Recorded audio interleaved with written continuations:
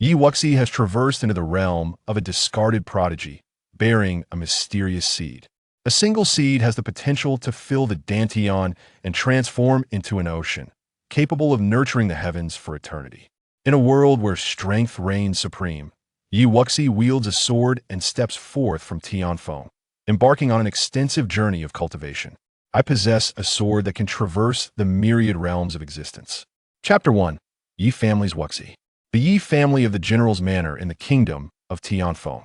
In an antiquated room, upon a large bed, lies a maiden clad in white, her eyes tightly shut, her complexion ashen, devoid of any trace of color. "My lord, is there truly no hope for Sierra's Dantian?" inquired the beautiful woman in blue, her eyes glistening with unshed tears as she sat beside the bed. The middle-aged man stood with his hands clasped behind his back, letting out a soft sigh. "I have searched the entirety of the kingdom of Tianfeng and even beseeched the royal apothecary, yet there is no remedy." The woman in blue choked back her emotions. "Sierra is so strong-willed. How can she accept this once she awakens?" The middle-aged man replied helplessly, "She is our only daughter.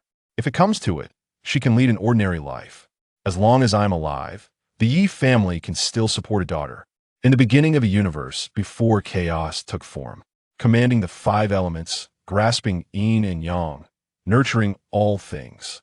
Resonant voices like the tolling of great bells echoed, and the unconscious maiden on the bed bore an expression of anguish. "Who are you?" The girl clutched her head and suddenly sat up, drenched in sweat. "Sierra, what is the matter?" the concerned woman at the bedside asked. Yi Wuxi gazed at the individuals before her and the room's archaic decor, her eyes filled with bewilderment. "Where am I? Is Sierra calling for me?" After a moment of stupor, Yi Wuxi lowered her gaze, scrutinizing the attire of the middle-aged man and woman. Could it be that she has traversed through time? The woman waved her hand before Yi Wuxi's eyes, then quickly turned her head to say, "My lord, come quickly and see if Sierra has lost her senses." The middle-aged man also sensed that something was amiss with the maiden and promptly extended his hand to impart true energy, but after a moment, he withdrew it. With Sierra's Dantian rendered useless, what good would it do? Supporting the pallid maiden, the middle-aged man urged, "Sierra, speak to us. Do not frighten your father and mother." Gradually, Yi Wuxi regained her senses and, somewhat dazed, uttered, "Father, mother." "Ah," the two replied quickly with a smile. The woman embraced her tightly. "My Sierra has finally awakened. It is a relief." Yi Wuxi was momentarily taken aback, her hand awkwardly reaching out to pat her back. The woman could no longer hold back her tears, while the middle-aged man hesitated and said, "Sierra, it will be all right. Even if you cannot cultivate, your father and mother are here for you." Suddenly transforming from a universally lauded genius to this state, how many could bear such a burden? Yi Wuxi's eyes displayed a hint of perplexity. Cultivation? At that moment, a torrent of overwhelming memories surged within her mind. She instinctively clutched her head and strained to speak. "Father, mother, I wish to be alone for a while." The two individuals by the bedside observed her sudden agony and hastily replied, "Very well, Wuxi, you should rest properly. We shall return to see you later." Yi Wuxi nodded in acknowledgement. Her name is Yi Wuxi, formerly a graduate of a prestigious 985 university in the 21st century, who unfortunately found herself in the throes of a dire economic climate, experiencing layoffs and, at such a tender age, suffering a brutal blow as she joined the ranks of the unemployed. On that sweltering summer day, she was compelled to brave the scorching sun for a job interview. She recalled that on her way to the interview, she encountered a peculiar, luminous object and intended to approach it for a closer look. However, a vehicle suddenly sped towards her, and then she remembered nothing further. Upon opening her eyes, she found herself in this unfamiliar realm. Yi Wuxi continuously endeavored to sort through the memories that did not belong to her. This place is known as the Xianxiang continent, vast and boundless, while the Tianfeng kingdom, where she resides, is merely a remote and lowly nation, with countless similar countries scattered throughout.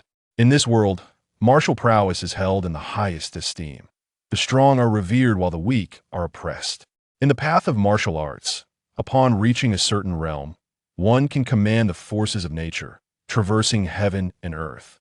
The realms of cultivation are categorized into body refinement, spirit martial realm, mysterious martial realm, earth martial realm, and heavenly martial realm. Each realm is further subdivided into 9 levels, with legends speaking of the king realm and even the emperor realm beyond that. Following the foundational body refinement, one undergoes a test of elemental affinity. Each elemental affinity is classified into 10 grades. The 1st to 3rd grades are deemed inferior talents. The 4th to 6th grades are regarded as intermediate talents, and the 7th to 9th grades are considered superior talents. The disparity between each grade is immense, while grades above 10 are referred to as spirit bodies. The higher the affinity for elemental energy, the swifter the cultivation speed. Spirit bodies are exalted as favored by the heavens. Even without actively cultivating, elemental energy can autonomously enter their bodies. Only upon awakening one's talent and stepping into the spirit martial realm can one be regarded as a true martial artist.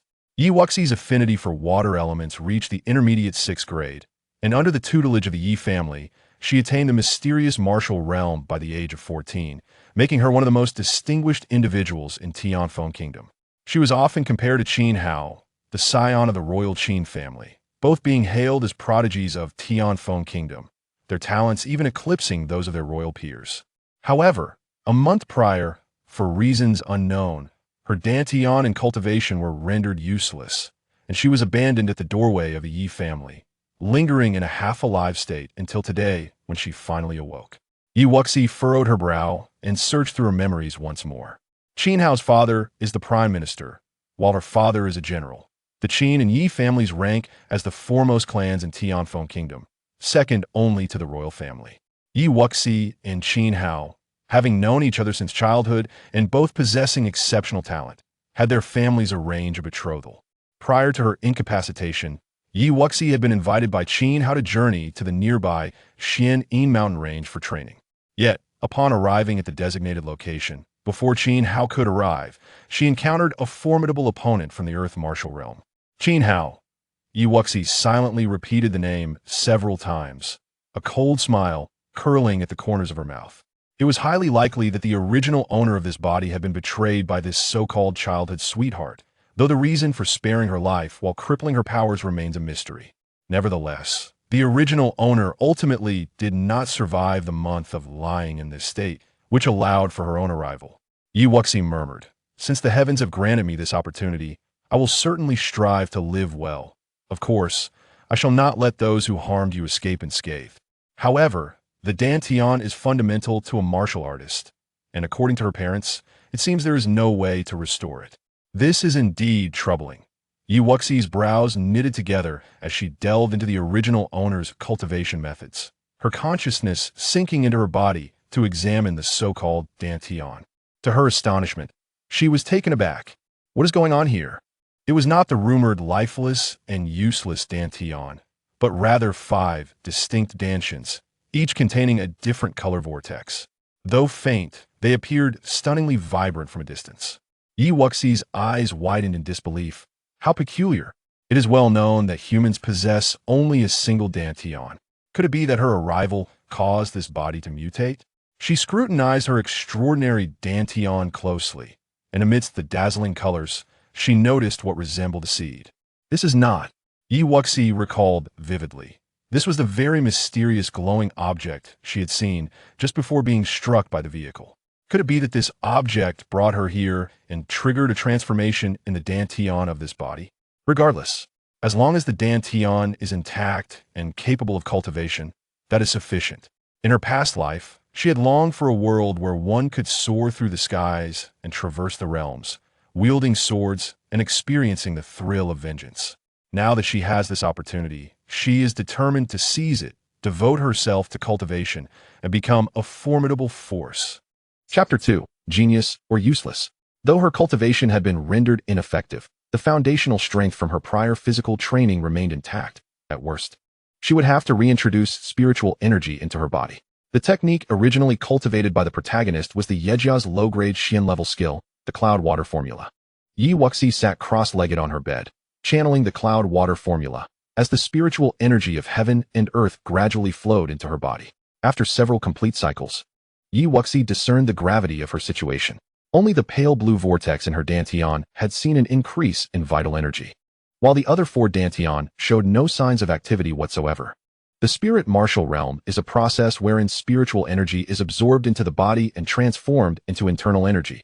Only when this internal energy condenses and fills, compressing into true profound energy for outward release, does one reach the Xuanwu realm. At her current rate of cultivation, merely filling 1 Dantian's vortex was a daunting task.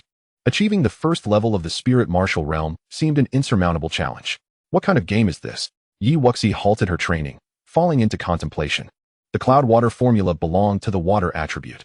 Judging by the colors of her 5 Dantian, they likely corresponded to the 5 elemental attributes of metal, wood, water, fire, and earth.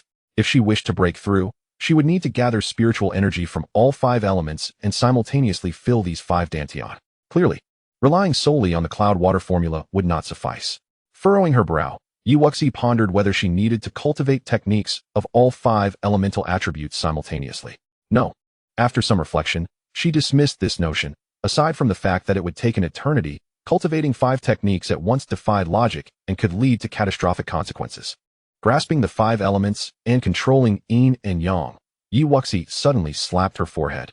Before awakening, she distinctly recalled hearing this voice, perhaps related to her unique constitution. Yi Wuxi attempted to connect with the mysterious entity within her through her consciousness, yet there was no response after a long while. Could I have been mistaken? Yi Wuxi shook her head. That was impossible.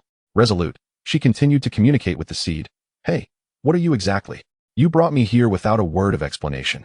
Do you intend to abandon me? How infuriating. You wretched seed, may you perish. After a lengthy monologue, still met with silence, Yi Wuxi grew frustrated and resolved to give up. Suddenly, the dark seed radiated a brilliant light, and a flicker of ethereal glow surged into her sea of consciousness.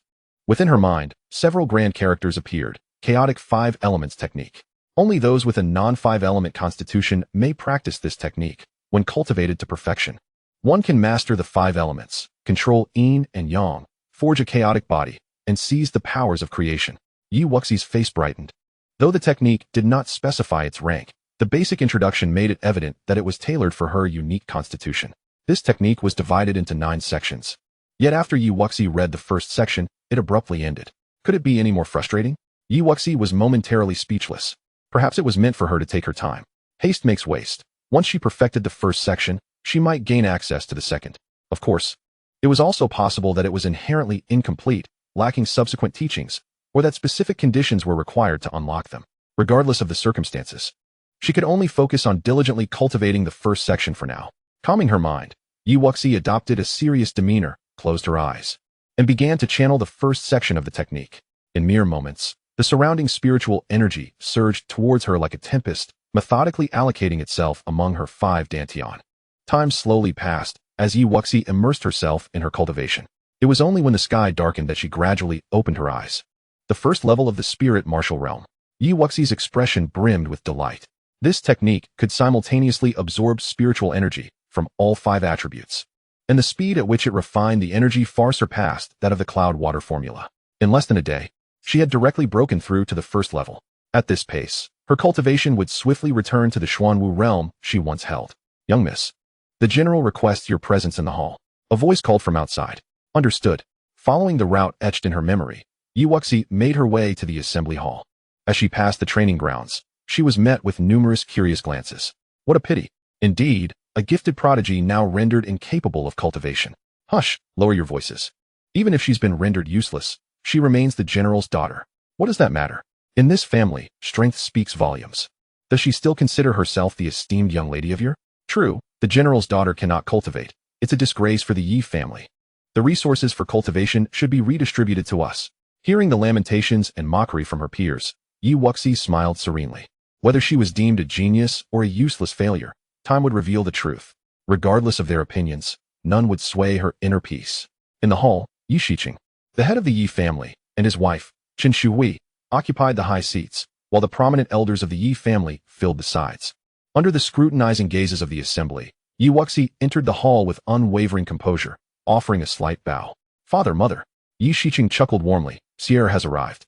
Your health is not yet restored. Come sit beside us. A wave of warmth washed over Yi Wuxi. In her previous life, her parents had separated, each forming their own families. leaving her devoid of any familial affection. In this world, where strength was revered, even though this body could not cultivate, Yi Shiqing and Chen Shuhui were nothing but kind, never expressing disappointment or blame, nor considering abandoning her, treating her with unwavering care. Now inhabiting this body, she would also assume the responsibilities of a daughter, regarding them as her true parents. Yi Wuxi settled beside Chen Shuhui and asked, "What has transpired?" The couple's expressions were grave. Chen Shuhui grasped her hand, forcing a smile. Yi Shiqing fixed his gaze on a gaunt middle-aged man at the back of the hall, coldly inquiring, "What business has Lord Qin sent you here for?" The thin middle-aged man stepped forward to the center of the hall, declaring loudly, "General Yi, I have come to deliver a letter of annulment." The members of the Yi family exchanged glances, with Yi Wuxi's cultivation now deemed ineffective. They held little hope for the engagement, yet they never anticipated the annulment to arrive so swiftly. Should this news spread, the Yi family's reputation would be utterly tarnished. Yi Shiqing thundered angrily, "Is this the will of Lord Qin, or that of young Master Qin Hao? General Yi, please remain calm. Both my master and the young master are truly helpless in this matter." With the young lady's cultivation abolished, the young master, out of loyalty, wished to uphold the engagement. However, upon learning of this incident, the Empress has ordered him to wed Princess Qianro. The Emperor's decree is insurmountable. Chen Shui sneered. "So they have climbed the social ladder. Back then, it was your lady and the young master who fervently pursued Sierra, and we reluctantly agreed to this marriage. Now, with Sierra recently harmed by treachery, the Qin family hastens to distance themselves. How shameless. Madam, tread carefully. All of this is by the Emperor's and Empress's command, not the young master's intention." Chen Shuhui abruptly stood, her presence radiating the pressure of the earth martial realm. "Do not invoke the Emperor to intimidate me." The thin middle-aged man let out a muffled grunt, cold sweat beading on his forehead, lowering his head, too intimidated to speak further. The Yi family was indeed formidable. Yi Wuxi took Chen Shuhui's hand, offering her a reassuring smile before stepping forward to the thin middle-aged man, stating coolly, "Where's the letter of annulment?" The middle-aged man hastily produced the document from his robes and handed it to her. Yi Wuxi did not even glance at it before tearing it to shreds. "From this moment forth, I, Yi Wuxi, and Qin Hao shall have no further entanglements. Begone. Siryu, father, mother, I had no intention of this engagement anyway. Its annulment is fortuitous." Yi Shiqing and Chen Shuhui exchanged glances, perceiving their daughter's resolve. Yet they understood that she had once held deep affections for the young master of the Qin family. Chapter 3. Annulment. The thin middle-aged man's eyes gleamed with disdain as he suddenly raised his head, saying, "Our young master has also expressed, out of respect for past affections, a willingness to persuade the princess to accept Miss Wuxi as a concubine." Before he could finish his sentence, Yi Shiqing's true essence surged forth, and he struck out with a palm. "How dare you!" The lean middle-aged man collided with the grand door, spewing forth a mouthful of blood. Yi Shiqing, a master of the earth martial realm, was simply beyond his capacity to contend with. His words were unvarnished truths. Miss Yi was destined to be a mere shell of her former self, so what heirs could she still assume? Their young master's willingness to extend this opportunity was already an act of great benevolence. Yet, the thoughts swirling within him were not ones he dared articulate. For the glances exchanged between the couple suggested that further words might cost him his life. Yi Wuxi's countenance darkened. What a bold Qin Hao. As the daughter of a great general, she was accompanied by formidable protectors of the earth martial realm. Until now, she had been unaware that the Qin family's strength paled in comparison to the Yi family's. Indeed, she recognized most of their experts. The emergence of two unknown masters from the Qin family to besiege her protectors and render her incapacitated was perplexing. The only other force within the Tianfeng kingdom with such might could only be the royal Lin family. The entanglement of Qin Hao with the royal princess, coupled with the Lin family dispatching their experts to incapacitate her, seemed a reasonable deduction. Turning to the man on the ground, Yi Wuxi declared, "You expect me to become a concubine? Your young master is hardly worthy. Return and convey my message. I have severed all ties with him. Do not dare to mention past affections. They are repugnant to me." With that, she dismissed him. The lean middle-aged man concealed his expression, forcing himself to rise and, head bowed, departed hastily. Chen Shuhui was incensed. The Qin family was truly overstepping their bounds. Yi Shiqing, however, asked gravely, "Sierra, now that you have awakened, do you recall who it was that injured you?" Yi Wuxi lowered her gaze, pondering. She could only speculate that it was an expert from the royal family. Although she was nearly certain, the royal family and the Yi family still maintained a facade of harmony. They had not yet torn apart their diplomatic relations. Yi Shiqing and Chen Shuhui, both deeply concerned for their daughter, were currently agitated, and if she were to rashly divulge her suspicions, They might impulsively rush to the royal palace. Yet, despite the Yi family's power, their overall strength was ultimately inferior to that of the royal family. Regarding my father, the Xuan Yin Mountain is fraught with danger, and the visitors were masked. I do not know their identities. Now that the royal family has allied with the Qin family, you and mother must remain vigilant. We can no longer place our trust in them. Yi Wuxi spoke vaguely, for this enmity she resolved to address personally when her strength was sufficient. Very well, Sierra, you should return and rest well. The small Qin family is of no consequence. Do not dwell on the matter of the annulment. Yes, just as Yi Wuxi was about to leave, an elder with white whiskers suddenly spoke, head of the family. The young lady can no longer cultivate. Should we not suspend her resource allocation? Indeed, the Yi family has nearly exhausted all resources to cultivate the young lady, and the other clan members have long expressed their discontent. For the future development of the Yi family, it would be prudent to redistribute resources to other talented members of the clan. Yi Wuxi paused momentarily. She feared that her impulsive revelation about her ability to cultivate might arouse suspicion. It would be wiser to wait a few days until she had formulated a suitable explanation. Sierra is merely temporarily unable to cultivate. This general is already seeking other alchemists. We shall find a solution. Yet, the elders remained unconvinced. The third elder of the Yi family spoke plainly. In 3 months, the Confronting sect will arrive in the royal city to recruit disciples. We hope the head of the family will consider the entire Yi family. The treatment of the young lady should be reduced to that of an ordinary clan disciple. He had initially intended to say that she should receive no treatment at all, for a useless individual could hardly make use of ordinary resources, but he refrained, mindful of the head of the family and his wife's status. Among the younger generation of the Yi family, aside from Yi Wuxi, the third elder's grandchildren exhibited the most promising talents. Thus, his words were not entirely unjustifiable. Yi Wuxi was disinclined to dispute further. Father, mother, let us heed the third elder's counsel for now. I shall return. Yi Shiqing and Chen Shuhui found no further argument. The family had its own rules, and until Sierra recovered, they would allocate their resources to her. The Confronting sect? Upon returning to her room, Yi Wuxi sought information about this sect from her memories.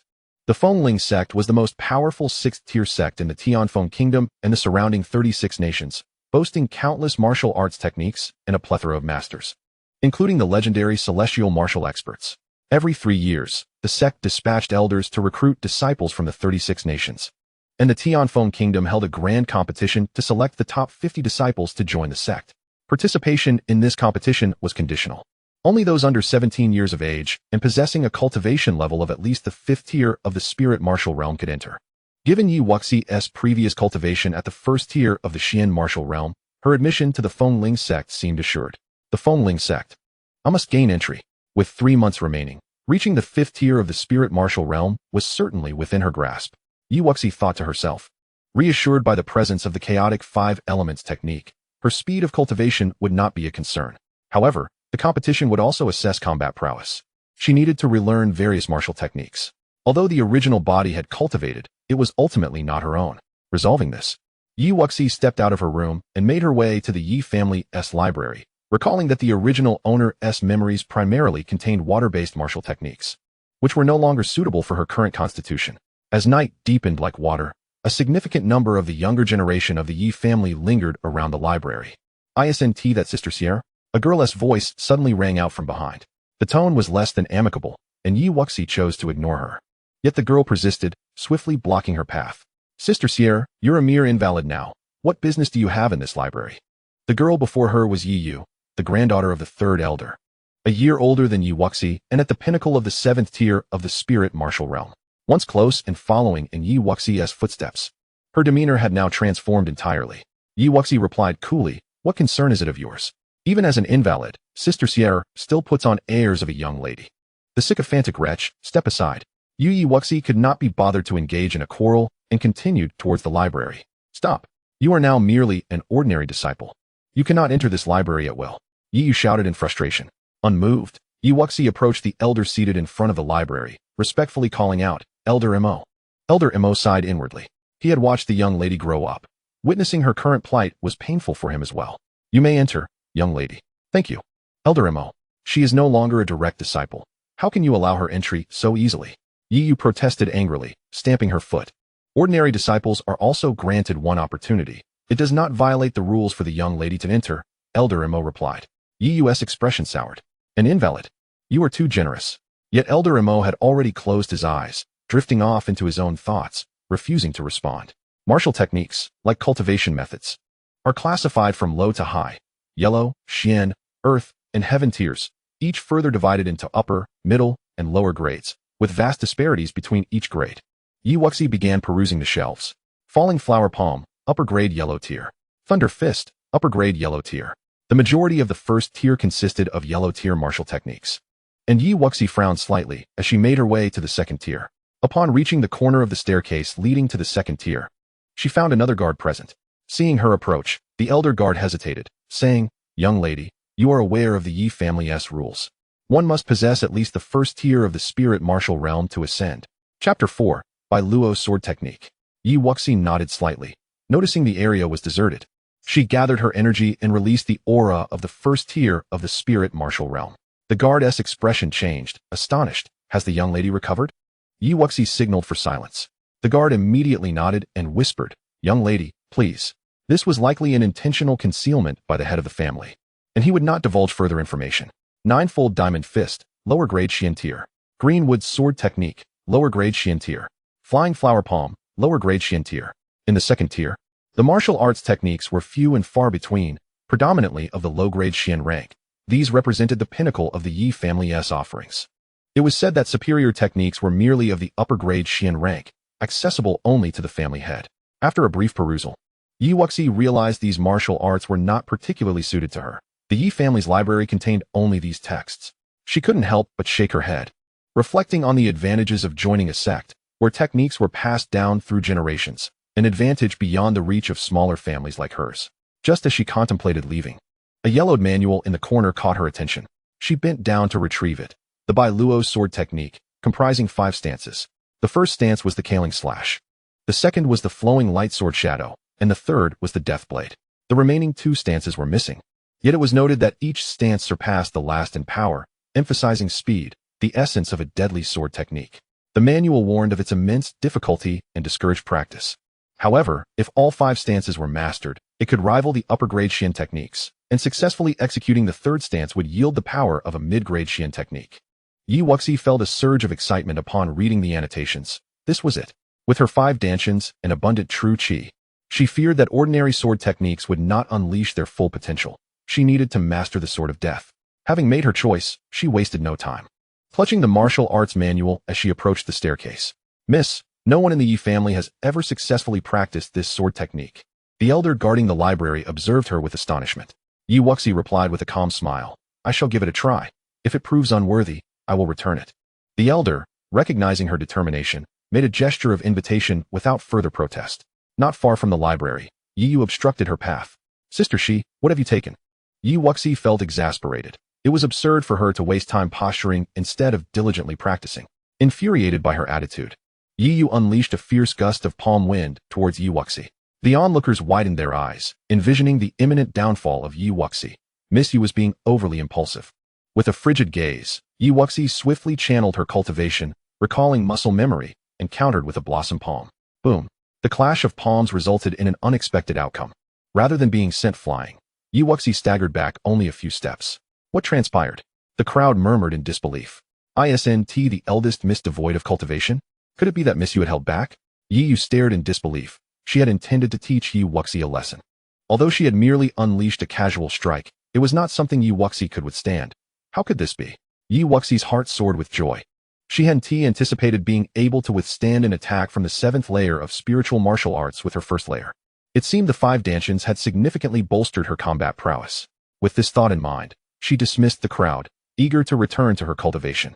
Wuxi departed directly, leaving the astonished onlookers behind, and for a moment, Yu did not attempt to stop her, nor did anyone inquire about her cultivation. Upon returning to her room, Wuxi sat cross-legged, casting aside distractions and immersing herself in her practice. Before long, the spiritual energy of heaven and earth began to converge upon her. After a sleepless night, absorbed in her meditative state, Wuxi was unaware that nearly all the spiritual energy above the Yi family estate had surged into her room, finally spiraling into her body like a vortex. The other members of the Yi family, who were also cultivating, found it peculiar that the surrounding spiritual energy seemed to have been depleted for a fleeting moment. However, they quickly dismissed the thought.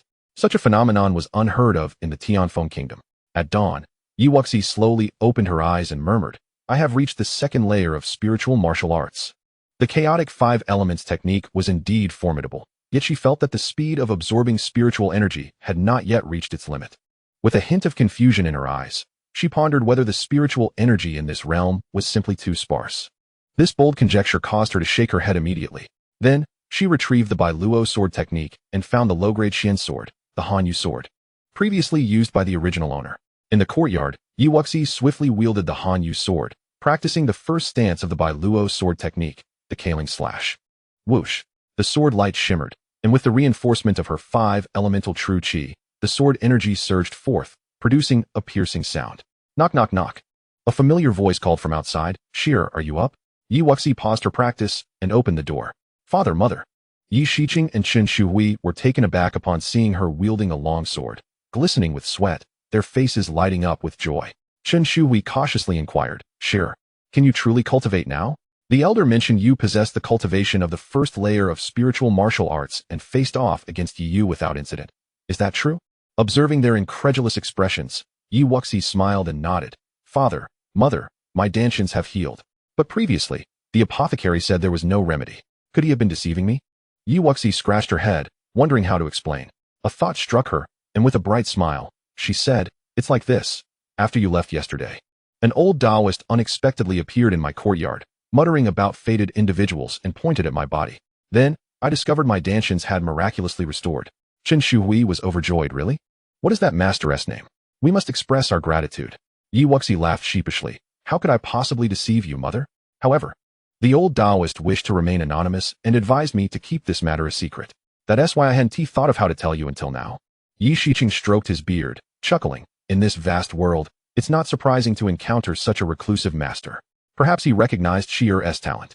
Since the master prefers discretion, we shall act as if we know nothing. Wuxi quickly affirmed, "Exactly.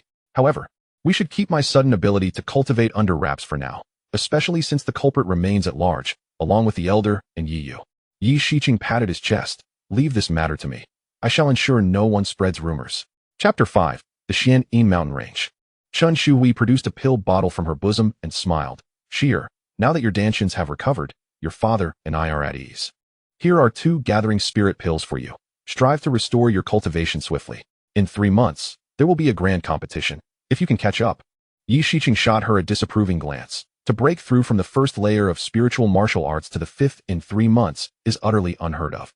There's no need to raise Shir's hopes unnecessarily.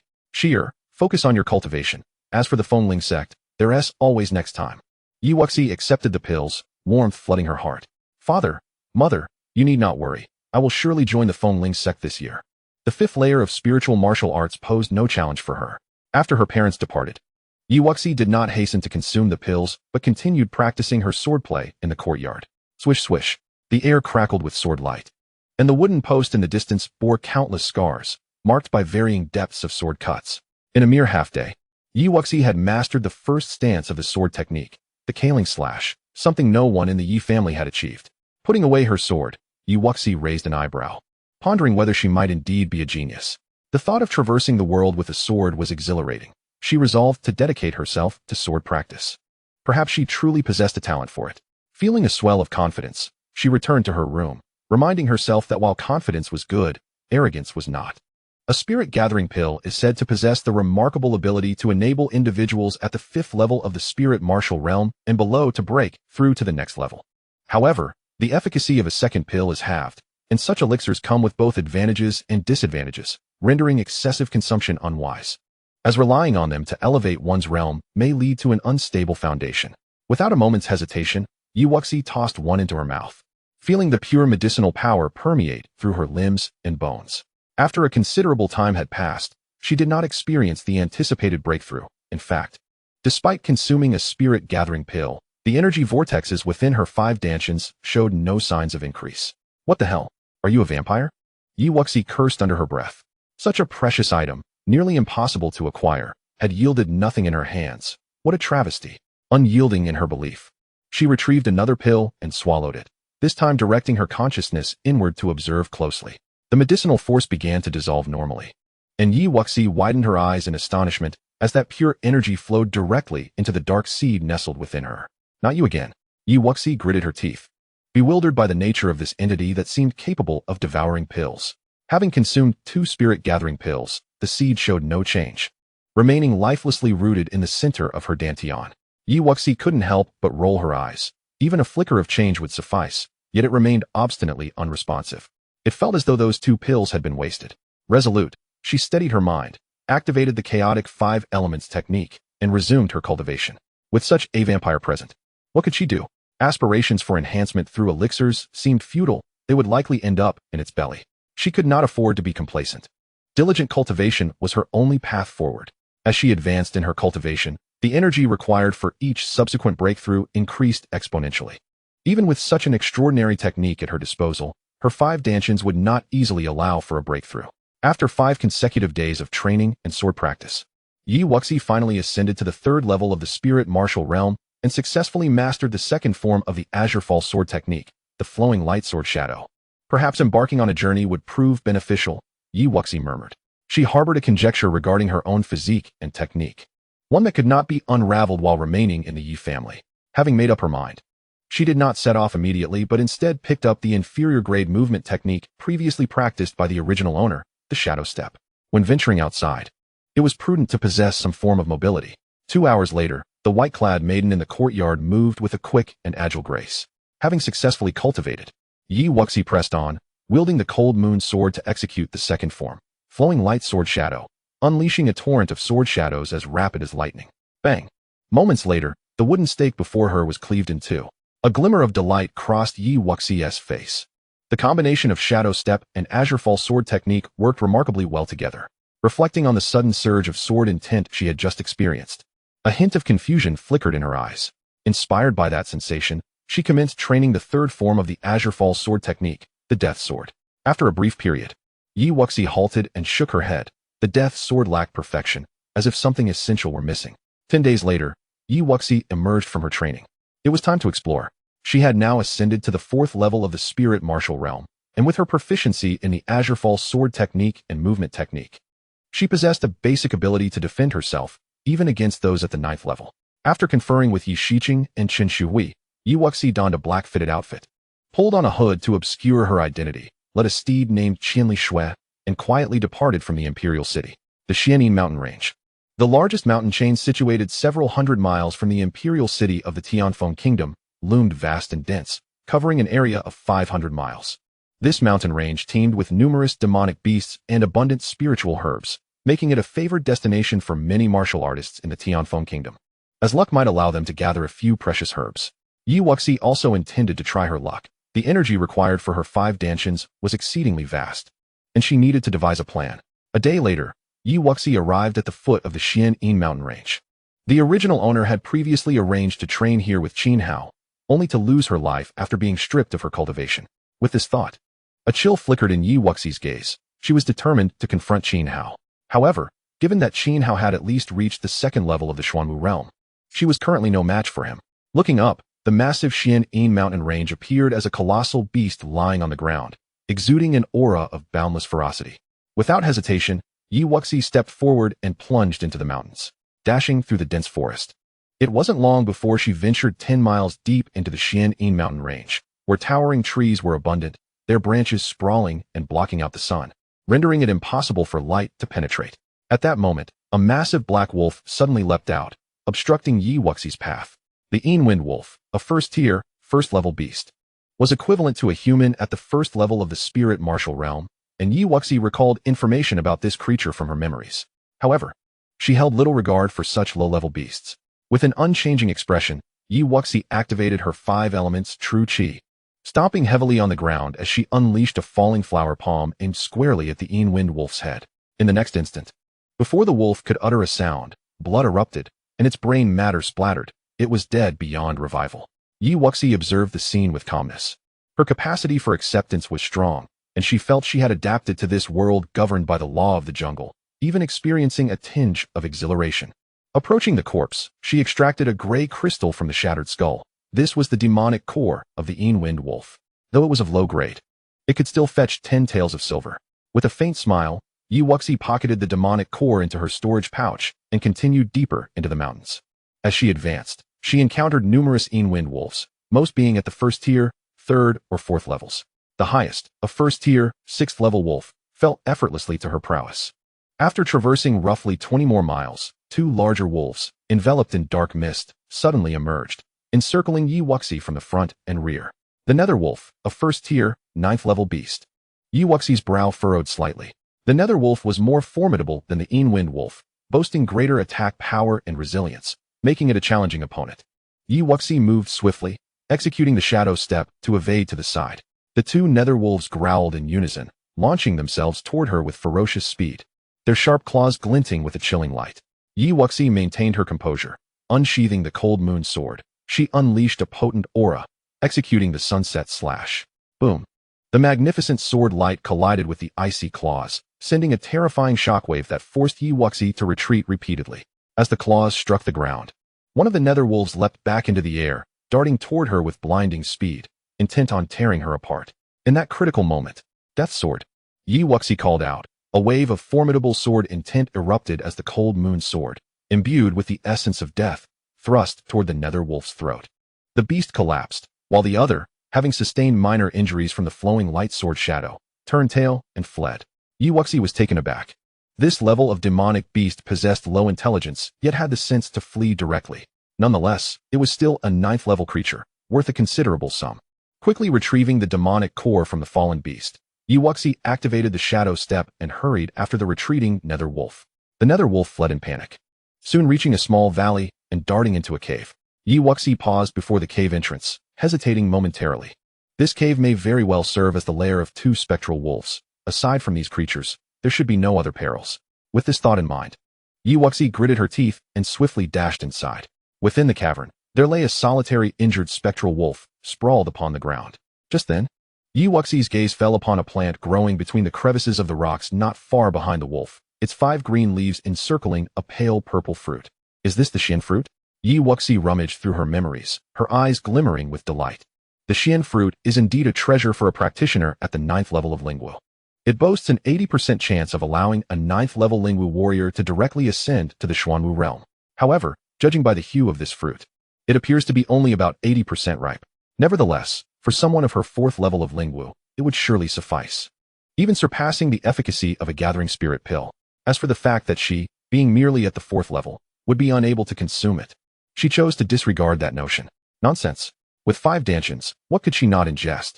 She feared that the potency might not be sufficient. The spectral wolf likely chose this cave as its den, anticipating the maturation of the xian fruit to ascend to the 2nd tier.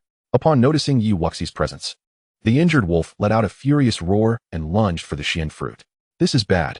Wuxi was alarmed. If the wolf devoured the fruit, she would have no place to weep for her loss. Death's blade. Wuxi channeled her elemental energy to its peak, stomping the ground fiercely, akin to a fleeting shadow, and in an instant, she appeared before the spectral wolf, delivering a swift strike. Boom.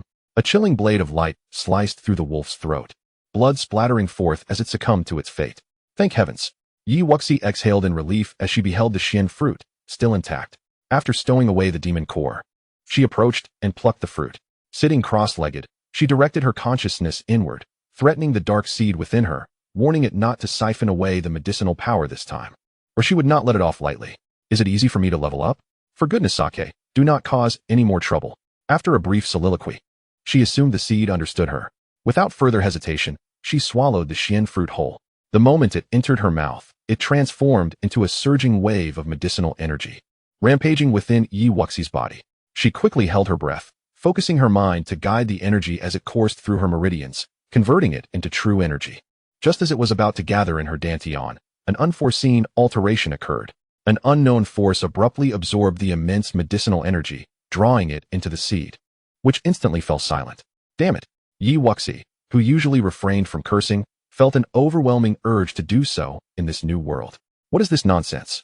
With such a troublesome entity within her, she was left utterly exasperated. Aside from providing her with a mysterious technique of uncertain future, she had yet to see any other benefits. Great. After all this, her cultivation had not increased in the slightest. Wuxi rested her chin in her hand, letting out a heavy sigh.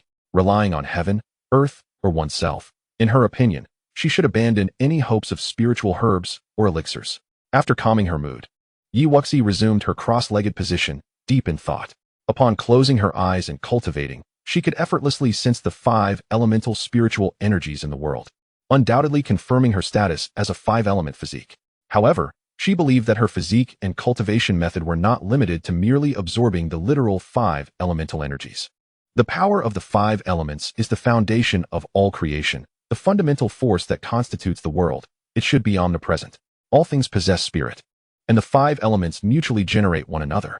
As she envisioned, all energies in the world, like the flowers and grasses around her, should be capable of mutual transformation.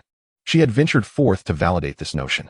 With her eyes gently closed, Wuxi activated the chaotic 5 elements technique, entering a state of oblivion. Time slipped by. Should anyone witness her at this moment, they would be astounded. From a distance, Wuxi appeared as if she were merging with the heavens and the earth. Gradually, an invisible whirlwind began to manifest around her, spreading in all directions. Unlike the previous gathering of spiritual energy, Wuxi distinctly felt different energies surging in, as various hues of energy flowed into her body, subsequently transforming and filling her 5 Dantians. Gradually, Wuxi's body seemed to coalesce into a singular point, as all energy within a radius of several miles, including the lingering life force and death energy of the spectral wolf nearby, silently surged toward her. Initially drawn into the mysterious seed, it then flowed back into her 5 Dantians. This frenzy escalated, and as Wuxi absorbed it, the surrounding environment gradually fell into a vacuum of energy. Soon, it began to tear at forces from even further away, drawing them in. All of this transpired silently. Even Wuxi herself remained unaware.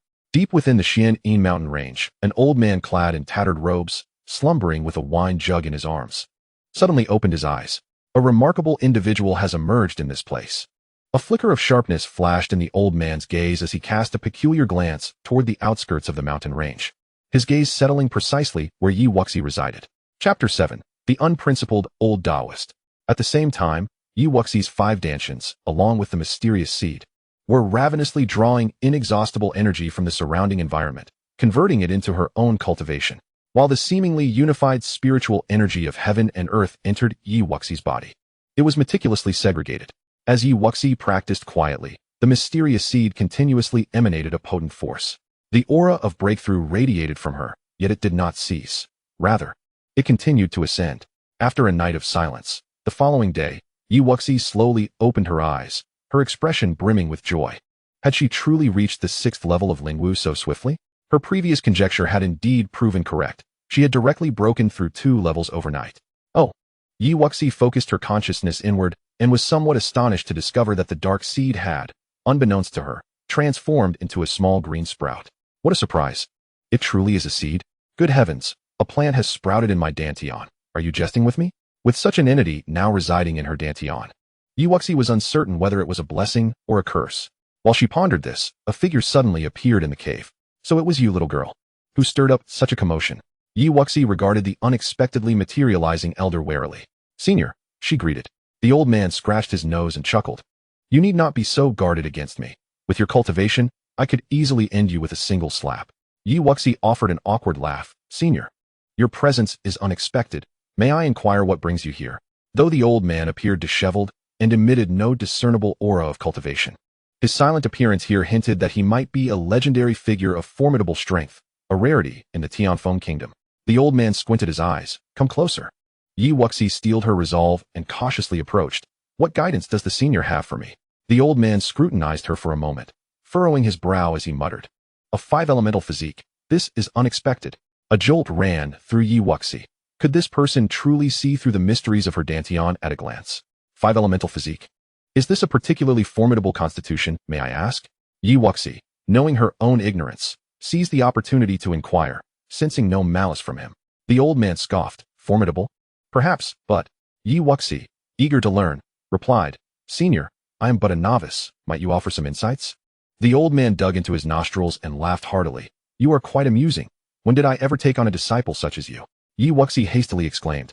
If the esteemed elder does not mind, I am willing to take you as my master. In this desolate place, encountering such a formidable figure, it would be foolish not to seek mentorship. With her vision clouded, she thought it prudent to cling to a powerful ally. If she could secure such an association, perhaps she could forego the need to join the Wind Spirit sect altogether. The old man chuckled. his eyes twinkling. Indeed, you possess a keen mind, but my dear girl, your talent is rather mediocre, wouldn't you agree? Yi Wuxi flattered. Did you not just refer to me as a five elements body? Surely, that should pique your interest. The old man, brimming with vigor, looked skyward and declared, the number of powerful physiques that wish to become disciples under this sword god are countless. What is a mere five elements body in comparison? How boastful! Yi Wuxi rolled her eyes inwardly, thinking this disheveled old man, reeking of alcohol, was more akin to a drunken fool than a sword god, truly a master of the craft. She thought, her admiration evident as she skillfully played the sycophant. The old man smirked, clever girl. While the five elements body may progress slowly, I observe that at 14 years of age, you have only reached the 6th level of spirit martial arts. This is rather insulting to the reputation of this sword god. How dare he belittle her? Yi Wuxi seethed internally. Yet, beneath the eaves of another, one must bow their head. She quickly added, indeed, master, I was previously schemed against by treacherous individuals, and have only recently resumed my training. A glimmer of interest sparked in the old man's eyes. Resumed training? How intriguing. This sword god may accept you as a disciple. But first, enlighten me about the cultivation method you practice. Yi Wuxi felt a pang of anxiety, although she might seem simple-minded. She was well aware of the extraordinary nature of the chaotic five elements technique and deemed it prudent to keep it a secret. Master, I cultivate the finest technique in my family, the cloud water technique. She replied, fabricating a story on the spot. The old man scoffed. What nonsense is this cloud water technique? Child, you think you can deceive me? You are still quite green. Yi Wuxi chuckled awkwardly. Master, your discernment is truly remarkable. Yet even I am perplexed by my own understanding. The old man lazily responded. Very well. Luckily, you have encountered this sword god. Yi Wuxi sighed in relief, her large, innocent eyes sparkling as she asked, does this mean you are willing to accept me as your disciple? With a smirk that danced between amusement and mockery, the old man replied, I do not easily take on disciples. As for you, let us consider you a registered disciple for now. A registered disciple is still a disciple. And for someone like Yi Wuxi, that was more than enough. She joyfully bowed. Master, please accept your disciple, Yi Wuxi. The old man, dressed in simple clothes, waved his hand nonchalantly. Rise, my disciple.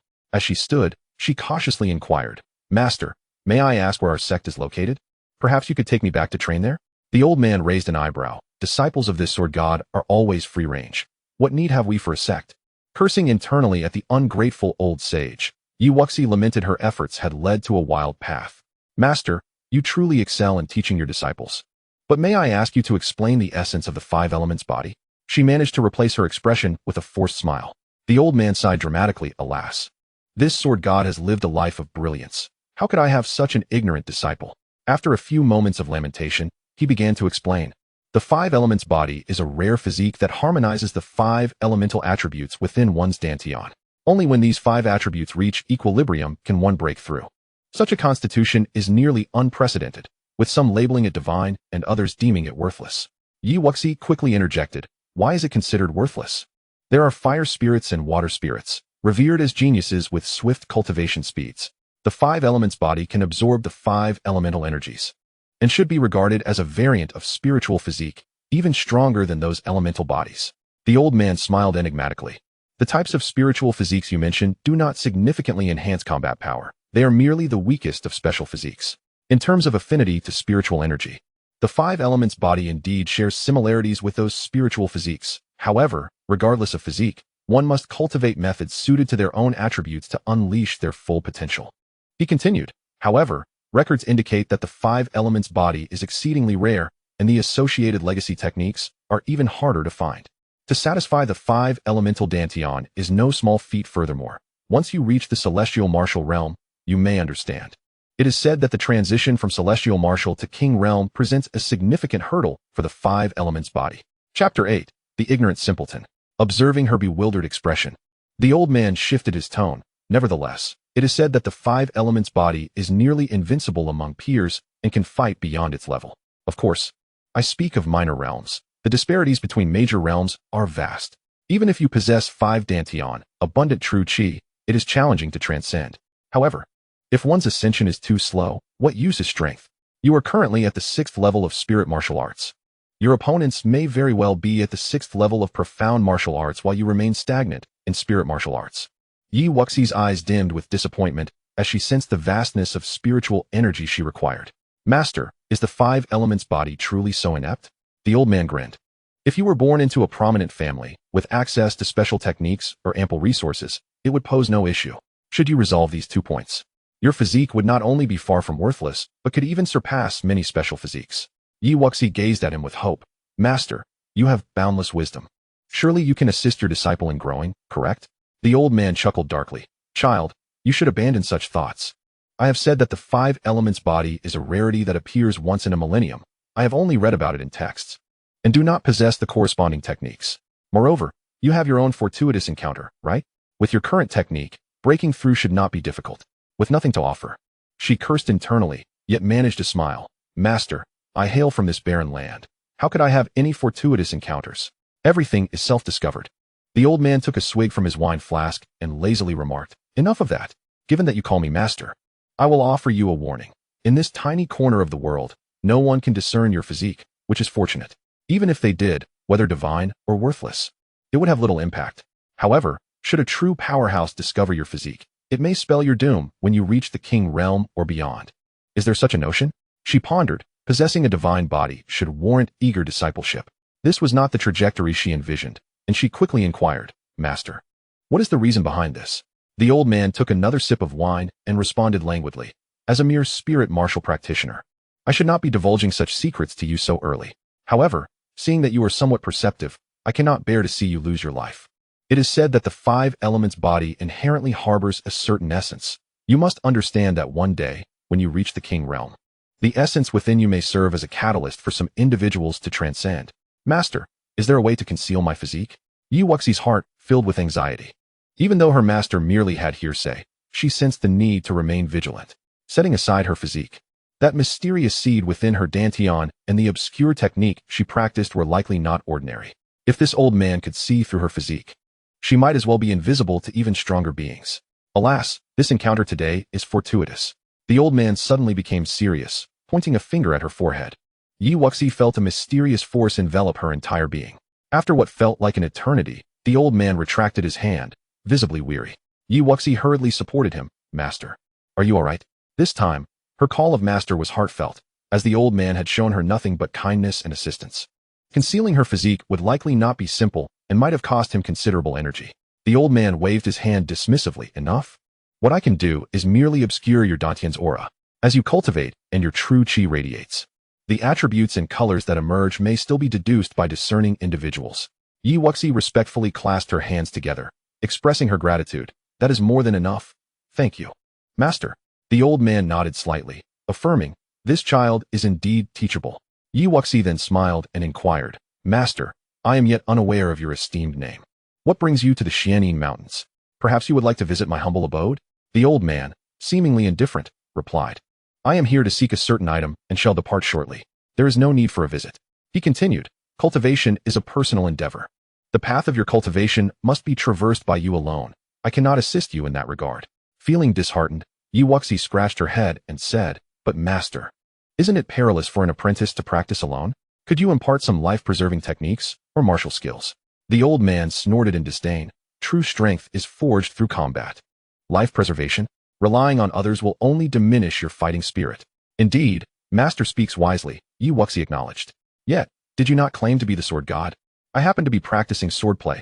Might you offer me some guidance or share powerful sword techniques? The old man abruptly sat down on the ground, propping up one leg and scratching his foot. First, show me the sword techniques you have mastered. Yes. Yi Wuxi drew the cold moon sword and executed the 3 techniques, the sunset slash, the flowing light sword shadow, and the death strike, one after another.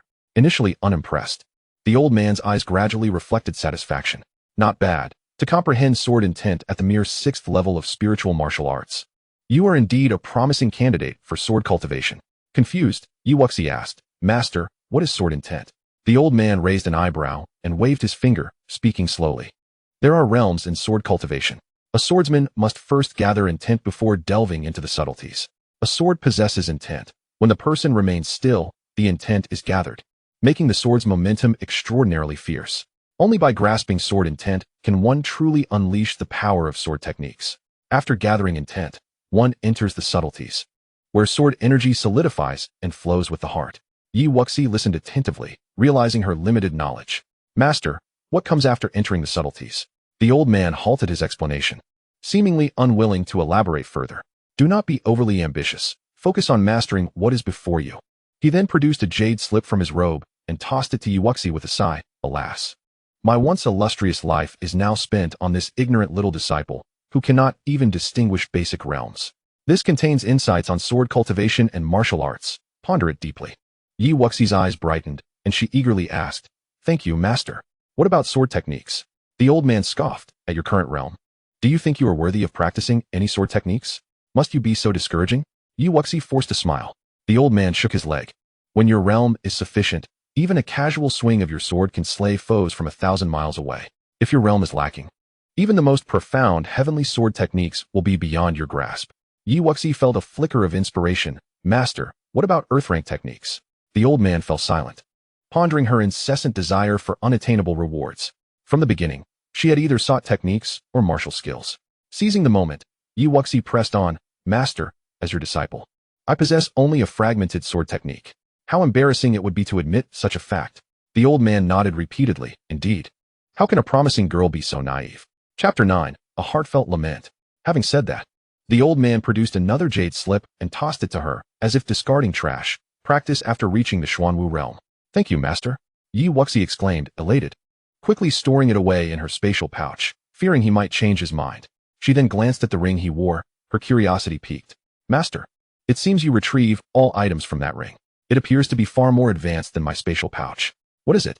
The old man rolled his eyes, unable to contain his exasperation. "Alas, naive child, if I retract my offer, do not dare to claim you are my disciple. Not even a named disciple should bear such disgrace." Embarrassed, Wuxi scratched her head. "But master, I merely seek knowledge." The old man lamented. "You only wish to inquire? You do not hope for a gift of your own?" Wuxi raised an eyebrow. "Master, you are astute." The old man felt a pang in his heart, but still produced a small ring. "This is a storage spirit ring, larger than your pouch. This inferior one should suffice for now. Alas, how unfortunate that such a fine five-element body has to inhabit you." Despite his harsh words, the old man had a soft heart. Wuxi took the ring and marveled at its spaciousness and lightness. As she examined the sole item within the ring, she asked, "Master, what is this token?" The old man, exasperated, exclaimed, "Such ignorance. This token can unleash a sword energy to save your life once. But remember, it can only be used once. If you are fortunate enough to reach the Tianwu realm, you may use this token to find me in Qingzhou." Wuxi's confusion deepened. "What is Qingzhou?" The old man gazed skyward, speechless. Wuxi quickly shifted the topic. "Master, what level of opponent can this sword energy defeat?" She was unaware of his precise cultivation, wondering if it would be effective against the legendary king or emperor realms. The old man rolled his eyes.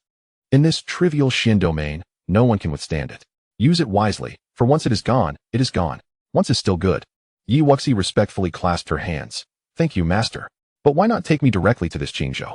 The old man grinned ominously. "Your cultivation is far too weak. Should you reach Qingzhou, how would you find me?" He snorted. "When your cultivation is sufficient, you will naturally know. Should you enter Qingzhou, I will sense your presence." "Master is truly remarkable," Wuxi exclaimed. "But do not be too hasty in calling me master. It is only when you reach the Tianwu realm that I shall accept you as my disciple. Until then, do not misuse my name." Wuxi was left speechless, scratching her head. "But master, you have yet to tell me your name." How could she flaunt her affiliation when she could not even name her master? Merely a disheveled drunkard? The old man flashed a toothy grin. "In due time, you will know." Wuxi fell silent, realizing the unpredictability of her master. "May I ask, master, if I can join another sect for cultivation?" The old man waved his hand dismissively. "Of course, before entering Qingzhou. Even if you wish to take the heavenly king as your master, it is of no concern to me." "Thank you, master. I understand." A flicker of amusement crossed the old man's eyes. Though she was somewhat ignorant, her character was commendable. He stood, stretched lazily, and declared, "Now, cultivate diligently. This Xin domain is still too small. Master, are you leaving already? My purpose here has been fulfilled. I await you in Qingzhou." The old man stated before soaring into the sky, vanishing from sight. As her master departed, Wuxi felt a twinge of loss. While flattering words had been part of her intentions, her desire to learn was genuine. Arriving in this world was daunting, and she longed for guidance. So be it. She resolved to cultivate diligently and strive to reach that Qingzhou as soon as possible. For an entire month, Wuxi roamed the Xuan Yin Mountains, hunting demonic beasts by day and returning to her cave to cultivate by night. However, she had yet to encounter the mystical Xian fruit or any spiritual herbs. as her low cultivation deterred her from venturing deeper, confining her activities to the outskirts. Within the cave, Wuxi felt her aura surging. I've reached the 8th level of spiritual martial arts. She had broken through 2 more levels, yet confusion clouded her eyes. The green sprout within her had silently blossomed into a small tree. After several days of study, she discovered that it could directly harness the 5 elemental spiritual energies from her 5 Dantians. Other forms of energy, including the blood essence of mythical beasts, as well as the vital and death forces, could be absorbed through her cultivation of the chaotic 5 elements technique. However, these energies would first be channeled into this sapling, which would subsequently transform them into the corresponding elemental forces, filling her several Dantians. Thus, her cultivation progressed at an astonishing pace. Wuxi murmured, regardless. This is undoubtedly a fortuitous development. It is time to return.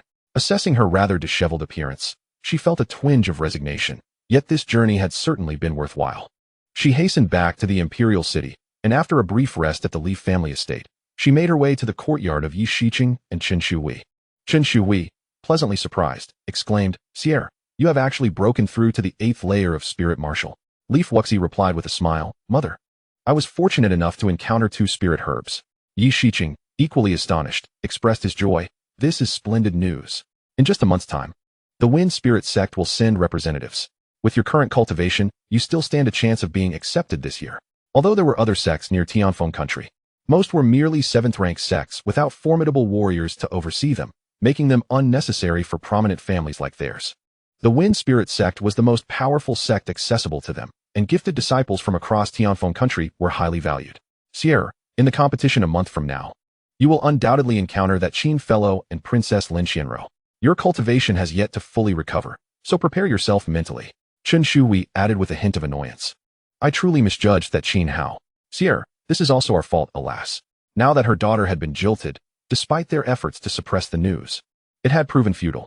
Wuxi comforted her, saying, "Mother, I only wish to focus on my cultivation and to venture beyond Tianfeng country. What is a Qin Hao to me? You need not worry about this any longer." Yi Shiqing felt a surge of relief in his eyes. "Sierra, it brings me comfort to hear you think this way. Your talent is no less than his. He is unworthy of you. It is indeed a blessing to see his true nature sooner rather than later." Chapter 10. The Leaf Family's Internal Selection. Chen Shui continued, "Sierra, in 10 days, the Leaf family will select 10 disciples to participate in the upcoming competition. Your cultivation has recovered well, but you must still prepare diligently to re-establish your reputation." Wuxi nodded, understanding her mother's intent. Upon returning to her own quarters, Wuxi immersed herself once again in her training. For the time being, her falling blossom palm, shadowy steps, and azure sword technique were sufficient to handle her challenges. However, the most pressing matter was to break through to the Xuanwu level and to defeat Qin Hao and Princess Lin Xianro. 10 days swiftly passed, and the Leaf family's martial arts arena was filled with the younger generation. Yi Shiqing and Chen Shui sat upon a high platform, flanked by the 10 elders of the Leaf family. In her chamber, Wuxi opened her eyes, donned a flowing white dress, and grasped her Hanyue sword as she made her way outside. Whispers circulated, "Have you heard? The young lady's Dantian has recovered. Is it true? Even if it has, she must start anew." As Wuxi arrived, the crowd around the martial arts arena surged with excitement and noise. An unfamiliar woman swiftly approached her from the high platform. "Sierra's sister." Wuxi recalled her name, "Xianxia, what brings you back?" Yi Qingqing, the daughter of Wuxi's paternal uncle, had entered the Wind Spirit Sect 3 years prior and, at the age of 20, had attained the 3rd layer of Xuanwu. With a smile, Yi Qingqing replied, "It is once again the time for the Wind Spirit Sect to recruit disciples, and I have returned with your brother Han to observe." Following her gaze to the high platform, Wuxi spotted Yi Hong, who had entered the Wind Spirit Sect alongside Yi Qingqing in the previous cohort. Yi Qingqing then inquired, "I heard your cultivation was crippled. Is that true?" "By encountering a master, I have since been healed." Wuxi nodded gently. "That is wonderful. With your original cultivation at the 1st layer of Xuanwu, you might catch the elder's attention." Yi Qingqing sighed. "It is all right, Qingjia, as long as I can enter." "That is sufficient," Wuxi replied with a nonchalant smile. On the high platform, Yi Shiqing turned to his wife. "Now that everyone is present, elder, please preside over the proceedings." The elder nodded and rose to speak. "Very well. The Wind Spirit Sect selects 50 disciples from Tianfeng country every 3 years. And the competition is fierce. Our Leaf family has only 10 slots available for this grand competition. All those under 17 years of age with a cultivation above the 5th layer of spirit martial, please come to the arena." In a matter of moments, Several individuals ascended the stage, among whom Yi Yu and Yi Hu, the grandchildren of the third elder, stood out remarkably. Leaf Wuxi exchanged a faint smile with Yi Qingqing before stepping confidently onto the arena. There were 52 disciples standing on the stage, and the elder appeared pleased, noting that this year's youth were somewhat better than previous years. In the first round, it will be a free-for-all, and the final 26 remaining on the stage will advance to the next round. As per tradition, the participants quickly sought their opponents. However, no one dared to challenge Yi Yu and Yi Hu, as they had always been the strongest after Leaf Wuxi. The eldest lady has made enemies. Although Yi Shiqing had informed everyone that the young lady's cultivation had been restored by a master, they remained skeptical that Leaf Wuxi could recover her powers in such a short time. Boom. Winds of energy surged from all directions, but Leaf Wuxi remained unfazed, even disinterested in drawing her sword, instead unleashing a series of falling blossom palms. With swift precision, those who attacked her found themselves promptly sent off the arena. How could it be so swift? On the other side, Yi Yu and Yi Hu wore solemn expressions, realizing that Leaf Wuxi had exhibited a cultivation level reaching the 8th layer of spirit martial. How had such a transformation occurred in so little time? This show of power intimidated many, and soon, no one dared to target Leaf Wuxi again. Calmly, she stood her ground, choosing not to initiate any attacks. On the high platform, Yi Shiqing and Chen Shuhui exchanged knowing smiles, proud of their daughter's strength. In less than half an hour, the first round of eliminations concluded, with most of those eliminated being newly arrived at the 5th or 6th layer of spirit martial. The second round would be divided into 2 groups, each consisting of 13 individuals who would engage in battles, with the top 6 from each group advancing to the next round. Now let us draw lots for the matchups. The elder's voice rang out. The advancing participants swiftly moved, with Leaf Wuxi placed in the first group, while Yi Yu and Yi Hu found themselves in the second group. Yi Yu glanced at her group number and scoffed. Consider yourself lucky. Sister, now that Wuxi's cultivation has recovered, you should tone it down a bit. Yi Hu whispered. Brother, how can you support her? I am your real sister. Master, the matriarch is present. Why quarrel with her? Yi Hu advised, reminding her that the current status of the Leaf family was due to the efforts of Yi Shiqing and his wife. Leaf Wuxi's cultivation had been crippled. Mocking her was one thing, but now that she had recovered and appeared even more talented, antagonizing her would only invite trouble. Yi Yu remained indignant, feeling that as fellow members of the Leaf family, her looks and talents were not significantly inferior to Leaf Wuxi's. Yet, in the imperial city, everyone recognized only the eldest lady, leaving her to linger in her shadow. Just as she thought she could finally take a breath of relief with Leaf Wuxi's downfall, her rival had risen once again. The heavens were indeed unfair. In the first group, Leaf Wuxi faces off against Yi Song. In the second group, Yi Yu contends with Yi Wu. The spectators eagerly anticipated the clashes between these two of the Leaf family's most illustrious daughters. My lady, please. Yi Song bowed respectfully. You are not my match, Leaf Wuxi stated, observing his cultivation at the 7th layer of spirit martial and gently shaking her head. Then I must give it a try. Diamond Fist. With a determined shout, Yi Song launched a powerful punch towards Leaf Wuxi. At 17 years of age, if he did not secure a place this year, he would lose his opportunity to join the Wind Spirit Sect, and he was willing to give it his all. Falling Blossom Palm. Yi Wuxi gently struck out with the palm, and given her current prowess, hitting members of the Yi family felt akin to playfully swatting at children. Boom. As the gust of her palm collided with fists, Yi Song was utterly defenseless, sent crashing off the arena. First group, victory to Yi Wuxi. Almost simultaneously. On the second group stage, Yi Yu also sent her opponent flying with a single sword strike. Has she reached the 9th level of spiritual martial arts? Yi Wuxi mused, surprised by Yi Yu's sudden advancement of 2 levels, though it posed no threat to her. As time slowly passed, both groups selected 6 participants, bringing the second round to a close. The third round would see 2 individuals eliminated first, with the remaining 10 engaging in ranking battles. The top contender to receive a purple spirit pill. Yi Wuxi thought to herself, a purple spirit pill. How delightful it would be to treat the sapling to some sweet treats. The purple spirit pill could assist those at the 9th level of spiritual martial arts in breaking through to the Xuanwu level. For the sake of the Wind Spirit Sect selection, the Yi family had indeed invested heavily. General, should we not allow the 2 to choose who will be eliminated in this third round? Yi Shiqing looked towards the arena, echoing the Grand Elder's suggestion. You 12 shall decide amongst yourselves. On the stage, the crowd exchanged glances, none eager to step down. Yi Hu surveyed the group and pointed at 2 individuals. Yi Zhe and Yi Yang. You 2 are merely at the 7th level of spiritual martial arts, the lowest here. You shan't participate in this grand competition. The 2 pointed at paled, unwilling to accept such a fate. Chapter 11, Falling Flower Palm. Boom.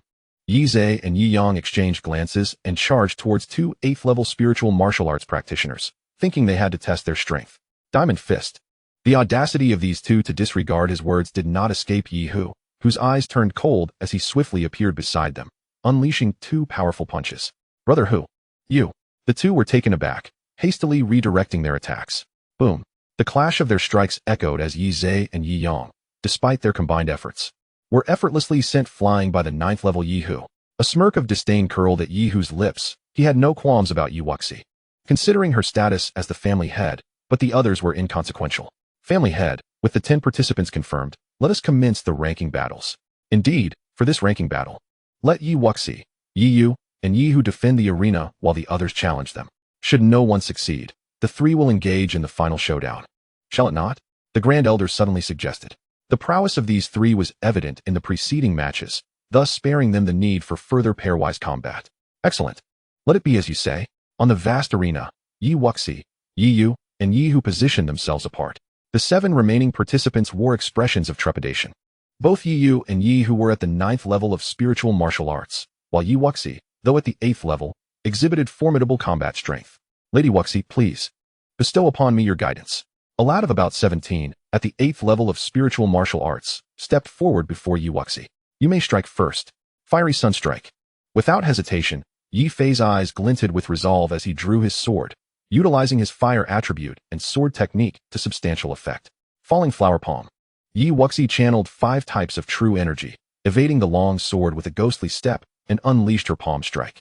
Though the Falling Flower Palm was merely a high-grade yellow-level martial technique, amplified by her 5 types of true energy, it was more than sufficient to contend with the Yi family members. Yi Wuxi found the technique straightforward, yet remarkably effective. Boom. Yi Fei's eyes widened in shock as he was abruptly forced back to the edge of the arena. I concede. He lowered his head, feeling quite dejected. He had also learned the Falling Flower Palm, but could never harness such overwhelming power. Is the Falling Flower Palm truly that formidable? The onlookers were filled with confusion. The Yi family was familiar with the technique, yet it was not particularly strong. Yet, from beginning to end, Yi Wuxi had consistently bested her opponents with it. How curious. Those who had initially intended to challenge Yi Wuxi reconsidered and redirected their ambitions towards Yi Yu. Sister Yu, I implore you. A charming maiden ascended the arena, radiating an aura of peak 8th level spiritual martial arts. Yi Qing, you are no match for me. Yi Yu scoffed, recognizing that challengers sought her out, believing her to be inferior to Yi Wuxi. Unfazed, Yi Qing replied, Sister Yu, draw your sword. You are not worthy of my blade. Falling Flower Palm. Yi Yu seemingly aimed to prove something as she launched a palm strike towards Yi Qing. She believed herself equal to Yi Wuxi and, with superior cultivation, thought her strike would surpass Yi Wuxi's. Observing her actions, Yi Wuxi couldn't help but smirk internally. It wasn't the Falling Flower Palm that was strong. If Yi Yu persisted with this technique, she would surely face utter defeat. A blade of frost. Yi Qing sprang forward, swiftly executing a sword move. Whoosh. The sound of the sword surged, extinguishing the palm wind in an instant, the sword light advancing menacingly towards Yi Yu. Autumn wind falling leaves slash. Yi Yu, momentarily startled, ultimately drew her long sword to meet the attack. The few sword techniques of the Yi family were exceedingly difficult to master, yet Yi Qing had managed to perfect one. While Yi Yu's Falling Flower Palm lacked the potency of Yi Wuxi's and could not withstand the assault. Whoosh. The green wood sword technique, also a low-grade profound technique, wielded by Yi Yu at the 9th level of spiritual martial arts, unleashed overwhelming sword light that swiftly overpowered Yi Qing. 2 swords seizing the moon. Unfazed, Yi Qing's long sword gleamed with a chilling light as it swept towards Yi Yu from all angles. Do you think mastering the second move makes you capable of defeating me? How naive. A flicker of dark intent flashed in Yi Yu's eyes as she unleashed her full cultivation, striking out with her sword. Boom. The clash of their long swords resonated, releasing waves of sword energy that dazzled the spectators. Bang. Ultimately, Yi Qing, unable to withstand the onslaught due to her inferior cultivation, was sent tumbling off the arena. Spitting blood. Yi Yu retracted her sword, a smirk of derision curling her lips. This was the consequence of daring to challenge her. Yi Shiqing, observing from the high platform, furrowed his brow as he declared, with the grand competition approaching, let today's matches conclude here. Do not harm one another. Yi Yu froze in astonishment, realizing that Yi Shiqing's words were a reprimand for her recent actions. The third elder interjected, General, such sparring is bound to have its bumps. How can we easily control that? In my view, as long as no lives are endangered in the upcoming matches, we should proceed. Yi Shiqing replied, displeased. These 10 are meant to represent the Yi family. If they sustain severe injuries, it will affect their performance in the grand competition. Can the third elder bear that responsibility? Your words are misguided, General. Being injured merely indicates a lack of skill. Even in the grand competition, they would struggle to be selected. A gleam of triumph flashed in Yi Yu's eyes as she enjoyed the support of her grandfather, knowing she would eventually show Yi Wuxi the consequences of her actions. Yi Wuxi observed this scene, a smile playing on her lips as she addressed the high platform. Father, I believe the third elder's argument holds merit. This. Yi Shiqing hesitated. His intentions were for his daughter's benefit. Yi Yu's disposition was far from virtuous, harboring ill will towards Yi Wuxi. And with her current cultivation surpassing Yi Wuxi, there was a risk she might resort to underhanded tactics. Father and mother, in battle, one cannot be overly cautious. It would be wiser to heed the third elder's counsel. Survival is paramount, yes? Agreed. Seeing her confidence, Yi Shiqing and Chun Shui ceased their objections. The eldest miss indeed understands the bigger picture. The third elder stroked his beard in admiration, then turned to the younger generation. After all, we are family. Who are you where? The eldest miss has only recently regained her strength. Be sure to show restraint.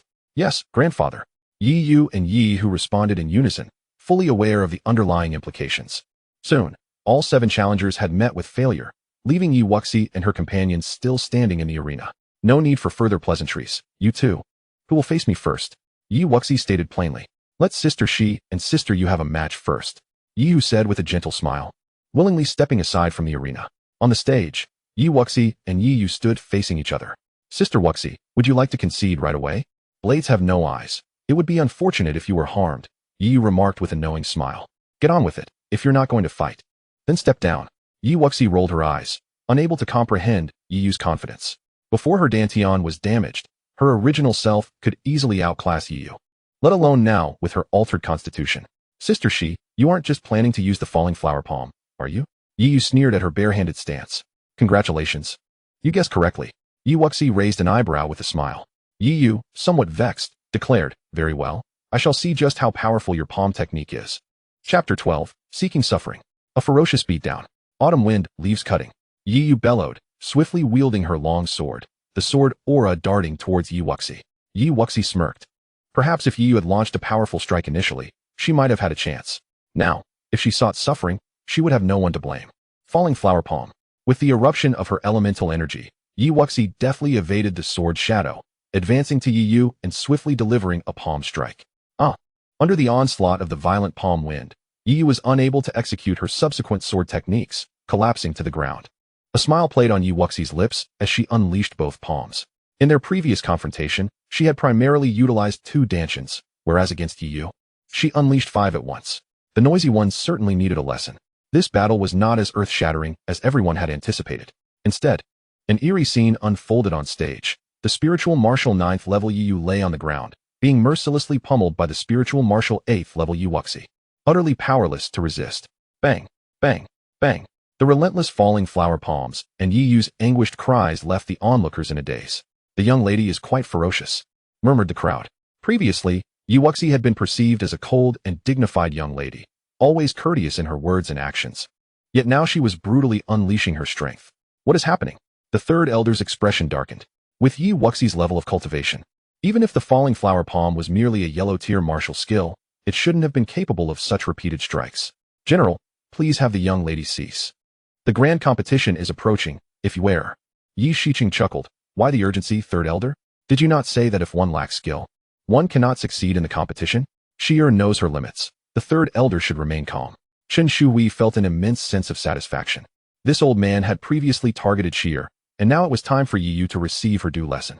Coughing, Yi Yu spat out several mouthfuls of blood, unwilling to accept her defeat. Her Qingmu sword technique had been perfected, yet she had not had the chance to fully display it. Now, she found herself utterly immobilized. Yi Wuxi maintained her composure. Her true energy was robust, and executing another hour of falling flower palm was well within her capabilities. But she found little amusement in bullying a child. Bang! Yi Yu was struck off the stage by Yi Wuxi's palm, fainting instantly. The third elder and Yi Hu hurried to Yi Yu's side, checking her condition. Take her back to rest. The third elder ordered sternly after infusing her with a few strands of true energy. Yi Hu ascended the stage, his expression displeased. Wuxi, we are family. Why must you be so heavy-handed? Yi Wuxi replied nonchalantly. Did not the third elder say that it suffices to leave a breath? Yi Yu had sought to confront her.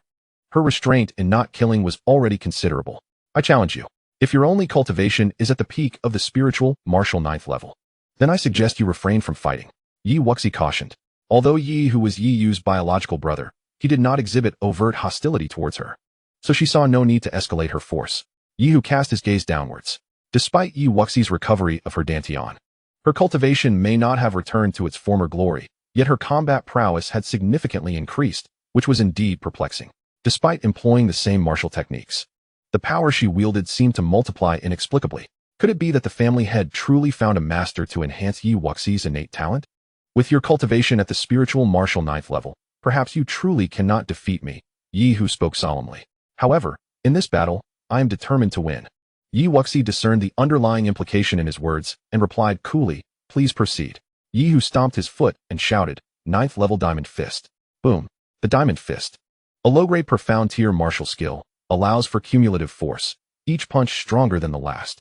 Yi Hu evidently had practiced it well, managing to unleash 6 layers of fist strength. Falling flower palm. Yi Wuxi remained unperturbed, meeting his attack with the familiar palm wind. Boom. As their energies collided, Yi Hu staggered back a few steps, taken aback. Unleash your true strength. Yi Hu's expression darkened. You are indeed formidable.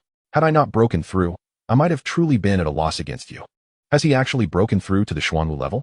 The implication in his words suggested as much. 17 years old and already at the Xuanwu level is quite impressive.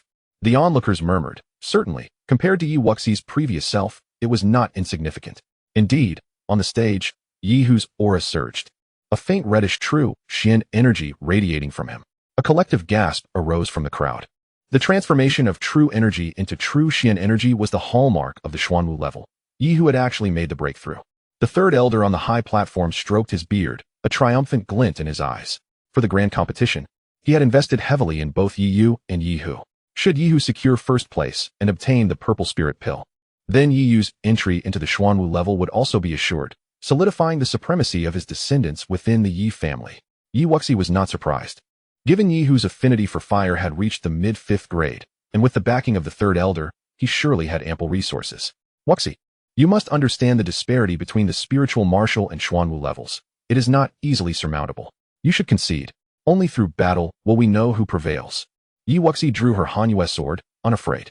Though her master had cautioned her that crossing great realms in combat was difficult, she felt compelled to try for herself.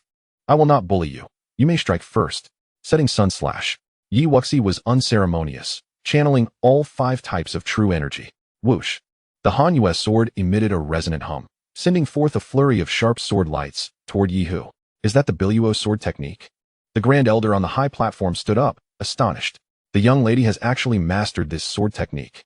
After this ordeal, she has grown even stronger. Yi Shiqing and Chen Shuhui exchanged a moment of astonishment before breaking into smiles of satisfaction.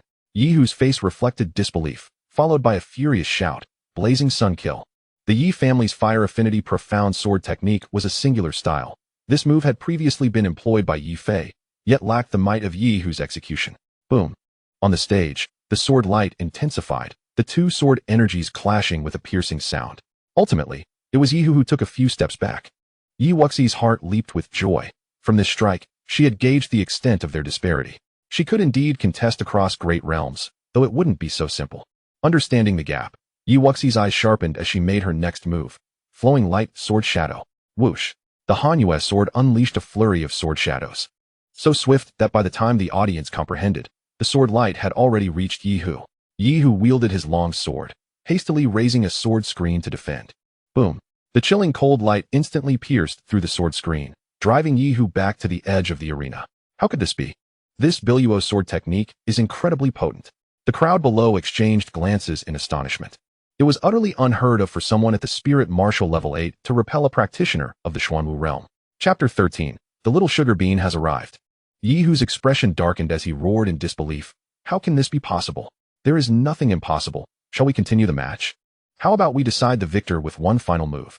Yi Hu spoke in a low voice, knowing that he had not yet exhausted all his means, and thus would not concede so easily. He was aware of the Biluo sword technique, which comprised 3 forms, and he doubted that Yi Wuxi had mastered all of them. Yi Wuxi nodded. Very well. But I must warn you that I cannot fully control the power of this last move.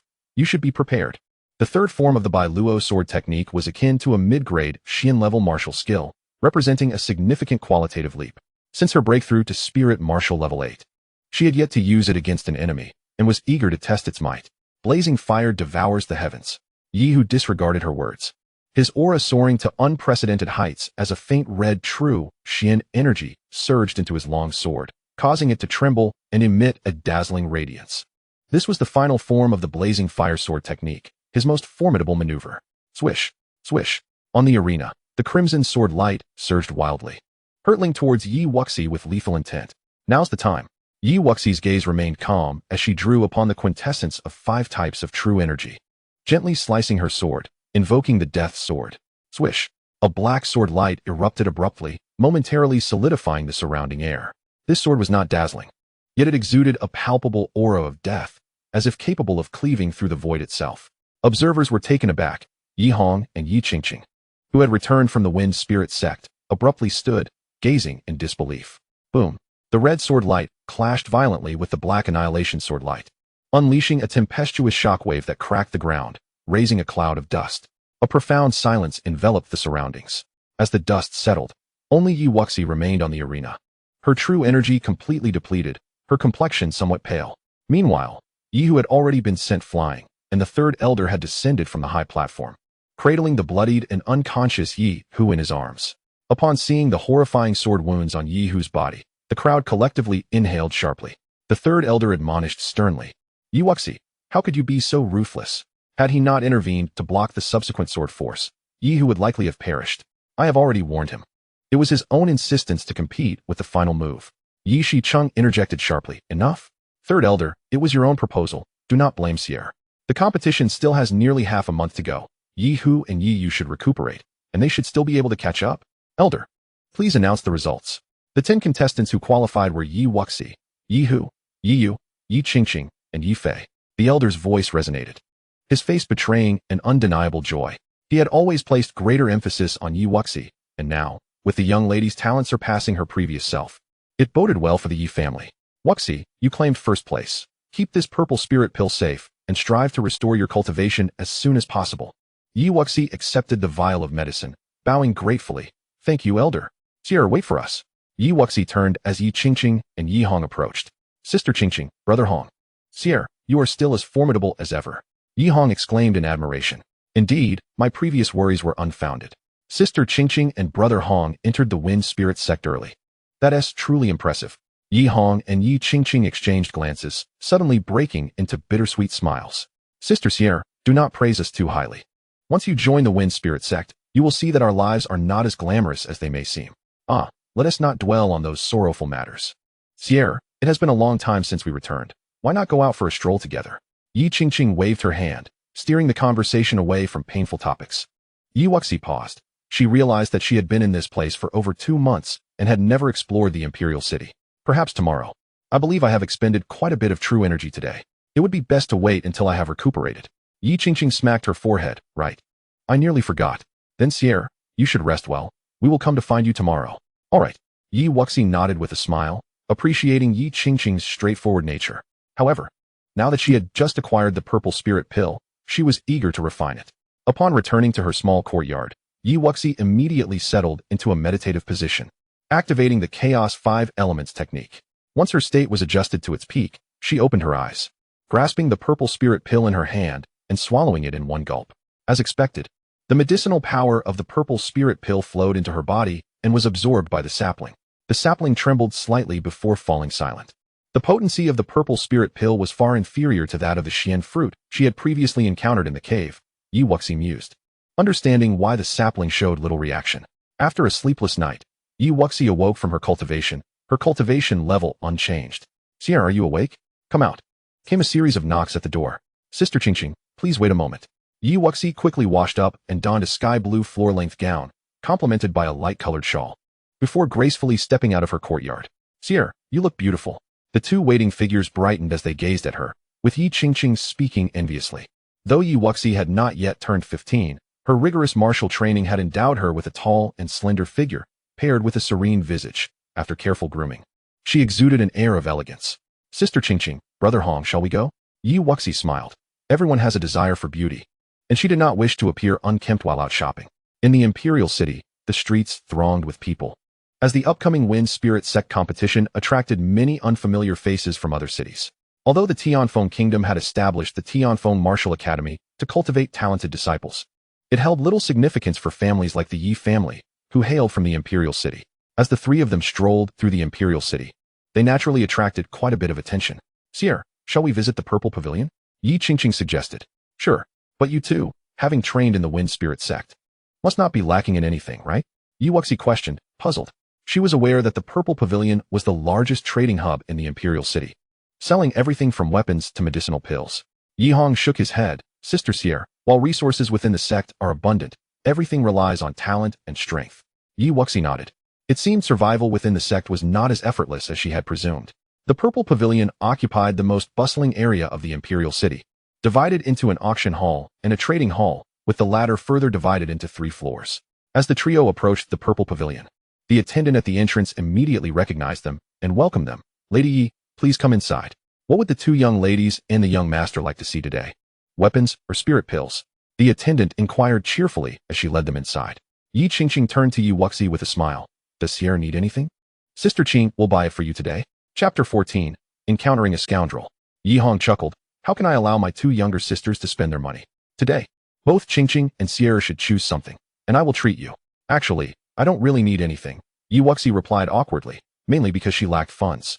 Items above the Xian level were not merely bought with gold, but required spirit stones for transactions. Spirit stones were categorized into 3 grades, upper, middle, and lower, usable for trade and cultivation, yet only warriors of the Xuanwu realm and above could utilize them for cultivation. In a small country like Tianfeng, generally only lower-grade spiritual veins existed, and the circulating spirit stones were also of the lower grade. Since she had not yet restored her Xuanwu realm cultivation, and the Yi family had not provided her with spirit stones, she felt rather embarrassed to take advantage of the situation. "There's no need to be polite. We are all family." Yi Qingqing linked her arm with Yi Wuxi and smiled. "I won't hold back with you. Sierra, you have no shortage of weapons. Why not choose a piece of defensive armor?" A maid nearby quickly interjected. "The defensive armor is on the 2nd floor. Ladies, please follow me." On the east side of the 2nd floor, an array of defensive armors was displayed, including lightweight styles specifically designed for women, allowing for ease of movement.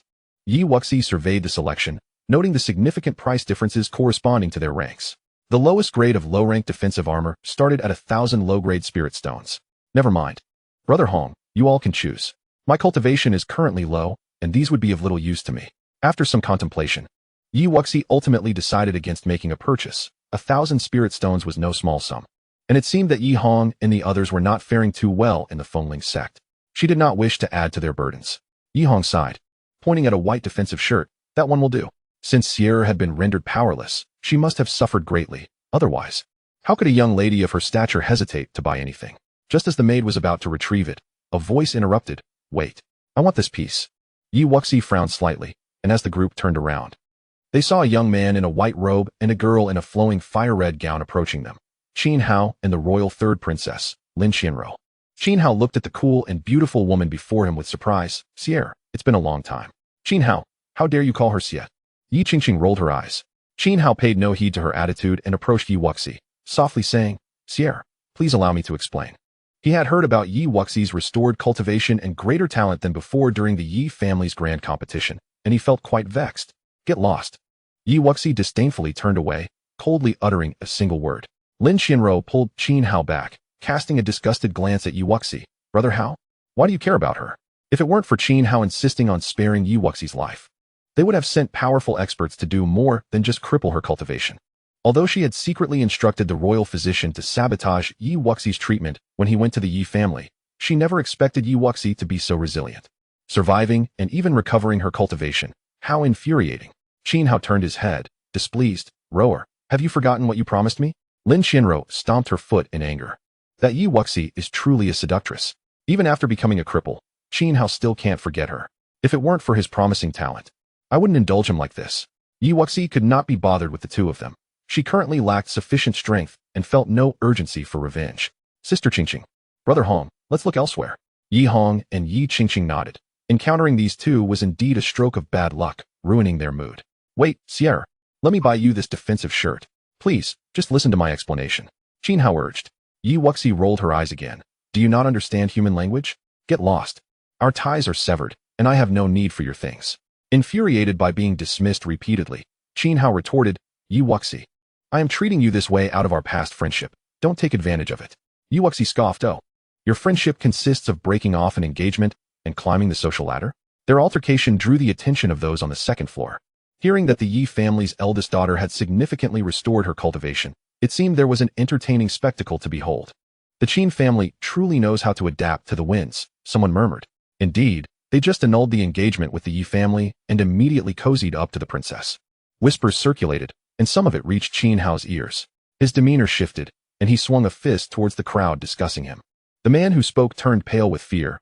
He had merely been voicing an opinion, and Qin Hao, at only 16, had already reached the third level of the Xuanwu realm. He was not someone he could contend with. Just as Yi Wuxi was about to step forward, an unknown force intercepted Qin Hao's punch. A faint voice echoed from within the purple pavilion. No fighting allowed here. If this happens again, do not blame me for being unkind. The voice was clear, but the speaker was unseen. Qin Hao's expression darkened as he shot a cold glance before leaving with Lin Qianro, his sleeves sweeping behind him. The purple pavilion was shrouded in mystery, and even the royal family dared not offend it lightly. He lacked the courage to confront them. Yi Hong whispered, quite formidable. Yi Wuxi and Yi Qingqing nodded, their expressions growing serious. The purple pavilion monopolized the supply of weapons and pills in Tianfeng country, and the force behind it should not be underestimated. With Qin Hao and Lin Qianro's interference, the group lost their enthusiasm for shopping. Yi Wuxi also realized Qin Hao's cultivation had reached the third level of the Xuanwu realm, making her current abilities inadequate against him. With half a month remaining before the grand competition, she needed to focus on her cultivation. Back at the courtyard, Yi Wuxi sat cross-legged on her bed, circulating the chaotic 5 elements technique, drawing in spiritual energy from all directions. For half a month, she immersed herself in her training. Buzz. Just before the competition, she broke through to the 8th level of the spirit martial realm and finally opened her eyes. I've reached the 9th level of the spirit martial realm. Yi Wuxi pondered. Her rapid cultivation was due not only to the chaotic 5 elements technique, but also to the small sapling in her Dantian, which played a crucial role. She needed to find a way to acquire more elixirs to help the sapling grow. There was a knock at the door. Sierre, mother and father, what brings you here? Yi Xiqing's eyes brightened. Sierre, have you broken through again? Yes, Yi Wuxi replied cheerfully. Chun Shui beamed. With your cultivation, securing a top 3 position in the upcoming competition is certainly within reach. Suddenly, Yi Wuxi recalled something. Father, are there any rewards for the rankings in this competition? Yi Xiqing smiled, of course. Gaining entry into the Fengling sect would bring glory to Tianfeng country and would enhance its strength in the future.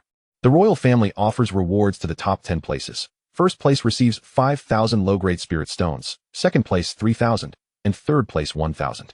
The subsequent ranks also receive low-grade spirit stone rewards.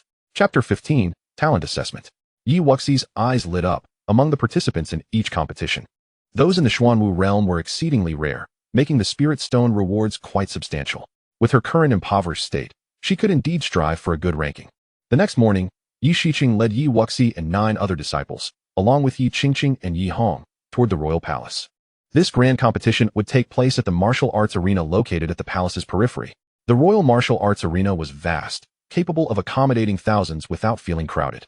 At this moment, several enormous square battle platforms had been erected in the center of the expansive arena.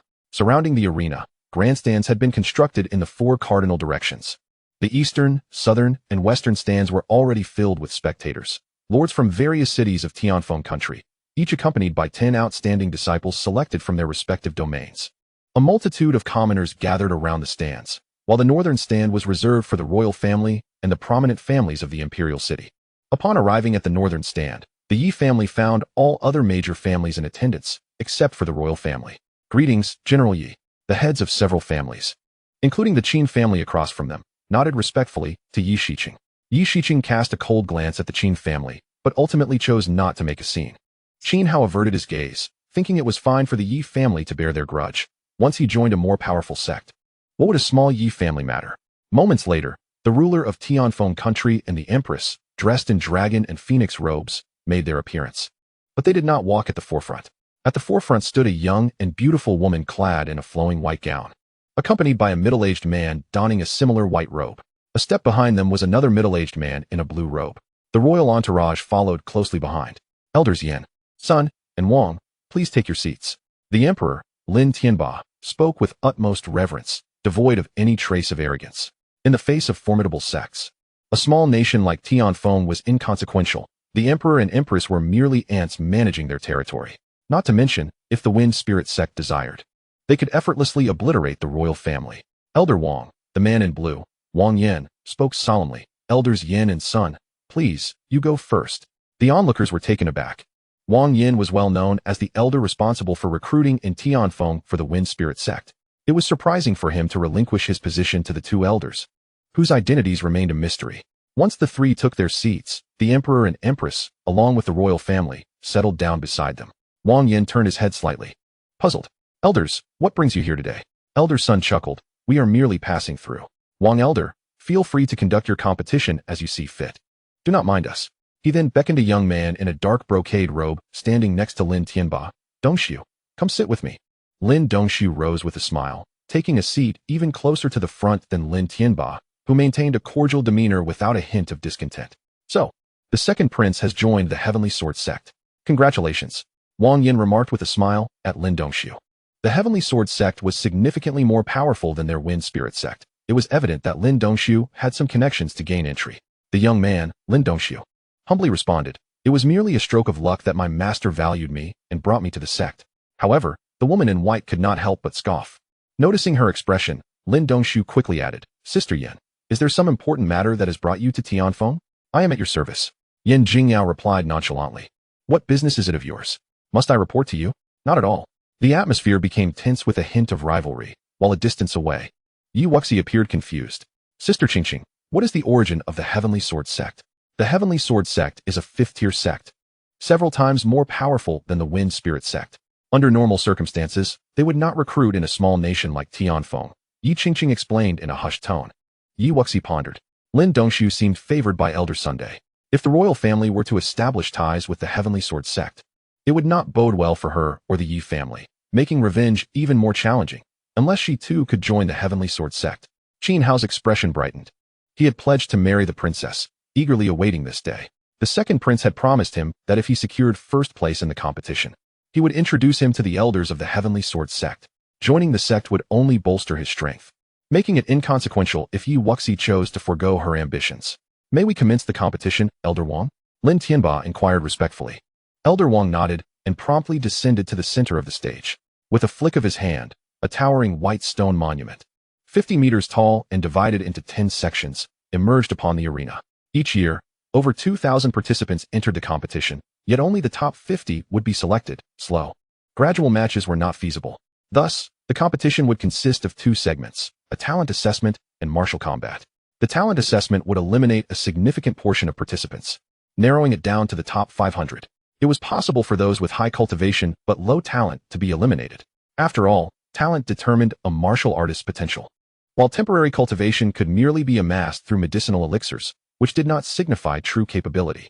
All participants with contest jade tokens, please step forward for your talent assessment. Elder Wang's voice resounded. The talent assessment monument was familiar to everyone. Most families possessed one, though none were as grand as those of the sections.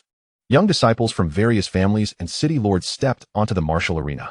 Yi Wuxi, accompanied by several members of the Yi family, also made her way onto the arena but did not rush into testing, as she had previously assessed her affinity for elemental energies. However, now that she had transformed into a 5-element physique, she wondered how this would manifest on the talent monument. If it differed from her previous water affinity, it might raise suspicions. I'll go first. A sturdy youth at the 8th level of spiritual martial arts pressed his palm against the assessment monument. In the next moment, the lower 3 sections of the monument illuminated with a blue glow, indicating a water affinity of the 3rd tier. Elder Wang shook his head inwardly, calling out, next. Each section of the assessment monument represented the tier of elemental affinity, while the colors indicated attributes like metal, wood, water, fire, and earth. A 3rd-tier talent was classified as low-grade, signifying limited potential, and was unlikely to advance past the 2nd round. Soon, youths from various cities approached to test their talents. But regrettably, most exhibited low-grade talents. At this point, disciples from the royal city began their assessments. With around 200 participants from the royal city, their talents generally surpassed those from other cities. Historically, most of the top 50 disciples hailed from the royal city. I'll go. Qin family's disciple Qin Kong suddenly pressed his palm against the assessment column. for sections of the monument illuminated with red light, indicating a fire affinity of the 4th tier, quite commendable. As the royal city disciples continued their assessments, Elder Wang's expression gradually brightened. Yiyu, wood affinity of the 5th tier. Yihu, fire affinity of the 5th tier. Yiqing, water affinity of the 4th tier. Lin Qianro, water affinity of the 4th tier. Lin Yang, fire affinity of the 5th tier. Lin Yu, fire affinity of the 5th tier. Chapter 16, Terrifying Talent. Yiyu and Yi Hu wore expressions of excitement. Although this talent assessment yielded similar results to previous tests, they still stood out among so many. After completing their tests, Yiqing approached Yi Wuxi, smiling. Wuxi, aren't you going to test? No rush, let's observe first, Yi Wuxi replied with a slight smile, primarily interested in assessing Qin Hao's talent before making her own decision. Before long, few participants remained. Not far away, Qin Hao, clad in a white brocade robe, cast a glance at Yi Wuxi before confidently stepping forward to test. Go, Brother Hao. As Lin Qianro's voice fell, Qin Hao firmly placed his palm against the stone monument. 6 sections of the assessment column suddenly illuminated with red light, signaling a fire affinity of the 6th tier. The disciples in the martial arena were taken aback. The disparity between tiers was immense. And Qin Hao indeed lived up to his reputation. With a satisfied smile, he withdrew his hand. Thus far, his talent was the highest. And Yi Wuxi had previously only matched his level. Rower knew it. Brother Hao is the strongest. As the crowd marveled, Lin Qianro couldn't help but feel a sense of pride. On the high platform, Lin Dongshu turned to the elders. What do you think of this Qin Hao? Elder Sun nodded. A 6th tier talent is quite commendable. Yin Jingyao smiled subtly. With a mere 6th tier, I doubt Elder Sun would consider this young man for the Heavenly Sword Sect. The Heavenly Sword Sect primarily focused on sword cultivators and maintained strict recruitment standards, requiring talent, combat strength, will, and swordsmanship aptitude, all essential. Lin Dongshu's expression darkened, while Elder Sun replied gravely, let us observe further. At least his talent is acceptable. After witnessing Qin Hao's assessment, Yi Wuxi contemplated for a moment before approaching the talent monument. She did not wish to reveal her 5-element physique. However, failing to exhibit any talent could jeopardize her chances of catching the Heavenly Sword Sect's attention. It was evident that the 2 elders of the Heavenly Sword Sect had not arrived without reason. Qin Hao had likely established a connection with them through Lin Dongshu. If he found support within the sect, her plans for revenge would become increasingly difficult. Once regarded as the recognized genius of Tianfeng, Yi Wuxi's decision to test drew curiosity from onlookers. Qin Hao fixed his gaze intently upon the testing steel, fervently hoping that no unforeseen complications would arise. Yi Wuxi slowly placed her palm against the testing pillar, immediately sensing an inexplicable force emanating from the stone, probing her entire being. Just as this force was about to make contact with her Dantian, it suddenly recoiled, seemingly hesitant to proceed. To the onlookers, the steel, which should have reacted instantaneously, remained stubbornly unilluminated. Even Yin Jingyao and Sun Sheng, positioned on the high platform, exchanged puzzled glances. Such an anomaly was quite unusual for a talent-testing steel, a staple in every sect. Elder Wang's expression mirrored their confusion. Had the steel malfunctioned? Yi Wuxi too sensed the oddity. This occurrence could either be attributed to her master's intervention or the influence of that peculiar sapling. After a moment's contemplation, she proactively channeled the energies of both her water and fire Dantians. In an instant, the previously dormant testing steel illuminated brilliantly. All eyes were riveted upon the stone. The steel emitted intertwining beams of blue and red light, ascending in a straight line until it finally halted at the 8th tier. Yi Wuxi quickly retracted her hand, aware that her capabilities far exceeded the 8th tier, but deemed it prudent to maintain a low profile. After all, 8th tier was sufficient, and ascending further would draw too much attention. Initially, she had intended to showcase only her water attribute, as before, yet it was rumored that a fire attribute physique, if its soul force reached a certain level, could lead to becoming an alchemist. To preempt future complications, she resolved to reveal her fire attribute as well. Dual attributes at the 8th tier, how could this be? The crowd was enveloped in disbelief. 8th tier was already classified as a superior talent, and to possess dual attributes was exceedingly rare. Typically, individuals could cultivate only a single attribute, and only those achieving a harmonious balance between 2 attributes could truly be deemed dual attribute practitioners. Qin Hao and Lin Qianro stood in stunned silence. How could this be? The Yi Wuxi they remembered was clearly a 6th-tier water attribute practitioner. In the stands, Lin Dongshu abruptly rose, astonished. He himself had only just reached the 7th tier. So how had Yi Wuxi suddenly surpassed him to become an 8th-tier practitioner? Yin Jingyao's face lit up with surprise. It was indeed remarkable for the Tianfeng kingdom to produce an individual of such caliber. After the initial excitement, Elder Sun was left puzzled. How could this girl possess an 8th tier talent, yet only be at the 9th level of spiritual martial cultivation? Yin Jingyao furrowed her brow, acknowledging the peculiarity, for even with limited training resources, her cultivation level should not be so low. Elder Sun turned his head and inquired, do you know this girl? The chasm between superior and intermediate talents loomed large, and in comparison to Yi Wuxi, Qin Hao's 6th-tier talent seemed dimmed. Nearby, Yi Shiqing, upon hearing their conversation, felt a surge of urgency and promptly stood, respectfully replying, Elder, this young lady is my daughter, Yi Wuxi. If she could garner the attention of the Tanjin Sect, why would she need to seek refuge in the Fengling Sect? Yin Jingyao's interest piqued.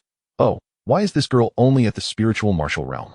Yi Shiqing's voice turned grave as he responded, Elder, my daughter had already broken through to the Xuanwu realm, but unfortunately, she was incapacitated by a nefarious individual a few months ago. After awakening 3 months prior, she was assisted by a powerful figure, allowing her to restore her Dantian and resume cultivation. Yin Jingyao and Elder Sun's expressions shifted in astonishment. You mean to say she progressed from the 1st level of spiritual martial cultivation to the 9th, in just 3 months? Yi Shiqing nodded, indeed. This matter is well known in the imperial city. Yin Jingyao and Sun Sheng exchanged knowing smiles, realizing they had stumbled upon a true gem today. Lin Dongshu couldn't help but curse inwardly. He had initially considered Qin Hao the better candidate, planning to draw him in while gradually undermining the Yi family's military power. Only to realize he had miscalculated. He knew full well how Yi Wuxi had been rendered powerless. Wang Yin, by the testing steel, was swept with elation. If this dual attribute 8th tier talent were to join their sect, he would surely receive accolades. Yet, upon remembering the 2 individuals on the high platform, he couldn't help but furrow his brow. Did the Tanjin Sect possess knowledge of something he did not, prompting their visit? After scrutinizing Yi Wuxi closely, Wang Yin asked the same questions as Sun Sheng. Yi Wuxi provided a concise explanation, and Wang Yin nodded, acknowledging that with so many witnesses present, deception was impossible. This girl was indeed extraordinary.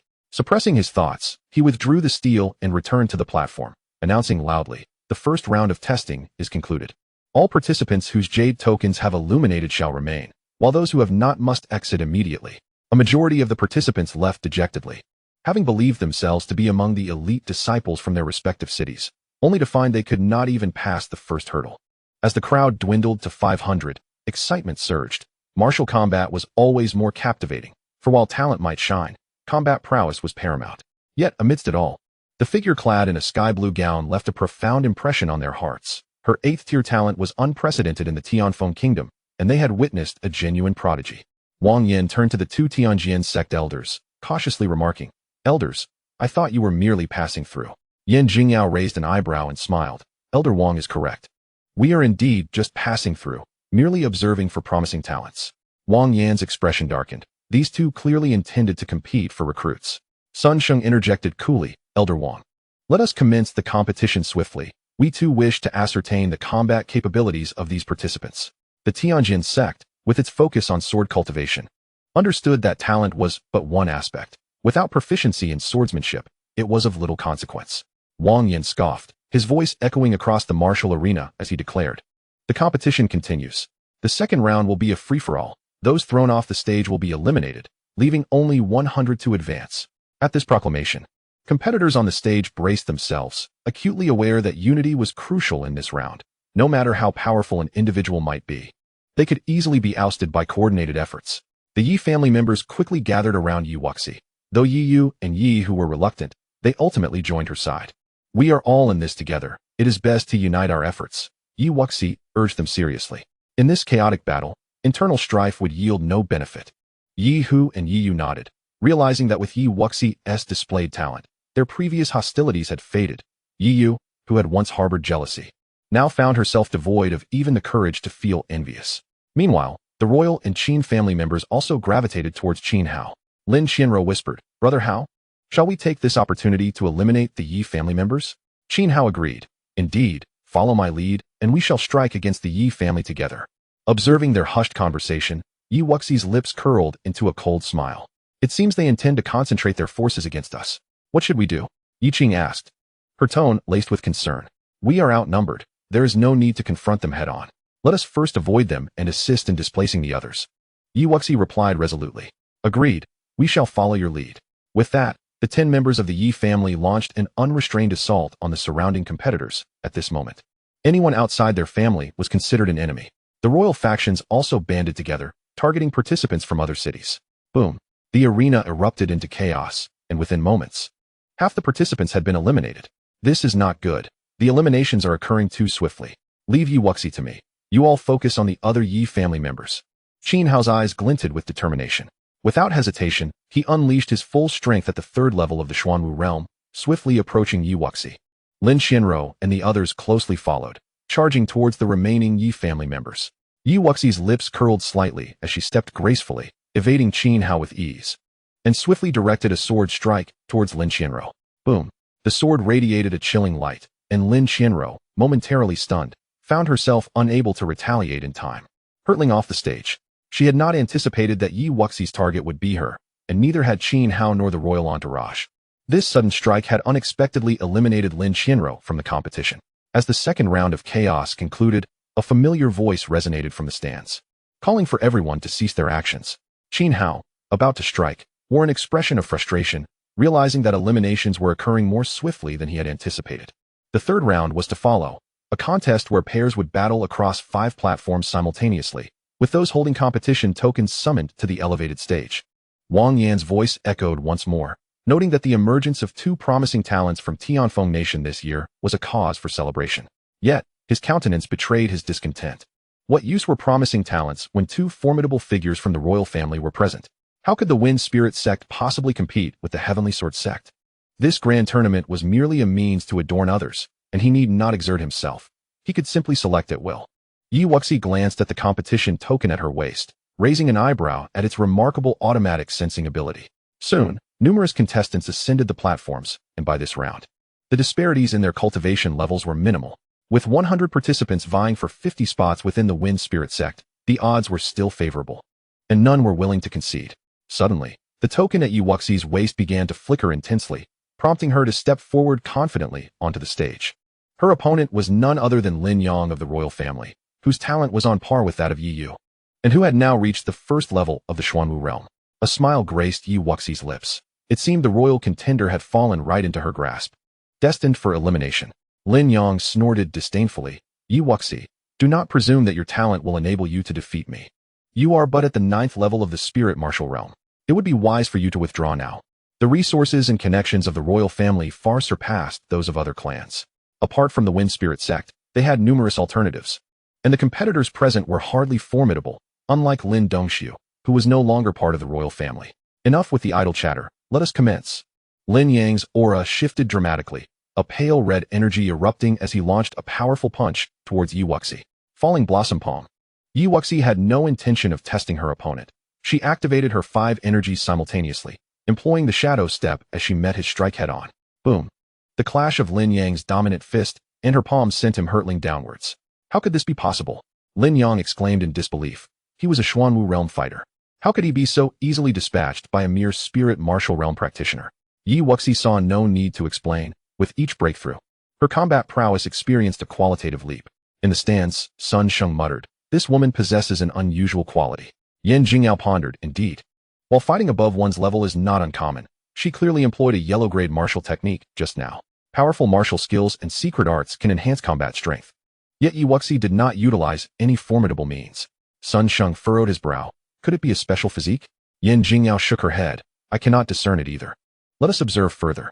Nearby, Lin Tianba and Lin Dongxiu wore grim expressions. The successive eliminations of royal family members were an embarrassment for them. Yi Wuxi glanced towards another platform, where Qin Hao had just sent his opponent flying with a punch. Noticing her gaze, he lowered his eyes, realizing that it was impossible to claim he had no regrets now.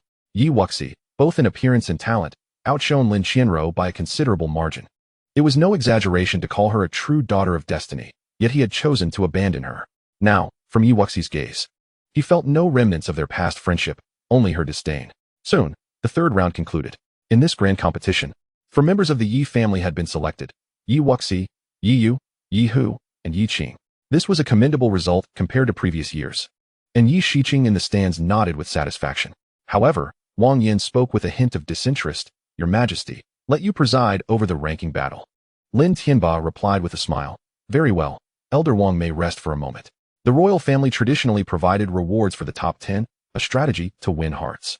Once these individuals entered the sect and became strong, they would remember the royal family's kindness and serve Tianfeng nation. Chapter 18, Yin Jingyao's Thoughts. Lin Tianba rose and declared, "You are all the most outstanding young disciples of Tianfeng nation. We shall now commence the final round of competition. Those who secure a position in the top 10 will receive substantial rewards." The remaining 50 disciples wore expressions of excitement. Spirit stones were a valuable commodity. And even among the elite families of the royal city, those who broke into the Xuanwu realm received only a modest monthly allowance of spirit stones. Seeing their enthusiasm, Lin Tianba continued, "As per the customary rules, we have identified 10 exceptional disciples to guard the platforms. The remaining participants may choose opponents to challenge. The last 10 standing will advance." Yi Wuxi understood. The earlier selections within the Yi family were likely based on the rules of this competition, allowing them to familiarize themselves with the regulations in advance. The 10 names were called out: Qin Hao, Lin Yu, Yi Wuxi, Shi Changkong, Wu Yuan, Chen Zhua, Lu Shanshan, Luo Jun, Zhou Kai, and Yi Hu. Except for Yi Wuxi, all had already broken through to the Xuanwu realm, and during the previous aptitude test, they had all achieved a mid-level 5-star talent. Those whose names were called stepped forward confidently onto the stage. Yi Wuxi scanned the crowd, aside from 3 others. The rest were all members of royal city factions, and it was evident that Qin Hao possessed the strongest overall strength. The competition resumed. Anyone who believes their strength exceeds theirs may step forward to challenge and take their place. The remaining 40 participants hesitated. Although Yi Wuxi was only at the 9th level of the spirit martial realm, her talent deterred them from believing they could easily defeat her. After a moment of consideration, someone finally made a move. With swift motions, several challengers approached Lu Shanshan, Luo Jun, and Zhou Kai. Yi Wuxi glanced at the only other woman in the arena. Lu Shanshan. "Please, Miss Lu, teach me." A young man stood before her, speaking earnestly. Lu Shanshan, adorned in a flowing purple gown, smiled warmly. "Dear brother, you have chosen your opponent poorly."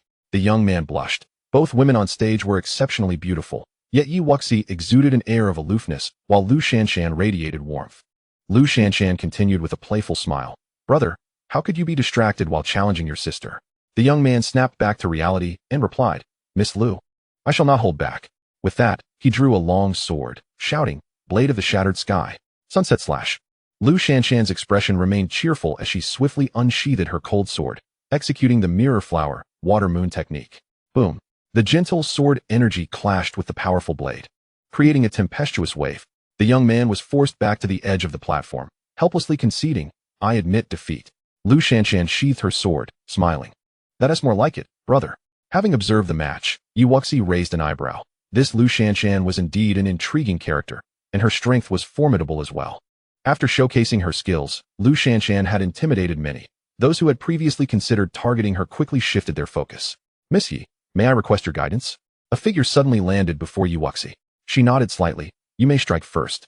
With a hint of hesitation, the challenger, aware of Yi Wuxi's previous display against Lin Yang, unsheathed his long sword and shouted, "Rift killing. Sunset slash." In the fleeting moment when he unsheathed his sword, Yi Wuxi summoned the quintessence of 5 distinct energies, her blade slicing through the air with remarkable swiftness. A resounding crash echoed as an overwhelming aura of sword intent enveloped the space, instantly overshadowing the man's sword energy. The man staggered backward, his eyes widening in astonishment. Although both wielded swords, Yi Wuxi's strike emitted a disquieting sensation, surpassing not merely in power, but in sheer momentum, crushing his self-proclaimed strongest sword move. "I concede," the man said despondently, clasping his hands in acknowledgement. Yi Wuxi nodded, retracting her long sword. Her recent strike had employed merely 50% of her strength. In the spectators' area, Yin Jingyao's eyes sparkled with recognition. She had already grasped the essence of sword intent, and with her dual attribute affinity at the 8th rank, she was deemed worthy of our Tanjin Sect. Sun Sheng did not contest this, aside from his slight deficiency in cultivation. He possessed qualifications in every other aspect. Lin Dongshu furrowed his brow. He was well aware of Yin Jingyao's background. She was already a core disciple of the Tianjin Sect, concurrently holding the position of an outer elder, and hailing from the Xian Empire, his master, at that. Faced with her, he dared not speak out of turn. Now that Yi Wuxi had caught her attention, her admission into the Tianjin Sect seemed an inevitability. Yet, as it stood, neither the Yi family nor Yi Wuxi herself appeared to be aware of who had crippled her cultivation. Perhaps it was worth attempting to court her favor. Before long, this round of defense concluded. One must commend the discerning eye of those above, for among the 10 selected, aside from Zhou Kai, who was bested by a man named Li Fan, the others remained unchanged. Observing this, Lin Tianba's voice resonated from the stands. Excellent. Congratulations to you all. Before he could finish, Yin Jingyao interjected. Your Majesty, let us arrange for Yi Wuxi to duel with Qin Hao directly, but let all be within reasonable limits. Lin Tianba's displeasure flickered briefly in his eyes upon being interrupted. Elder Yin, what is your intent? Yin Jingyao replied with a smile. I have decided to recruit Yi Wuxi into the Tanjin Sect. This grand competition is merely a formality. The individuals from the Tianfeng kingdom are surprisingly weak, and I am weary from observing their duels. Aside from that lad named Qin Hao, who possesses slightly higher cultivation, I doubt anyone can match Yi Wuxi. She preferred to see her true strength in a direct confrontation with Qin Hao. However, the disparity in their cultivation levels was substantial, and she had resolved that even if Yi Wuxi were to falter, she would still bring her back to the Tianjin Sect. Lin Tianba nodded in agreement, expressing that it was indeed a stroke of fortune for the Tianfeng kingdom that Yi Wuxi had garnered the attention of Elder Yin and the Tianjin Sect. The first battle pits Yi Wuxi against Qin Hao. The announcement from the stands caught everyone off guard. One was of the highest cultivation, while the other boasted the strongest talent. According to prior customs, they should not have been placed in a duel until the end. Yi Wuxi and Qin Hao exchanged glances, momentarily surprised, yet both swiftly took their positions on the arena. Facing each other, Qin Hao called softly, Wuxi. A flicker of disdain crossed Yi Wuxi's eyes as she replied. Spare me the pleasantries. Let us engage in battle. What necessity is there for such hostility? The dissolution of our engagement was not my desire. Do you truly disregard the bond we have shared for so many years? Qin Hao's brow furrowed as he attempted to ease the tension between them. Yi Wuxi scoffed, Bond. Were you not just contemplating eliminating me and the Yi family? Qin Hao hastily clarified. The competition is one matter, but our relationship is another. Silence. If you are not going to fight, then leave, Yi Wuxi retorted, rolling her eyes. From the stands, Yin Jingyao knitted her brows and inquired, General Yi, did they have a prior engagement? Yi Shiqing, somewhat taken aback, quickly responded, indeed, but once Wuxi's Dantian was crippled, the Qin family promptly came to annul the engagement. They are no longer connected. Listening to their exchange, on the other side, Qin Nan, the Qin patriarch, broke into a cold sweat, realizing he had miscalculated. Yin Jingyao nodded slightly, a subtle smirk playing on her lips. Child, give it your all. Regardless of the outcome, I will support you. A voice suddenly resonated in Yi Wuxi's mind, prompting her to turn towards the young woman in the stands. Yin Jingyao flashed her a smile, filling Yi Wuxi with joy. Despite her youth, this woman seemed to hold significant standing in the Tianjin Sect, clearly intending to recruit her. At the same time, a voice echoed in Qin Hao's mind. Kid, it seems your aspirations to join the Tianjin Sect are futile. Eliminate that girl, and the Fengling Sect will surely nurture you. Wang Yan's voice was familiar. Yet Qin Hao hesitated. Killing Yi Wuxi in front of such a crowd would be difficult to justify. The rivalry between sects was palpable. If the Fengling Sect could not have her, neither would the Tianjin Sect. Wang Yan's expression turned icy as he continued. In an open competition, if someone dies, no one will raise an eyebrow. Rest assured, should you kill her, this elder will ensure your safety. His words solidified Qin Hao's resolve. Ultimately, he decided that as long as Yi Wuxi remained, he would likely have no peaceful days ahead. Wuxi, if you are so resolute, then let us determine the victor today. Qin Hao declared with feigned righteousness. Yi Wuxi merely smiled coldly, and in unison, they drew their long swords. In the next instant, Qin Hao soared into the air, unleashing the full force of his Xuanwu third-level cultivation, his aura surging dramatically, enveloped in a faint crimson energy. Blazing inferno roar. Qin Hao shouted, his sword radiating with dazzling brilliance as he struck, the sword light igniting like fire. The red sword energy surged forth, flames swirling around, crackling through the air as it passed. Observing this attack, Yi Wuxi's eyes narrowed. Indeed, Qin Hao was worthy of his Xuanwu third-level status, and his swordsmanship was formidable. Setting sun slash. Yi Wuxi channeled her quintessence of energies to their utmost, executing her strike. Boom. The black, piercing sword energy, akin to the light of death, collided violently with the flaming sword, sending shockwaves through the arena and raising clouds of dust. Let us see how many of my strikes you can withstand. After that clash, which ended in a stalemate, Qin Hao, momentarily taken aback, bellowed once more, Inferno Conflagration. This strike was even more potent. With the red sword energy resembling a skyward tide of flames, its power doubled from before. Flowing light sword shadow, Yi Wuxi remained unfazed. Her voice calm as she unleashed the cold moon sword, conjuring a myriad of sword shadows that shot forth like lightning. Boom. The destructive aura of her sword energy once again extinguished the red flames, both combatants retreating slightly, with no clear victor emerging. Your sword technique is indeed impressive for an 8th rank talent. I may have underestimated you. However, after this next strike, you will find no further opportunities, Xuan Hao declared, a glint of determination flashing in his eyes. He was familiar with Wuxi, recalling her previous inadequacy in combat. The sword technique she employed was likely on par with his own Xian's sword technique. Under equal conditions, he doubted the gap in their cultivation could be easily bridged. As his words faded, Xuan Hao's aura transformed once more, exuding the sharpness of an unparalleled sword, his fierce sword intent soaring skyward. Crimson fire annihilation. With his momentum built, Xuan Hao charged forward, delivering a single, devastating strike. In an instant, a red sword light blazed forth, akin to a descending fire dragon, moving with unbelievable speed. Reaching Wuxi in the blink of an eye, this strike was aptly named the Sword of Annihilation. Impressive. I did not expect this lad to have grasped sword intent as well, Sun Xing mused thoughtfully. Lin Dongshu quickly inquired, Elder, do you believe this young man is qualified to join the Tanjin Sect? Wuxi's stance remained ambiguous, while Yi Shiqing was resolutely non-committal, preferring to support the Qin family. Wang Yan, with a hint of displeasure, spoke up. What does the prince imply? Is it that our Fengling sect will no longer recruit disciples from Tianfeng nation? Lin Dongshu's expression darkened momentarily, but he quickly chuckled. Elder Wang, you misunderstand. I merely noted that his swordsmanship is commendable and aligns well with Tianjin Sect. Yin Jingyao suddenly smiled. Rest assured, Wang Yan, we have no interest in competing with your Fengling sect for disciples. That lad, however, is still somewhat lacking if he wishes to join Tianjin Sect. Sun Xing looked on with confusion. That Xuan Hao doesn't seem so inadequate, does he? From what I gather, his overall aptitude should qualify him for Tianjin Sect. Yin Jingyao shot him a cold glare. Xuan Hao is clearly of dubious character. I have no desire to recruit such individuals.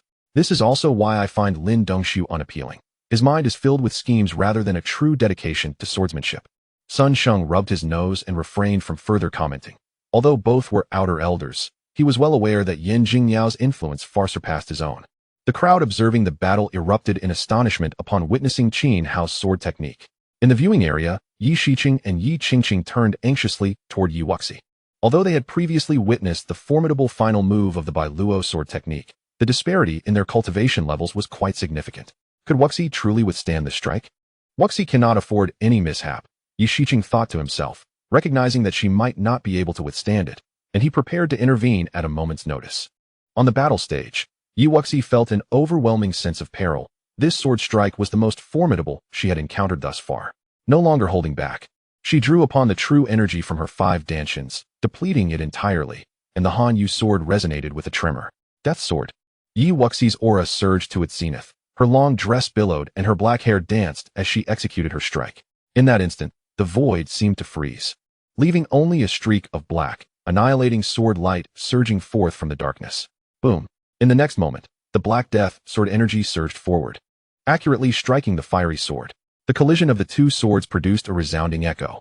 Xuan Hao felt an overwhelming aura crashing upon him, and immediately, his blood surged as both his sword and true energy recoiled, as if confronting something utterly terrifying. Boom.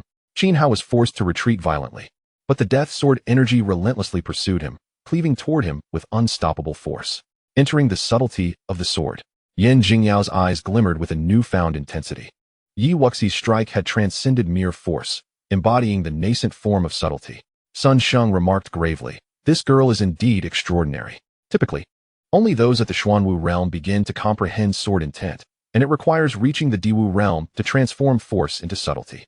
Yet Wuxi, despite being merely at the Lingwu level, has achieved this, a true prodigy in swordsmanship. Bang!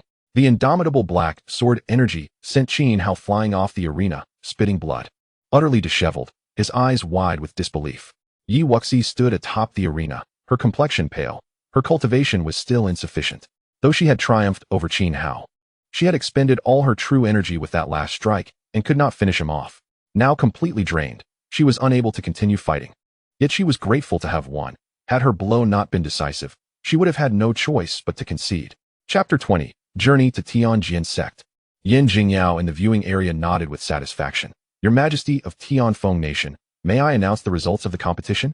Lin Tianba's gaze darkened, but his voice remained steady as he declared, in this battle, Wuxi emerges victorious. The crowd gazed at the coolly composed woman on the stage. awe reflected in their eyes, such as the grace of a favored child of heaven. Yin Jingyao continued, though the remaining few have yet to compete. I believe Wuxi rightfully deserves the title of champion. There should be no objections. Lin Tianba slowly replied, naturally. Despite his dissatisfaction, he could not voice any complaints. After all, Tianfeng Nation was merely a minor vassal state of the Ziyun Empire, and this young woman calling him Your Majesty was already a significant concession on his part. Yin Jingyao smiled. Your Majesty of Tianfeng Nation, you truly possess great understanding. As for how the remaining matches proceed, feel free to conduct them as you see fit. Wuxi, come forth. Yi Wuxi, who had been recuperating, opened her eyes. With the assistance of the chaotic 5 elements technique, her true energy had partially replenished. Upon hearing Yin Jingyao's voice, she did not hesitate. With a firm step, she leapt onto the viewing platform. Elder Yin, Yi Wuxi greeted respectfully, clasping her hands. Yin Jingyao rose and spoke earnestly. Wuxi, I perceive that your talent and comprehension of the sword are commendable. Would you be willing to join my Tanjin Sect? Yi Wuxi's eyes lit up with joy as she quickly replied, Thank you, Elder, for your consideration. I am willing. Yin Jingyao beamed, Excellent. You need not call me Elder. I am merely a disciple of Tanjin Sect. From now on, refer to me as Sister Yin. With a smile, Yi Wuxi responded, Sister Yin. Yin Jingyao nodded. Tanjin Sect is quite far from here. I will grant you 3 days to settle your affairs, after which we shall set off for the sect. Is that agreeable? Yi Wuxi nodded, No problem at all. Would it be acceptable for you to stay at our Yi residence for 3 days? Yin Jingyao smiled, Of course. She then turned to Sun Sheng. What about you? Will you accompany us back to the sect? Sun Sheng nodded, Certainly. He had only agreed to this journey out of respect for Lin Dongshu, and since there was now a better candidate in Yi Wuxi, he had no desire to oppose Yin Jingyao. With matters settled, Lin Dongshu quickly chimed in, Sister Wuxi, we shall be fellow disciples from now on. As fellow citizens of Tianfeng Nation, should you need anything, do not hesitate to seek me out. Yi Wuxi responded coolly, Thank you, Your Highness. Lin Tianba approached with a smile. General Yi has dedicated herself to the nation, and Wuxi possesses such exceptional talent. It is indeed a stroke of good fortune for Tianfeng Nation. Wuxi, this is your reward for securing first place. Yi Wuxi accepted the several storage bags he offered without hesitation. Had she not been aware of their prior actions against her, she might have believed their generosity. However, one mustn't let pride stand in the way of practical advantage. Everyone plays their part in this performance. Upon returning to Ye's residence with Yin Jingyao, the family had already received word and awaited her at the entrance. Greetings, Elder. Yin Jingyao waved her hand dismissively. There is no need for formalities. You are all Wuxi's family. She declined the welcoming banquet from the Yi family and returned to the courtyard with Yi Wuxi. Yin Jingyao presented a small storage spirit ring. Smiling, Wuxi, consider this a gift for our first meeting. Since you have acquired quite a number of spirit stones today, it would be inconvenient to carry them in storage bags. You may use this instead. Thank you, sister, Yi Wuxi replied, her eyes glimmering with gratitude. It was indeed thanks to this sister's support that she had been able to showcase her talent. Otherwise, with Lin Dongshu nearby, Elder Sun might not have considered recruiting her. Though she possessed a storage spirit ring given by her master, it would have been inappropriate to produce it rashly. This new gift certainly made things more convenient. Yin Jingyao spoke solemnly. The Tanjin Sect is intricate and filled with talented individuals. You must prepare yourself mentally. Yi Wuxi nodded earnestly. Sister, I understand. I will not be a hindrance to you. Yin Jingyao smiled. Do not be overly anxious. Spend these few days enjoying time with your family. The next time you return, it may be a while before you can do so again. After conversing for a while, Yin Jingyao refrained from saying more and retired to a nearby courtyard, allowing Yi Wuxi to organize her time alone. Yi Wuxi chose not to engage in further training, spending these days by the sides of Yi Shiqing and Qin Shui. 3 days passed swiftly, and under the reluctant gazes of Yi Shiqing and Qin Shui, Yi Wuxi boarded the flying crane brought by Yin Jingyao. Seated atop the crane, Yi Wuxi inquired, Sister Yin, how long will it take to reach Tianjin Sect from here? Yin Jingyao smiled and said, The Heavenly Sword Sect is situated near the Ziyun Empire, a distance of over 10,000 miles from here. My flying crane is of a rather humble grade. Thus it will take us another half-month to arrive. Yi Wuxi raised an eyebrow and remarked, So, Senior Sister Yin, this round trip will consume nearly a month? Once we reach the Earth Martial Realm, we will be able to fly briefly through the air. I suspect it is precisely because of her that you chose to travel by flying crane. Yin Jingyao chuckled. No matter, it is a rare opportunity to venture out, and it serves as a means of training. Originally, I only intended to follow and observe what Sun Sheng and Lin Dongshu were plotting, but encountering you makes this journey worthwhile. Yi Wuxi, somewhat puzzled, inquired, Where are they? Didn't they say they would return to the sect together? Yin Jingyao shrugged. Yesterday. Sun Xing sent a message stating he would not be joining us. Whatever their plans may be, I had no desire to accompany those two anyway. Lin Dongxiu appears to harbor a myriad of ill intentions. Yi Wuxi couldn't help but smile, finding this senior sister Yin quite amusing. Yin Jingyao continued with a grin. In truth, we could travel even faster, but considering you are merely at the spirit martial realm, I worry you may not be able to handle it. Yi Wuxi promptly replied, Senior sister Yin, I am more than capable. Yin Jingyao nodded. In that case, hold on tight. As her words fell, the speed of the flying crane suddenly increased, and the air currents became more intense, slicing against Yi Wuxi and causing her cheeks to sting painfully.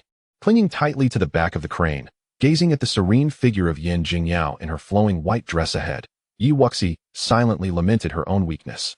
Although Yin Jingyao appeared youthful, she had already attained the earth martial realm, while Yi Wuxi had only just begun her journey. It was no wonder her master had previously held her in such disdain. In her master's eyes, Yi Wuxi's cultivation likely resembled that of a mere ant. However, Yi Wuxi adapted quickly. Within 2 days, she not only acclimated to the speed of the flying crane, but was also able to sit steadily atop it while cultivating. Yin Jingyao glanced back at Yi Wuxi, who was meditating with her eyes closed, and nodded in satisfaction. This girl, though young, was not delicate. Such resilience was indeed rare. 10 days swiftly passed, and the flying crane came to a halt before a magnificent mountain range. We have arrived, Yin Jingyao said with a cheerful smile. Yi Wuxi looked up to assess the area. The entire Heavenly Sword sect was built against the mountains, with peaks soaring into the clouds. A colossal sword was thrust into the entrance of the sect, exuding an imposing aura that sent shivers down one's spine. Chapter 21, Outer Sect Disciples. Yin Jingyao stated, Wuxi, the time for recruitment at the sect has already passed. According to the rules of the Heavenly Sword sect, disciples specially recruited through the recommendation of elders must undergo a fundamental talent test before receiving their identity jade tokens. I will first take you to the Sect Affairs Hall. Yi Wuxi nodded with a smile. Thank you, senior sister. The Sect Affairs Hall was divided into many areas. Yi Wuxi followed Yin Jingyao directly to a section where a massive stone tablet stood. At this moment, the area was not overly crowded. Yet a few extraordinary young disciples were present. Elder Wu, I have brought a girl for testing. Yin Jingyao said with a smile to an elderly man sitting in the center with narrowed eyes. The elder's eyes suddenly sparkled with intensity, and Yi Wuxi felt as though his gaze could pierce through her very being, causing her heart to tremble. This elder was formidable, likely a legendary earth martial expert. After a moment, Elder Wu frowned slightly. Jingyao, you know the sect's rules. He had not discerned anything exceptional about the young girl, whose cultivation was pitifully weak. Yin Jingyao smiled brightly. Elder Wu, rest assured, though her cultivation is low, her talent and combat strength are formidable, and her proficiency in the sword path is commendable. Elder Wu raised an eyebrow. If that is the case, let her wait in line over there. Yi Wuxi complied and stood behind the group of young disciples. These young disciples had all been recommended by the elders and were currently queuing for their tests. However, the elders of the Heavenly Sword sect were well aware of the rules and would not recklessly recommend those with poor qualifications. So this test was generally merely a formality to establish identity. Elder Wu said blandly, Yin girl, since you have brought her here, you may return. The trials are approaching. So do not concern yourself with these matters. Yin Jingyao nodded with a smile. All right, Wuxi, from here on out, you will have to rely on yourself. I will wait for you upstairs. Yi Wuxi smiled back. Thank you, senior sister. Before Elder Wu lay a stone tablet, similar to the one Yi Wuxi had previously tested her talent on. Yi Wuxi, feeling somewhat bored, gazed ahead. Name, place your hand on it. Elder Wu lazily instructed from his chair with narrowed eyes. Hanfeng. After saying this, the young man slowly placed his palm upon the stone tablet. The next moment, a brilliant light erupted, and the bottom 7 segments suddenly glowed with golden light. Gold attribute affinity at the 7th rank. Elder Wu appeared somewhat unimpressed, casually tossing a green jade token in his direction. Next, the individuals before continued their tests, and Yi Wuxi's face gradually displayed astonishment. Indeed, the sect was filled with exceptional talents. Not to mention anything else, the individuals before her all possessed talents of at least the 7th rank, with the lowest being mid-6th rank. Soon, it was the turn of a young man dressed in a black brocade robe, around 16 years of age, who stood ahead of Yi Wuxi. Duan Hong. In the next moment, the stone tablet illuminated with red light in the lower 8 segments. Fire attribute affinity at the 8th rank.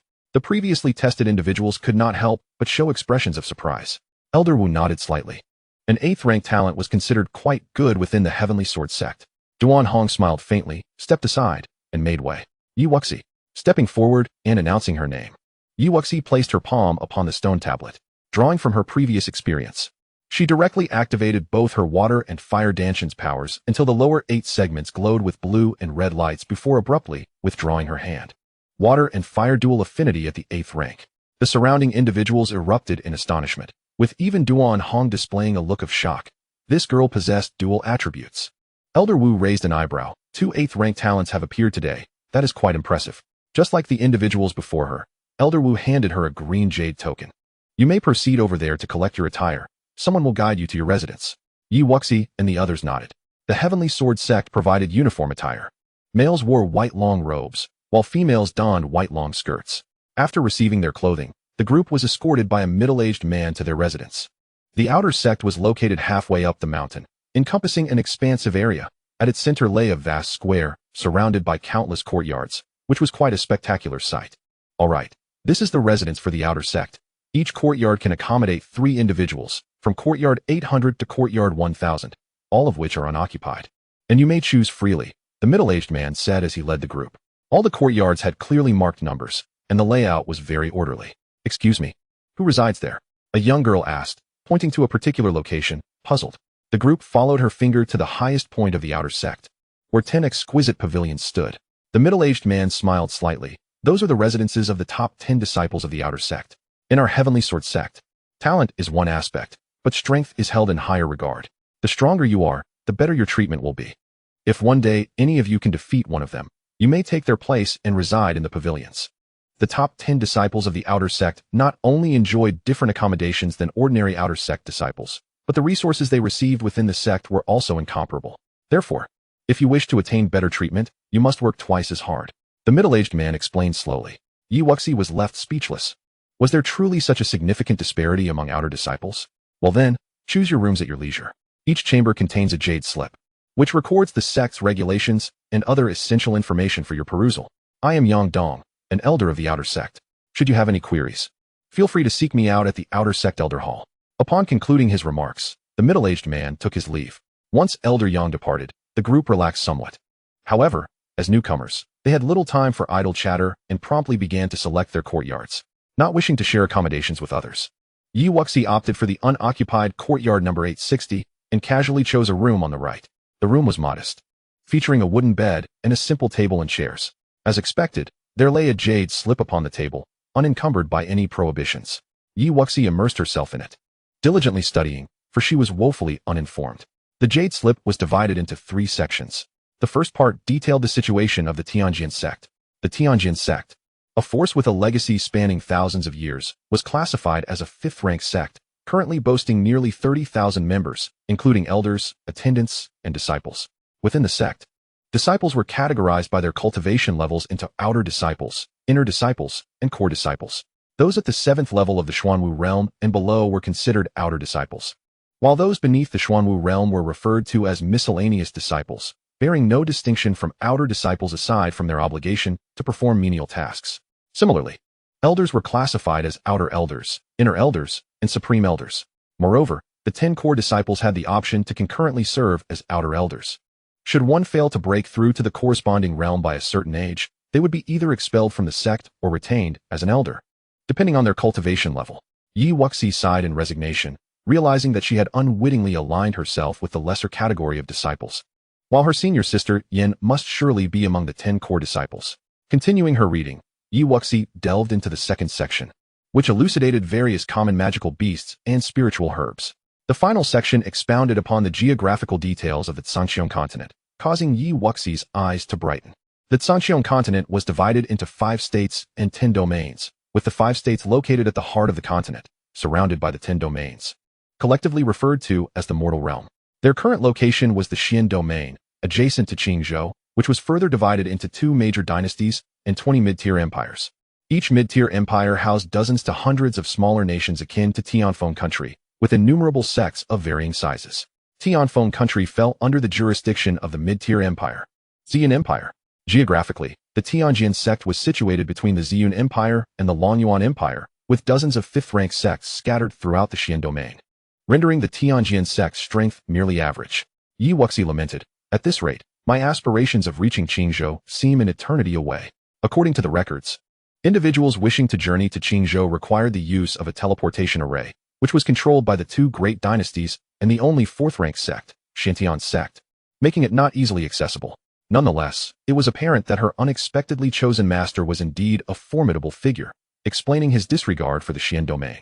The jade slip dimmed in her hand, and after a prolonged moment, Wuxi settled into a cross-legged position, preparing to cultivate. The Qingzhou her master spoke of was not a destination to be reached in a mere year or two. First, she needed to shed her identity as a miscellaneous disciple. Wuxi grasped two spirit stones in her hands, murmuring, "I wonder if my Lingwu realm can utilize them." Yet, recalling the seedling within her, she resolved to give it a try. With her eyes gently closed, Wuxi activated the Chaos 5 Elements technique to interact with the spirit stones.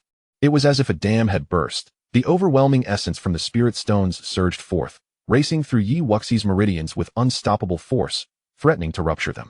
Gritting her teeth, she guided the energy into her Dantian. Indeed, she observed the seedling within her Dantian swaying lightly for a moment before absorbing the power from the spirit stones, which was then transformed into the 5 elemental energies. Integrating into her 5 Dantians, the 2 spirit stones crumbled into powder, vanishing entirely. Wuxi's face lit up with joy. It was indeed effective. The spiritual energy contained within the spirit stones equated to 5 times that of the natural essence. Originally, she had thought it would be challenging to advance from the 9th level of the Lingwu realm to the Xuanwu realm, but now, with the aid of spirit stones, the process would be significantly expedited. After a moment of contemplation, Wuxi resolutely brought forth the remaining spirit stones, piling them around her. With such a miraculous technique and the seedling at her disposal, she was determined to give it her all. In the stillness of the night, within the softly illuminated room, Wuxi sat cross-legged on her bed, steam rising from her head as the numerous spirit stones surrounding her gradually diminished. The previously chaotic energy currents within her 5 Dantians began to compress, transforming into a liquid form of true qi, flowing gracefully like ribbons. Time passed slowly, and the dawn light began to brighten the horizon. The once mountainous pile of spirit stones around Wuxi had dwindled to just a few. Moments later, a peculiar wave emanated from Wuxi's Dantian, enveloping her in a faint, 5-colored true qi that was truly enchanting. At last, I have reached the Xuanwu realm, Wuxi murmured to herself. She then probed her Dantian, where the 5 Dantians now hosted swirling true qi formations resembling water vortices. Both in quality and quantity surpassing that of the Lingwu realm by an entire level, their 5 distinct colors swirling like celestial nebulae. However, recalling her master's mention of the external manifestation of true qi, she furrowed her brow. The color of one's true qi would be influenced by their innate attributes and the cultivation techniques employed, and her 5-colored true qi was indeed rather conspicuous. What would happen if I utilized just 1 or 2 of my Dantians? Wuxi pondered aloud. With that, she suddenly activated her water Dantian, forming an ethereal handprint in the air, the true qi manifesting as a delicate shade of blue. Lowering her gaze, she simultaneously activated both her water and fire Dantians, producing an intertwined blue and red hue. Withdrawing her hand, Wuxi's face brightened. This would indeed be far more convenient. Her innate talents had only revealed 2 attributes, water and fire, so in typical combat scenarios, she could rely solely on these 2 Dantians. With her mind at ease, Wuxi recalled the mysterious entity within her. She redirected her awareness back into her Dantian for a closer inspection. To her surprise, the central seedling had grown numerous branches, now resembling a true tree. Wuxi attempted to communicate with it, asking, "What other uses do you possess aside from cultivation?" To her astonishment, the tree slightly stirred, and a familiar voice echoed in her mind. The Chaos 5 Elements technique, second part, upon reaching mastery, can harmonize the 5 elemental powers into the true 5 elemental force. Wuxi felt a tremor of realization. She had nearly forgotten this crucial aspect. The first part of her training had corresponded precisely with the gathering technique of the Lingwu realm. In the path of cultivation, the techniques one practiced determined the realms they could attain, and upon reaching the corresponding levels, one would typically transition to more formidable methods. Wuxi pondered deeply. She wondered how far the Chaos 5 Elements technique could support her cultivation. However, for the time being, it was undoubtedly sufficient. Could it be that using all 5 of my Dantians simultaneously does not equate to the true 5 elemental power? Wuxi furrowed her brows, simultaneously channeling energy from her 5 Dantians to conjure a resplendent 5-colored palm print in the air. She could distinctly feel the amplified power coursing through her. "Is Junior Sister Yi here?" A familiar voice resonated from outside the courtyard. Wuxi quickly regained her composure, donned her sect robes, and stepped outside. The visitor was none other than the adorable girl Lu Yuer, whom she had encountered during the testing the previous day, whose affinity for water had reached the 7th tier. Junior sister Lu, Yu Wuxi greeted with a gentle smile. Lu Yuer reciprocated with a grin. You remember me? But we both entered at the same time. Just call me Yuer. Yu Wuxi smiled back. Yuer. Suddenly, Lu Yuer's eyes widened. Wuxi, have you made a breakthrough? Yu Wuxi replied with a chuckle. I was already on the brink. Heaven knows, this was achieved at the expense of 5,000 spirit stones. Just thinking about it made her stomach ache. After toiling to earn some, she had become a pauper overnight. Lu Yuer remarked enviously, good talent indeed makes a difference. Yu Wuxi hastily redirected the conversation. Yuer, where are you from? Lu Yuer replied, I hail from the Xian Empire. What about you, Wuxi? I come from the Tianfeng kingdom. Yu Wuxi stated. A hint of confusion flickered in Lu Yuer's eyes. Countless small nations lay beneath the empire, and Tianfeng kingdom was rather obscure. Yu Wuxi sighed, relieved to find someone who, like her, was unfamiliar with places. However, while she was merely ignorant and inexperienced, Lu Yuer, being from an empire, clearly looked down upon those lesser nations. Chapter 23. Selection of Martial Techniques. Lu Yuer suddenly said, Wuxi, I've heard that the trial for new disciples is in 10 days. Yu Wuxi replied, somewhat perplexed, trial? Lu Yuer nodded. All new disciples undergo a trial 3 months after joining, and since we arrived later, we only have 10 days left. Yu Wuxi raised an eyebrow. What benefits does this trial offer? It is said that the top 20 performers will earn contribution points for the sect. Lu Yuer's words rang true. Contribution points were essential for acquiring items within the sect, making them crucial for their advancement. Suddenly, a familiar figure appeared in the courtyard, Duan Hong. Clad in white with a sword at his side, the same person she had tested with yesterday. Lu Yuer smiled. Brother Duan, it's you. Duan Hong nodded slightly, and turned to her with a smile. Junior sister Wuxi, did you not check your identity token? All newly admitted disciples only have 20 contribution points.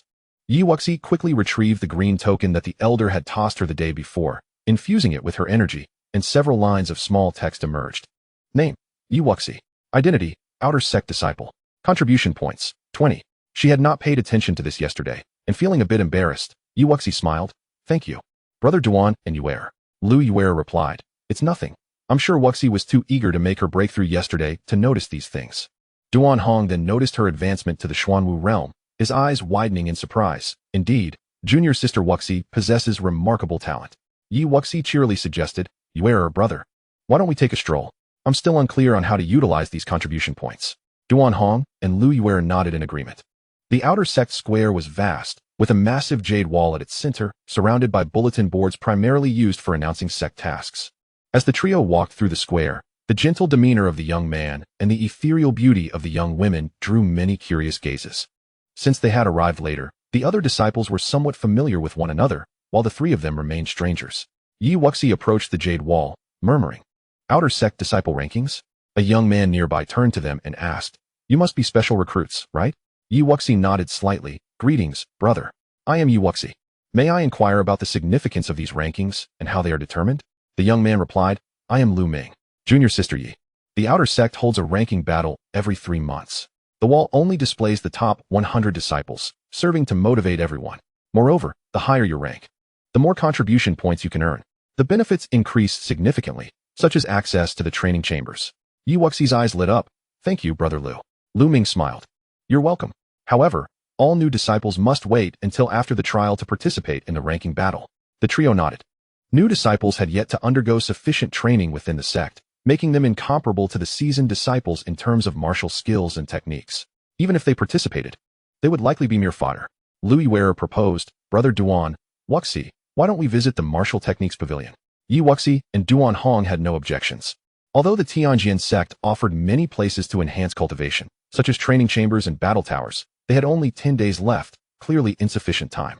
As they made their way to the Martial Techniques Pavilion, Lu Yuer inquired with a smile, Brother Duan, where do you hail from? Duan Hong chuckled helplessly. I come from the small nation of Mayun. Yu Wuxi was surprised. What a coincidence. The Mayan kingdom was just one nation away from Tianfeng, making it quite close. However, given Duan Hong's demeanor, it was evident he hailed from a prominent family. Lu Yuer suddenly felt disheartened. I thought I was doing well, but compared to you two, I feel insignificant. Yu Wuxi reassured her with a smile. Talent does indeed determine everything. We're all quite similar. Duan Hong added, what Wuxi says is true. In the end, strength speaks the loudest. Outside the martial techniques pavilion, the group presented their identity tokens. The guard at the entrance barely lifted his eyelids, stating, "First floor. You have only the duration of a stick of incense to select." All new disciples of the Tanjin Sect were granted one free opportunity to choose a martial technique or skill from the first floor. Any subsequent selections would require contribution points for exchange. The three entered the pavilion and dispersed.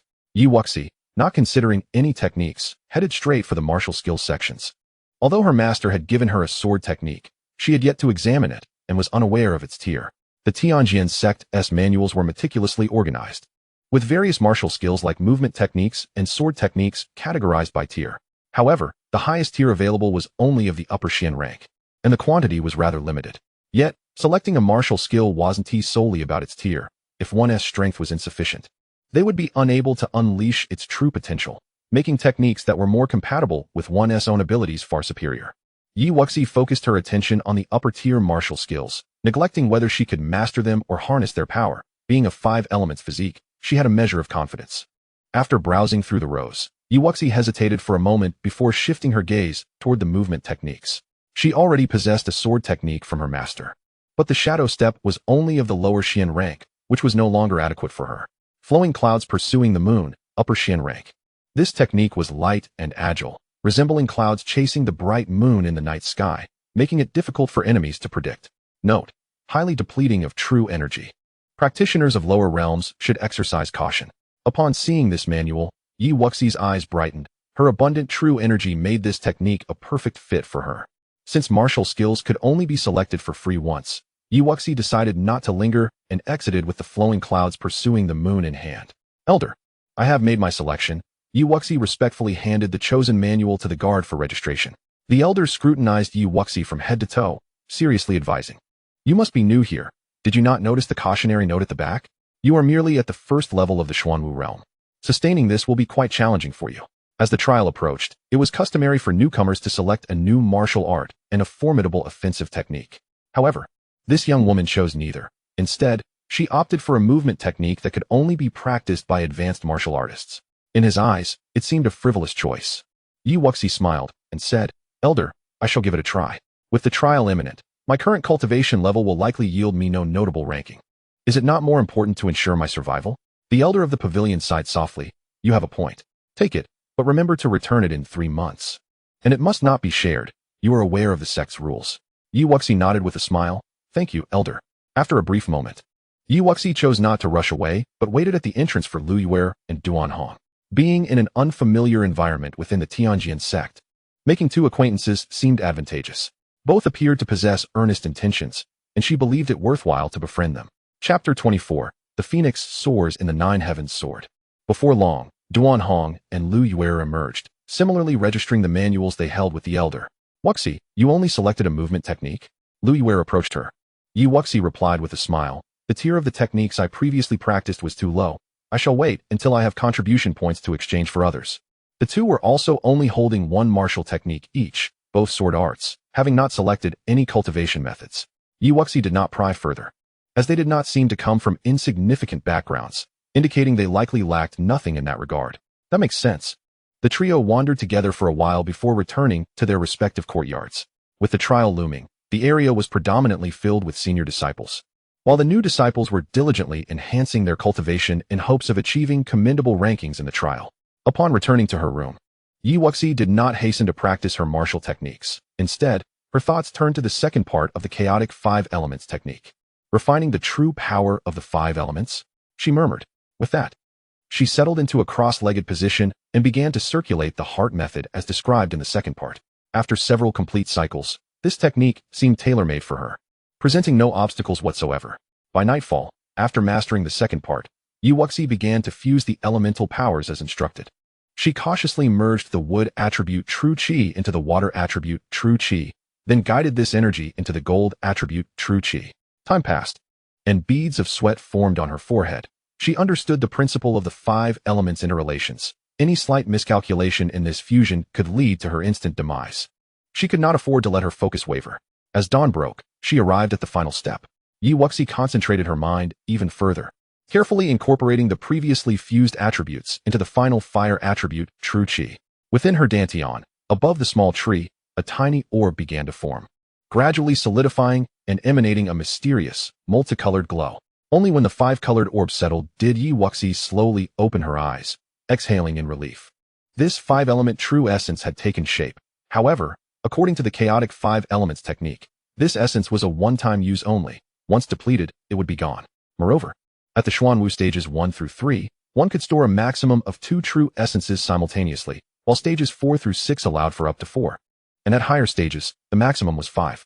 Once consumed, one would need to invest time to recondense it. I wonder how powerful it truly is. Yi Wuxi pondered aloud. After spending an entire night on this, if its power is not substantial, it would be a tremendous waste. She stroked her chin, hesitant to test its power, as using it would mean it was gone. Despite the night feeling brief, the fusion process had been exceedingly taxing on her spirit, leaving her feeling utterly drained. Perhaps I shall wait until after the trial to find time to condense it again. For now, I should get some rest. Yi Wuxi murmured for a moment before drifting into slumber. With her Xuan Wu cultivation, she could manage several days without sleep, but one must not neglect their well-being. By the afternoon, Yi Wuxi finally opened her eyes languidly, clutching a jade slip. Master, you mustn't let me down, she thought, plunging her consciousness into it. The phoenix soars in the 9 heavens. Sword consists of 9 swords. The first sword, Phoenix spreads its wings, is akin to a phoenix unfurling its wings, light yet powerful, serving as an initiating move to gather momentum and showcase the swordplay's agility and strength. The second sword, soaring in the 9 heavens, features flickering sword light, reminiscent of a phoenix soaring freely in the skies, with a broad attack range that is difficult to predict. The third sword, falling phoenix feathers, sees the sword tip dance, generating waves of sword energy, akin to the fiery feathers of a phoenix scattering in all directions, delivering formidable strikes. The mastery of the first 3 swords equates to a top-tier Xian rank. The middle 3 reach the earth rank, while the final 3 attain the heaven rank, with the requisite realm needed for practice. Yi Wuxi's eyes brightened. Her master still acknowledged her as a disciple, granting her a heaven-rank sword technique. As her cultivation could not be rapidly elevated, she resolved to master the first 3 forms of the flowing clouds, pursuing the moon step and the phoenix soars in the 9 heavens sword before the trial. Setting her goal, Yi Wuxi no longer hesitated and ventured into the empty courtyard to practice her movement technique. Soon, a white figure danced within the courtyard, its form ethereal, constantly shifting positions. Days passed swiftly, with Yi Wuxi practicing her movement technique in the morning, sword techniques in the afternoon, and consolidating her cultivation at night. As the eve of the trial arrived, the courtyard was suffused with overwhelming sword energy, causing the large tree within to sway incessantly. Yi Wuxi retracted her long sword, murmuring, "At last, I have mastered the first 3 forms." Just then, a knock sounded from outside. "Wuxi." Yi Wuxi opened the door to find Lu Yuer, smiling gently. "You arrived just in time. Tomorrow is the trial. I thought you might be finished with your training. Shall we go out for a stroll?" Yi Wuxi nodded, smiling. "That sounds good. Should we invite Brother Duan as well?" Lu Yuer linked arms with her, playfully responding, "I stopped by on my way here. He's still immersed in his training. You too, with such talent, are also so diligent." The two made their way to the outer gate square, encountering numerous new faces, likely new disciples who had joined before them and were emerging from their seclusion today. "Wait, 2 junior sisters." A somewhat gruff voice called from behind. Yi Wuxi and Lu Yuer exchanged frowns, the tone of the speaker not particularly friendly. "Is there something you need?" Yi Wuxi asked, regarding the young man and woman beside him with indifference. The man spoke slowly. "I am Yang Kai, and this is Wu Wan. Are you 2 junior sisters new arrivals? Tomorrow is the trial, and we have formed an alliance, wishing to invite you both to join." Lu Yuer scoffed, and seeing her disinterest, Yi Wuxi replied coolly, "No thanks. We are not interested. Since it is a trial, it entails competition. What is the point of forming alliances among new disciples?" Yang Kai retorted sharply. "You don't understand. There is no restriction against killing during the trial, and one may encounter powerful beasts. It is perilous to act alone." The man clearly understood the rules of the trial, and Yi Wuxi and Lu Yuer exchanged glances. This point was indeed unclear to them. However, even so, they were not inclined to ally with him. Lu Yuer, lacking enthusiasm, said, "We're fine without it." Wu Wan, who had remained silent, interjected with annoyance, "Hey, what kind of attitude is that?" Yi Wuxi couldn't help but roll her eyes. "Is there a problem with us not wanting to join? An alliance should be mutually beneficial. These two insist on us joining for some ulterior motive." Yi Wuxi and Lu Yuer turned to leave, but suddenly, a gust of wind from a palm strike rushed towards them from behind. Lu Yuer's expression darkened, and she countered with a palm strike against Wu Wan. Chapter 25, 2 against 1. The two of them were evenly matched in cultivation, and the clash resulted in no harm. Lu Yiwei couldn't help but frown.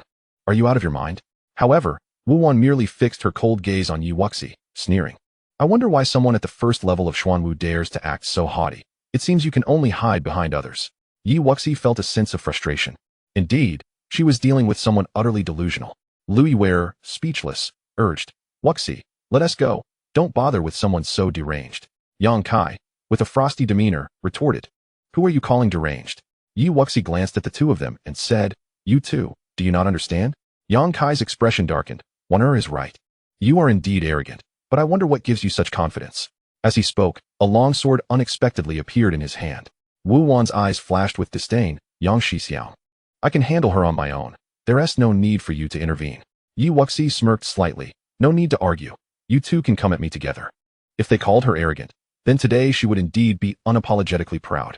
Lu Yiwei was taken aback and worriedly said, Wuxi, let me handle this. She knew Wuxi had great talent, but her cultivation was lacking, and coming from a place as desolate as Tianfeng country, she felt that was already commendable. In terms of cultivation, Wuxi would soon catch up. There was no need to stoop to the level of these two. Yi Wuxi patted her hand. Yiwei, just watch from the side. Wan you needn't take action. Today I intend to teach a lesson to someone who is utterly oblivious to their own limitations. After Yang Kai finished speaking, he turned toward Yi Wuxi again, coldly asserting, but since you are a woman, I shall refrain from using my full strength. Upon hearing this, Wu Wan stepped back, contemplating that Yi Wuxi had the audacity to boast and challenge them both. Perhaps she was just a naive country bumpkin, unaware of the vastness of the world. Yi Wuxi unfurled her Han Yu sword and nonchalantly replied, well, seeing as you are a person, I too shall not go all out. In the Tanjin Sect, fighting was permitted, but one could not take a life. If there were significant grievances, a life and death duel could be arranged with mutual consent. As the four drew their swords against one another, they inevitably attracted the attention of many onlookers. Not just new disciples, but also several senior disciples who gathered around. This cohort of new disciples, in terms of both talent and cultivation, surpassed several previous generations, with many boasting levels that exceeded those of senior disciples. Isn't that Yang Kai? Yang Kai was not an obscure figure. Many in the crowd recognized him. That girl is only at the first level of Xuanwu. How can she possibly contend with them? Who knows?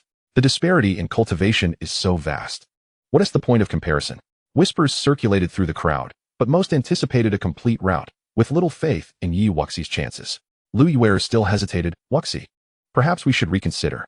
Yi Wuxi offered a reassuring smile. Yang Kai's face turned a shade of green with anger. He ceased his idle chatter, suddenly releasing an overwhelming aura as he unleashed his Xuanwu 4th level cultivation without reservation. Golden cracking mountain. With a fierce shout, Yang Kai's sword intent surged forth like a mountain pressing down, a golden sword light shooting towards Yi Wuxi. The crowd collectively gasped. This sword technique was a mid-grade mystic level skill of the Tanjin Sect, fearsome in its might. Yang Kai had only recently joined, yet he had already mastered it. Unfazed, Yi Wuxi was eager to test her new sword technique, but suddenly, a figure appeared in front of her. Tianyin / a crimson sword energy, as if capable of incinerating the heavens and the earth, collided violently with the golden sword light, swiftly extinguishing it. The spectators gasped once more. This batch of new students was remarkable, casually displaying strength that surpassed many senior disciples. Yang Kai staggered back, his face ashen. Who are you? Looking at the person in front of him, Yi Wuxi smiled helplessly. Brother Duan, thank you. She appreciated the gesture, but she could manage this herself. Perhaps her cultivation truly was too low, leading others to doubt her capabilities. Duan Hong turned back, smiling gently. I just emerged from seclusion and was about to look for you. How did you end up facing someone at the 4th level of Xuanwu? Lu Yiwei stepped forward.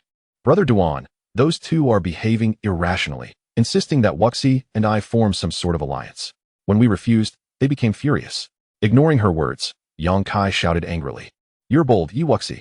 No wonder you were so arrogant earlier. It seems you found yourself a pretty boy. The three conversing turned to him with incredulity.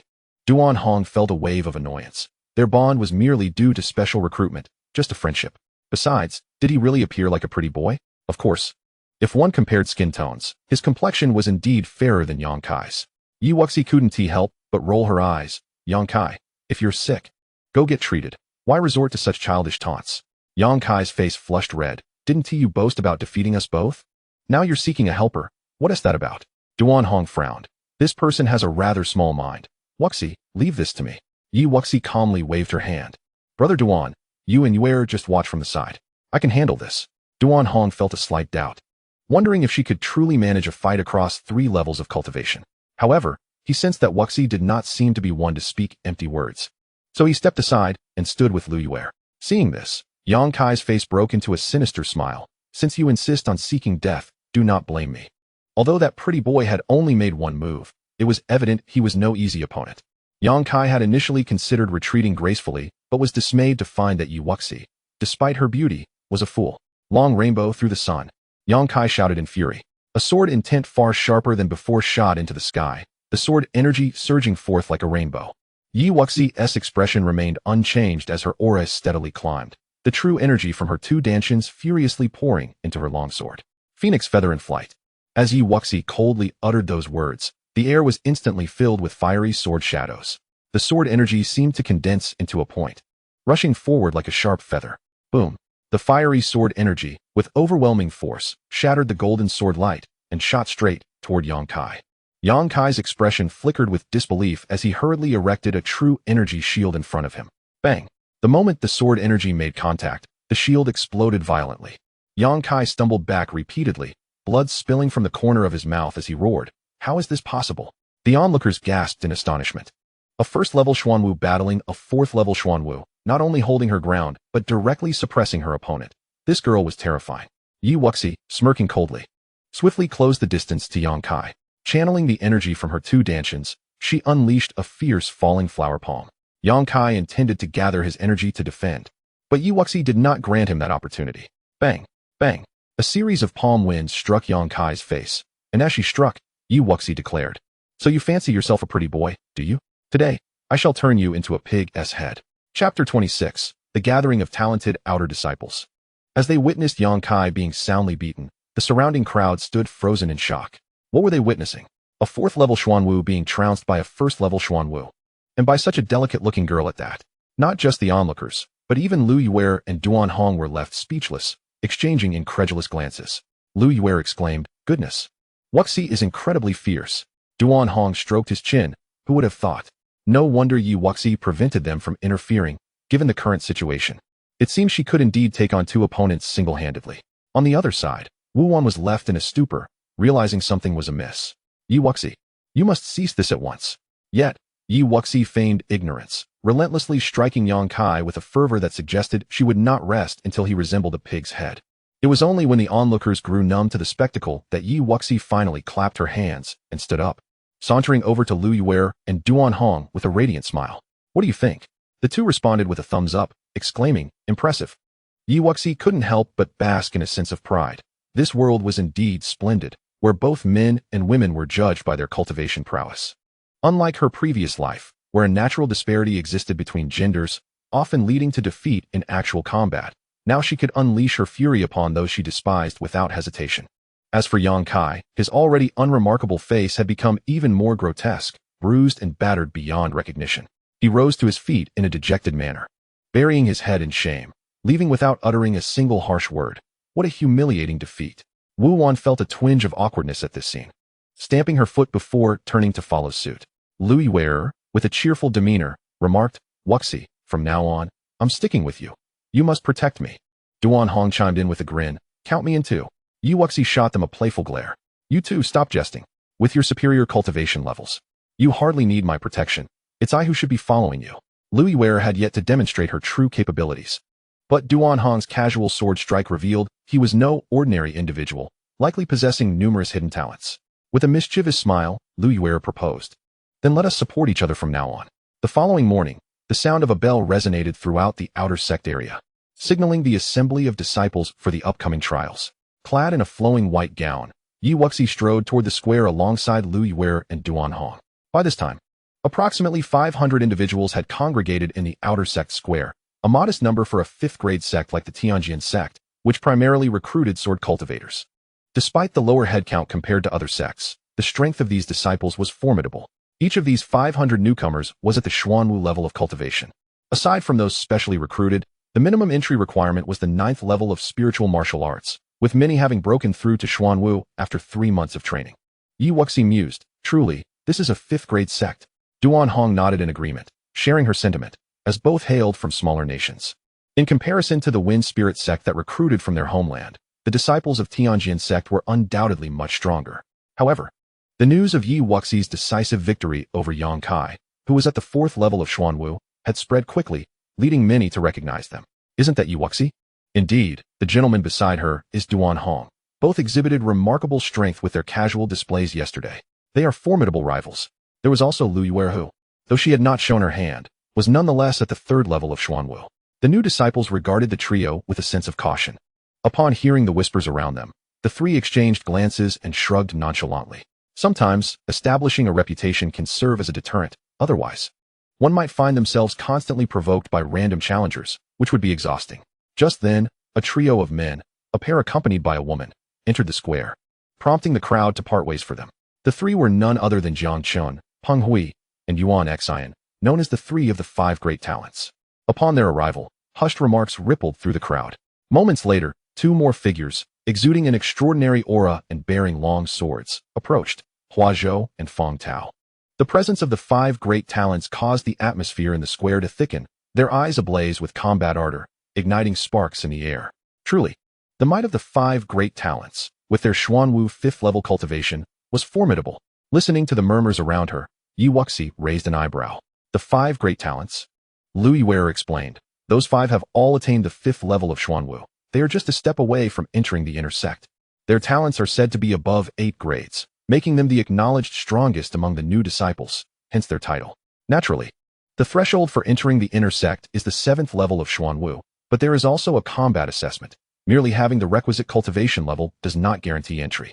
Yi Wuxi was taken aback, remarking on the impressive strength of this year's disciples. It was no wonder that both she and Duan Hong, having tested at 8 grade talent, did not receive any special attention from Elder Wu. Duan Hong nodded slightly, recognizing the gravity of the situation. Lu Yuer added quietly. The disciples of Tianjin Sect mainly come from the Purple Cloud Empire and the Lonyuan Empire. Jiang Chun belongs to the royal family of the Lonyuan Empire, while Peng Hui and Yuan Xian hail from prominent families within the same empire. They are likely to form alliances, so we, being from the Purple Cloud Empire, must exercise caution.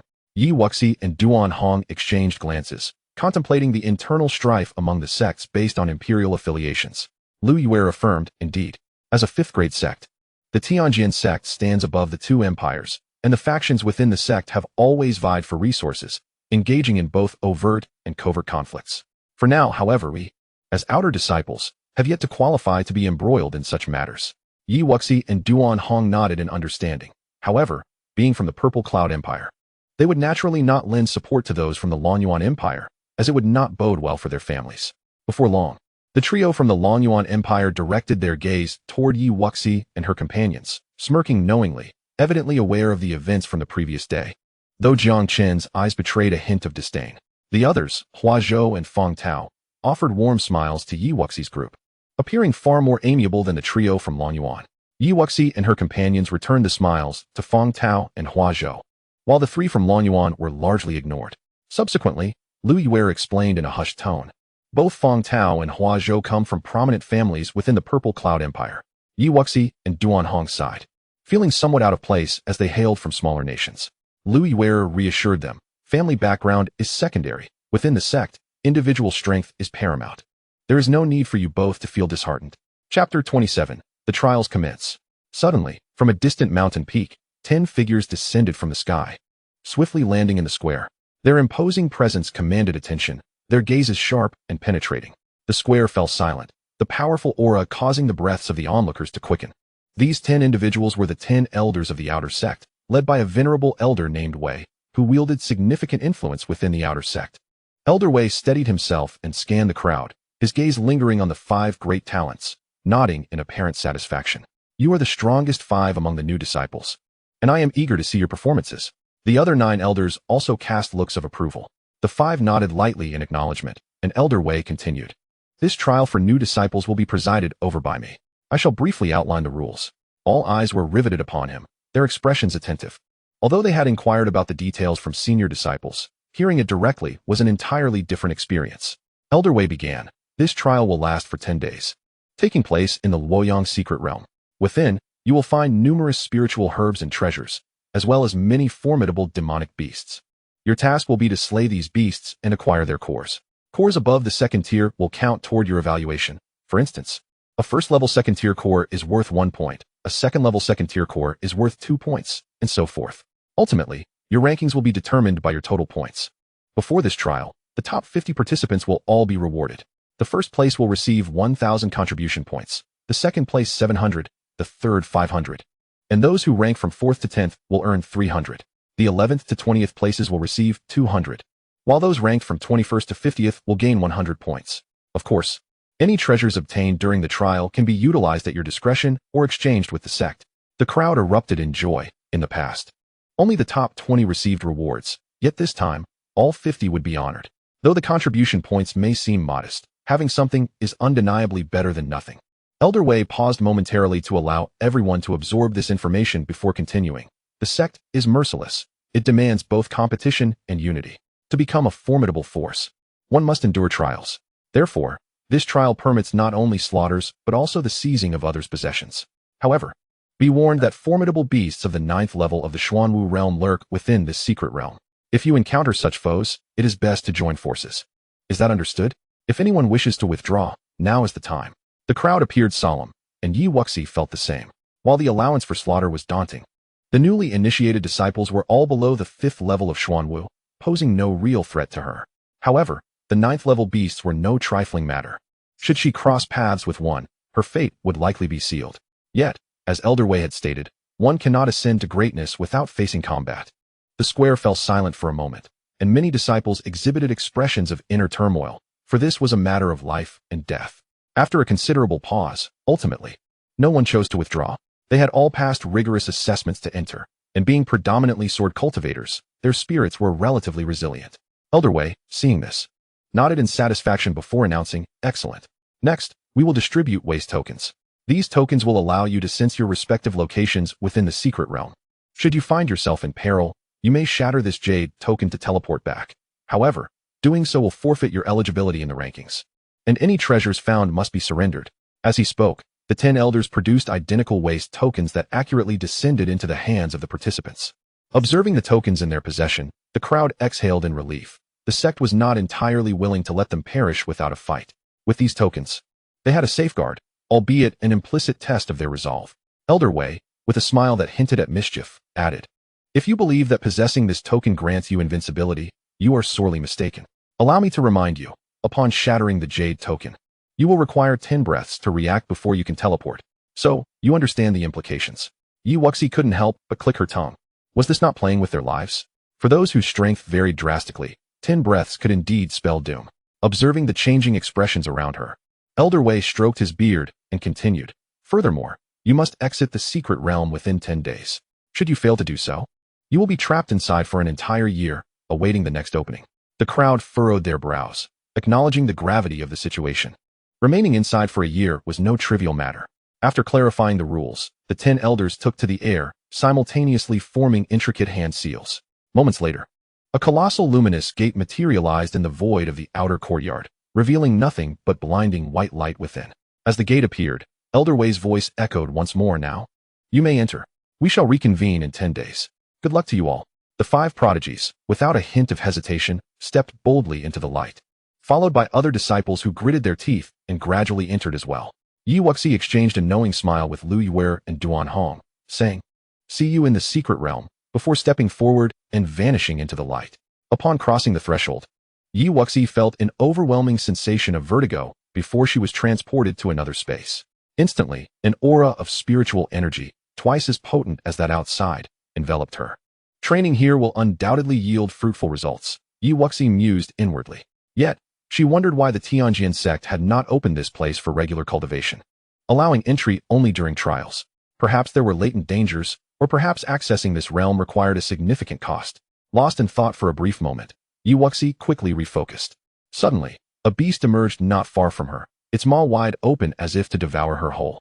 A second-tier, first-level creature. Yi Wuxi shook her head, dismissing it as a threat. In a powerful strike, she unleashed a palm, and the creature fell lifelessly to the ground before it could react. Skillfully extracting its core, she pressed onward, recalling that the Luoyang secret realm was known to randomly transport individuals to its periphery, which proved true. With a swift step, Yi Wuxi darted into a dense forest, her waist token remaining unresponsive, indicating that no disciples from the Tanjin Sect were nearby. Throughout her journey, she had vanquished numerous beasts, most of which were below the third tier. The forest was thick with towering trees, dim and foreboding, and Yi Wuxi treaded cautiously. Encountering a high-level beast could spell disaster. Suddenly, a roar erupted, and a lion, significantly larger than a human, appeared before her. A second-tier, fifth-level beast, the earth-shaking lion. Yi Wuxi narrowed her eyes. Recognizing this formidable creature, renowned for its defensive prowess and lacking in offensive might, making it a challenge to defeat without becoming its prey. The sound of cracking branches echoed as the earth-shaking lion lunged, baring its fangs and charging toward her neck. The cold moon sword materialized in her grasp as Yi Wuxi murmured, "Let us see how formidable your defense truly is." With no one around, she held nothing back, channeling her quintuple core energy into the sword and striking out. The blade shimmered with lethal intent, yet the lion, brimming with confidence, leapt to deflect her sword with one paw while the other lunged for her head.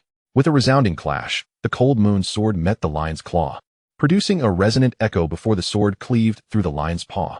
The earth-shaking lion let out a roar, clearly shocked that its trusted defenses had been breached.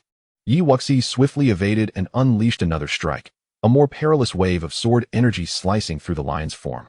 Boom! Blood sprayed as the lion's hefty body was cleaved in two. Observing the fallen beast, Yi Wuxi felt a tinge of dissatisfaction. She needed to find a time to replace her spirit sword.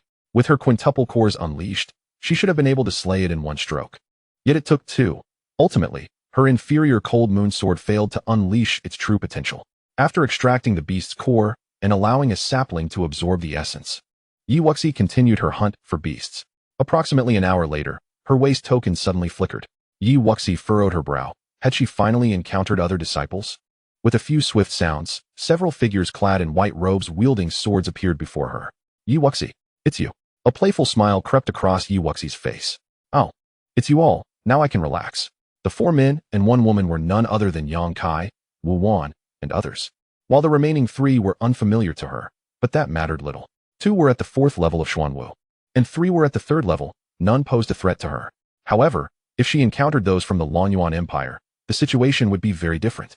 Yang Kai sneered. "Yi Wuxi, you're not still thinking about taking on all 5 of us, are you? That's quite the delusion. There's a path to heaven. Yet you refuse to tread it. Then you shall remain here today." Yi Wuxi crossed her arms defiantly, replying, "I say, before you make such bold threats, could you perhaps take a moment to assess your own weight? Have you forgotten the beatings you took yesterday?" Upon the utterance of those words, Yang Kai's visage turned a shade akin to that of a liver, for he had been publicly humiliated by a woman just the day prior. To claim that it did not shame him would be a falsehood. He had expended a precious returning profound pill merely to restore himself to a state fit for the trial. The individuals surrounding Yang Kai appeared somewhat hesitant, as they had all heard of the events from yesterday. Could they truly subdue Yi Wuxi? Do not be so arrogant. Had it not been for that pretty boy's assistance yesterday, do you truly believe you could have bested me? Yang Kai asserted. "Friends, she is merely at the 1st level of the Xuanwu realm, and alone at that. If we 5 join forces, we shall easily vanquish her and divide her spoils." Noticing the indecision among his companions, Yang Kai swiftly interjected. Upon hearing his words, the others were stirred, and Wu Wan quickly added, "Brother Yang is indeed correct. Yi Wuxi must possess numerous valuable items. We can distribute them equally." Seeing them already deliberating how to divide her possessions, Yi Wuxi found it somewhat amusing. "Yang Kai, Wu Wan, could it be that you are the so-called alliance you speak of?" Wu Wan sneered. "What? Are you now regretting not joining our ranks?" "Alas, it is too late." Raising an eyebrow, Yi Wuxi retorted, "No, I merely wish to inquire if this ragtag group of misfits can truly be referred to as an alliance." A man at the 4th level of Xuanwu growled, "Yi Wuxi, you are exceedingly arrogant. If that is the case, do not blame us for disregarding our brotherhood." Yi Wuxi nodded slowly, her voice measured. "Are you 5 certain you wish to kill me? While slaying beasts is one matter. I have yet to take a human life since arriving in this realm. I do not desire to become a bloodthirsty killer, yet if you are intent on my demise, I shall not show mercy." A cruel smile crept across Yang Kai's face. "Now you are beginning to fear. However, killing you would be too merciful, my friends. Yi Wuxi is a rare beauty." One of the men beside him licked his lips. "Brother Yang speaks wisely. Let us enjoy her company today." At this proclamation, Yi Wuxi retracted the last vestiges of her compassion, her gaze turning frigid as the cold moon sword materialized in her grasp. "Very well. Today shall mark the beginning of my path to slaughter, paved with your scum's blood." With her Dantian fully charged and without reservation, Yi Wuxi leapt into action. her form enveloped in radiant five-colored true energy. What is this true energy? A man at the third level of Xuanwu gasped, his eyes widening in shock. Could it be a result of some unique cultivation technique? The aura emanating from Yi Wuxi was suffocating, and Yang Kai sensed her power had multiplied since their previous encounter. Without further ado, he commanded, "Quickly, let us unite to slay this witch." The group recognized the perilous energy radiating from Yi Wuxi and promptly abandoned their hesitation, unleashing 5 beams of sword energy towards her. Yi Wuxi remained unruffled, her voice ringing out coldly, soared through the 9 heavens. The sword energy, akin to a phoenix spreading its wings, surged forth, bolstered by her 5-colored true energy, and advanced towards the 5 individuals. This was a wide-ranging attack from the Feng Wu Jiu Shao sword technique, perfectly suited to counter their assault. Boom! The colliding sword energies erupted violently in the void, sending tremors through the forest. 3 individuals at the 3rd level of Xuanwu perished instantly, while Yang Kai and another man at the 4th level managed to withstand the blow. Though they were left spitting blood, fear evident in their eyes. Witch? Yi Wuxi is undoubtedly a witch. Flee! The 2 men hastily crushed their jade tokens, launching themselves into the air without hesitation. The tokens had a 10-breath reaction time, and they could not afford to remain idle. Yi Wuxi's gaze was icy. Do you think you can escape? With a graceful stride, she pursued the 2, counting down the breaths. 5 breaths. 4 breaths. 3 breaths. 2 breaths. Just as the 2 believed they could evade their fate, a clear, melodious voice rang out, accompanied by 2 even more potent sword energies aimed directly at their heads. Blood sprayed forth as their heads were severed, their expressions forever frozen in disbelief and terror. Yi Wuxi descended before the fallen, disdainfully kicking them before retrieving their storage rings. In total, she collected 200 demon cores for returning profound pills, 200 medium-grade spirit stones, several low-grade martial techniques, and 2 maps. Yi Wuxi's spirit sword. 200 medium-grade spirit stones equated to a staggering 2,000 low-grade spirit stones, marking an immense gain for her. The returning profound pills, which could swiftly restore true energy to those in the Xuanwu realm, were also of considerable value. She then unfurled the 2 maps, discovering they were maps to the Falling Sun's secret realm, which explained the rapid gathering of individuals. It was no surprise that each new generation of disciples came here for trials. It was only natural that the maps had been passed down through the ages. As for the martial techniques, Yi Wuxi glanced at them before stowing them away, as they bore no relevance to the Tanjin Sect and could be taken back for the Yi family. Rubbing her chin thoughtfully, she mused, in comparison. My brother Duan and you have been quite the losers, having prepared nothing. Chapter 29. If you do not act, you will not die. Before long, Yi Wuxi returned to the site where Wu Wan and her companions had fallen, deftly extracting their storage rings. They contained over 300 demon cores, several returning profound pills. And surprisingly, Wu Wan's ring held 50 medium-grade spirit stones, much to Yi Wuxi's delight. Gathering all her spoils, Yi Wuxi sighed. These individuals are extraordinarily wealthy. All being new disciples, it was astonishing that they could casually possess dozens, even hundreds, of medium-grade spirit stones. It was evident that individuals from the medium-grade empires were far more affluent than her humble origins in the Tianfeng kingdom.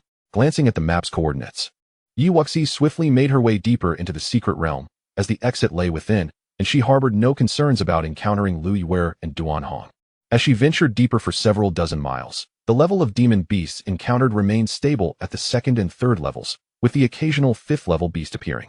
Yi Wuxi shook her head. It was no wonder they sought alliances, as many new disciples were at the 1st and 2nd levels. Not everyone could contend against beasts of higher ranks, and if one acted alone, they would undoubtedly be torn apart. Just as she extracted the demon core from a beast before her, a cacophony of roars and fighting sounds reached her ears, indicating no fewer than 10 beasts. Have I stumbled upon a beast horde? Let me take a look. Yi Wuxi pondered briefly before dashing toward the source of the noise. Perhaps she could take advantage of the situation or even rob them. After her encounter with those 5, she had come to believe that robbery was the swiftest path to wealth. Before long, Yi Wuxi arrived at a valley, concealing herself behind a large tree and cautiously peering into the gorge. Therein, she beheld a gathering of no less than 40 black wolves, known as Black Wind Demon Wolves, all at the 3rd level. Among them was one particularly large Black Wind Demon Wolf, boasting a formidable 4th level. At that moment, the wolf pack was besieging a man and a woman, both new disciples of the Tanjin Sect at the 4th level of Xuanwu. Though the pair displayed considerable strength, they struggled against the pack's onslaught. Despite slaying numerous Black Wind Demon Wolves, they bore injuries and appeared quite beleaguered.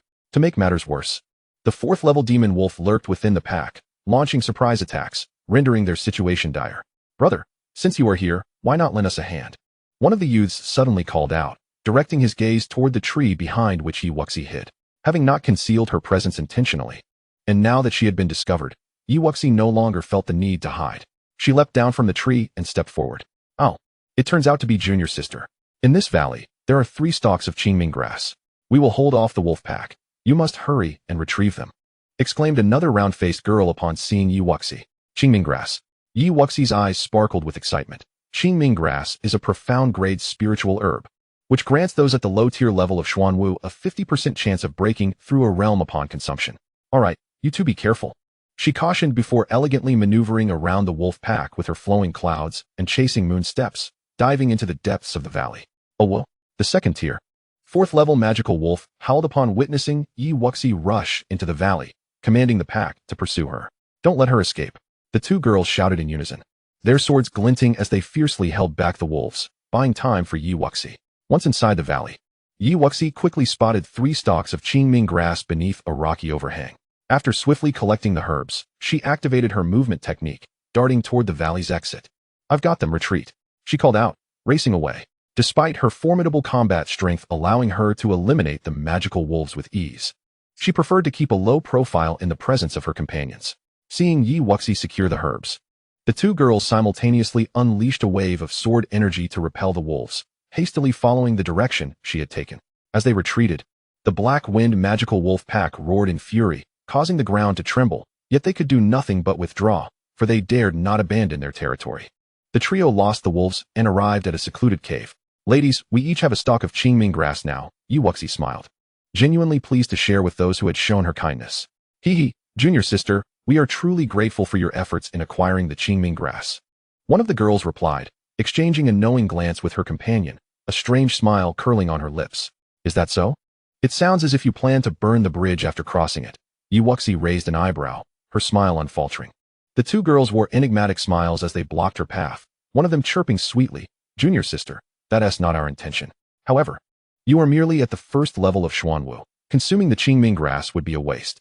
It would be better if you hand it over to us, and we can protect you." Wuxi scoffed. "Without me, you wouldn't have secured this qingming grass either. We all contributed. Isn't it only fair to share?" The world of martial artists is indeed ruthless. Despite their seemingly friendly demeanor, these 2 were quick to turn hostile over a mere stalk of qingming grass. The male companion, growing impatient, declared, "Junior sister, hand it over quickly, and we may spare your life." Wuxi smiled nonchalantly. "How amusing, truly amusing." Seeing her unyielding demeanor, the girl coldly warned, "Junior sister, this is your final chance. Our patience is wearing thin." Wuxi replied with a half-smile, "Regrettably, I have no intention of giving you any opportunities." The 2 regarded her as if she were a fool, bewildered by her audacity. Did they truly require a mere 1st-level practitioner to grant them an opportunity? "What do you mean?" they questioned in unison. "What I mean is, you are both destined to die," Wuxi coldly articulated, her voice sharp as she drew the Hanyu sword. "Kill her," the male companion bellowed, and the girl nodded, their swords moving in unison as they unleashed a coordinated strike towards Wuxi. In their eyes, Wuxi was merely a 1st-level Xuanwu, easily crushed beneath their might. They believed she would be reduced to nothing in an instant. Wuxi smirked disdainfully, unleashing her full power by activating her 5 Dantians. Phoenix spreads its wings, soaring through the 9 heavens. Feathers of the Phoenix dance. With the support of her 5-colored true energy, Wuxi effortlessly executed 3 strikes, catching the overconfident duo off guard, leading to their swift demise. Gazing at their lifeless bodies, Wuxi's eyes reflected a mocking glimmer. She had no intention of robbing them, yet they had sought their own ruin. She retrieved their storage rings, finding 500 demon cores, 300 mid-grade spirit stones, and a few medicinal pills. Not a bad haul these past couple of days, Wuxi mused. With these spirit stones and the 3 stalks of spiritual herbs, I should be able to make a breakthrough. Chapter 30, Reunion. Resolute in her decision, Wuxi settled into a meditative position within the cave, placing 200 of the gathered spirit stones beside her, along with the 3 stalks of qingming grass held tightly in her hands. She had come to realize that her constitution was akin to an insatiable abyss. While a single spiritual herb might facilitate a breakthrough for others, for her, it felt as though it merely scratched the surface.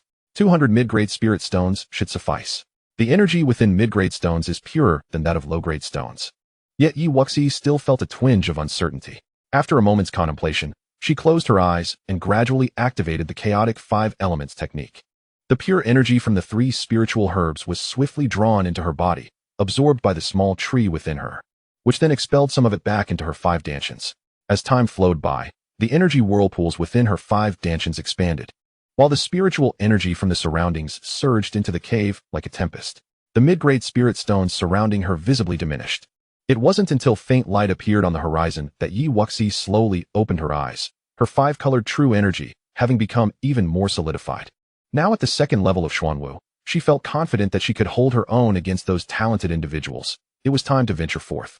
The spiritual energy within the falling sun's secret realm was far denser than outside, and with the ongoing trials, many beasts were being hunted, resulting in a considerable amount of residual life energy, thus sparing Yi Wuxi much arduous cultivation. Upon exiting the cave, Yi Wuxi retraced her steps back to the wolf pack's territory. It was a rare opportunity to encounter such a gathering of magical beasts, and she would not let the demon cores slip through her fingers. With aspirations of achieving first place in this trial, she needed contribution points to exchange for more elixirs, enabling her to swiftly enhance her cultivation. In the familiar valley, a pack of black-winged magical wolves fixed their blood-red eyes upon Yi Wuxi, clearly recognizing her as the human who had stolen from them. They were astonished that this detestable human dared to return and provoke them. The valley echoed with wolf howls, startling weaker birds into flight. Oh! With a command from the 2nd tier, 4th level magical wolf, dozens of black-winged magical wolves charged at Yi Wuxi, intent on tearing her apart. Yi Wuxi's eyes sparkled with delight. They had come right on time. The Han Yu sword appeared in her hand, and with no one around to hinder her, she unleashed the power of her 5 Dantians, executing a wide-ranging sword technique, soaring through the 9 heavens. With each strike, another magical wolf fell. And as the charging pack began to dwindle, the 2nd tier, 4th level magical wolf's eyes flickered with fear. After a moment's hesitation, it turned to flee. Yi Wuxi smirked. Escaping would not be so simple. With a swift motion, she leaped above the 2nd tier, 4th level magical wolf, delivering a brilliant sword strike that severed its head. Moments later, the valley lay in disarray, strewn with the carcasses of black-winged magical wolves. Yi Wuxi rubbed her nose, contemplating the intricacies involved in extracting demon cores. With a sigh of resignation, she diligently collected the cores from each beast, then activated her chaotic 5 elements technique to consume the remaining life energy from the fallen creatures. Just as Yi Wuxi was about to depart, a familiar youth suddenly descended into the valley. Observing the newcomer, Yi Wuxi expressed her surprise. "Brother Duan, is that you?"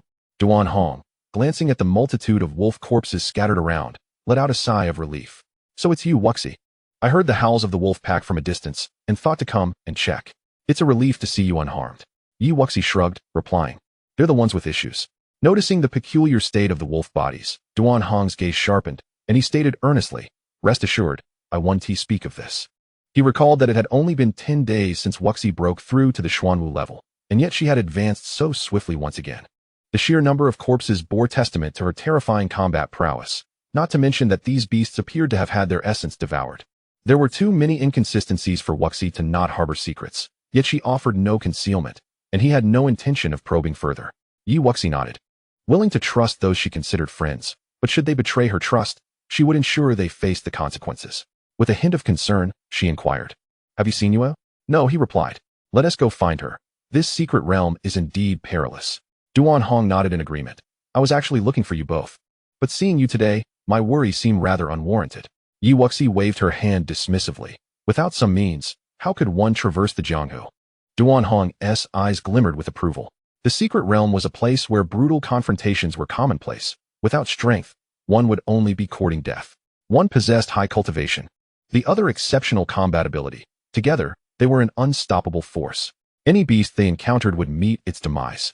It was not until dusk that they finally stumbled upon Lu Yue. At that moment, Lu Yue appeared disheveled, her aura unstable, with a trace of dried blood at the corner of her mouth. Upon seeing the two, she halted and, with a hint of urgency, said, "Wuxi, Duan Hong, hurry and leave. Yue, don't panic. Who injured you?" It was Peng Hui and Yuan Xian. They've gathered several people from the Longyuan Empire, rampaging through, hunting beasts and seizing other disciples' beast cores. I managed to escape, but they should be closing in on us now. To think they would dare to rob you, Yue? Let us wait here. I want to see who will be robbed. Yi Wuxi's eyes darkened. Lu Yue felt a tremor in her heart. Wuxi, you're insane. They are 2 of the 5 great talents, both at the Xuanwu 5th level, and the others are also at the Xuanwu 4th level. This is no small matter. Yue, Wuxi is right. We can fight. Let us stay here and pull off a big score, Duan Hong chimed in. Exactly. Since those two claim to be geniuses, they must possess valuable items. Wuxi nodded emphatically. The newly initiated disciples' cultivation levels rarely exceeded 5 levels. She had no reason to fear. And with Duan Hong appearing rather composed, he likely had some hidden skills as well. Duan Hong smiled, expressing his agreement. It's far quicker to rob than to toil for beast hunts. Observing the unwavering resolve of the two as they stood their ground. Awaiting the arrival of the Longyuan Empire's members, Louis Ware felt a mix of confusion and uncertainty. Are you both all right? Perhaps this was the disparity in talent. The gap between first-grade talents was as vast as a mountain, making her feel insecure in front of those 5 geniuses. However, both Duan Hong and the 5 great talents were at the 8th grade, and Wuxi surpassed them all with her dual 8th grade cultivation. They merely hailed from a smaller nation, lacking resources, and their cultivation had yet to catch up.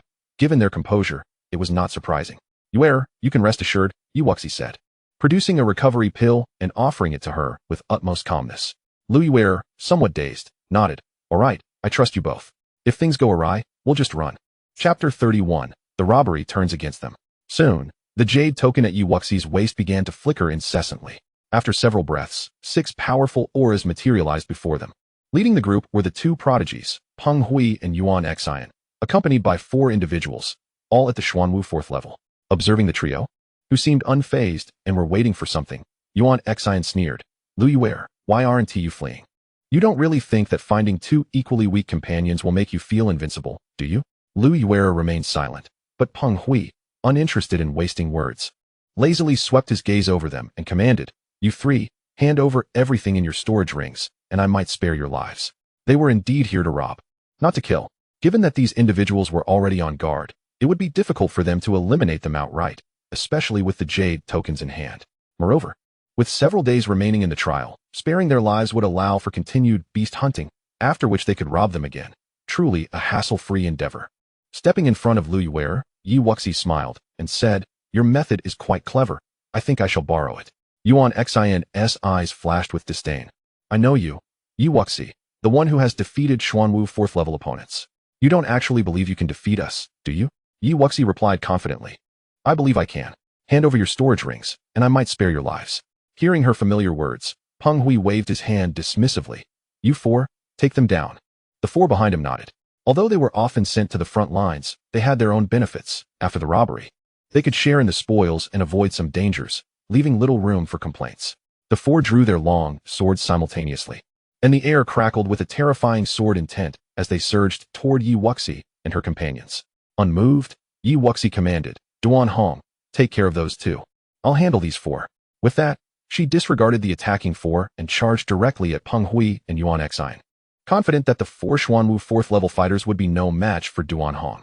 Duan Hong nodded, unleashing his sword against the 4. Peng Hui and Yuan Xian exchanged cold smiles, drawing their long swords simultaneously. Since Wuxi seeks her own demise, we shall not hold back. The battle commenced, and Louis Ware, still recovering from her injuries, hesitated to join. Boom. Feathers scattered like the wind. Wuxi activated her 5 true energy whirlpools, enveloping the 2 in sword intent, and struck with her sword. The sheer magnitude of her true energy and terrifying sword chi astonished Peng Hui and Yuan Xian, prompting them to hastily unleash their strongest attacks. Crack! The 3 sword energies collided, their combined assault shattered, sending them careening backward, blood spilling from their mouths. Wuxi's feet shifted, wielding the Hanyue sword as she charged once more. Yuan Xian's eyes flashed with fear. A jade talisman appeared in her hand, and in an instant, she vanished from sight. Upon witnessing this, Peng Hui was taken aback, cursing silently, realizing Yuan Xian had abandoned him, escaping with a small teleportation talisman. By the time he sought to react, it was too late, as Wuxi's strike was already upon him. Boom! Desperately swinging his sword, he was utterly outmatched. A gash appeared on his neck, and he fell, eyes wide open, fear still lingering in his gaze. Yuan Xian had fled. Wuxi lamented the missed opportunity, turning her attention to the ongoing battle. Duan Hong exuded a terrifying pressure, enveloping the 4. The 4 Xuanwu 4th level fighters faltered, a sense of dread overtaking them as they found themselves immobilized under this overwhelming force. Boom! By the time they regained their senses, several striking sword energies had already descended upon them. Observing this scene, Wuxi pondered. She too felt the unusual pressure emanating from Duan Hong, which piqued her curiosity about its nature. However, everyone had their secrets, and she had no desire to pry. In the blink of an eye, the battle was concluded. Lu Yue gaped, astonished that such a formidable array of opponents had been dispatched with such ease by the two. Her earlier concerns had indeed been unfounded. Wuxi accepted Peng Hui's storage ring and returned to the side of her companions, shaking her head and saying, "I was careless, allowing Yuan Xian to escape." Yuan Xian had used an unknown method, swiftly darting away in the blink of an eye. Wuxi, that was a small-scale teleportation talisman, capable of instantly relocating up to 10 miles away. I had to use one to escape as well, but such items are exceedingly precious. I only managed to acquire one from my family, Lu Yue explained. I see, Wuxi nodded, realizing she had never heard of such an item in the Tianfeng kingdom. Next time, I'll be more vigilant. After all, if we rob them, those valuable items should rightfully belong to us. With a mischievous grin, Wuxi added, "Brother Duan is correct. Let us first divide the spoils." Duan Hong nodded and moved to the 4 corpses, stripping them of their storage rings. Wuxi also retrieved the contents of Peng Hui's storage ring, combining everything to tally the loot. Holding 2 small teleportation talismans in her hand, Wuxi examined them and remarked with satisfaction, "These are quite good. 2. You may have them. I have no need," Duan Hong stated. Noting that the distance of the teleportation talisman was limited, and pursuing Yuan Xian would not be too difficult. "All right then, Yue, take one." Wuxi offered Lu Yue a talisman, determining that Duan Hong's strength would be of little use in this secret realm. Lu Yue quickly waved her hands, firmly stating, "No, I cannot accept this. I understand that you both consider me a friend, but I shall not be greedy for the teleportation talisman. As for the other items, I will not take any. You two can divide them. That simply will not do. Everyone should have a share. What do you think, Brother Duan?" Wuxi insisted, affirming, "Yue, do not be so polite." Lu Yue remained resolute, asserting that it was a matter of principle and that merely acquiring a demon core was sufficient for her. Very well. Seeing her unwavering refusal, Wuxi and Duan Hong exchanged glances and reluctantly acquiesced. After dividing the spoils, Wuxi proposed, "Hunting demon beasts is too slow. Let us continue our looting. This time, the 3 of us must secure a place among the top 3. In truth, the demon cores were secondary. It was the intriguing items these individuals possessed that piqued her interest, as she humorously acknowledged her rural background. Duan Hong nodded in agreement. Recognizing the merit in Wuxi's words, Lu Yue scratched her head and timidly inquired, "What if we encounter the other 3 geniuses? Then we will seize it without hesitation." Wuxi mused, stroking her chin. On the 3rd day of the trial, in a secluded forest, Wuxi, Duan Hong, and Lu Yue confidently approached a group of disciples from the Tanjin Sect. "Hand over everything you possess," Lu Yue declared first, embodying the demeanor of a bandit leader. Yet, she felt somewhat helpless, as with 2 peculiar characters by her side, she hardly needed to lift a finger and had taken on the task of shouting commands. The disciples, looking disheveled, could not help but plead, "We truly have nothing. We've encountered 2 waves of robbery along the way, and we're nearly stripped bare. Please spare us." The trio exchanged glances, and Wuxi raised an eyebrow, inquiring, "Who else is robbing?" One of the disciples, with a resigned expression, replied, "Currently, there are 2 major factions, one led by Jiang Chun and Yuan Xian, and the other by Fong Tao and Hua Zhou. They have already gathered numerous disciples to collect demon cores for them." Duan Hong asked casually, "Have you encountered those 4 prodigies? Where are they?" Another disciple shook his head. "No, someone discovered a demon den, said to be filled with many spiritual herbs and treasures. The 4 geniuses have already rushed over, while the looting is left to their subordinates." Wuxi's eyes sparkled. "Do you know the location of that demon den?" The disciples shook their heads, advising, "You should not bother. With those geniuses present, we will not get a share." The news of Peng Hui's demise had not yet circulated, and they were unaware of the true strength of the trio before them. As for their so-called robbery, the disciples did not take it seriously. They merely wished to vent their frustrations after being robbed twice. Wuxi stated decisively, "Take us there. You all, stop wasting time." The disciples, seeing the trio's resolute demeanor, could only acquiesce. "Fine, we'll go have a look, so you don't remain stubborn." The group proceeded deeper into the forest and soon arrived at the entrance of the demon den, which was already surrounded by approximately 30 disciples. Upon spotting Wuxi and her companions, someone immediately shouted, "Halt!" Duan Hong coolly responded, "Step aside." A young man stepped forward, declaring, "This area is already occupied by the 4 geniuses. Others are not permitted to enter. Leave now, or we will not be polite." The guiding disciples rubbed their noses and quickly retreated, having warned that there would be no place for them. Wuxi sneered, "If you do not step aside, you shall face death." The 2 leading youths sized up the trio, their faces contorting with mockery. "You think you can?" In response, Yi Wuxi and her companions ceased their banter and unleashed their attacks simultaneously, 3 blades of sword energy targeting the 2 leaders. In the next moment, faint bloodstains appeared on their necks as they collapsed to the ground. The other blocking disciples were dumbfounded. In a single exchange, the 2 leaders had perished? The immediate execution of the 2 leaders indeed had a deterrent effect, and no one dared to obstruct further. Yi Wuxi and her companions entered the demon den unimpeded. As they stepped inside, a chilling, foul odor assailed them, prompting Yi Wuxi and Lu Yuer to wrinkle their noses in distaste. After advancing for a while, they found no signs of life, save for the occasional corpse of a Tanjin Sect disciple and the carcasses of some grotesque giant insects. Duan Hong spoke slowly. Let us proceed deeper. The outer areas have likely been thoroughly looted. Yi Wuxi and Lu Yuer nodded in agreement, quickening their pace as they ventured further inward. Soon, they discerned intense fluctuations of true energy accompanied by sounds of battle. The trio exchanged glances, swiftly concealing their own auras as they stealthily approached. Before them, a throng of enormous insects was ferociously assaulting a group of over a dozen youths. The 4 geniuses, Jiang Chun, Yuan Xian, Feng Tao, and Hua Zhou, were among them. In the center of a clearing stood a towering ancient tree, its branches laden with vibrant insect eggs, clearly the breeding ground for the black giant insects. Perched atop the branches were 10 fist-sized grayish-white fruits, radiating a mysterious sheen. Do you recognize these fruits? Yi Wuxi whispered. Lu Yuer's face lit up with excitement as she replied softly, These are Baiyu spirit fruits. While they do not enhance cultivation, they allow martial artists to enter a transcendent state, facilitating rapid comprehension of martial techniques. Yi Wuxi and Duan Hong's eyes gleamed. Indeed, the affinity for spiritual energy among them was comparable, and under equal circumstances, the mastery of martial techniques would determine their success. It was no wonder that these individuals were so eager to compete for them. However, the trio did not rush forward. Instead, they observed meticulously. There were approximately 100 of these giant insects, most being at the 2nd level, 3rd stage, with a significant number at the 2nd level, 4th stage, and around 10 at the 2nd level, 5th stage. The largest among them had reached the 2nd level, 6th stage. Moreover, the shells of these black demon insects were exceedingly tough, and those lacking sufficient strength could hardly penetrate their defenses.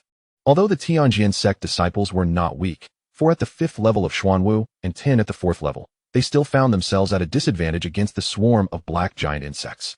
The 2nd level, 6th stage giant insect was being restrained by Jiang Chun, while the other 2nd level, 5th stage insects were jointly held back by the other 3 geniuses. However, the sheer number of demonic insects remained overwhelming, leaving the remaining individuals in a dire situation, each sustaining considerable injuries. Jiang Chun, who was confronting the 6-fold giant insects, wore a grim expression. If this continued, their fate would be bleak. You 3, hold off these 6-fold demonic insects for a moment. I shall procure the spiritual fruit. Jiang Chun instructed his 3 disciples after a brief contemplation. The 3, upon hearing their names called, exchanged hesitant glances. How could they possibly contend with such formidable 2nd-level 6-fold demonic insects? Was this not tantamount to signing their own death warrants? Yet, Jiang Chun paid little heed to their reluctance. Having spoken, he darted towards the ancient tree. The remaining trio exchanged glances, but there was no time for further deliberation. For the 2nd-level 6-fold beasts were already baring their fangs and charging at them. Before long, Jiang Chun approached the ancient tree, his heart racing with excitement as he gazed upon the 10 grayish-white fruits hanging from its branches. Just as he was about to reach for them, a terrifying sword aura suddenly materialized behind him. Jiang Chun swiftly evaded to the side, only to find the person attacking him right before his eyes. Gritting his teeth, he exclaimed, Duan Hong, get out of my way. He had already heard from Yuan Xian about the deaths of Peng Hui and the others. Now, standing before Duan Hong, he dared not underestimate the situation, suspecting that Yi Wuxi might also be present. However, he was resolute in obtaining the spiritual fruit. At this moment, Feng Tao and Hua Zhou noticed the confrontation between Jiang Chun and Duan Hong.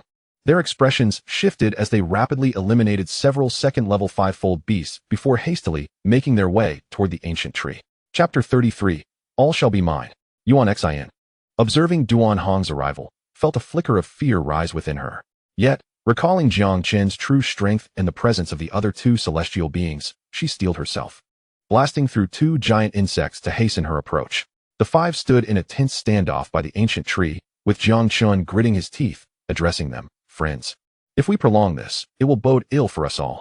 Once I retrieve the white jade spiritual fruit, we shall distribute it evenly, shall we? Hua Zhou scoffed. On what grounds should you be the one to retrieve it? Jiang Qin's intent to keep the fruit for himself was clear. They were not fools to blindly trust him. Jiang Qin's expression darkened. Then what do you propose? The standoff continued, and their departure would spell disaster for the 10 remaining disciples, with the 3 tasked to hold the 6-fold beasts likely meeting a gruesome end. The others, feeling the weight of despair, began to reconsider their commitment, realizing that their lives were not worth sacrificing for those few. With resolve, the 5 remaining individuals retreated, fleeing into the distance. As the last of the disciples withdrew, the giant insects redirected their fury towards the few remaining near the ancient tree. Cursed be it! Jiang Chun cursed under his breath. The group found themselves ensnared once more by the demonic insects, including Duan Hong. Seeing the situation spiraling out of control, Yi Wuxi, concealed in the shadows, turned to Lu Yuer. We can wait no longer. Yuer, return to the cave and await us. In the ensuing chaos, it may be difficult to safeguard you. Any misfortune would be disastrous. Lu Yuer nodded, quietly exiting the battlefield. Only a few geniuses remained, and the unfolding events were no longer within her purview. Yi Wuxi concealed her presence and aura, deftly maneuvering around the fray, swiftly approaching the ancient tree.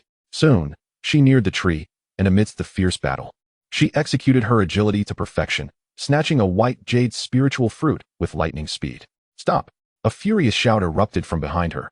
Yi Wuxi had been discovered. Jiang Chun, ever vigilant regarding the spiritual fruit, unleashed a sharp sword aura at the intruder. Hearing his voice, the other 3 also recognized Yi Wuxi and sprang into action. Boom! 4 terrifying sword auras surged towards Yi Wuxi. Despite her capacity to battle beyond her level, she could not help but blanch at the magnitude of the incoming assaults. Compounded by the encroaching demonic insects, she realized the gravity of her predicament. Am I to be beset by such madness? Yi Wuxi silently cursed. Casting aside thoughts of the spiritual fruit, drawing her sword, she activated her Dantians, swiftly conjuring a barrier of swords before her, shattering the oncoming attacks. The combined strike from the 4 second-level 5-fold cultivators was effortlessly neutralized, leaving Jiang Chun and his companions in disbelief. Upon recognizing her visage, Yuan Xian instinctively took a step back. Yi Wuxi, it's you. Meanwhile, Duan Hong, having vanquished a horde of demonic insects, gradually approached Yi Wuxi. The 4 exchanged wary glances. Jiang Chen's countenance darkened, hand over the spiritual fruit. Although Yi Wuxi and Duan Hong were formidable, he was confident in his own strength. Fong Tao interjected, Yi Wuxi, Duan Hong, we are all subjects of the Xian Empire. There is no need for infighting. Hua Zhou concurred. Indeed, why not join forces to eliminate those 2? Then we can deliberate over how to divide the spiritual fruit. At this proposition, a flicker of caution crossed Jiang Chun and Yuan Xian's eyes. Should these 4 unite, their chances of escape would be severely diminished. Yi Wuxi raised an eyebrow. Oh, pray tell, how do you propose we divide it among the 4 of us? Fong Tao replied with a smile. We could allocate it based on cultivation levels. Hua and I, being of higher cultivation, could each take 4 fruits, while you 2 would each receive 1. How does that sound? Yi Wuxi could not suppress an eye roll. Was this truly what they termed as equitable division? I beg your pardon, but I have no intention of sharing with you, she languidly replied. Even if they combined their prowess, they might not stand a chance against her and Duan Hong. Why should she suffer such indignity? Fong Tao's expression soured. Do you truly believe you can consume it all by yourselves? Duan Hong nodded in agreement, and if not? Jiang Chun chuckled derisively. You 2 are clearly beneath her regard. Why would you insist on joining forces? Fong Tao and Hua Zhou's expressions stiffened. They had not anticipated Yi Wuxi and Duan Hong's blatant disregard for their offer. Jiang Chun swiftly shifted his stance. Brother Fong, Brother Hua, let us divide the white jade spiritual fruit among the 4 of us. Those 2, being of inferior cultivation, have no right to interfere. Fong Tao and Hua Zhou nodded in agreement, turning to Yi Wuxi and Duan Hong with cold voices. Since you refuse to see reason, none of you shall claim any. Yuan Xian cautioned. Everyone, those 2 are formidable. We must not underestimate them. Let us employ our strongest techniques without hesitation. No one disagreed, and they promptly unleashed their ultimate moves, converging on Yi Wuxi and Duan Hong. Boom. This time, the collective sword aura unleashed by the 4 was exponentially more powerful than their previous assault, decimating a significant number of surrounding demonic insects. Duan Hong's aura surged, stepping forward. He commanded, Wuxi, you focus on retrieving the spiritual fruit. I shall handle these opponents. As his words fell, a stream of grayish-white energy emanated from above him, enveloping the area in a terrifying pressure. What is this? Jiang Chun and the others were struck with dread. How could a mere 4th-level Xuanwu cultivator emanate such overwhelming dominance? But there was no time for reflection. Under this oppressive aura, their previously unstoppable sword auras faltered, shrinking back in fear. Duan Hong swiftly swung his sword, cleaving through their attacks, scattering the sword energy and causing the surrounding demonic insects to retreat in trepidation.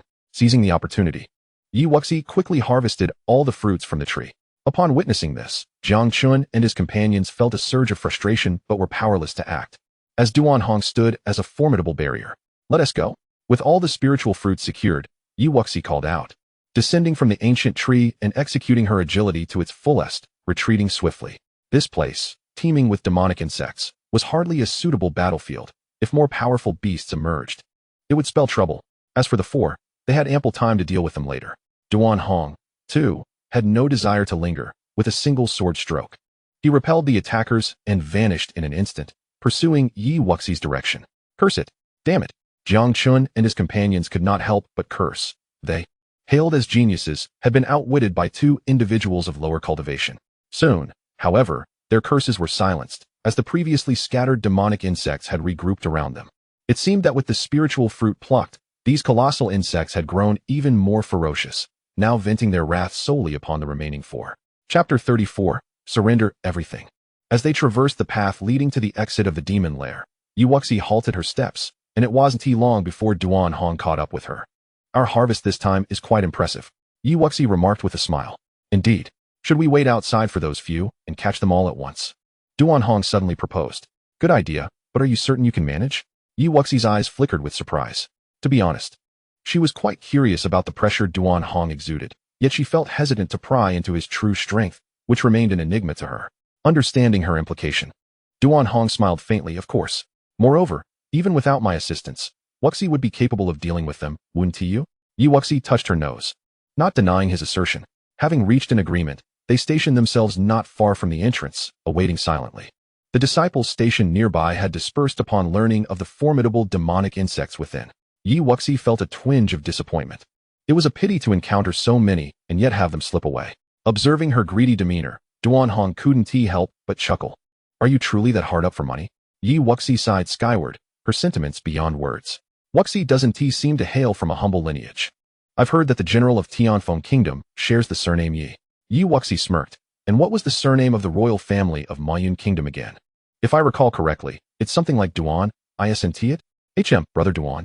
Tianfeng and Mayun being so closely situated, their surnames hinted at their origins. Yet both nations were scarcely prosperous. Irrespective of their backgrounds, none could be deemed exceptional within the Tanjin Sect. Duan Hong nodded slightly, a hint of unease flickering across his features. "It seems so."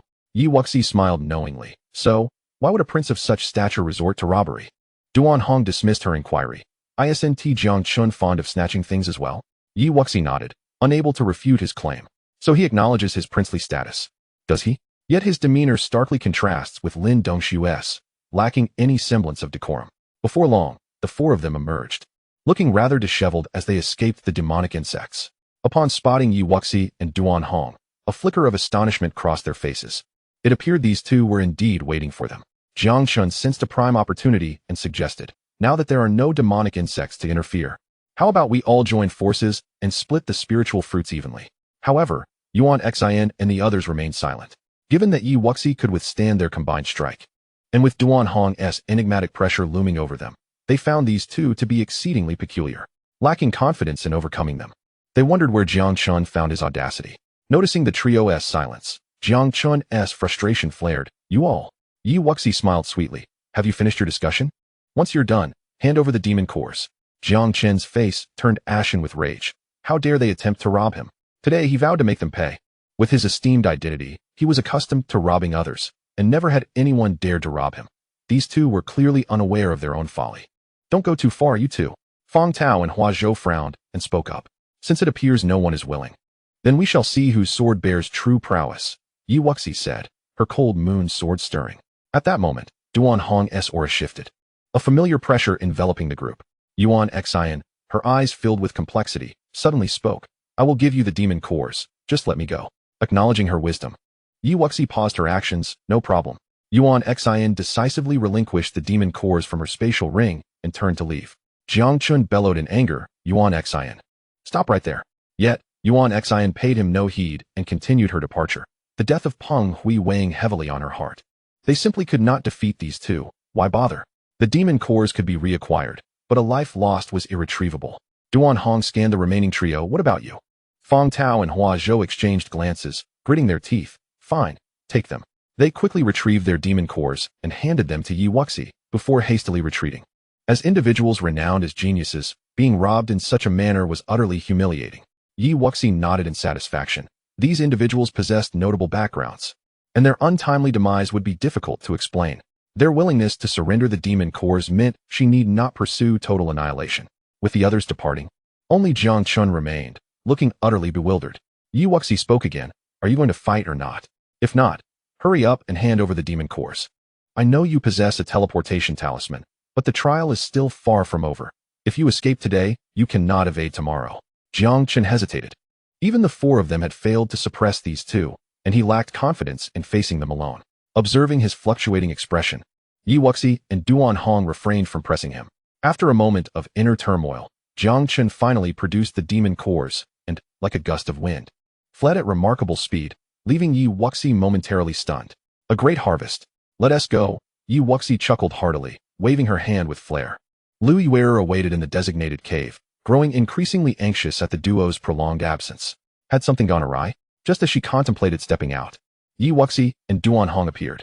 Lu Yuer breathed a sigh of relief. I thought something had happened to you. I was just about to look for you. It was merely a slight delay waiting for those four geniuses to emerge, Yi Wuxi explained.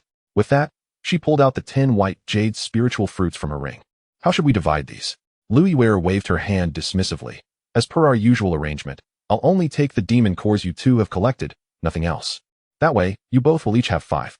Given her strength, she knew she could not claim the spiritual fruits. Their preciousness was too great for her to covet. Friends should maintain a sense of propriety. Duan Hong pondered for a moment. How about Wuxi and I each take 4, and Yuer takes 2? Lu Yuer shook her head. No, I have principles too. Let us heed Duan's suggestion. Consuming too many of these may not yield good results. Yi Wuxi mused, stroking her chin, uncertain about the effects of the fruits. Lu Yuer shot them an exasperated glare. I truly don't know how to reason with you two. The white jade spiritual fruits have an efficacy lasting half an hour and can be stacked for use after consumption. They enable swift comprehension of any Xian-tier martial technique to its zenith, with even the possibility of grasping Earth-tier martial techniques. Yi Wuxi considered thoughtfully. Xian-tier martial techniques posed little challenge to her, and she could master them without such aid. However, Earth-tier techniques were a different matter entirely. She wondered if consuming these fruits might yield miraculous effects. If she could master the 4th form of her sword technique, her combat prowess would see a significant enhancement. After distributing the white jade spiritual fruits and demon cores, Yi Wuxi checked the time and remarked, I intend to use mine now. What about you? With a considerable number of demon cores in their possession, she was confident they ranked among the top 3. She felt no inclination to hunt further, preferring instead to enhance her capabilities and acquire additional means of survival. Duan Hong nodded. Wuxi, go ahead and cultivate. I'll keep watch outside, and we can discuss matters once you're done. Yi Wuxi smiled gratefully. Thank you. Chapter 35. Comprehending Sword Intent. Once Duan Hong and Lu Yuer stepped outside, Yi Wuxi took a moment to adjust her breathing before producing 2 white jade spiritual fruits, swallowing them whole. As the fruits entered her abdomen, a warm energy erupted, surging towards Yi Wuxi's mind. In the next instant, her eyes gleamed with brilliance, and she felt an unparalleled clarity, as if she had become one with the universe. The cold moonlight illuminated as the sword was drawn, its brilliance scattering across the vast cavern, where piercing sword energies silently sliced through the surroundings. Yi Wuxi continuously executed the first 3 moves of the Fengwu Jiuxiao sword technique, the dense sword energies shredding the ground into fragments. With every breath, every step, and every swing of her sword, she moved with a fluid grace. The cavern filled only with the flickering light of the sword and the crisscrossing energies. Yi Wuxi found herself immersed in an ethereal state of profound understanding, gaining new insights into the Fengwu Jiuxiao sword. Areas that once eluded her comprehension became clear revelations. As her insights deepened, her swordsmanship grew increasingly graceful and fierce. The first 3 moves in her hands seemed to come alive, breaking free from constraints and flowing freely. The sword she wielded transformed into a gust of wind, traversing the void and obliterating all in its path. The wind, in her perception, transcended mere air, morphing into strands of sword energy, intent on annihilating any opposition. Moments later, her sword felt like an unquenchable flame, capable of incinerating everything. With each repetition of the 3 moves, an hour passed swiftly, and Yi Wuxi quietly opened her eyes. a glimmer of joy flashing within them. At last, she had truly mastered these initial techniques. Reflecting on the differences she had experienced while executing the swordplay, she pondered, was this the essence of sword intent, the will of wind and fire? She recalled her master's insights on martial arts and swordsmanship, which she had meticulously studied. Powerful warriors discern the essence of their will, while sword cultivators, upon reaching a profound state, grasp what is termed sword intent.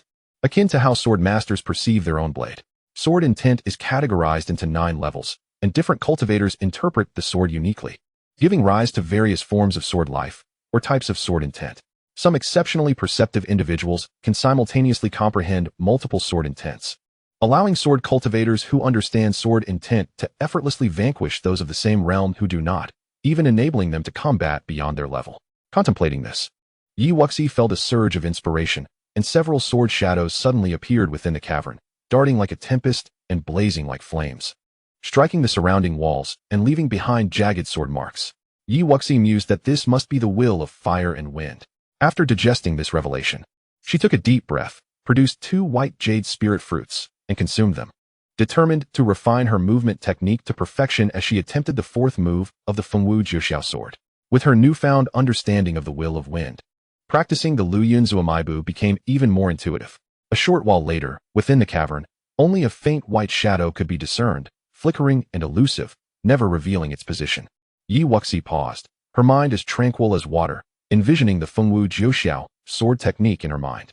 The 4th move, Yun Yin Fengming, allows the practitioner to blend seamlessly with the clouds, where only the sound of the sword's cry is heard, striking with lethal precision and silence. Akin to hearing thunder in the void, Wuxi attempted to wield her long sword, transitioning from slow to swift, from broad strokes to precise points.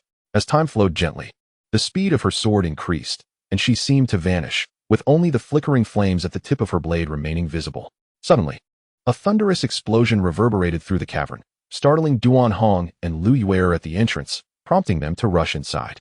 Upon entering, they were taken aback. The once solid walls and ground were now riddled with countless cracks. Wuxi was also jolted back to reality, feeling her steps grow unsteady. "Wuxi, are you all right?"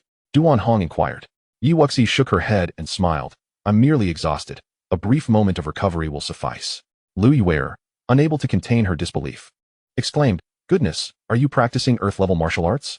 Wuxi offered an awkward smile, acknowledging that indeed, Earth-level sword techniques were not easily mastered by the average person. Furthermore, her cultivation was still quite low. Despite having 5 Dantians, executing such techniques remained a challenge. She mused that perhaps the 4th move should serve as a means of self-preservation in the future. "Duan Hong, Yuer, would you like to practice? I can keep watch for you." Duan Hong readily accepted. That would be much appreciated. With several days remaining, he intended to consume the white jade spirit fruits before venturing out. The cave's exterior was bound to be frequented by demonic beasts or other disciples. Having someone on guard was certainly beneficial. Lu Yuer approached Wuxi, linking arms with her. "Wuxi, let us head out." Typically, upon acquiring white jade spirit fruits, one would return to prepare adequately before consuming them. However, these two seemed to act contrary to convention, consuming them on the spot. Wuxi and Lu Yuer exited, leaving the space for Duan Hong. Outside the cavern, Wuxi settled into a cross-legged position, took out 2 Huixian pills, and swallowed them. Only after her true energy gradually returned did she open her eyes, discovering Lu Yuer gazing at her in a daze. Wuxi waved her hand before Lu Yuer's eyes. "What are you lost in thought about?" Lu Yuer snapped back to attention, resting her chin on her hand with a sigh. "I was just reflecting. You two are truly extraordinary, especially you." Wuxi raised an eyebrow. "It's not as exaggerated as you say. You must have encountered many geniuses in the Empire." Lu Yuer shook her head. "Wuxi, don't overestimate the Empire. While, overall, talents there are indeed superior to those from lesser nations, true geniuses are quite rare. And my family is just average." Wuxi nodded slightly. "Do you know senior sister Yin Jingyao? I haven't interacted with her. But senior sister Yin is quite renowned in the Xian Empire. Not only is she a princess, but she also possesses exceptional talent. At just 20 years old, she has already reached the Earth martial realm and is one of the top 10 core disciples." Wuxi couldn't help but be taken aback.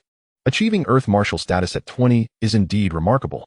The disciples from her Yi family, training in the Tanjin Sect, were in their 20s and still struggling at the lower tiers of the Xuanwu realm, highlighting a significant disparity. Lu Yuer's eyes brightened. "I remember now. It was senior sister Yin who brought you to the testing day. Are you too close? If she were to support you, you could easily traverse the Tianjin Sect. Yi Wuxi chuckled. Not quite. Senior sister happened to visit Tianfeng country, and she coincidentally encountered our grand competition, which is how she brought me back. I see. But your connection is certainly closer than most. The two chatted amiably until the dawn broke, at which point Duan Hong emerged. Duan, have you made any progress? Not bad. Yi Wuxi smirked, noting that he appeared quite refreshed, suggesting he must have made significant gains. Chapter 36. The Phoenix displays its might. For several consecutive days, Yi Wuxi and her companions ventured out during the day to hunt and slay demonic beasts, while at night, they would find a place to practice. Yi Wuxi contemplated that since her cultivation could not break through in the short term, she would focus on refining her elemental true essence for future needs. The trio took turns training, and on the 8th day of the trial, a profound aura of breakthrough resonated from a valley in the inner circle. Yi Wuxi and Lu Yuer exchanged glances, and soon, Duan Hong emerged with an air of composure, having reached the 5th level of the Xuanwu realm. Congratulations. Not as fast as Wuxi's ascent. Lu Yuer sighed. Don't say that. Spending time with you two makes me feel utterly useless. Suddenly, a resounding bird cry echoed, and the trio instinctively turned towards the sound. A raging inferno blazed in the sky, and the bird's cry seemed to emanate from the flames. That must be deep within the secret realm, Yi Wuxi mused. The sight before her was truly awe-inspiring. Could it be that a formidable demonic beast has emerged? Duan Hong pondered, recalling the elder's warnings that there could potentially be Xuanwu level 9 beasts within. Yi Wuxi suddenly recalled something. I almost forgot about this. She had previously examined the secret map, which marked a particularly unusual location. However, after the three of them regrouped, the map became redundant, and she had paid it little heed. Slowly unfurling the map, Duan Hong and Lu Yuer also leaned in closer. Yi Wuxi pointed to a specific spot and said, Look here. According to the disciples' reports, this mountain is quite peculiar, shrouded in a powerful and mysterious force. Approaching it will result in an attack. We should steer clear of this area. Could the strange occurrences in the sky be emanating from here? Duan Hong lowered his gaze, assessing the direction. It's highly likely. Lu Yuer furrowed her brows. Should we go take a look? Since this secret realm is meant for new disciples to undergo trials, it's plausible that any truly formidable dangers have already been neutralized by the sect's experts. Yet, threats below the earth tier may still exist. And the source of the sounds clearly isn't weak. I wish to investigate. There may be opportunities. If danger arises, we can always shatter our waste tokens to forfeit the trial. Yi Wuxi contemplated for a moment and then stated seriously. That noise is evidently not something an ordinary beast could produce. Perhaps it is the emergence of a divine bird. Duan Hong, without hesitation, replied, I will accompany you. Seeing their resolve, Lu Yuer gritted her teeth. Then I shall go as well. If any danger arises, you two need not concern yourselves with me. I will crush my waste token in advance. With their consensus reached, the trio activated their movement techniques and swiftly headed towards the location marked on the map. Along the way, they encountered numerous disciples, yet Yi Wuxi had no desire to rob them.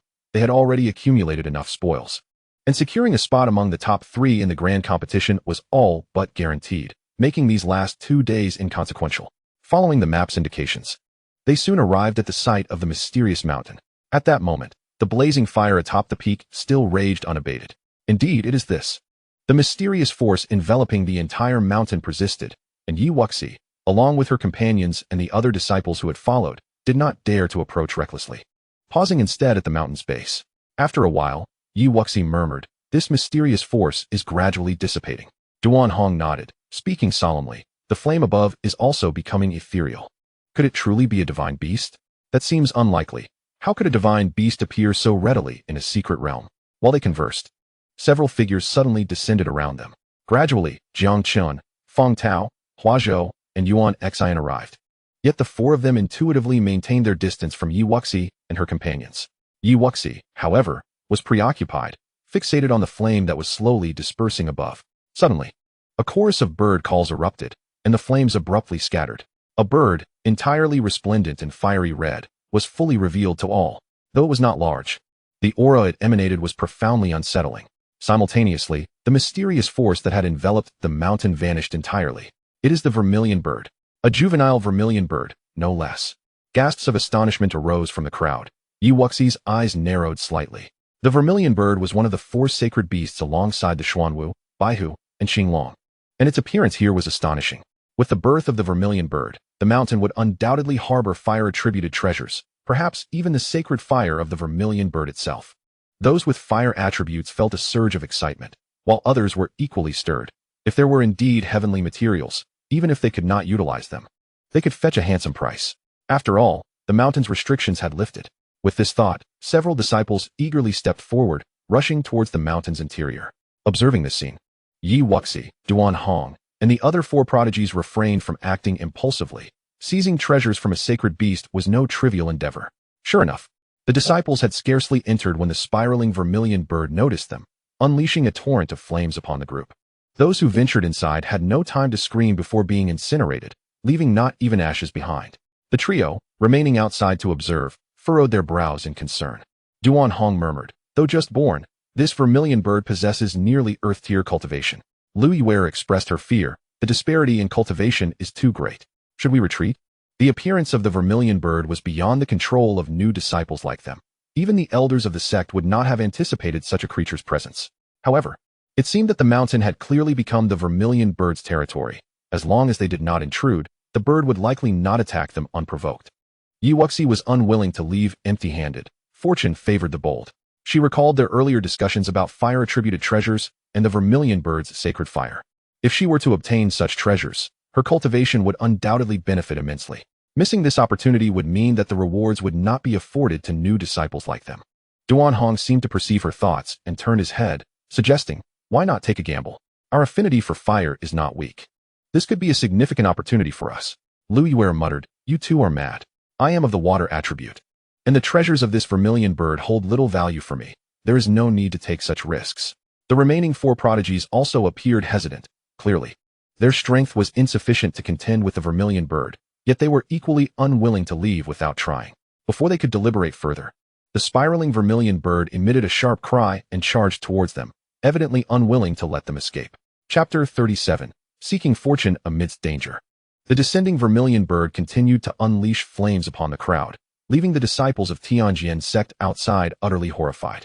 Yi Wuxi and her companions quickly joined forces to erect a barrier of swords before them to withstand the bird's assault, as did several others of higher cultivation.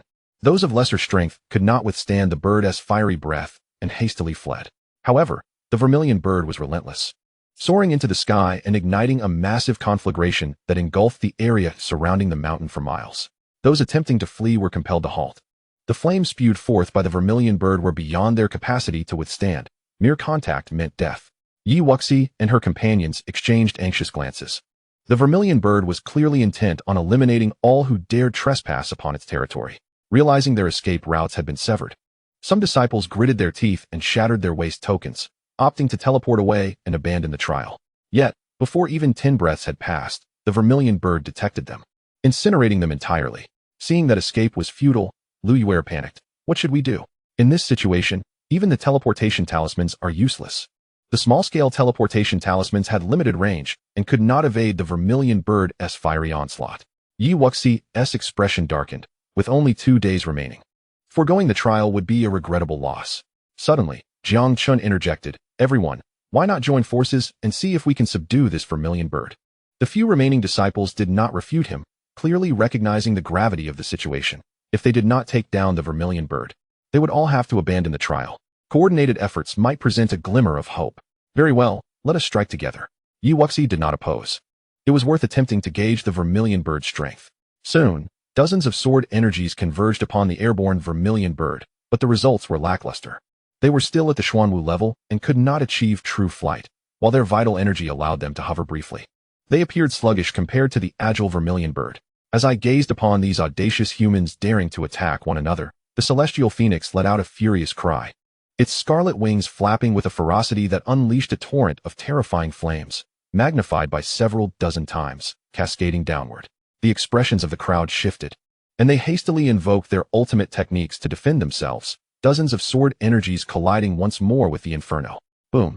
Many disciples were instantly reduced to ashes, while those who survived found themselves spitting blood, their eyes flickering with terror, seizing the moment before the phoenix unleashed its next onslaught. The fortunate disciples who had narrowly escaped had lost their will to fight and began to shatter their waste tokens. In the outer plaza of the Heavenly Sword Sect, the 10 external elders remained seated in the air, awaiting the arrival of the 10th day. In these past few days, few disciples had shattered their jade tokens, much to the elders' relief. Indeed, this cohort of disciples proved to be commendable. While they engaged in idle conversation, several disciples suddenly descended upon the plaza, bloodied and looking disheveled. Elder Wei landed before them, his brow furrowed in concern. What has transpired? One disciple hurriedly replied, Elder, a phoenix has emerged within the secret realm. Its cultivation nearing the earth level. Many disciples have perished, and we barely managed to escape. With the phoenix's emergence, who could resist such temptation? Except for those disciples whose cultivation was far too low to have any awareness of their own limitations, most had rushed toward it. What? Elder Wei's eyes widened in shock. The other elders also descended. What shall we do? This cohort has many promising talents. If they all fall, it will be difficult to explain. Elder Wei's expression darkened. You all remain here. I will report to the sect master. As long as the Wei's tokens are intact, there remains a chance for survival. The secret realm cannot be opened at will. Apart from the first day of activation, it is a one-way passage for 10 days. These external elders have no means to intervene. Now, it remains to be seen if those above have any methods to subdue the phoenix. Inside the secret realm of Phoenix Mountain. Apart from the 4 prodigies and Yi Wuxi, the others were either dead or had shattered their Wei's tokens to flee. After several waves of battle, the 7 were still at a disadvantage. Yi Wuxi turned to Duan Hong. I will escort Lu Yuer away first. It would be a pity for her to shatter her Wei's token after struggling so much in this battle. With only the 7 of them remaining, the phoenix had ceased to intentionally block their escape, and the flames that once surrounded the exits had receded significantly, presenting a genuine opportunity for departure. Duan Hong nodded. All right. Yi Wuxi grasped Lu Yuer's hand, and, utilizing the flowing cloud-chasing moon technique, swiftly retreated toward the exit. Now, this movement technique, infused with the essence of the wind, had accelerated her speed several-fold. Lu Yuer was taken aback. This technique is astonishingly fast. With a few disciples holding the line, the phoenix could not pay attention to the 2 of them. Before long, Yi Wuxi brought Lu Yuer to the edge of the flames, directly channeling her 5 Dantians to carve a path, exclaiming, Yuer, hurry and go wait for us at the exit. Lu Yuer nodded without hesitation, activating her technique to its utmost, darting out in haste. Suddenly, a figure sprang forth from behind. It was Yuan Xian. Seizing the path Yi Wuxi had opened, she too dashed out, for she did not possess a fire attribute constitution and saw no reason to risk her life here. Yi Wuxi's eyes darkened. Yuan Xian was indeed clever, always seizing the opportunity to escape. There was no time to ponder, as Yi Wuxi quickly returned. With 2 sources of 5 elements true essence, perhaps they could still contend. Duan Hong likely had his own hidden cards. Together, they still had a chance to subdue the young phoenix. Yet, she did not wish to reveal her abilities before others, and the departure of these individuals suited her intentions well. Returning to Duan Hong's side, the remaining few were in a rather dire state. However, Jiang Chun and Hua Zhou, both of fire attribute, were unwilling to concede so easily. The phoenix's assault intensified, and Fong Tao's eyes narrowed. Everyone, until we meet again. With that, he erupted with a formidable aura, charging toward a weak point in the flames. Treasures are valuable, but one must have life to enjoy them. Jiang Chen's face turned ashen. The phoenix's cultivation was beyond their capacity to withstand, relying solely on its nascent state. Its intelligence and abilities not yet fully realized, they had only managed to fend it off for a few rounds.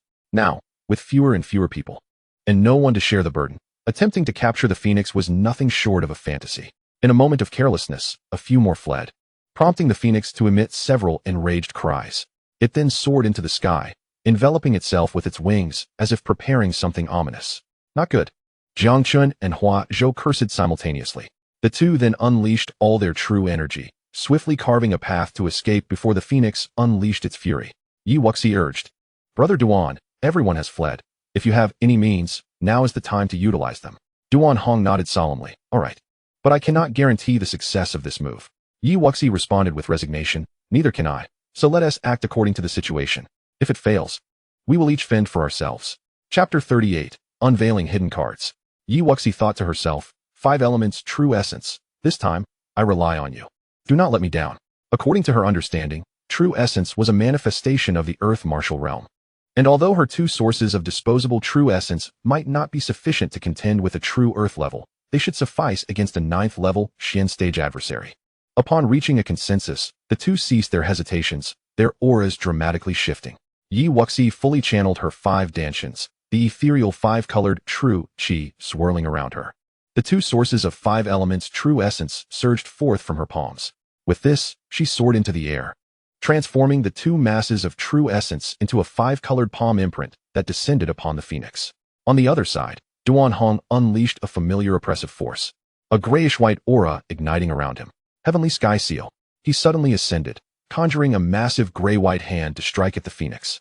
At that moment, the phoenix's eyes blazed with fire, its wings unfurled as it barreled down toward the two, torrents of seemingly world-destroying true fire cascading forth. Boom. The two mighty palm imprints collided with the true fire in midair, producing a thunderous explosion. The true fire was dispersed, raining down upon the earth, scorching the ground and the flora to a charred black. The phoenix let out a cry, its eyes betraying disbelief. How could two mere ants shatter her divine fire? Yet, the power of the two palm imprints did not dissipate. The residual force surged toward the phoenix's relatively diminutive form, inflicting rare wounds upon the formidable creature. The injured phoenix emitted a heart-wrenching wail, blood streaming from its wings. Duan Hong, sever her wings. Cloud-hidden phoenix cry. Yi Wuxi commanded, pouring all her true qi into the cold moon sword, cleaving downwards. This strike, enveloped in flames, was impossibly swift. One could hear the sword's cry without glimpsing its form. Wrath of the Flame God. Upon hearing Yi Wuxi's cue, Duan Hong did not hesitate, unleashing his sword. A terrifying scarlet sword energy followed closely behind Yi Wuxi's attack. The phoenix, struck with dread, hastily flapped its wings to evade, but could not escape. The two sword energies struck the same spot on its right wing in succession. Exerting its innate divine abilities, the already weakened phoenix found it exceedingly difficult to resist the onslaught of these two ants. With a roar, its right wing snapped slightly, blood gushing forth as the phoenix let out a mournful cry, crashing to the ground, its flames flickering weakly. Phew! Yi Wuxi's steps faltered, collapsing to the ground, her long eyelashes quivering slightly. Having exhausted her two sources of 5 elements' true essence and drained her 5 Dantians to deliver that single strike. If the phoenix still possessed combat capability, she would be left awaiting her demise. Duan Hong also fell to the ground, his aura depleted. The oppressive force and gray-white flames that once surrounded him having long since faded. The celestial seal just now was not something he could wield at will. All of his true energy had been fused into that final strike. Observing the utterly exhausted and temporarily flightless vermilion bird, Yi Wuxi exchanged a glance with Duan Hong, both revealing faint smiles. Yi Wuxi hastily consumed 2 more recovery pills while activating the chaotic 5 elements technique. The surrounding spiritual energy surged toward her, rapidly replenishing the true energy that had been nearly exhausted in her Dantian. The speed at which she absorbed the spiritual energy left Duan Hong astonished. Moreover, the sheer magnitude of the energy seemed far beyond what a mere second-level Xuanwu would require. The uniqueness of her true energy might indeed be the reason for Wuxi's formidable combat prowess. Reflecting on the 5-colored true energy that had recently emanated from Yi Wuxi, Duan Hong couldn't help but speculate. Within this brief moment, Yi Wuxi harbored no illusions of fully restoring her energy. Regaining 2 to 3 tenths would suffice to ensure her mobility. After consuming several pills, Duan Hong had also regained some vitality. The two rose and approached the prostrate vermilion bird. Duan Hong lamented, "What a pity, our cultivation is too low to refine the blood of the vermilion bird. It seems our sect will benefit instead." Yi Wuxi sighed in agreement. As a sacred beast, the blood of the vermilion bird was exceedingly precious. If they could infuse its blood into their own bodies, their physiques would surely improve significantly. Of course, the sect would surely be aware of the vermilion bird's plight. It was impossible for such a formidable creature to fall into the hands of just the two of them. In truth, they could only manage to injure it. Although this young vermilion bird's cultivation was not high, its sacred beast body far surpassed that of an earthly martial artist, making it impossible for them to slay it with their mere xianxia's spiritual swords. Yi Wuxi shook her head, saying, encountering a newly hatched, feeble vermilion bird is already our stroke of luck. If we cannot refine its blood, let us at least collect some of its feathers as interest. It is rumored that some powerful alchemists on the continent can tame various exotic flames, and the feathers of the vermilion bird are known to nurture these flames. Even if we cannot use them ourselves, we could sell them to those alchemists for a handsome price. Duan Hong nodded in agreement, and the two began to frantically pluck feathers from the vermilion bird. The poor creature had only just emerged from its egg after absorbing sufficient energy and had not yet fully grown its plumage. Now it was left completely bare. Stripped of its feathers, the vermilion bird emitted a horrific cry, releasing a surge of energy that sent both of them flying. Its flames began to rekindle, and the broken wings slowly started to mend. Duan Hong exclaimed, "This is bad. The vermilion bird can regenerate from a severed wing. It won't be long before it recovers." Yi Wuxi noticed the sudden turn of events as well. Their previous attack could not be launched again in such a short time. If this vermilion bird regained its ability to move, they would be in dire straits. "Brother Duan, let us quickly explore its lair for any treasures." Without a second thought, the two hurried into the mountains, disregarding the vermilion bird on the ground. Indeed, they encountered a plethora of fire attribute spiritual herbs along the way, and they collected them without hesitation. Venturing deeper, a potent wave of fire attribute spiritual energy enveloped them, revealing a massive magma pool at the center, with a fiery red diamond crystal floating above it. Could this be a fire attribute exotic crystal? Duan Hong's eyes gleamed with excitement. Yi Wuxi furrowed her brow, recalling that the sect's common knowledge mentioned that, aside from the spiritual stones produced by spiritual veins for martial artists' cultivation, various places in the world also harbored exotic crystals of different attributes. These exotic crystals contain volatile energy that could only be refined by individuals with a corresponding affinity and a certain level of cultivation. Even the lowest grade of such crystals could aid martial artists in rapidly breaking through their cultivation levels. It must be correct. Yi Wuxi nodded. After the initial joy, Duan Hong sighed in resignation. But with our current cultivation, we cannot refine it, and there is only one. Yi Wuxi dismissed his concerns. No matter, store it for now. We can discuss how to divide it later. Duan Hong nodded and placed the exotic crystal into his storage ring. Chapter 39, Another Breakthrough. Duan Hong stroked his chin. Wuxi, the fire attribute spiritual energy in this magma pool is exceedingly pure. Shall we absorb some? Yi Wuxi did not hesitate. All right, the vermilion bird will recover soon. If we can use this opportunity to break through, it would be splendid. With that, the two sat cross-legged and began to absorb the energy fervently. Moments later, Duan Hong rose in frustration. All the spiritual energy is surging into Wuxi. I can barely get a drop. Silently observing Yi Wuxi, who had her eyes tightly closed, he thought to himself, this technique is simply terrifying. His own cultivation method was not lacking, but in comparison to Wuxi's, it seemed utterly insignificant. At that moment, the small tree within Yi Wuxi's body was swaying vigorously, as the vast and pure fire attribute spiritual energy was being absorbed frantically through the chaotic 5 elements technique. First entering the small tree's form, then being transformed into 5 elemental powers that flowed into her 5 Dantians. The small tree and the 5 whirlpools of true energy continued to grow, while the once boiling magma pool began to gradually calm and dry up. Soon, Yi Wuxi sensed that her cultivation, which had barely stabilized, was beginning to shift again, gradually progressing toward the 3rd level of Xuanwu. After a short while, when the last massive whirlpool of spiritual energy poured into her body, Yi Wuxi successfully broke through another layer of cultivation. She opened her eyes, satisfaction gleaming within them. This trial had indeed been fortuitous, allowing her to ascend from the 1st to the 3rd level of Xuanwu in just a few days. However, to her surprise, she noticed that Duan Hong had not been cultivating on the other side of the pool. Brother Duan, did you not absorb any? Duan Hong sighed heavily. I cannot absorb anything. Wuxi's technique is far too domineering. Yi Wuxi chuckled awkwardly, realizing she had forgotten just how voracious her technique was in consuming spiritual energy. Brother Duan, I'm sorry, you can keep that exotic crystal. I don't want it. Seeing the pool drained of energy, Yi Wuxi quickly addressed Duan Hong. After all, Duan Hong had exerted considerable effort, yet the benefits of the pool had all gone to her. It hardly seemed fair. Duan Hong shook his head. That exotic crystal is worth far more than this pool. Let us see if there are any other treasures. Yi Wuxi turned her gaze to the towering fire sycamore beside the pool, pondering if a spark of life would remain from the vermilion bird's birth. Duan Hong scanned the sycamore tree and suddenly suggested, shall we check the top? Yi Wuxi nodded, and the two utilized their lightness techniques to ascend to the top of the great tree. At the center of a tender bud, a small red flame flickered. There really is vermilion bird sacred fire. Both of their expressions lit up with joy. Duan Hong pondered. It is said that exotic flames cannot be easily refined. Yi Wuxi raised an eyebrow. Shall we try to take it? To be honest, she only knew of the existence of exotic flames. She had no real understanding of how to preserve or utilize them. Duan Hong nodded, and without hesitation, Yi Wuxi channeled her true energy closer. Suddenly, the red flame unleashed a terrifying aura that sent both of them flying back. It seems we cannot take it. At this moment, Yi Wuxi's hand, which had reached out to the flame, was scorched and oozing blood. She quickly circulated the true energy from her water and wood Dantians into her palm to mend her injuries. Duan Hong furrowed his brows. Let me give it a try. Yi Wuxi attempted to stop him, but it was too late. Soon, Duan Hong also fell back, his hand bloodied, a look of helplessness crossing his face. Are we really going to give up just like this? Missing out on the vermilion bird's blood was one thing. But now the exotic flame is right in front of us, and we can only watch. Yi Wuxi infused a few streams of water and with true energy into his injured hand and sighed. I only regret not having read more books.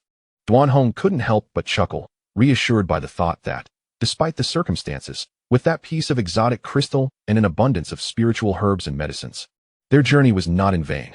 However, a flicker of discontent crossed Wuxi's eyes. After all, not every birthplace of the vermilion bird could yield such a treasure as the sacred fire. Brother Duan, do you happen to possess an alchemical cauldron or something of the sort? Wuxi suddenly had a flash of inspiration.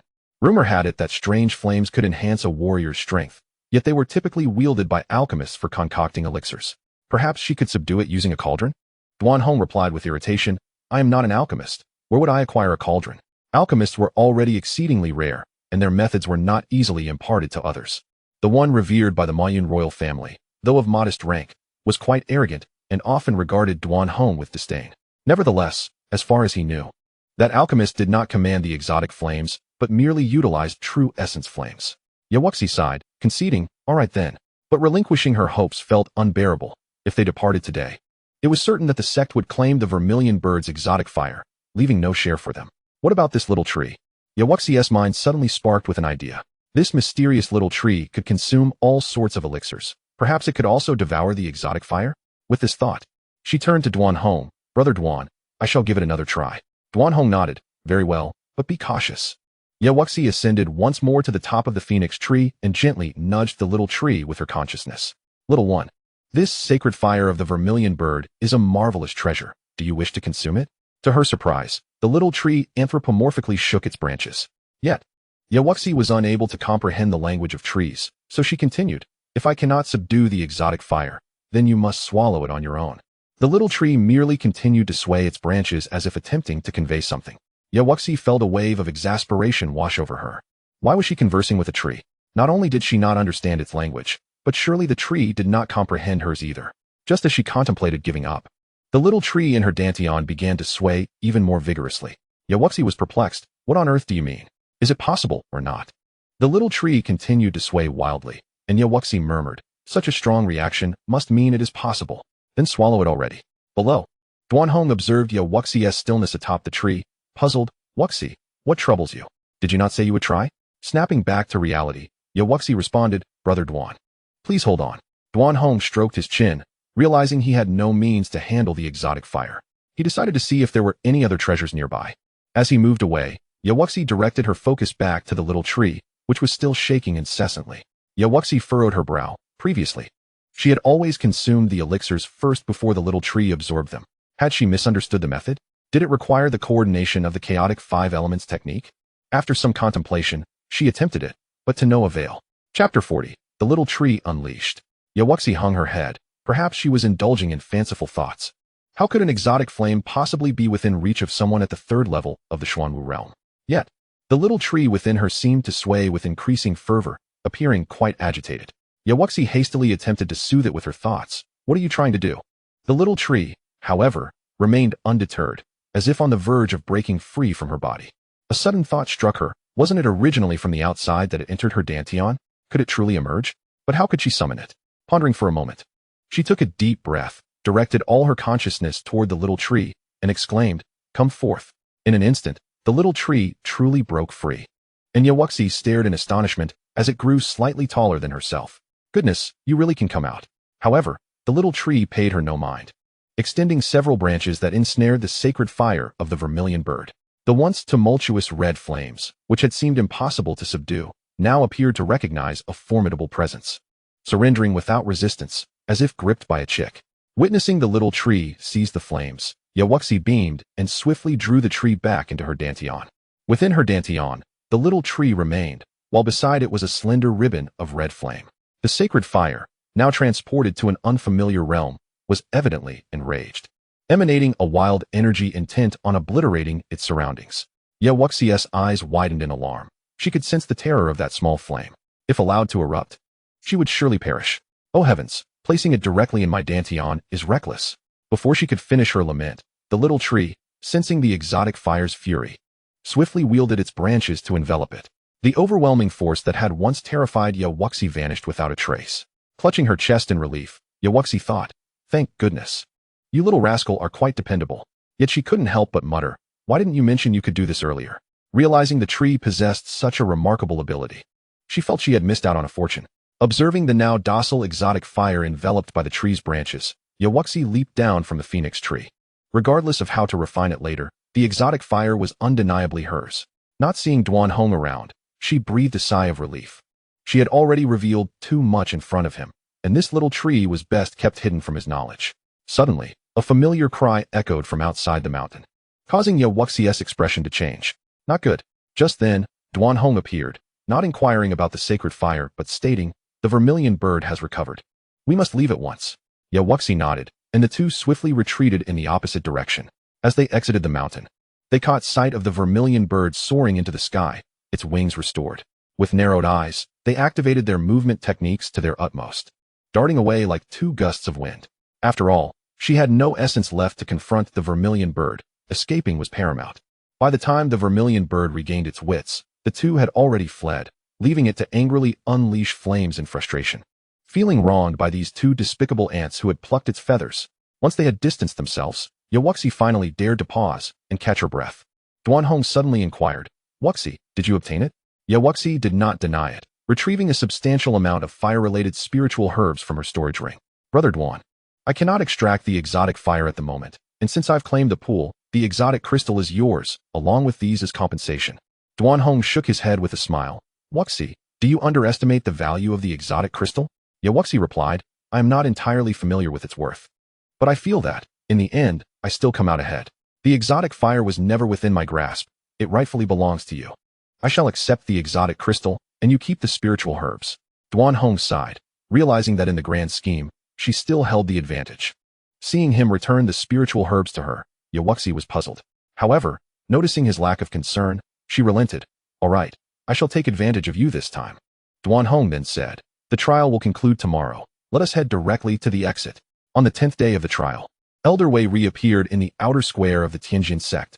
The other elders hurriedly asked, "What news?" Elder Wei, maintaining a composed demeanor, nodded. "The sect master is already aware. We need not concern ourselves with the subsequent matters.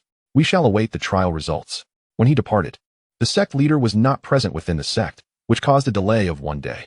The appearance of the vermilion bird within the secret realm, albeit in its juvenile form and possessing limited cultivation, undoubtedly bodes well for their Tanjin Sect. The manner in which the vermilion bird will be utilized is a matter for the higher-ups to decide. The exit of the secret realm is situated upon a vacant area within the inner circle, and at this moment, a considerable number of disciples have gathered there, seated in meditation as they await the opening of the exit. Upon hearing Wuxi's words, Lu Yuer directly made her way to the exit to join the other disciples in anticipation. Shortly thereafter, Jiang Chun and Yuan Xian arrived simultaneously. Upon noticing that only Lu Yuer was present, they could not help but smirk disdainfully. Lu Yuer, catching sight of their malicious gazes, furrowed her brow slightly. When Wuxi had escorted her out, she had taken precautions against trouble from these individuals by seeking a hiding place, yet she had not anticipated encountering them here alone. Jiang Chun strode directly to Lu Yuer, his voice cold as he commanded, "You, hand over all the demon cores you possess." Lu Yuer stepped back a few paces, wariness flashing in her eyes. "No way." Jiang Chun surveyed the surroundings and coldly declared, "With your protector absent, do you still dare to be so arrogant?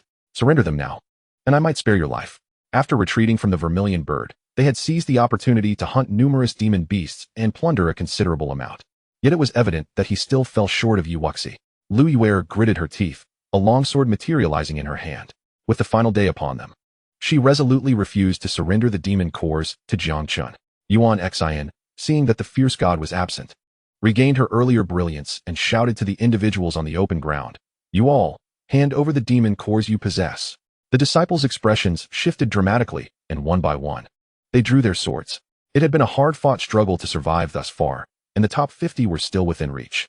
None were willing to relinquish their hard-earned gains so easily. Observing the rising defiance among the crowd, a sneer crept across Jiang Chen's lips. "What is this?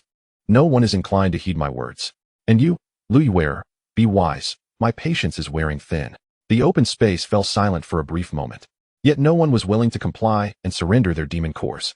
Jiang Chen's face darkened with fury, his sword unsheathed as he coldly proclaimed, "If you refuse to heed my generous offer, then you shall all remain here." Chapter 41, the trial concludes. As his words echoed, a white, ethereal gate slowly materialized at the forefront of the open area, reminiscent of the entrance they had traversed upon arrival. The exit had indeed opened. Lu Yuer and the throng of disciples expressed their joy, hastily channeling their energy to rush into the exit one after another. Damn it! Jiang Chun and Yuan Xian cursed in unison. Yuan Xian furrowed her brow and questioned, "Should we not exit?" Jiang Chun retorted angrily, "Guard the exit. We might seize something valuable, and then we will depart." Yuan Xian bit her lip, voicing her concern. "What if they arrive before we leave?" Jiang Chun scoffed. "What is there to fear? The exit is right before us. If they come, we shall simply depart." Yuan Xian nodded in agreement, and the two positioned themselves at the exit, waiting quietly for the arrival of the other disciples. Their vigilance at the exit proved effective, as Jiang Chun and Yuan Xian successfully ambushed several groups. Soon, Feng Tao and Hua Zhou arrived, having hunted down a considerable number of demon beasts, albeit a little late. Observing the two controlling the exit, Hua Zhou remarked, "You certainly have a clever plan." Jiang Chun had no desire to engage in conflict with them and slowly replied, "Are you both truly content to watch as Yi Wuxi and her companions seize the top two positions? Even Lu Yuer's demon cores may surpass ours." A complex expression flickered across Feng Tao's face as he suddenly recalled another matter. Could it be they have obtained treasures from within the vermilion bird's domain? As soon as this was uttered, the group exchanged uncertain glances. Jiang Chun, unsure, responded, "That cannot be true. Even if they are powerful, can they truly contend with the near-terrestrial vermilion bird?" Hua Zhou dismissed the notion, and if they have, that only suggests they possess formidable, undisclosed abilities, rendering us even more vulnerable. A glimmer of cunning shone in Jiang Chen's eyes. "I doubt they could acquire much. I shall take my demon cores and leave first." With that, he swiftly dashed into the glowing gate, vanishing from sight, with Yuan Xian closely following, watching their departing figures. Feng Tao and Hua Zhou exchanged contemplative looks before stepping through the exit in succession. In the outer plaza, a grand table was set, behind which sat the 10 esteemed elders of the outer sect. Above the plaza loomed a massive glowing gate. Disciples emerged one after another from within, and upon seeing Jiang Chun and his companions, the elders nodded approvingly. These talented individuals had survived, and it seemed likely that the top spots in this trial would be claimed by them. As time progressed, Lu Yuer, who had returned to the plaza ahead of the others, cast anxious glances at the glowing gate. Was something amiss? At that moment within the secret realm, Yi Wuxi and Duan Hong had just arrived at the exit. Noticing the absence of others, and without hesitation, they swiftly darted through the glowing gate. Shortly after their emergence in the plaza, the gate began to close gradually. Lu Yuer hurried to their side, exclaiming with a smile, "You two have finally made it out. You had me so worried." Yi Wuxi chuckled lightly. "We made it out quite quickly." As the exit sealed shut, one of the elders surveyed the crowd and solemnly stated, "This trial saw 560 disciples participate, yet only 300 have emerged. This year's loss rate is alarmingly high." Another elder frowned, glancing at the crowd. "Is it true that one of the 5 great talents, Peng Hui, has also perished?" The expressions of the other elders darkened, and Elder Wei sighed. "It is likely that many have fallen to the vermilion bird. There is little we can do about it. Now let us see the results." In the realm of 5th-tier sects, the Tanjin Sect had always recruited fewer disciples, and now with over 200 losses in this trial, they found themselves in a precarious position when reporting to their superiors. Elder Wei addressed the gathered disciples, his voice resonating. "Congratulations to all on successfully completing the trial. Regardless of your individual gains, the fact that you have returned alive attests to your warrior spirit. Now, those who believe they can rank in the top 50, please step forward and present your demon cores for verification." Listening to Elder Wei's words, the disciples formed an orderly line, retrieving the demon cores they had acquired from the secret realm, which the elders then assessed based on their quantity and quality. The number of disciples eligible for evaluation was limited, and it soon came time for Jiang Chun and his peers. With a grand flourish of his sleeve, a multitude of demon cores appeared before the elders. Such a bounty of demon cores. Brother Jiang should surely secure first place. Not necessarily. Have you forgotten who else is in the running? As Jiang Chun displayed his demon cores, gasps of astonishment erupted around him, though many disciples bore sullen expressions, aware that he had robbed them of their spoils. Emerging later and thus positioned at the back of the line, Yi Wuxi raised an eyebrow, remarking, "He still possesses so many. How tiresome." Lu Yuer, indignant, retorted, "Wuxi, you do not understand. While we awaited the opening of the exit, he and Yuan Xian were busy robbing us. Thankfully, the gate opened in time, allowing us to escape. They must have lingered at the exit and seized many more." Yi Wuxi stroked her chin. "I see." Faced with the envious gazes of many disciples, Jiang Chun, however, wore no expression of joy. He stowed away the demon cores and shot a few cold glances at Yi Wuxi and her companions. Deep down, he understood that while he possessed a significant quantity of demon cores, they would still pale in comparison to those of the others. Before long, Yuan Xian and Feng Tao stepped forward one by one for verification. Although they did not surpass Jiang Chun, their numbers were still formidable, with the specific rankings being Hua Zhou, Feng Tao, and Yuan Xian. The disciples continued to approach, and soon it was Lu Yuer's turn. With a radiant smile, she presented her collection of demon cores. Why, it appears she has even more than Jiang Chun. Good heavens! As Lu Yuer produced the demon nucleus, gasps of astonishment rippled through the crowd, even causing the seated elders to express their surprise. To them, Lu Yuer's cultivation was not the highest, nor did she possess any remarkable qualities, making it improbable for her to have acquired such an abundance of demon nuclei. However, upon closer inspection, they confirmed that these were indeed the demon nuclei extracted from the secret realm. Truly perplexing. Noticing no peculiarities, the elders proceeded to record their evaluations, their expressions still clouded with confusion. Lu Yuer, with a beaming smile, stepped aside, eagerly anticipating the results of Wuxi and Duan Hong. Knowing that her success was largely due to their influence, the outcomes of the two would surely be even more astonishing. Duan Hong approached the stage before Wuxi, and the elders, including Elder Wei, were taken aback by his cultivation level, which also stood at the 5th level of Xuan Wu. They had overlooked the fact that, given his age, he was indeed a promising talent, likely on par with the top 5 prodigies. Elder Wei, visibly pleased, encouraged him, "Present your findings." Nodding in acknowledgement, Duan Hong waved his hand, revealing a mound of demon nuclei that appeared before the elders like a small mountain. Impressive. Today is truly extraordinary. Observing the quantity far exceeding that of the previous disciples, the onlookers couldn't help but express their awe. However, Jiang Chun and his companions were seething with envy. After all, this was all their hard work. With Duan Hong's demon nuclei unveiled, the disciples, including the elders, felt that the competition had essentially reached a consensus. The first place undoubtedly belonged to Duan Hong. Chapter 42, The Elders' Astonishment. Duan Hong, still wearing a smile, made way for the last competitor, who was merely at the 3rd level of Xuan Wu. The elder responsible for the tally was indifferent, lazily stating, "Hurry up and present your findings." The other elders barely lifted their eyelids. Despite Lu Yuer's unexpected performance, they believed she would not become a second anomaly. Wuxi, undeterred by the elders' attitudes, activated her storage ring, and a continuous stream of demon nuclei appeared on the table, quickly surpassing Duan Hong's pile and filling the entire surface. Although the demon nuclei obtained thereafter were shared among the 3, she had already vanquished a pack of wolves and numerous individuals prior to encountering Duan Hong and Lu Yuer, thus amassing a greater quantity. The surrounding spectators were left dumbfounded. What was happening? Even the indifferent elders were taken aback, their jaws dropping in disbelief. How could a 3rd-level Xuan Wu individual possess more demon nuclei than those talented 5th-level cultivators? What on earth was going on? A glimmer of intrigue flickered in Elder Wei's eyes as he fixated on Wuxi. Though he soon furrowed his brow, he could only sense Wuxi's cultivation, while everything else seemed shrouded in mystery, eluding his perception. Noticing the elder's prolonged silence, Wuxi gently called out, "Elder?" The elder before her snapped back to reality, meticulously counting the nuclei. Suddenly, Elder Wei inquired, "Which elders specially recruited you?"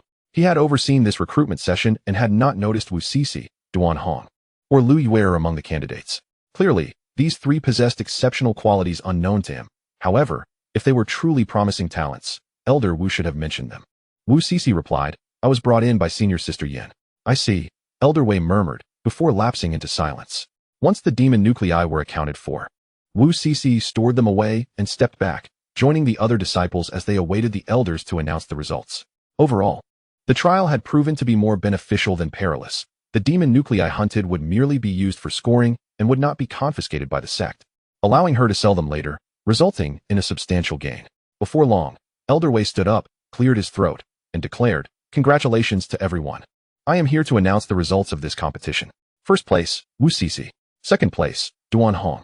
Third place, Lu Yuer. Fourth place, Jiang Chun. Fifth place, Hua Zhou. Sixth place, Feng Tao. Seventh place, Yuan Xian. Eighth place, Lu Quan. Ninth place, Chen Yang. 10th place, Zhou Xian." Wuxi exchanged glances with her companions, smiles gracing their faces. The contribution points for the top 3 were significant, making this journey truly rewarding. In contrast, Jiang Chun and his companions wore sullen expressions. Had it not been for Wuxi and her companions, the top 3 places would have undoubtedly been theirs. After announcing the rankings, Elder Wei continued, "All right.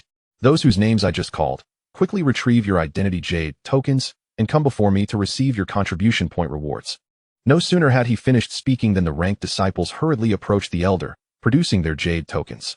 Elder Wei flicked his fingers, sending forth 50 beams of light that entered each disciple's identity jade token. Wuxi focused her true energy to examine her token, and several lines of small text gradually appeared. Name, Wuxi. Identity, Outer Sect Disciple. Contribution points, 1, 0, 20 points. Satisfied, Wuxi nodded. Her efforts had not been in vain. Once the rewards were distributed, Elder Wei scanned the crowd and remarked, all of you who emerged successfully have performed admirably. I hope you will make good use of your contribution points and the resources of the sect, dedicating yourselves to cultivation in the coming days. Strive to secure a place in the Outer Sect competition in 3 months. With that, he and the other elders took their leave, prompting the disciples to disperse. Wuxi and her companions returned to their quarters side by side, bidding each other farewell before retreating to their own small courtyards. Meanwhile, in the now seemingly sealed secret realm, an elder clad in white, exuding an ethereal presence, suddenly appeared at the original exit. His eyes narrowed as he surveyed the surroundings. Then he swiftly flew toward the innermost mountain at remarkable speed. In no time, the elder reached a mountaintop, which served as the territory of the vermilion bird.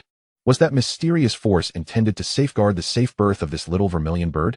The elder pondered aloud. This secret realm had been passed down through many generations within the Sword of Heaven sect, surrounded by powerful restrictions that they were aware of and examined annually. Yet to no avail. However, since this force did not actively harm others, they had allowed their disciples to enter for trials. Never suspecting the presence of a sacred beast within, the elder surveyed the ravaged land around him, which bore the scars of a fierce battle. And he couldn't help but wonder, isn't this supposed to be a mere earth-level vermilion bird? The new disciples shouldn't exceed the 5th level of Xuan Wu. What is happening? Just then, the resting vermilion bird seemed to sense an intruder in her territory and charged up the mountain. Seeing the vermilion bird make an appearance, the elder scoffed, forming a complex pattern with his palms before striking at her. The vermilion bird, with no power to resist, was easily immobilized, unable to move or even cry out. The elder conjured a large hand to seize the little vermilion bird, stowing her away in a pouch, before dashing into the mountain. Gazing at the empty valley, the elder furrowed his brow, perplexed by the situation. He approached the cave where the vermilion bird was born, which housed a massive pool and a towering fire phoenix tree. The vermilion bird had taken so long to hatch. There should have been numerous spiritual treasures, yet there were none to be found. Staring at the desiccated magma pool and the barren cave, the elder felt a sense of confusion. Surely, it shouldn't have been consumed by the vermilion bird. He glanced around, his brow furrowing further. The fluctuations emanating from the vermilion bird were not strong. She likely had merely absorbed the power previously laid upon this mountain range. Now, the entire mountain is devoid of any spiritual herbs, which is indeed peculiar. The old man, contemplating the signs of battle outside, harbored an audacious suspicion. Could it be that among the new disciples there is a master who has absconded with the spiritual treasure? He could not fathom that the sacred beast's birthplace would be entirely barren. After all, the vermilion bird could not have devoured everything so thoroughly. With that thought, the elder promptly returned to the exit, vanishing from sight. In the grand hall atop the main peak of the Heavenly Sword sect, the elder's figure reappeared. A middle-aged man within the hall quickly turned to him, inquiring, "Elder, what is the situation?" The elder handed over a pouch containing a spiritual beast, revealing it to be a recently emerged young vermilion bird, with modest cultivation, yet. The middle-aged man frowned slightly and asked, "What is it?" Chapter 43, The Sect Master's Summons. The elder pondered for a moment before responding. This year, it seems we have unearthed a promising talent among our new disciples, who has managed to seize a treasure from the hands of a low-tier vermilion bird. Moreover, the bird's plumage is remarkably sparse, as if plucked. The middle-aged man expressed his surprise. "Is that so? I haven't heard Elder Wei mention anything about this." The elder's brow furrowed deeply. "I find it peculiar as well. Perhaps he has not had the chance to report. Summon him here for questioning." Upon receiving the message, Elder Wei swiftly arrived at the magnificent palace. Upon seeing the two men, Wei Zhong, the Grand Elder of the Outer Sect, bowed respectfully. "I have seen the Supreme Elder and the Sect Master." Sect Master Han Yunfei spoke directly. "Among the disciples participating in this trial, are there any with profound cultivation or exceptional talent?" After a moment of careful consideration, Wei Zhong replied, returning to the Sect Master, "The highest cultivation among the participants is at the 5th level of the Xuanwu realm, with 5 individuals reaching this level. As for talent, the highest affinity for spiritual energy is at the 8th tier." The elder murmured, "Only the 5th level of Xuanwu?" Elder Wei cautiously inquired, "Supreme Elder, is there something amiss?" The elder contemplated before asking, "Who were the top 3 in this trial, and what were their corresponding cultivations and talents?" Wei Zhong quickly responded, "Indeed, The results of this trial were quite unexpected, and I was just about to report to the sect master and the elders. Han Yunfei's interest peaked. Pray tell. The first place was taken by a girl named Yi Wuxi, with a cultivation of the 3rd level of Xuan Wu, possessing dual affinities for water and fire at the 8th tier. She was recommended to join the sect by Jing Yao. The second place was taken by Duan Hong, at the 5th level of Xuan Wu, with a fire affinity at the 8th tier. The third place was occupied by Lu Yuer, with a cultivation of the 3rd level of Xuan Wu and a water affinity at the 7th tier. The elder appeared somewhat puzzled. Dual affinities? That shouldn't be the case. Han Yunfei frowned. We shall ascertain the truth. Wei Zhong, go and bring the 3 of them here, ensuring that no one else is aware. Understood. Suddenly, a powerful aura surged from outside the courtyard, causing Yi Wuxi, who was counting her possessions within the room, to frown. Upon opening the door and seeing the elder, she inquired, Elder Wei, is there something you need at this late hour? Elder Wei replied calmly, Child, summon Duan Hong and Lu Yuer. The sect master wishes to see you. Yi Wuxi's heart jolted. Why would the sect master want to see them? Mere insignificant ants? Had they discovered her and Duan Hong's acquisition of the exotic fire and crystal? Surely, they wouldn't demand their return. After all, a prestigious 5th-tier sect should not be so petty, especially over something not particularly extraordinary. Elder Wei coughed lightly. What are you dawdling for? Hurry along. Heeding the reminder, Yi Wuxi chuckled awkwardly. All right, please wait a moment, Elder. Lost in thought, she knocked on Duan Hong's door. As he opened it, noticing her grave demeanor, he felt a twinge of concern. Wuxi, what is the matter? Yi Wuxi whispered, the sect master wishes to see us. Do you think it could be about the vermilion bird? Realizing it was not as he had feared, Duan Hong relaxed. Surely not. Besides, we can always deny it. Yi Wuxi nodded. You have a point. They then went to summon Lu Yuer, before following Elder Wei to a place they were currently unworthy to tread. Inside the hall, as they entered, the elder in white robes immediately fixed his gaze upon them. After surveying the 3, his brow furrowed even more tightly. Lu Yuer appeared unremarkable, while Duan Hong radiated a strong wave of vitality, unlike that of an ordinary person's. However, Yi Wuxi found it curious. It seemed as though a mysterious force within Lu Yuer was preventing his probing. Disciples greet the sect master and the supreme elder. Yi Wuxi and her companions bowed respectfully. Introduced by Elder Wei, Han Yunfei smiled. It is commendable that you secured the top 3 positions in the trial. I wish to meet you, so do not be anxious. The 3 responded with respect, but while Yi Wuxi and Duan Hong were somewhat apprehensive, Lu Yuer seemed merely surprised. The elder in white suddenly declared, You 3 are indeed impressive. Now, unleash your strongest attack against me. If you can demonstrate your prowess, I shall grant you an additional reward. Both Han Yunfei and Wei Zhong exchanged glances of surprise. What was this all about? Hearing the word reward, Yi Wuxi's spirits lifted. May I ask, Supreme Elder, what might this reward entail? The elder chuckled lightly. You are quite amusing, child. What reward do you desire? Yi Wuxi's eyes sparkled. Anything I wish for? The elder smirked. I do not possess any miraculous pills, but if your strength meets my satisfaction, you may choose one item from the low-grade Earth-tier weapons or techniques. To gain such a reward simply by demonstrating their strength? The low-tier items were quite appealing. How could she refuse? Yi Wuxi's eyes flickered with determination, though she wondered if merely activating her water and fire dual Dantians would suffice to impress him. The hall fell silent for a moment before the elder in white spoke. Who will go first? Yi Wuxi and her companions exchanged glances, and Lu Yuer, with a determined expression, declared, Elder, I shall go first. The elder did not even lift his eyelids. Very well, simply unleash your strongest strike against me. Lu Yuer nodded, her sword appearing in her hand. Supreme Elder, forgive me. With that, she unleashed her most potent strike. Yet the elder effortlessly dissipated the sword energy with a mere wave of his hand, shaking his head. Insufficient. From that single strike, he discerned that her 3rd-place ranking was certainly not earned through her own merit. You 2, step forward, the elder said, directing his gaze towards Duan Hong and Yi Wuxi, who appeared lost in thought. Duan Hong's eyes darkened. After a moment's contemplation, he stepped forward, his sword materializing in his hand, emanating a distinct aura as he pressed toward the elder in white. Both the elder and Han Yunfei narrowed their eyes. This pressure was formidable. As they contemplated, Duan Hong suddenly unleashed a fierce sword strike towards the elder, a scarlet sword energy surging forth like a raging fire dragon. To the onlookers, it appeared terrifying, yet the elder effortlessly neutralized it. Not bad, you qualify. The elder nodded, ignoring the peculiar pressure. The sword strike alone, imbued with sword intent, justified Duan Hong's 2nd-place standing. Receiving the praise, Duan Hong did not become overly proud. He calmly stepped aside to make room. Girl, it is your turn. Chapter 44, Redemption of Rewards. Seeing this, Wuxi wasted no time in approaching the elder, channeling the full strength of her dual water and fire Dantians to unleash the third move of the Phoenix Dance in the Nine Heavens, the Feather Flurry. Aimed at the elder, the Earth Tier sword technique was quite taxing on her true energy. If she refrained from utilizing all 5 Dantians, her execution would be exceedingly strained, and would yield less power than that of a perfected high-grade Xian Tier technique.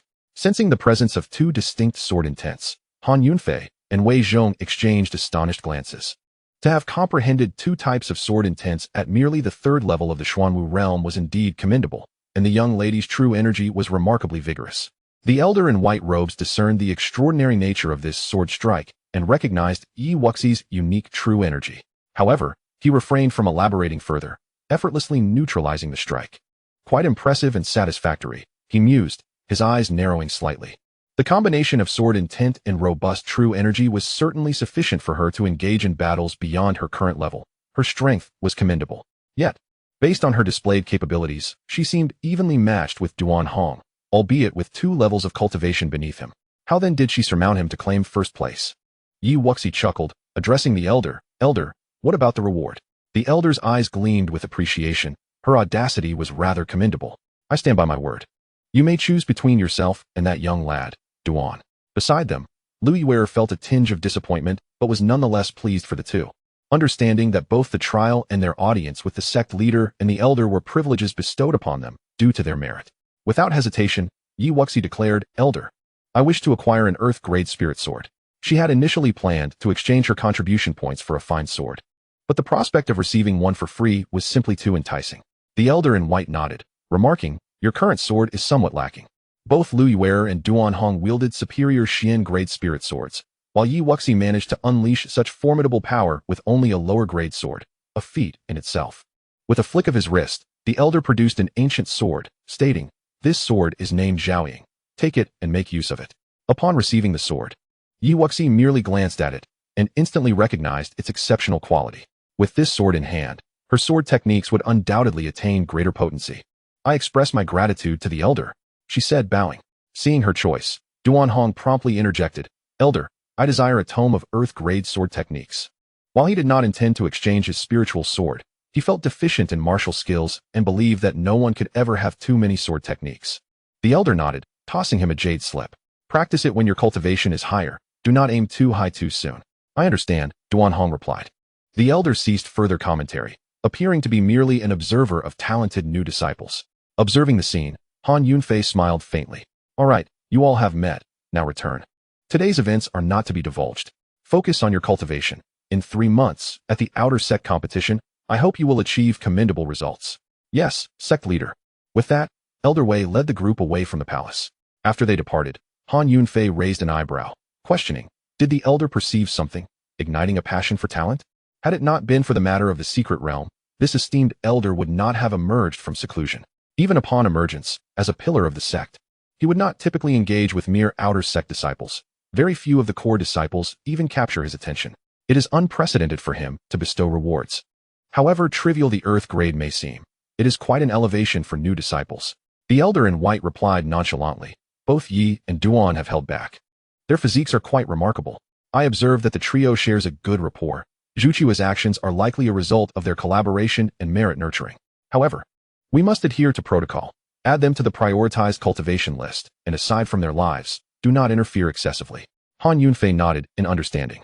With that, the elder vanished, no longer concerning himself with trivial matters, while a thoughtful expression crossed Han Yunfei's face. On the following day, Wuxi rose early. Within the Tanjin Sect, bustling activities surrounded her as she made her way directly to the contribution hall, intending to exchange her unnecessary items for contribution points. Upon arriving at the Grand Hall, she laid out the beast cores, low-tier manuals, spirit swords, and unused spiritual herbs she had meticulously gathered the previous night. After a thorough evaluation, her total was assessed at 1,300 contribution points. This considerable value astonished even Wuxi. Her spoils exceeded the reward for her first-place victory. Indeed, it seemed that plundering proved the quickest route to wealth. Rather than hastily utilizing her contribution points, Wuxi set her sights on a solitary peak within the Tanjin Sect. This mountain, known as Yaofeng, was said to house a king-tier alchemist, revered as Master Qihua. This peculiar Master Qihua operated independently, outside the sect's jurisdiction. yet provided several batches of medicinal pills to the sect's pharmacy each month to meet the disciples' needs. As for more specialized pills, their creation depended on his whims. Even when core elders sought remedies, Master Chihua might not acquiesce, treating even the sect leader with utmost courtesy. Yaofeng would sporadically open its doors, allowing interested disciples to test their aptitude for alchemy. Should they meet the basic requirements and demonstrate sincere intent, they could remain as registered disciples. Registered disciples performed menial tasks but had opportunities to learn alchemical knowledge, and with luck, they might catch the master's eye and be taken on as personal disciples. However, it was said that Master Chihua currently had only one personal disciple, with others on the peak merely being registered. Today marked the occasion of Yaofeng's opening, and those who had received advance notice were already waiting at the mountain's foot. The profession of alchemist earned respect wherever it was practiced, and those meeting the fundamental criteria naturally wished to try their luck. The basic conditions for becoming an alchemist required a fire or wood attribute physique, with a minimum attribute affinity of at least mid-6th grade or higher. Of course, these requirements were not exhaustive. However, just these two stipulations indicated the formidable strength of every alchemist. Due to the constraints of attributes and affinities, the number of disciples waiting there was not particularly large. Yi Wuxi stood at the back, gazing at the peak, uncertain of her alchemical potential. Yet, recalling the unusual fire within her body, she felt compelled to give it a try. Suddenly, a youth clad in a crimson robe descended from the mountain, a faint smile gracing his features. Shortly thereafter, individuals arrived to set up tables and chairs before him. The youth seated himself without ceremony, crossing his legs as he declared, "All right, I assume I need not introduce myself. Those with fire or wood attribute affinities below 6th grade, kindly exit to the left. Do not think of muddling through, wasting my time." Chapter 45, The Alchemy Assessment. Yi Wuxi scrutinized the carefree youth in the fiery garb, inwardly contemplating how well his personality aligned with her preconceived notions of alchemists. Yet, she dared not underestimate him. This youth was no mere nobody, but rather a true prodigy of the Tanjin Sect, Huiyun.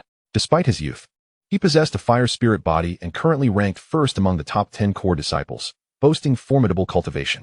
Rumor had it that sect leader Han Yunfei intended to cultivate this young master Huiyun as his successor. Not only was he endowed with extraordinary martial talent, but his alchemical prowess was also exceedingly impressive, having been personally taken on as a disciple by Master Chihua. The privileges he enjoyed were truly unrivaled within the Tanjin Sect.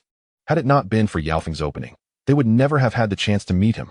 After Huiyun's proclamation, a moment of silence enveloped the foot of the mountain, yet no one departed. The gathered disciples were well aware of the rules and dared not provoke the ire of Yaofeng. "Huiyun, we understand. May I inquire what further evaluations will be conducted?" A respectful disciple from the crowd inquired. Huiyun languidly replied, "To become an alchemist, beyond attributes, the most crucial element is one's soul power." As Huiyun finished speaking, a flash of brilliance emanated from his hand, and a white orb, approximately the size of a human head, materialized upon the table. Yi Wuxi and her fellow disciples gazed at it with curiosity. This soul power test was markedly different from the attribute affinity test stone. This was the innate soul power testing orb. To gain entry to the medicine peak, one's soul perception must at least illuminate 15 rings of light. Very well. You may step forward one by one to conduct the test. The soul power test required merely the insertion of one's consciousness into the soul orb, and the crowd no longer hesitated, beginning to approach in turn. 10th rank, unqualified. Next, 12th rank, unqualified. 9th rank, unqualified. With each test, the disciples grew increasingly despondent. While their martial talents were not lacking, their soul power aptitude seemed rather lackluster. 15th rank, qualified, please wait over there. After what felt like an eternity, a qualified candidate finally emerged, and Huiyun's expression softened somewhat. Soon, it was Yi Wuxi's turn. As she stepped forward, the surrounding disciples couldn't help but feel a spark of curiosity. It was Yi Wuxi, the reigning newcomer champion. Surely her soul power would not disappoint. Following her ascent as the top new disciple, her name had spread far and wide, earning her the title of newcomer king. Huiyun, too, was intrigued. Although he rarely paid attention to outer disciples, he had heard of this newcomer king. Disregarding the gazes of others, Yi Wuxi directly immersed her consciousness into the orb. The soul orb suddenly blazed to life, illuminating a staggering 25 rings before ceasing. Yi Wuxi was momentarily taken aback. Could this be due to her soul having traversed realms? Coupled with the essence of her original self, it was astonishing. 25 ranks, how remarkable! With such formidable strength and affinity, along with this exceptional innate soul power. What more could one desire? The onlookers collectively inhaled sharply, Possessing a superior martial talent alongside this terrifying innate soul strength, she was nearly on par with Huiyun himself. A flicker of astonishment crossed Huiyun's handsome visage, his expression growing complex. He had never encountered a 25-rank innate soul power before. Even he was only at 20 ranks. Enough. Those who did not qualify, leave swiftly. As for you 8, come with me. Huiyun gestured towards the recently qualified individuals. Yi Wuxi's heart soared with joy as she hurriedly followed suit. Though she was uncertain of what level 25 ranks truly represented, based on the testing results, it appeared to be an impressive talent. Greetings, Senior Brother Huiyun. Throughout their ascent, the disciples of Medicine Peak, regardless of their seniority, respectfully addressed Huiyun as Senior Brother. After all, there was a significant status disparity between core disciples and registered disciples. However, the number of individuals on Medicine Peak was not overly vast. Upon arriving at a spacious grand hall, Huiyun instructed, "You all wait here while I report to the master." Within the grand hall's inner chamber, an elderly man with fiery red hair was surrounded by an alchemical cauldron, continuously adding herbs to it. Noticing someone had entered, the old man grumbled without pausing his work. "You little rascal, how many times have I told you not to barge in during alchemical processes?" Huiyun snickered dismissively, showing no reverence towards his master. "I bring good news. Today, we have a 25-rank innate soul power. Congratulations. You should swiftly remove me from your list of core disciples." In truth, he had little interest in alchemy. Yet this old man insisted on dragging him into the fold, forcing him to apprentice. Now, with a more talented individual, he felt he might finally escape this predicament. Suddenly, a loud explosion erupted from the cauldron, releasing a noxious black smoke that choked the elderly man, who then hastily approached Huiyun's side. "Really? You little rascal aren't trying to deceive me, are you?" Observing the old man's soot-stained face, Huiyun wrinkled his nose in distaste. "What benefit would I gain from deceiving you? The person is right below. Go and see for yourself." The old man chuckled mischievously. "Let me tell you, even if there's indeed a 25 rank, you must obediently remain my disciple. There's no way you're leaving. Removal from the roster? Not a chance. Even if someone possesses higher soul power. This kid's fire spirit body is not to be trifled with. Besides, his soul talent is quite commendable. If he dedicates himself to alchemy, his achievements will undoubtedly be significant." Huiyun's expression turned somewhat forlorn. "What is it that you truly desire? A forced association bears no sweetness. Spare me. I simply wish to delve into martial arts." The old man chuckled. "Haven't I told you? Talented individuals can pursue both alchemy and martial arts. Do you think my cultivation is lacking? But compared to other martial artists of the same rank, having an alchemist's identity is a boon, is it not?" With a resigned sigh, Huiyun replied, "Fine. Your strength is undeniable, so I suppose you are right." The old man patted his shoulder. "That's the spirit. An alchemist of my caliber is among the elite in the entire Xian domain. If it weren't for my status, countless individuals would be clamoring to become my disciples. You, however, are blind to your own fortune." Listening to the old man's incessant boasting, Huiyun rolled his eyes in exasperation. "All right, enough of this. Hurry down to see my junior sister. Is she a girl?" The old man's eyes lit up with interest. Chapter 46, An Informal Apprenticeship Ceremony. Yi Wuxi and the other disciples were idly surveying the grand hall when, after what felt like an eternity, Huiyun's figure finally reappeared. Upon seeing the red-haired elder before Huiyun, Yi Wuxi and the others respectfully greeted, "Master."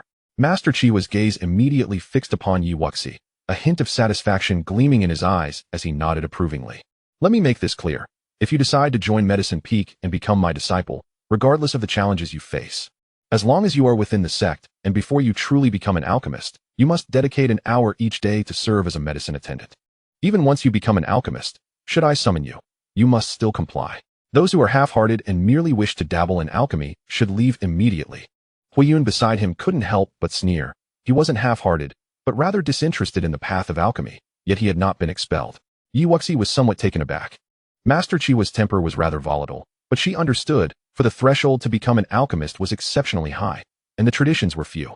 This master's willingness to accept disciples, even if only as medicine attendants, surely promised substantial learning. Those who arrived today genuinely aspired to become alchemists, and the other 7 disciples present showed no dissent after hearing Master Chiwa's words. Observing their compliance, Master Chihuan nodded approvingly. "Good. You all, produce your identity tokens." Upon hearing this, Yi Wuxi and the others retrieved their tokens. Master Chihua's fingertip emitted several beams of light, which then entered the 8 identity tokens. Yi Wuxi infused a few strands of true energy into hers, and saw that the identity section had changed. Beneath outer disciple, the words Medicine Peak disciple now appeared. Master Chihua continued, "Medicine Peak is bound by restrictions. You may only enter and exit with these tokens. As for this main hall, unauthorized entry is prohibited. Only those who reach the appropriate level may enter. Understood? Yes, Master. Master Chihua lazily continued. All right, you Wuxi, come forward. As for you 7, a 3 prostration ceremony will suffice for your apprenticeship. Upon hearing her name, Yu Wuxi was slightly surprised but promptly approached Master Chihua's side, realizing that her 25 rank innate soul power indeed held considerable merit. The other 7 individuals displayed expressions of envy, and it was evident that Yi Wuxi's talent had undoubtedly caught the attention of Master Chihua. However, they had no time for further contemplation and hastily knelt on the ground, bowing 3 times, proclaiming, "Disciple pays respects to Master." Master Chihua did not even lift his eyelids, merely responding, "All right, rise. Let me remind you, you are merely nominal disciples who have yet to enter the door. When outside, do not flaunt my name to deceive others. At the beginning of each month, I shall impart teachings at Yaofeng. Do not be late. Understood?" The 7 disciples promptly lowered their heads in reverent acknowledgement. Only then did Master Chihua summon a young man, approximately in his 30s, commanding, "Yang, this batch of disciples is entrusted to you. Take them to familiarize themselves." The young man named Yang respectfully replied, "Yes, Master." After the gathering exited the grand hall, Master Chihua turned his attention to Yi Wuxi, scrutinizing her closely, and inquired, "Child, what is your attribute grade?" Yi Wuxi quickly responded, "Fire attribute, grade 8. Master Chihua's eyes sparkled with interest, grade 8, 25 levels. Not bad, not bad. In the next moment, an exquisite mat suddenly appeared before Yi Wuxi as Master Chihua declared, "Child, I intend to accept you as my official disciple. Hurry and bow."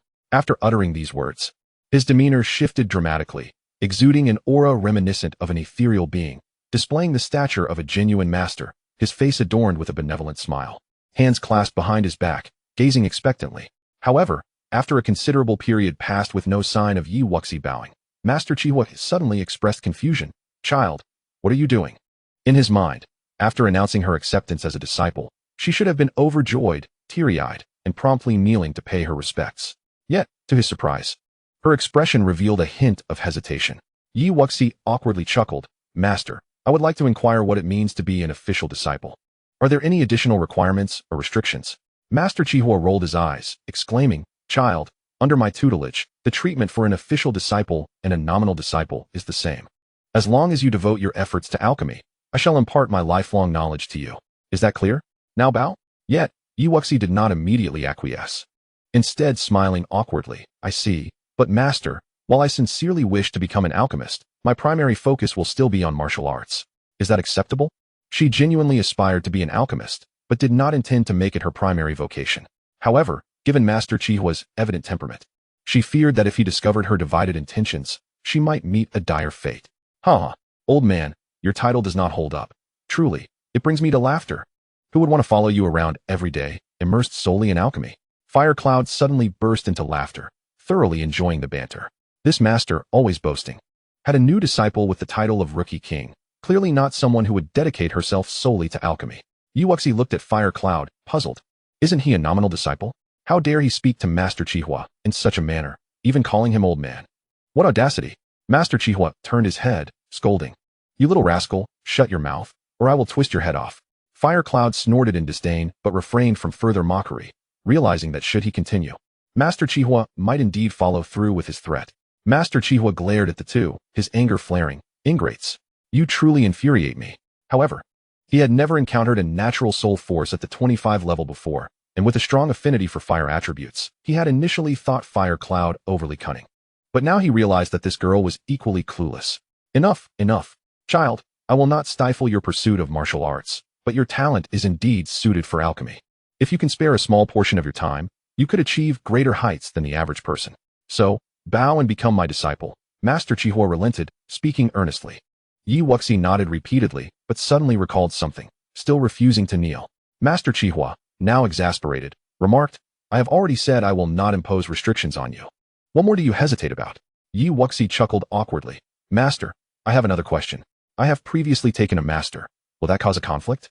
Master Chihua rolled his eyes multiple times. "What connection does your martial arts master have with your alchemy master? Different professions do not interfere with one another. Each is independent." Chapter 47. Clinging to the Great Leg. Only then did Yi Wuxi feel completely at ease.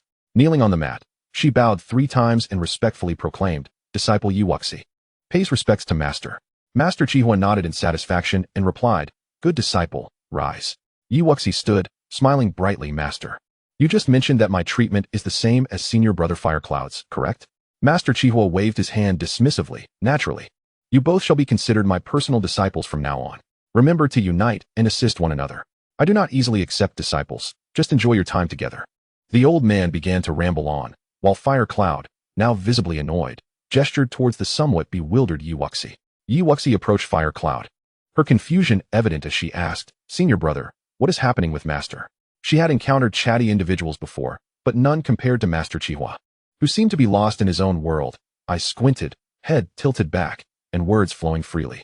Suddenly, Firecloud grasped Yi Wuxi's sleeves, tears streaming down his face as he exclaimed, Junior sister, congratulations. I have finally awaited your arrival. Thank you. I must take my leave now. Remember to study diligently with Master. Farewell. With that, he vanished like a gust of wind, leaving Yi Wuxi bewildered, wondering what had just transpired. Observing Master Qihua still animatedly recounting his glorious past, Yi Wuxi twitched her lips and interjected, Master, your disciple understands.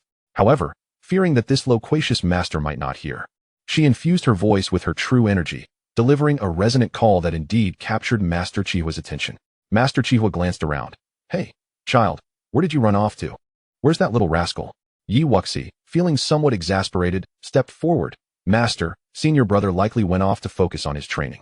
With a cold snort, Master Qihua finally asked, By the way, what were you asking earlier? I lost my train of thought. Yi Wuxi sighed inwardly, pondering the absurdity of her situation. It seemed the masters she had chosen were increasingly eccentric. Master, I wish to inquire whether there is no initiation gift. Yi Wuxi extended her hands gracefully, smiling. This time, Master Qihua was left utterly flabbergasted. I've never encountered anyone like you, child, who immediately demands something upon joining. Not even that rascal Firecloud. Upon reflection, Master Qihua decided to withhold his earlier remark and thought, at least this girl showed genuine interest in alchemy. What do you wish for? Master Qihua inquired, maintaining his composure. How about a medicinal cauldron? Yi Wuxi pondered, realizing she had yet to learn alchemy and would require a tool to study. Master Qihua nodded. A flicker of light emanating from his hand, as an ancient medicinal cauldron materialized before Yi Wuxi. Take this Guiyuan cauldron. Master, what grade is this Guiyuan cauldron? Yi Wuxi asked. Profound grade. Is it merely profound grade? Yi Wuxi pouted her lips, thinking that this arrogant individual surely ought to bestow upon her a low-grade medicinal cauldron. At the very least. Master Qihua retorted angrily. Do you think a medicinal cauldron is akin to those mundane weapons in your possession? A mysterious grade cauldron is already exceedingly rare. And who knows when you will attain the rank of a mysterious alchemist? To dare to express disdain. Ah, I see. Thank you, Master. Yi Wuxi scratched her head in acknowledgement. Master Qihua snorted coldly. Come, follow me. Yi Wuxi hastily trailed behind Master Qihua as they ascended the stairs to the highest level, entering a secret chamber adorned with an imposing medicinal cauldron. Once seated on two mats beside the cauldron, Master Qihua squinted his eyes and said, All right, my girl. If you have any queries regarding the path of alchemy, feel free to ask. I shall provide you with thorough answers. Yi Wuxi felt a stir in her heart and slowly spoke. Master. It is rumored that powerful alchemists seek to subdue a unique flame to enhance the quality and success rate of their concoctions. I wish to inquire how one manages to refine such a formidable and tempestuous flame within their body. Upon hearing this, the squinting elder with red hair opened his eyes in disbelief and rolled them. My dear girl, you cannot even distinguish between various herbs, yet you inquire about unique flames? Your mindset is flawed. You must understand that the path of alchemy is one that requires methodical progress. Yi Wuxi promptly interjected, Master, I understand. It's merely that I fear that should I venture out for training one day and encounter a unique flame, it would be a pity if I were unable to refine it. The elder could not help but retort, a pity? With your meager cultivation, even the most ordinary flame would reduce you to ashes. If you truly encountered one, I would advise you to run far away. Yi Wuxi clenched her teeth in frustration. Does this old man not know how to speak properly? Master, may I ask if you have ever refined any unique flames? Surely you must have. Master Qihua scoffed. As a top-tier alchemist in the Xian domain, there is nothing I cannot do. With that, he extended a hand, and a plume of azure flame surged forth, emanating a heart-stirring aura. Curious, Yi Wuxi inquired, impressive. How did you manage to refine it? Master Qihua huffed, retracting the azure flame before explaining. I might as well tell you this. To refine a unique flame, you must first prepare 2 pills. One is the burning blood pill, which aids you in sensing the unique flame. The other is the ice spirit pill, which must be consumed to begin the refining process and resist the violent energy within the flame. Finally, you must carve out a space above your Dantian's energy whirlpool to store the flame seed. Do you understand? Yi Wuxi furrowed her brow. Her little tree had directly assisted her in placing the vermilion bird flame within her body, thus saving her the need for the burning blood pill. However, she had never heard of the ice spirit pill. Master, what grade of pill is the ice spirit pill? Master Chihua smiled. It is a heavenly grade pill, but not everyone possesses the recipe for it, so acquiring one will be quite difficult. Heavenly grade pills? Yi Wuxi felt disheartened and asked, Master, you surely can refine the ice spirit pill, can't you? Considering the elder already possessed a flame, it should not be too challenging for him. She did not expect this stingy master to simply give her a heavenly grade pill, but she could cover the materials, even if she currently could not afford them.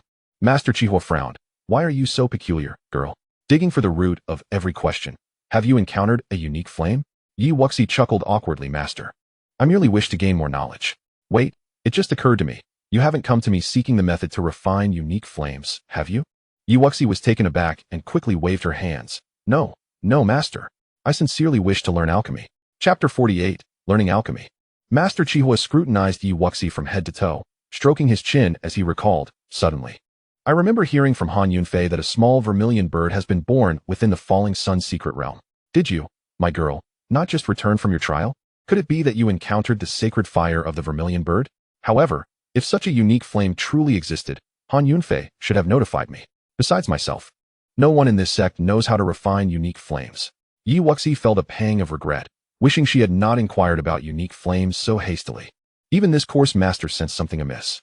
Master, I did indeed encounter a vermilion bird, but I only heard other disciples mention the sacred fire of the vermilion bird, and thus I grew curious about the refining process of unique flames. Master Chihua nodded. I thought so. If there were truly a unique flame, with your ant-like cultivation, you would not be able to defeat a vermilion bird, let alone approach a unique flame. Yi Wuxi promptly agreed. You are right, master. She swiftly diverted the conversation away from unique flames, recognizing that refining one was not an endeavor to be achieved overnight. It would be wiser to become more familiar with this elder first. Master, please instruct me on how to refine medicine. Bring forth the Guiyuan cauldron I bestowed upon you. Upon hearing this, Yi Wuxi retrieved the Guiyuan cauldron and placed it beside the imposing cauldron in the chamber. In comparison, the black Guiyuan cauldron appeared rather ordinary. As if sensing Yi Wuxi's thoughts, Master Chihua remarked, What differences do you observe between these two cauldrons? Yi Wuxi circled the two cauldrons, scrutinizing them closely before responding, Master, your cauldron has more fire openings at the bottom, and the patterns inside are also distinct. Master Chihua nodded. The special patterns within need not be discussed.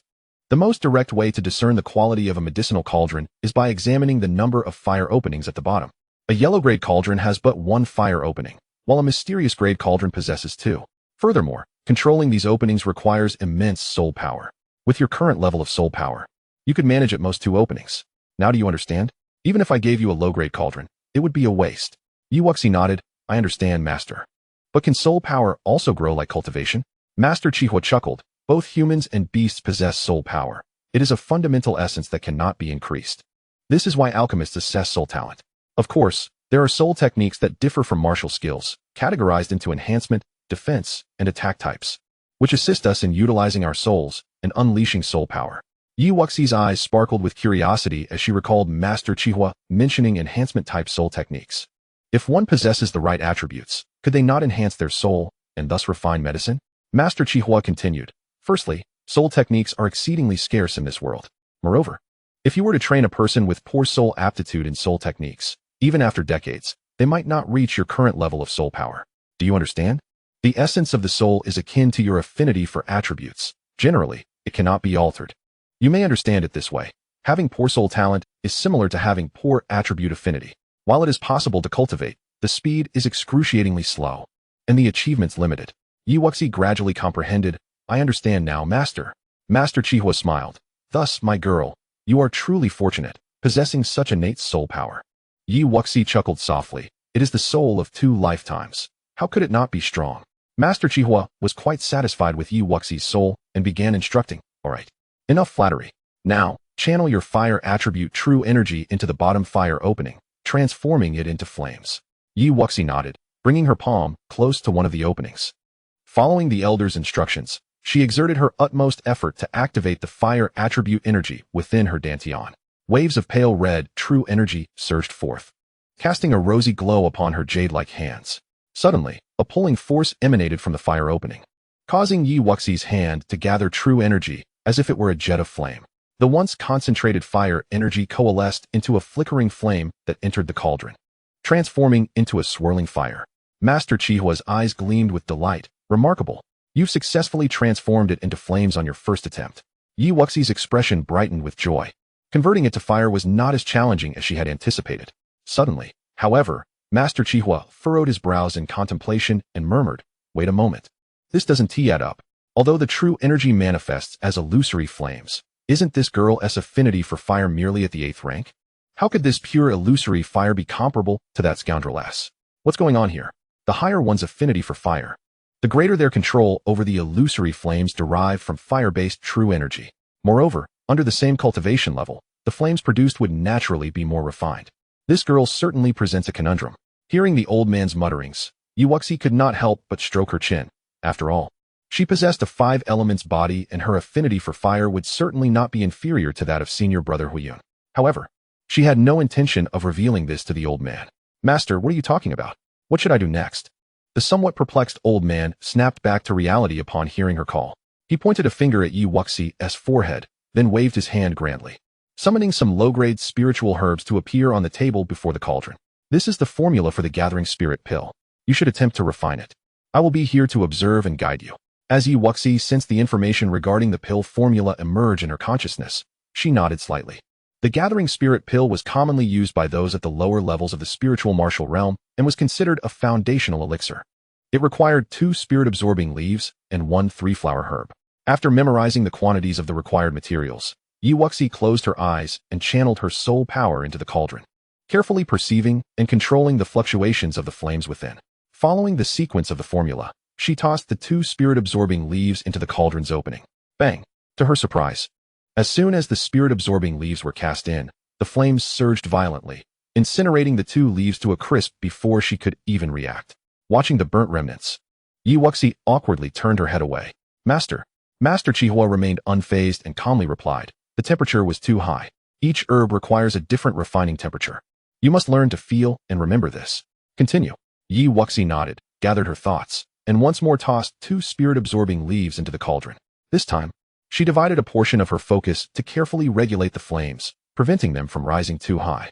With meticulous control, the second batch of spirit-absorbing leaves was finally refined successfully. Nevertheless, Yi Wuxi did not dare to grow complacent and proceeded to throw in a 3-flower herb. Lower the temperature. At the old man's prompt, Yi Wuxi adjusted the flames to the appropriate temperature. Chapter 49, Successful Refinement. After numerous attempts and a few wasted batches of materials, Yi Wuxi finally succeeded in producing a gathering spirit pill. Gazing at the pill, which was barely formed but emitted a familiar fragrance, she chuckled softly. "Master, does this mean I've become an alchemist?" "Well, barely," Master Chihua replied nonchalantly. However, internally, he was awash with astonishment. It was the first time he had encountered a novice with no prior knowledge who could successfully refine a pill in just a few hours. When he first attempted it, he had taken several days to achieve even a semblance of success. Truly remarkable. Master Chihua marveled inwardly, maintaining a facade of composure. He could not overly praise this girl, lest she become too self-satisfied and lose her motivation, believing her talent would carry her through. Yi Wuxi held the pill in her hand, grinning foolishly. Being an alchemist was splendid. Just the gathering spirit pill alone could fetch a handsome sum in the Tianfeng kingdom. She envisioned a future where, upon raising her level, she would be inundated with countless spirit stones from those seeking her elixirs. "What a little monster," the old man muttered. "This girl has been tirelessly at it for hours. Although her soul is powerful, how does her meager cultivation sustain her for so long?" "Master, may I come here every day to refine pills in the coming days?" Yi Wuxi inquired with a smile. Master Chihua nodded vigorously. "Of course." Yi Wuxi quickly followed up. "And I want to have to prepare the materials, will I?" The old man, who had been secretly pleased, nearly spat blood. He had thought she was eager to improve, only to find she was angling for free materials from her master. "We have plenty of low-grade spiritual herbs at the peak." Master Chihua rolled his eyes, but, considering her exceptional talent, decided against refusing her request. "Thank you, master." Yi Wuxi beamed. Master Chihua handed her 2 jade slips, one containing a compendium of herbs to memorize and the other with some foundational pill formulas for further study, cautioning her that they were not to be shared. Seeing the old man's generosity, Wuxi solemnly replied, I understand.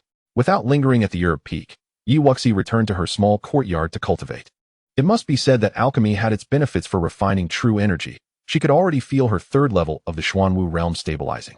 Not rushing to enhance her cultivation, Wuxi took some time to adjust, and then sat cross-legged on her bed, beginning to refine her 5 elements true energy. After her experience with the vermilion bird, she realized how invaluable this technique was, serving as a minor life-saving measure while also providing a tactical advantage. As time flowed slowly, after a night had passed, Wuxi quietly opened her eyes to the 5-colored orb floating above the small tree. Just then, a knock echoed from outside her courtyard. Wuxi. Wuxi rose and opened the door, smiling where Luiwer twirled around her. I heard you've joined the Her Peak and been accepted as Master Chihua's direct disciple? Wuxi nodded. How did you find out? Though, I wouldn't say I'm a direct disciple, more like a beginner. Luiwer grinned. It's all over the outer sect. Not only is Master Chihua an exceptional alchemist, but his own strength is formidable. Now that you've made a name for yourself in front of him, everyone is envious. Your reputation is quite impressive. Wuxi stroked her chin. Is it really that exaggerated? Has Brother Duan emerged from his seclusion? This fortunate master was indeed a boon. She had managed to latch onto a powerful ally, though whether the old man would support her in times of need remained uncertain. He seemed rather unreliable. Luiwer shook her head. Not yet, Wuxi. I plan to head to the training tower to practice. How about you? Care to join? Wuxi scratched her head. You go ahead. My cultivation won't be increasing for now. I plan to sharpen my skills at the battle tower first. Luiwer pouted. That's true. When I saw you were at the first level of the Xuanwu realm, I was at the 3rd level. Yet now you've reached the 3rd level while I'm still stuck here. It's truly disheartening. Wuxi patted her shoulder reassuringly. That's because you haven't been training diligently. I believe in your potential. As they chatted, they made their way outside, soon arriving before a towering 9-story structure. The training tower of the Tanjin Sect. Luiwer, go ahead. Wuxi encouraged, giving her a fist pump.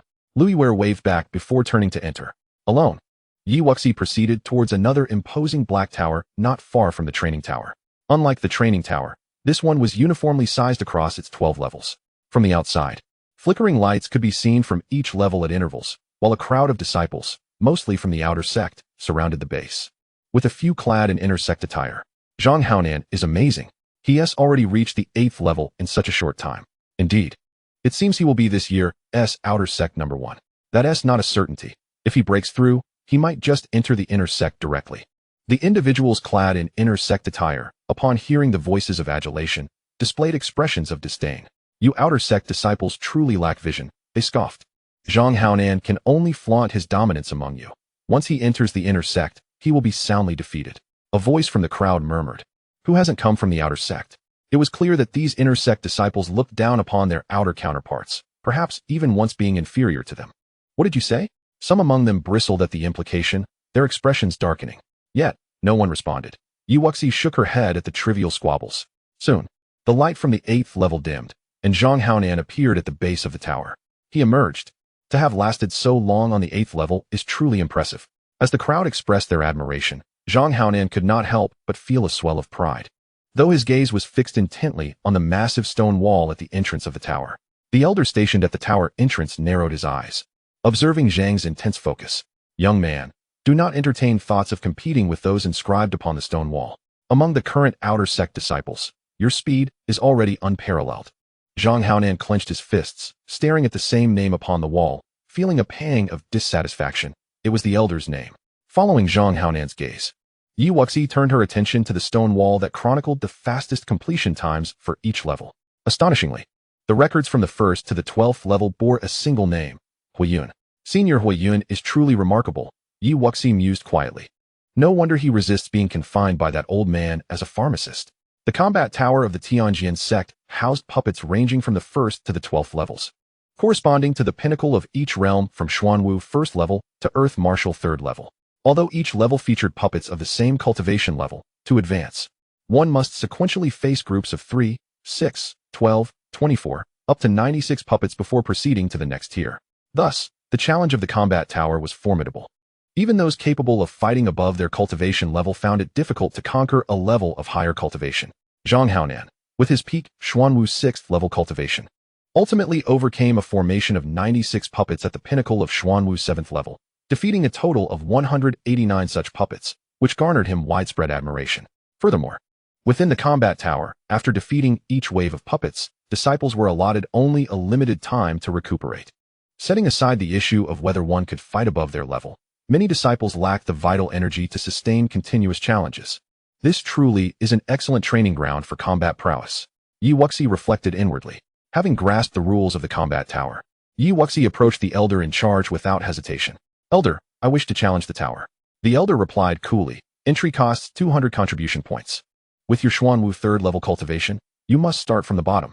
The use of medicinal pills is prohibited within the tower and below the top level. Weapons exceeding the Xin rank are not allowed." Yi Wuxi nodded, already aware of these regulations. The combat tower is divided into the lower, middle, upper, and top tiers. Her Xuan Wu 3rd level cultivation necessitates beginning at the 1st level, while Zhang Haonan, with his Xuan Wu 6th level, must commence at least from the 4th level of the middle tier. Moreover, her cultivation would be suppressed to Xuan Wu 1st level upon entering the 1st tier, allowing for optimal honing of her combat abilities. Of course, any disciple could suppress their cultivation from the bottom level if they aimed to break records. However, no one had managed to surpass Hui Yun's record thus far. Yi Wuxi presented her identity jade token to the elder, and after deducting 200 contribution points, she swiftly entered the tower. "Isn't that Yi Wuxi, the reigning newcomer champion? She's already challenging the tower." Many outer sect disciples began to chatter upon her entrance, speculating on how far she might advance. Perhaps she can reach the 4th level. Zhang Haonan, initially intending to leave, paused to listen to the discussions, curiosity piqued. Meanwhile, several inner sect disciples resumed their disdainful remarks. "You outer sect disciples are insufferable. First, you laud Zhang Haonan, and now you sing the praises of the newcomer champion. Truly, you know not what you speak of. In the end, you are all mere ants."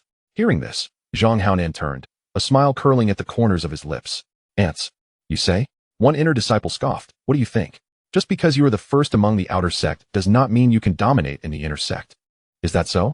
Zhang Haonan retorted, his demeanor turning serious. "While the other inner sect disciples may refrain from saying so, I have no qualms about teaching you a lesson." "Huh, today, I shall see who will teach whom a lesson." The inner disciple's anger flared. "I am Li Bao, remember that, Junior." With that, Li Bao unleashed a punch towards Zhang Haonan. Zhang Haonan smirked, countering with a punch of his own. In an instant, amidst the astonished gazes of onlookers, the haughty inner disciple Li Bao was sent crashing to the ground with a cry of pain. Zhang Haonan withdrew his fist, glancing disdainfully at the fallen figure. "With such meager strength, you dare to shout before me? You only rely on your age and slightly higher cultivation." Li Bao's face turned ashen, and as he surveyed the derisive stares around him, he muttered, "You'll regret this." Before hastily departing, the farce concluded in mere moments, and the crowd's attention returned to the combat tower. The instant Yi Wuxi stepped into the 1st level of the combat tower, she felt her cultivation suppressed. "How fascinating," she murmured in astonishment. However, before she could ponder further, 3 metallic puppets emerged from the ground, surrounding her menacingly. These 3 puppets, at the peak of Xuan Wu 1st level, lunged towards her in unison. Without batting an eye, Yi Wuxi drew the superior-grade Qinghong sword, which she had exchanged for with her contribution points, and with a mere flick of her wrist, channeled her energy. Instantly, the 3 puppets collapsed, their combat power extinguished as they sank back into the ground. Moments later, 6 more puppets erupted from the earth, yet they proved no challenge for Yi Wuxi, for someone capable of fighting 5 levels above her own. Defeating puppets of equivalent cultivation was hardly a challenge. Before long, she ascended to the 4th level. As the 4th level illuminated, the observing disciples gasped in astonishment. "How swift!" She expended no effort at all. One outer sect disciple exclaimed, pointing at the stone wall. "Look, the names on the ranking wall have changed." The crowd turned to see that the names from the 1st to 3rd levels had shifted from Hui Yun to Yi Wuxi. Zhang Haonan's expression morphed into one of complex emotions, his mind racing. How could this be? He considered himself to possess considerable talent and combat prowess. Yet, Hui Yun's unique constitution had always overshadowed him. It was acceptable to lose to someone of such caliber, for no one in the entire Tanjin Sect dared claim they could surpass Hui Yun. Yet, Yi Wuxi was merely a newcomer with unremarkable talent, and she had shattered a record he could not overcome. The elder guarding the tower was equally astonished. Since the time of Hui Yun, the records had remained unchanged. Now, a mere girl had broken that long-standing achievement.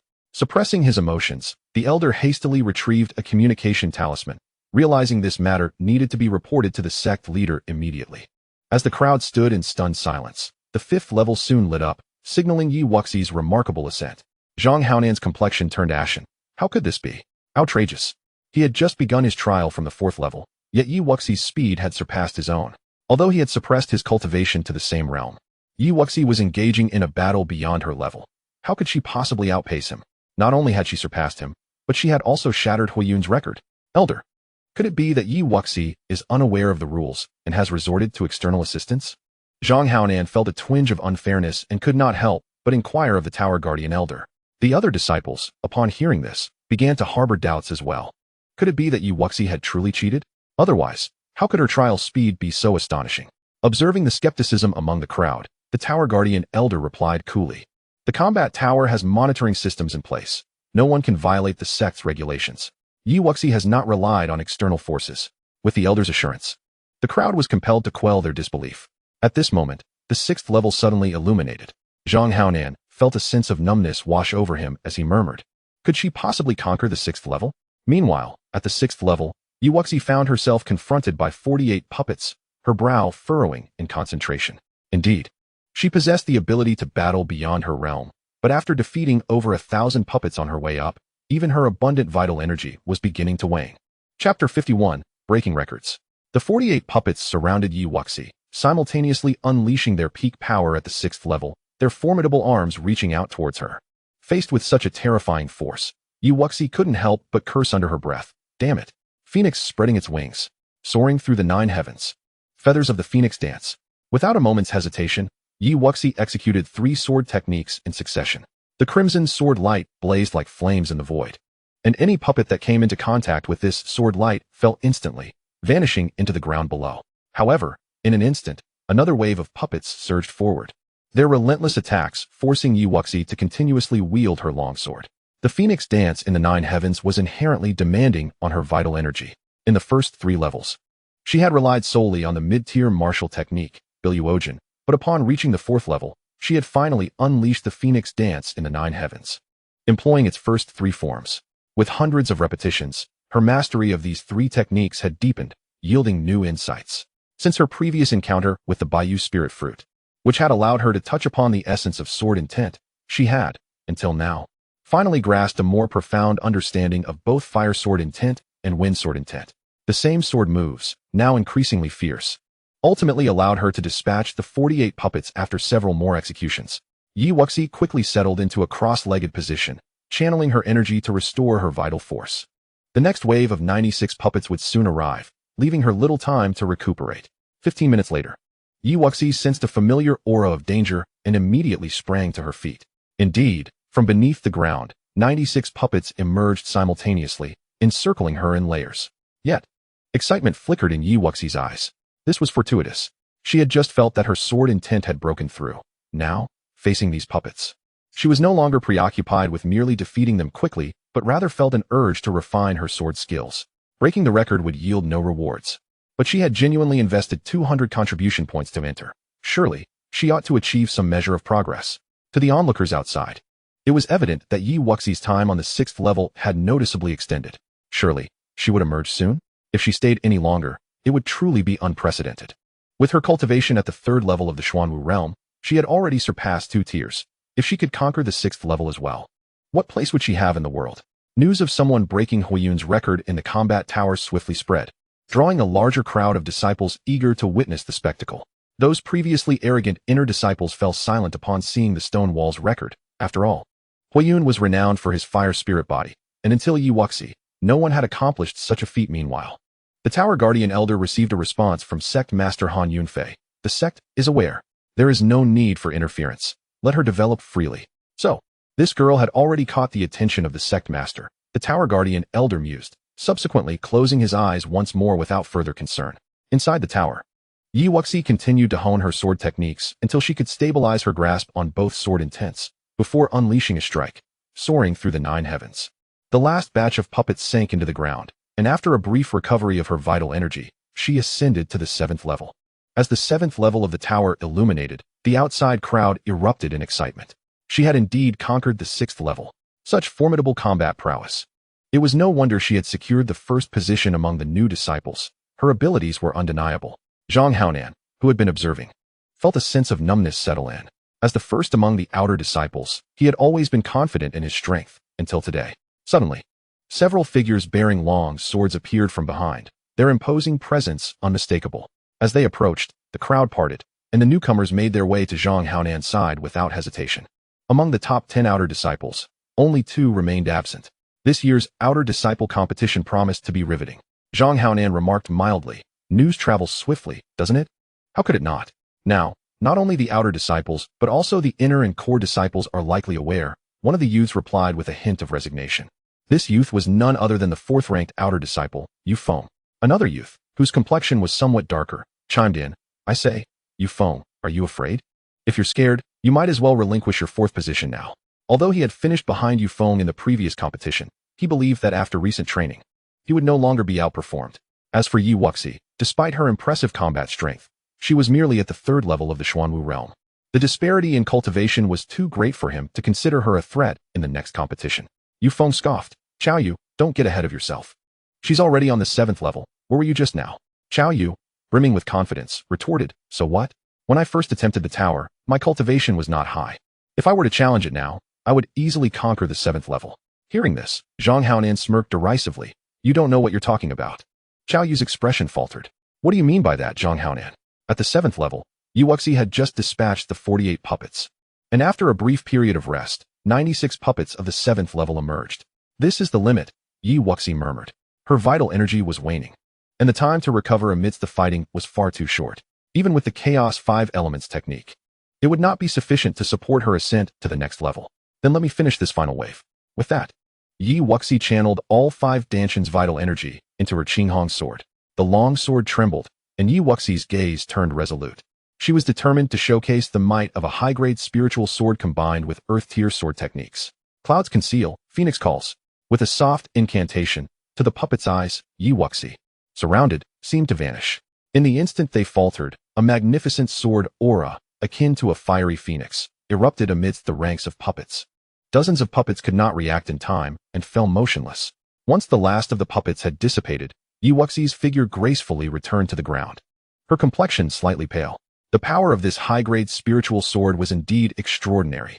The same sword technique, when executed with the Qinghong sword, was several times more powerful than with her previous Hanyue sword.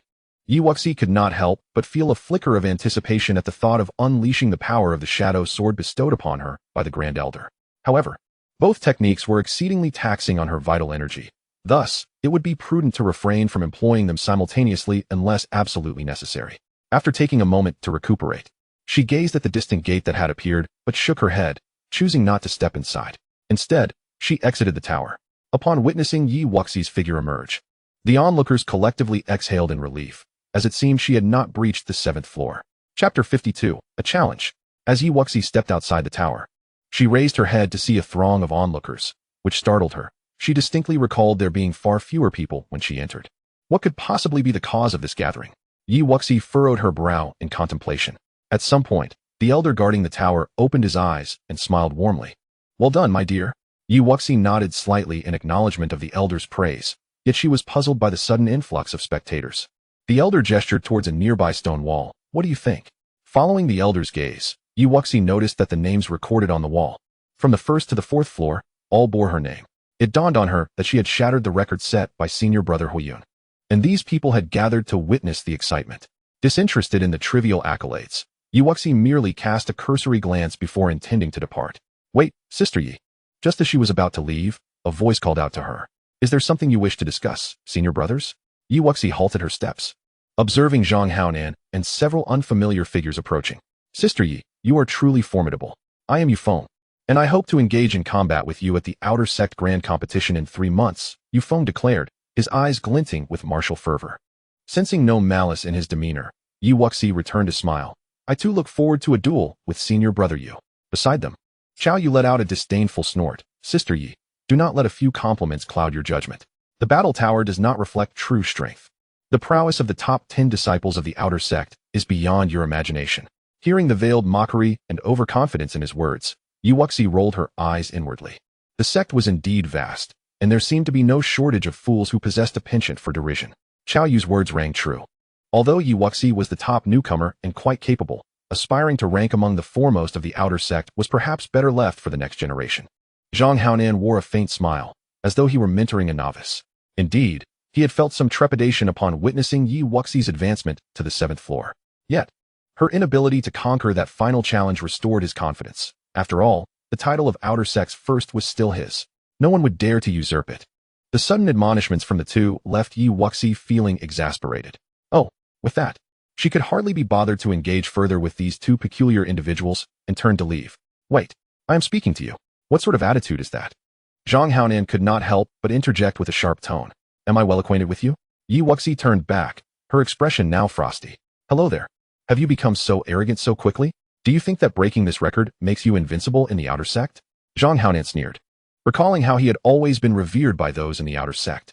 Who would dare speak to him in such a manner? Yi Wuxi appraised him coolly and replied, I certainly do not share that sentiment. However, if we were of the same cultivation level, I could easily incapacitate you with a single blow. What is there to be proud of? The crowd erupted in laughter at the audacity of her claim that she could defeat Zhang Haonan with a mere slap. A possibility that, given her displayed combat prowess, was not entirely unfounded. While the Outer Sect disciples were cautious not to laugh too heartily, the Inner Sect disciples who remained had no such reservations. That is hilarious. Let Zhang Haonan flaunt his title of first all he wants. Our sister Yi is not fooled.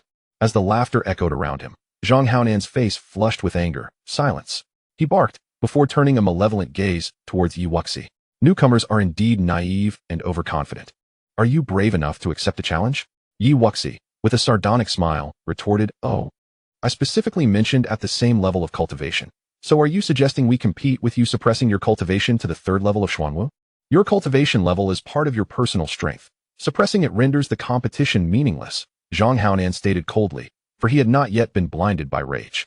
He was aware that under those circumstances, he might not necessarily triumph over Yi Wuxi. Yi Wuxi rolled her eyes, so in essence, you are afraid to face me without suppressing your cultivation? You speak of being the first in the Outer Sect, yet lack the courage to prove it. Do you have the guts? Then let us fight in a fair manner, without your talk of suppression. Yi Wuxi scoffed. I do not engage in battles that offer no reward. If we are to compete without suppressing our cultivation, there must be some stakes, perhaps some spirit stones? Agreed. How about 1,000 mid-grade spirit stones? Zhang Haonan replied without hesitation. Too little, Yi Wuxi languidly remarked, recalling how she had looted new disciples in the secret realm for much more than that. 2,000 mid-grade spirit stones. Not enough. 3,000 mid-grade spirit stones. That is my final offer. Zhang Haonan gritted his teeth, for parting with such a sum was no trivial matter. Deal. However, what if you attempt to renege on the agreement? Furthermore, how can I be certain you possess such spirit stones? A middle-aged man clad in elder's robes suddenly emerged from the crowd. Elder Yang. The crowd promptly bowed in respect to the speaker. Yi Wuxi recognized him as Elder Yang, the one who had escorted them to their lodgings on the day they entered the sect. I naturally trust Elder Yang. Yi Wuxi smiled brightly. I'm fine with that as well. Zhang Haonan hastily concurred, as he had no intention of defaulting. Elder Yang nodded. When do you plan to compete? How about 3 days from now at the hour of Shun, on the life and death platform? Just remember not to endanger each other's lives. The winner shall receive the stakes. Zhang Haonan proposed without hesitation. Yi Wuxi nodded. That works for me. Zhang Haonan smirked. I will present 3,000 mid-grade spirit stones. What about you? I may not have that many spirit stones, but if I lose, I can kneel before you and bow thrice, respectfully calling you senior brother.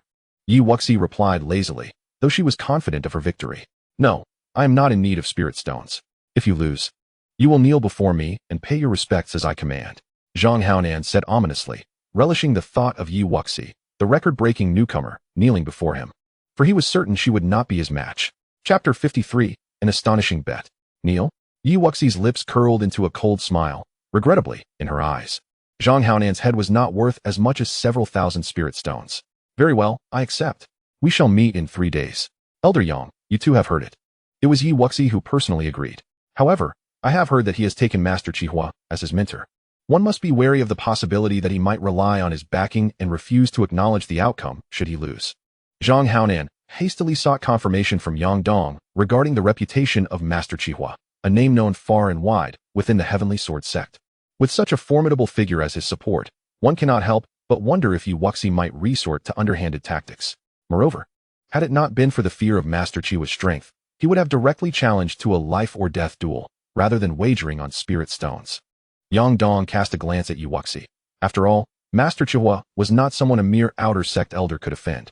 While he could assure that Zhang Haonan would not act dishonestly, he could not extend the same guarantee regarding Yi Wuxi. With a gentle smile, Yi Wuxi reassured them. You need not worry. Matters unrelated to alchemy are of no concern to my master. Yang Dong nodded in agreement. Well, it's settled then. Let us disperse for now. We shall meet at the life and death platform in 3 days. Yi Wuxi clasped her hands in a respectful gesture, disregarding the gazes of those around her, and departed without a backward glance. Upon returning to her chamber, Yi Wuxi immediately began to cultivate and regulate her breath. As for the upcoming duel in 3 days, there was little preparation needed. She welcomed any spirit stones offered to her. By the afternoon, having adjusted her condition to its peak, she set out for the alchemy peak. As soon as she stepped into the main hall, she was greeted by an overwhelming aura of flames. Yi Wuxi raised an eyebrow. Could it be that the old man was concocting pills? She made her way to the highest level of the palace, where the door to the spacious alchemical chamber stood ajar. Standing outside, she held her breath and peered inside. The red-haired elder was positioned before a massive cauldron, with azure flames dancing in his palms as he casually tossed in various medicinal ingredients. Unlike her meticulous approach to alchemy, the materials seemed to obey his every command effortlessly. With a few nonchalant gestures, several perfectly shaped pills soon floated above the cauldron, exuding a potent fragrance. "Child, come in," he beckoned. "Master." Yi Wuxi approached respectfully. The elder, gathering the pills above, raised an eyebrow and remarked, "I thought you might not show up today. Unlike that troublesome brat Huiyun, you have the sense not to provoke me while I'm engaged in alchemy." "Of course not," she replied playfully. "When it comes to causing trouble, you and that brat are quite similar. I heard you were to duel that so-called number 1. Indeed, your master has heard of it. Such trivial matters need not burden my thoughts." The elder snorted. "I'm not concerned about your petty affairs. But I heard you promised to bow in submission should you lose. Let me make this clear. If you bow to a mere ant, don't ever call me master again. I cannot afford to lose face, nor should you expect me to support you." Yi Wuxi nodded earnestly. "Disciple understands. I will not bring shame to my master." "Good. Now, did you gain any insights from watching me concoct?" he inquired nonchalantly. Yi Wuxi replied candidly, "Indeed. True fire is far superior to the illusory flames of vital energy. The way master handled the ingredients was entirely without method, which requires exceptional precision in controlling the materials. I have much to learn." Suddenly, the elder shifted the conversation. "Are you aware of the ranks of alchemists? There are levels such as yellow, earth, mysterious, heaven, and king, each further divided into upper, middle, and lower tiers." "You are correct, but each level also has a pinnacle title." Yi Wuxi looked puzzled. "However, my knowledge indicates no such distinction." "Indeed, this is because those who attain the pinnacle rank are exceedingly rare. Even I cannot claim that title. It was merely mentioned in the inheritance I received long ago." "Master, what constitutes the pinnacle?" A pinnacle alchemist refers to one whose quality and quantity of alchemical products are extraordinary. Generally, regardless of an alchemist's rank, a set of materials can yield only one corresponding pill. However, a pinnacle alchemist can extract 2 or even more pills from a single set of materials, with each pill of the same rank possessing superior efficacy. Yi Wuxi questioned, "If even master cannot achieve this, what purpose does it serve to inform me?" "The difficulty in reaching such a pinnacle lies in the exceptionally high requirements for spiritual aptitude. It cannot be attained merely through effort." Yi Wuxi chuckled awkwardly. "Surely, master does not wish for me to pursue this pinnacle?" She simply aspired to acquire the skills of alchemy, not to reach the zenith of that profession. The elder rolled his eyes. "Given your potential, why not strive for it? Though I may not achieve it myself, the inheritance I received did mention this aspect. You might just possess the capability." "Master, I scarcely have time to study." Yi Wuxi scratched her head. The elder, disregarding her reluctance, rolled his eyes and reached out to tap her forehead. In an instant, a torrent of information flooded into Yi Wuxi's consciousness. After a moment of silent absorption, she realized that the elder was the archetype of one who, unable to excel, fervently wished for his disciple to surpass him. Seeing her eyes flutter open, the elder smiled broadly. "All right, today we shall continue with the spirit-gathering pill." With a grand gesture, a collection of low-tier spiritual herbs appeared on a small table. While Yi Wuxi immersed herself in the study of alchemy on Alchemy Peak, the outer sect of the Heavenly Sword sect was abuzz with excitement. The news of the newcomer Wang Yi Wuxi facing off against the seasoned outer sect champion Zhang Haonan had spread, igniting anticipation among all outer sect disciples.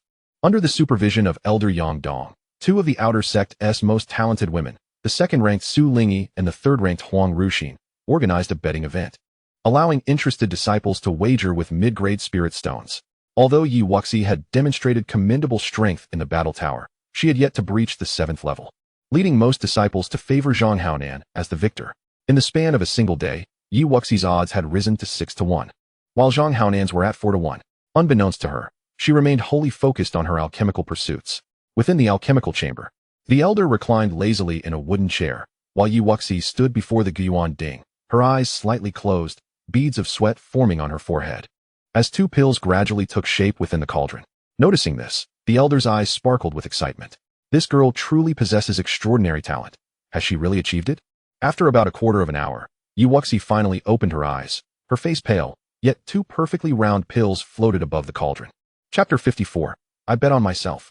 Upon seeing the two pills hovering above the cauldron, Yi Wuxi felt as though all her exhaustion had vanished, her face alight with joy. Master, look. It seems I have succeeded. The elder's eyes glimmered with admiration as he circled the cauldron, scrutinizing the pills closely before bursting into hearty laughter. Incredible. I am indeed a witness to a miracle. Ha! If that old fossil were to see this, his expression would be quite the spectacle. Watching the elder ramble on, Yi Wuxi felt a twinge of exasperation as she held her head. Master, while it seems I have succeeded, this method is exceedingly taxing on my mental faculties. I feel quite dizzy now. The elder, noticing her fatigue, suddenly recalled something. I almost forgot. Here, take this. He produced a jade slip and handed it to her, stating earnestly, this is a reinforcement type soul technique. Although it is only of the upper tier in the yellow rank, it is sufficient to hone your soul for your current level of cultivation. Is this truly a soul technique? Yi Wuxi's eyes sparkled with excitement. Indeed, this item was as rare as the old man had claimed. Within the martial arts pavilion of the Tanjin Sect, she had found not a single one in the lower levels she had visited. Thank you, master, Yi Wuxi said, her fingers caressing the jade slip with a sense of reluctant attachment. The old man, Chihua, chuckled dismissively enough. For the next few days, refrain from coming here. The soul is the essence of a person. If it is harmed, the repercussions are significant. This soul technique must be practiced only after you have fully recovered. Yes, master. I will come to find you after my competition, Yi Wuxi replied with a grin. It seemed that the old man had many treasures. She resolved to visit the medicine peak frequently from now on. Who knows, in his joviality, he might even toss her a few high-level manuals, sparing her the need to spend her own coins. By the time she returned to her room, night had fallen. Yi Wuxi chose not to practice and fell into a deep slumber immediately. The following day, she awoke only when the sun was high in the sky. Oh no. She was actually woken up. Seeing Yi Wuxi in a daze, Lu Yuer was incredulous. The commotion outside is deafening, and you are still sleeping with your door closed? Yi Wuxi blinked, somewhat bewildered. What? You don't know? Senior Sister Su and Senior Sister Huang from the Outer Sect have initiated a betting match between you and Zhang Haonan. Is everyone really that idle? Yi Wuxi expressed her disbelief. Your odds have shifted from 1 to 8 to 1 to 10. These people really lack foresight, Lu Yuer remarked, holding up several fingers. Yi Wuxi was taken aback. You placed a bet too? I was just about to. Of course, I'm betting on your victory. That so-called Zhang Haonan is no match for you. 1 to 10 odds? Just a small wager, and I could strike it rich, Lu Yuer said with a cheeky smile. Is that so? How intriguing. Let us go. I wish to place a bet as well, Yi Wuxi declared, her interest piqued with a wave of her hand. Such an opportunity to receive spirit stones was not to be missed. As the two stepped out of the courtyard, they encountered Duan Hong. Brother Duan, you arrived just in time. Come with us. Lu Yuer beckoned. What is the occasion? Why are you two so jubilant? Duan Hong laughed, shaking his head as he walked alongside them toward the Outer Sect square. Yi Wuxi grinned. Isn't it wonderful? Someone is eager to deliver silver to me. The Outer Sect square was a sea of people, with a massive long table set up in the center, behind which sat two adorable young ladies clad in white. The table was surrounded by an eager crowd. I'll wager 200 mid-grade spirit stones on Zhang Haonan winning. 100 mid-grade spirit stones on Zhang Haonan. Even before Yi Wuxi and the others could approach. Oh, no, they couldn't even squeeze in. The betting calls were already echoing from the long table. Seeing this spectacle, Duan Hong raised an eyebrow. I was in seclusion for just 2 days, and such a large betting event has emerged? What is going on? Lu Yuer explained, in short. Wuxi broke the record at the combat tower, which ruffled the feathers of the Outer Sect's top contender, Zhang Haonan. Thus, they arranged a 3-day challenge. And now you see the result. Duan Hong stroked his chin. So Wuxi has already visited the combat tower? I intended to try my luck there as well. But everyone seems to be betting on Zhang Haonan. Yi Wuxi shrugged. They probably think my cultivation level is too low. Make way. Suddenly, a voice called out from the other side. It was Jiang Chun, Yuan Xian, Feng Tao, and Hua Zhou, fellow new disciples. 300 mid-grade spirit stones. Betting on Yi Wuxi winning. Jiang Chun stated lazily. 200 mid-grade spirit stones on Yi Wuxi winning. Yuan Xian added. 200 mid-grade spirit stones on Yi Wuxi. Feng Tao chimed in. 300 mid-grade spirit stones on Yi Wuxi. Hua Zhou concluded. With the 4 prodigies from the new disciples betting on Yi Wuxi's victory. The crowd began to murmur with confusion. Being fellow newcomers, these individuals should know Yi Wuxi better. Did she possess hidden strengths unknown to others? Among the onlookers who hadn't yet placed their bets, some began to wager on Yi Wuxi as well, though the amounts were modest. The shifting tides prompted the two young ladies behind the table to quickly adjust the odds, lowering Yi Wuxi's to 1-6. Luiyue cursed under her breath. These people really know how to stir the pot. How infuriating. Let us hurry. Following Luiyue, Yi Wuxi and Duan Hong pushed into the crowd and reached the long table. Upon seeing the three, Su Lingyi smiled warmly. Are you here to place a bet? Junior sister Yi? Yi Wuxi nodded. Indeed, senior sister Su. Huang Ruxin raised an eyebrow. Are you betting on yourself? Naturally. 1,000 mid-grade spirit stones on my victory. Yi Wuxi declared confidently. Regrettably, her current fortune only allowed for that amount. Otherwise, she would have wagered more. The question of whether she could afford to lose was not her concern, as with elders as witnesses, the two ladies running the betting table would surely behave honorably. Su Lingyi appeared somewhat surprised. 1,000 spirit stones is no small sum. And what about you two? Huang Ruxin inquired further. Luiyue waved her hand. 1,000 mid-grade spirit stones on Wuxi winning as well. 2,000 mid-grade spirit stones on Wuxi winning. Duan Hong added nonchalantly. He was most aware of Yi Wuxi's capabilities. If she were to employ the technique she used against Zhuge, Tanjin would pose no threat. To him, this battle held no suspense whatsoever. Though he lamented that his own wealth was limited, Yi Wuxi and Luiyue exchanged surprised glances. It turned out that Duan Hong was quite affluent. Together, the three of them had wagered a total of 4,000 spirit stones, which, given the current odds, was no trifling sum. Su Lingyi and Huang Ruxin exchanged glances, promptly adjusting the odds from 1-6 to 1-3. After placing their bets and receiving their receipts, the trio ceased to concern themselves with the commotion and made their way back along the mountain path. I'm heading to the combat tower for some fun. What about you? Duan Hong asked with a smile. Luiyue replied excitedly. I'm going too. I want to cheer you on. It's a pity I wasn't there when Wuxi challenged the tower. Brother Duan, you're so strong. Perhaps you could break a couple of records as well. Yi Wuxi raised an eyebrow. Where, didn't you just break through? Why not give it a try yourself? After her training in the cultivation room, Luiyue had successfully advanced to the 4th level of Xuanwu, yet Yi Wuxi was not entirely sure of her combat prowess, as she had never seen Luiyue unleash her full strength. Luiyue chuckled awkwardly. I think I'll pass. I haven't had any new insights lately. The combat tower would just waste contribution points. I'd rather save them for the cultivation room. Yi Wuxi considered it and replied with a smile. That makes sense. I won't be visiting there again in the near future either. With nothing else to do, I'll cheer for Brother Duan. Duan Hong shook his head. You two shouldn't have overly high expectations. The combat tower primarily hones martial skills. I have no interest in records. Brother Duan is being modest, Yi Wuxi teased. I was just thinking, if you also broke a record, Zhang Haonan would surely be furious. Yi Wuxi was well aware of Duan Hong's strength. Defeating Zhang Haonan would be a piece of cake. I'm curious why Wuxi emerged after only clearing the 7th level. If you had attempted the 8th level, I can't believe he would be so confident in challenging you, Duan Hong chuckled, as he didn't believe the rumors circulating that Yi Wuxi had never attempted the 7th level. Isn't it because my true energy was insufficient? There's no point in forcing my way up. I'll just wait for next time. As the trio engaged in conversation, they swiftly arrived before the battle power tower. Under the watchful gazes of Yi Wuxi and Luiyue, Duan Hong entered the tower with an air of nonchalance, observing the illumination of the 4th level. Luiyue turned her head and inquired, Wuxi, how far do you think Brother Duan can ascend? In truth, she held an unwavering trust in both Yi Wuxi and Duan Hong, believing them to be the strongest, though she did not fully comprehend the extent of their prowess. After a moment of contemplation, Yi Wuxi replied, the 8th level, I suppose. When confronting the vermilion bird, Duan Hong's heart-stopping strike had been formidable. It could likely obliterate even those at the 9th level of Xuanwu with ease. Yet, judging by Duan Hong's state after that attack, it seemed he, like her, could not utilize such power indefinitely. With ordinary tactics, coupled with that overwhelming aura, traversing 3 levels should pose no significant challenge. They did not wait long before Duan Hong breached 2 levels, and as the 6th tower illuminated, the name of Duan Hong replaced that of Hui Yun on the stone wall behind the 5th level. Luiyue pointed at the wall and exclaimed, Wuxi, Brother Duan has indeed shattered a record. This was anticipated. Yi Wuxi was not surprised. She was uncertain of the cultivation level at which Hui Yun had conquered the tower. If, like her, he had engaged in battles beyond his rank or honed his swordsmanship, it was only natural for Duan Hong to surpass him.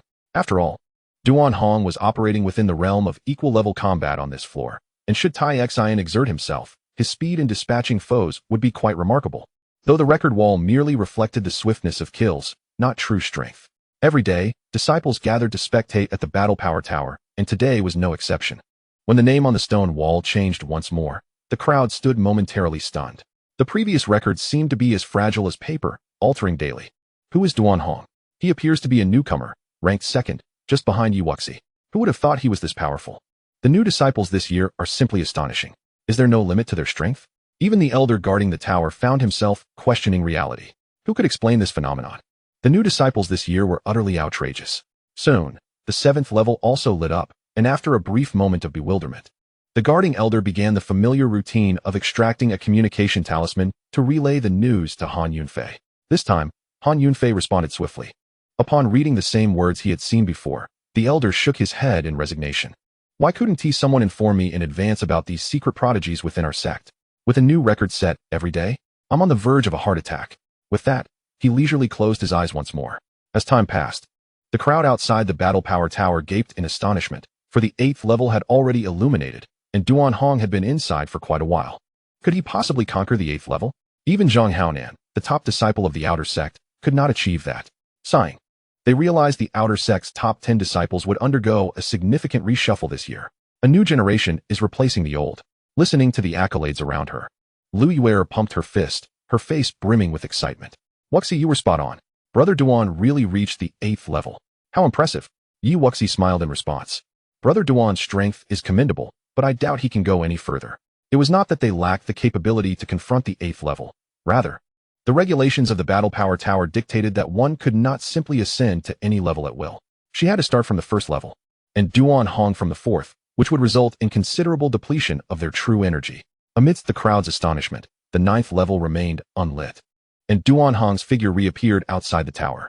Approaching the two graceful figures, Duan Hong chuckled, as Wuxi said, "It consumes too much true energy. I shall return once my cultivation is higher." Yi Wuxi pointed around with a grin. "Brother Duan, you've become famous." Duan Hong waved his hand dismissively. "It's merely a fleeting reputation. Let us depart." He had no desire to be treated as a spectacle or to attract challenges from the idle.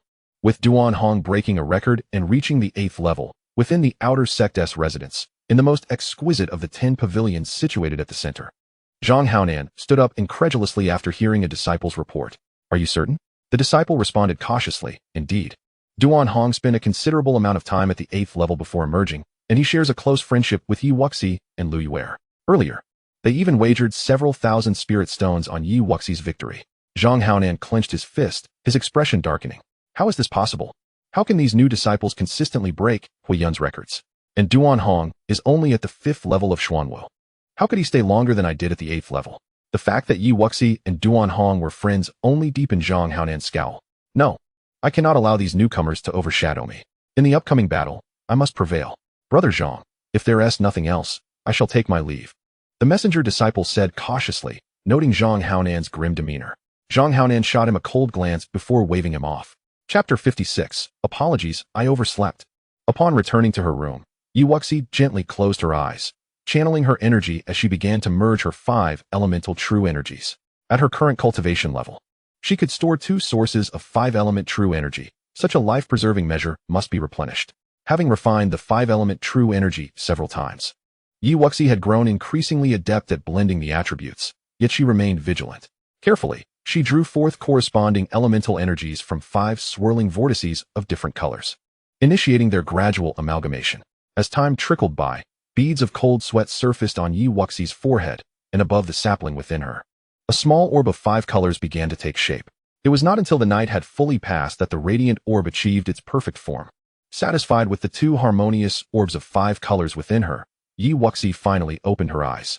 With this artifact, even if Zhang Haonan possessed some hidden trump card, she was confident it would suffice to handle it. Although she believed Zhang Haonan's strength would not exceed her expectations, she did not wish to underestimate him.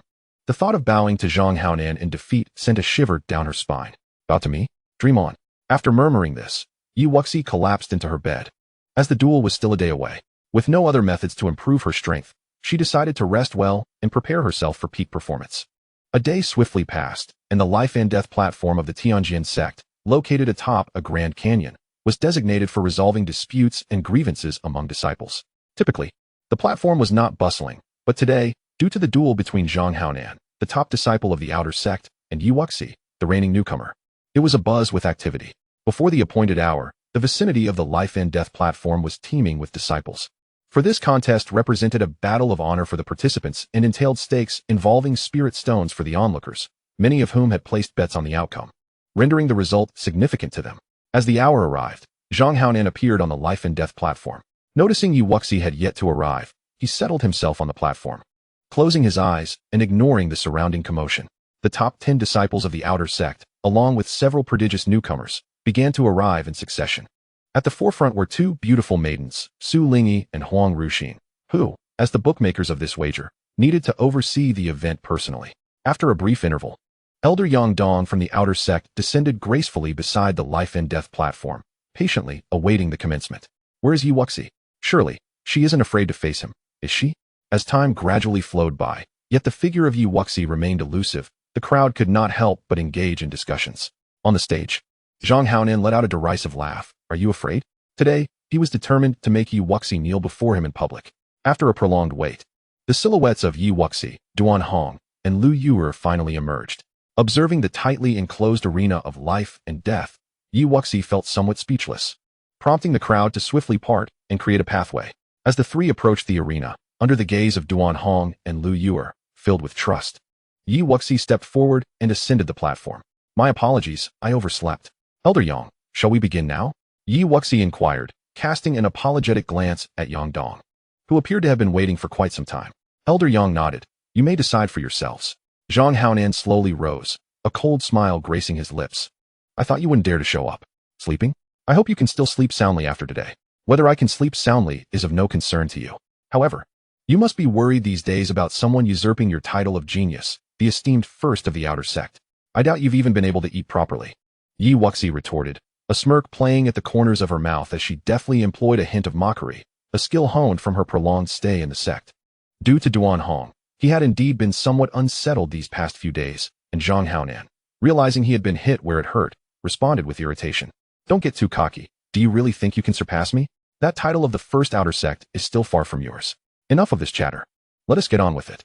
I have no interest in wasting words with you, Wuxi replied impatiently. Zhang Haonan sneered, drawing his ancient sword, a high-grade spiritual sword of the Xian rank, known for its effectiveness when wielded in conjunction with their level of cultivation. I want to hold back simply because you're a woman. Today, you will witness the true prowess of the first Outer Sect, he declared. Unleashing his cultivation at the 6th level of the Xuanwu realm, a faint golden, true qi swirling around him. Sky-splitting slash. Zhang Haonan shouted, and the golden sword energy surged forth like a divine light descending from the heavens, imbued with immense pressure and destructive force. It was a high-grade sword technique of the Xian rank, the dominating sky sword. Undoubtedly, Zhang Haonan, as the first of the Outer Sect, wielded formidable might with this strike. The spectators were no strangers to this technique, recognizing it immediately with just one move. Phoenix spreading wings. Wuxi remained unfazed, channeling the energies of her dual Dantians into her Qinghong sword, executing a counter-strike. A spectacular sword light, engulfed in flames, fearlessly clashed with the golden sword radiance, resulting in a thunderous explosion. This strike, wait, it seemed to carry a sword intent. How could she, at her cultivation level, comprehend sword intent? It was unimaginable. As the distinct aura emanated from the sword light, the onlooking disciples widened their eyes in astonishment. Yang Dong, observing from the sidelines, narrowed his gaze. With his martial cultivation, he discerned the nuances. Wuxi's previous strike indeed contained sword intent, and not merely one. Conversely, Zhang Haonan's understanding of the sword was evidently lacking. Merely a proficient mastery of the technique. In a duel of sword cultivators, one who grasps sword intent can transcend their ranks. And combined with Wuxi's robust true qi fluctuations, which belied her Xuanwu 3rd level, this battle appeared perilous for Zhang Haonan. How is this possible? Did you truly rely on sword intent to reach the 7th level? Zhang Haonan murmured, his expression momentarily faltering before regaining composure. What of it? A strong sword intent cannot easily bridge the gap in cultivation. Wuxi, naturally, did not respond to his provocations. Zhang Haonan was indeed a legitimate genius, capable of contending against opponents at the 8th level of the Xuanwu realm. Initially, her dual Dantian's energies were insufficient, but fortunately, he had yet to grasp sword intent, allowing her to manage with her own energies and swordsmanship without revealing her 5 Dantians. The figures of the two on the stage flickered as the air crackled with their astonishing sword energies. The shockwaves from their confrontation compelled the surrounding spectators to retreat, and those nearest erected true chi barriers to shield themselves from the impending fallout. Chapter 57, Shameless. As the battle escalated, Zhang Haonan, forced to retreat several steps, wore a grave expression. You are indeed formidable. Yi Wuxi, without raising her eyelids, queried. So, are you planning to concede? Humph. To make me concede? You are still too inexperienced. Allow me to demonstrate the might of my final strike. Yi Wuxi rolled her eyes, dismissing the need for further dialogue. Zhang Haonan coldly laughed. Infusing his ancient sword with a surge of true chi, he declared, dominating Sky Sword. In an instant, a magnificent golden sword light erupted, exuding an overwhelming force that reverberated through the air, akin to heavenly wrath descending upon Yi Wuxi. Is this your final strike? Yi Wuxi murmured, a nonchalant smile tugging at her lips. In the next moment, the energies from her dual Dantians surged wildly into her longsword. Feather of the Phoenix. Although still a high-grade sword technique of the Xian rank, she had mastered it, augmented by the dual sword intense. Zhang Haonan's final strike paled in comparison. How could she possibly defend against it? Observing the might of this strike, the other 9 outer sect disciples exchanged solemn glances. Yi Shimi's comprehension of swordsmanship is profound. I am no match for her. Her talent in swordsmanship is terrifying. Zhang Haonan is bound to lose. Jiang Chun and Yuan Xian exchanged glances, disdain evident as they turned to Duan Hong, knowing Yi Wuxi must have consumed the Baiyu spirit fruit to elevate her swordsmanship to such a level so swiftly. Duan Hong responded with a subtle smile and a raised eyebrow, as if to say, doubt it? Jiang Chun snorted derisively and returned his gaze to the stage. In the void, 2 sword lights collided with a resounding boom, forcing Zhang Haonan to retreat a few steps, his true chi wavering. By the heavens! Zhang Haonan has truly been bested, my spirit stones. The onlookers who had wagered on Zhang Haonan could not contain their outrage, cursing. What kind of so-called first of the outer sect is this? Such meager strength? Hearing the surrounding jeers, Yi Wuxi remarked coolly, if you have no other means, you might as well concede. If it weren't for my desire to conceal the energies of my 5 Dantians in front of so many, Zhang Haonan wouldn't have made it this far. You wish. Zhang Haonan retorted angrily, acutely aware of the taunts directed at him from the crowd. The majority of those who bet on him were his supporters, and if he lost this battle, he feared he would never hold his head high in the outer sect again, severing his financial lifeline and losing the title of the first outer sect, subjecting him to relentless ridicule. A change flickered across Zhang Haonan's face as he gritted his teeth. You've forced my hand. The victor today shall ultimately be me. With that, he produced a black pill and swallowed it without hesitation. In mere moments, his aura surged dramatically, ascending to the pinnacle of the 8th level of the Xuanwu realm. It's a transformation pill. The crowd gasped in astonishment. The transformation pill is a concoction capable of temporarily boosting a martial artist's cultivation, but with significant side effects after consuming it. The martial artist would require 3 months of rest, during which no progress could be made. For a genius, falling behind for 3 months could be utterly devastating. Su Lingyi and Huang Ruxin exchanged glances, expressing contempt. Zhang Haonan is far too desperate to use a pill against a lower-ranked sister. A gathering of onlookers erupted with mixed sentiments. Some muttered disparaging remarks, while others reveled in delight. Those who were pleased had invested a considerable amount of spirit stones on Zhang Haonan's victory. They cared not for the means of his triumph, as long as he emerged victorious. How shameless can he be to rely on elixirs to enhance his cultivation? Lu Yiwei exclaimed in outrage. Yet, the competition did not explicitly prohibit the use of elixirs, so Zhang Haonan's actions could hardly be deemed as violations, albeit they were rather distasteful. He would rather risk the deterioration of his cultivation to attain this hollow honor. Duan, what should we do? Zhang Haonan has reached the pinnacle of the Xuanwu 8th layer. With his additional methods, he can contend against the 9th layer. Lu Yiwei expressed her anxiety, aware of Wuxi's formidable strength, but doubting her ability to withstand an opponent of the 9th layer. Should she concede, it would entail bowing to that insufferable fool, which Wuxi could never tolerate. However, Duan Hong remained unfazed, offering a reassuring smile. Yiwei, fret not. Even with Zhang Haonan's elixirs, he will not be Wuxi's match. Let us observe quietly.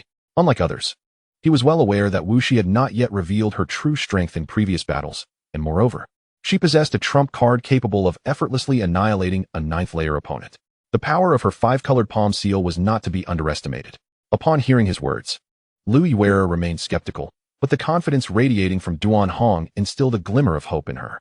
Meanwhile, Zhang Haonan's eyes had turned a sinister shade of red. The once pale golden aura now transformed into an eerie crimson due to the effects of the transformation elixir. Observing this swift change, Yi Wuxi quickly distanced herself, muttering under her breath, "What the hell?" He can do that too? Ha ha ha. Yi Wuxi, today you will ultimately kneel before me. Zhang Haonan laughed maniacally, revealing a more imposing black spirit sword in his grasp. A ground-tier spirit sword. Yi Wuxi realized the danger she faced. The crowd gasped as they beheld Zhang Haonan's actions. With the peak of the Xuanwu 8th layer and a ground-tier spirit sword, how could Yi Wuxi, at the Xuanwu 3rd layer, defend against such an onslaught? Shameless fool, what nonsense about being the best. I'd say he's the champion of shamelessness. Lu Yuer exclaimed, hands on her hips, unable to contain her disdain. Duan Hong shook his head in resignation. Yuer, remain calm. Wuxi possesses a ground-tier spirit sword as well. He cannot gain the upper hand. As soon as he finished speaking, Yi Wuxi, with a slight smile, revealed the ground-tier lower-grade reflection sword bestowed upon her by Elder Tai Shao. Zhang Haonan had come prepared, but fortunately, she had her own trump card. Otherwise, she would have fallen victim today. Humph, what does it matter if you possess it? The might of a ground-tier spirit sword is not something you can unleash. Zhang Haonan scoffed. Yi Wuxi twitched her lips. The elixir's effects are limited, yet you still have the leisure to chatter. I commend your bravado. Heh. What follows will be my most powerful strike. With this blow, you may very well perish. It would be prudent to concede now. A cruel smile danced in Zhang Haonan's bloodshot eyes. Enough with the nonsense. You look neither human nor ghost. It disgusts me. Concede? I'd sooner concede to a giant ghost. Yi Wuxi retorted disdainfully. Fine, fine, fine.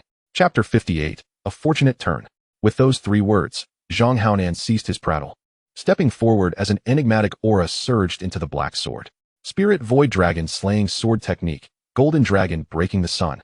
With a sharp shout from Zhang Haonan, the air was filled with overwhelming sword energy. The ferocity of the sword force was akin to a colossal golden dragon roaring forth, imbued with indomitable power and an unstoppable momentum aimed directly at Yi Wuxi. That was a ground-tier lower-grade sword technique. Zhang Haonan had successfully executed it. It's over. How can Yi Wuxi withstand this? Gasped the crowd. The first disciple of the outer sect was indeed privileged, having the right to select a ground-tier lower-grade martial technique. And Zhang Haonan would not let such an opportunity slip by. However, ground-tier sword techniques were not easily wielded. Only after consuming the transformation elixir could he barely display the first form of this sword technique. Lu Yuer clenched her fists, worry etched on her face. While the only one remaining composed was Duan Hong, who maintained a calm smile throughout this spectacle. Meanwhile, not far in the void, a crimson-haired elder observed the battle intently, unnoticed by any around the life and death stage, including the elders present. The crimson-haired elder furrowed his brow, murmuring, "You better not mess this up, girl. Hey, old man. Weren't you indifferent to the outcome of your junior sister's life or death? What brings you here to watch secretly?"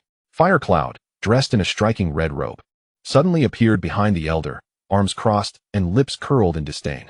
"What are you doing here, you brat?" The crimson-haired elder retorted, annoyed.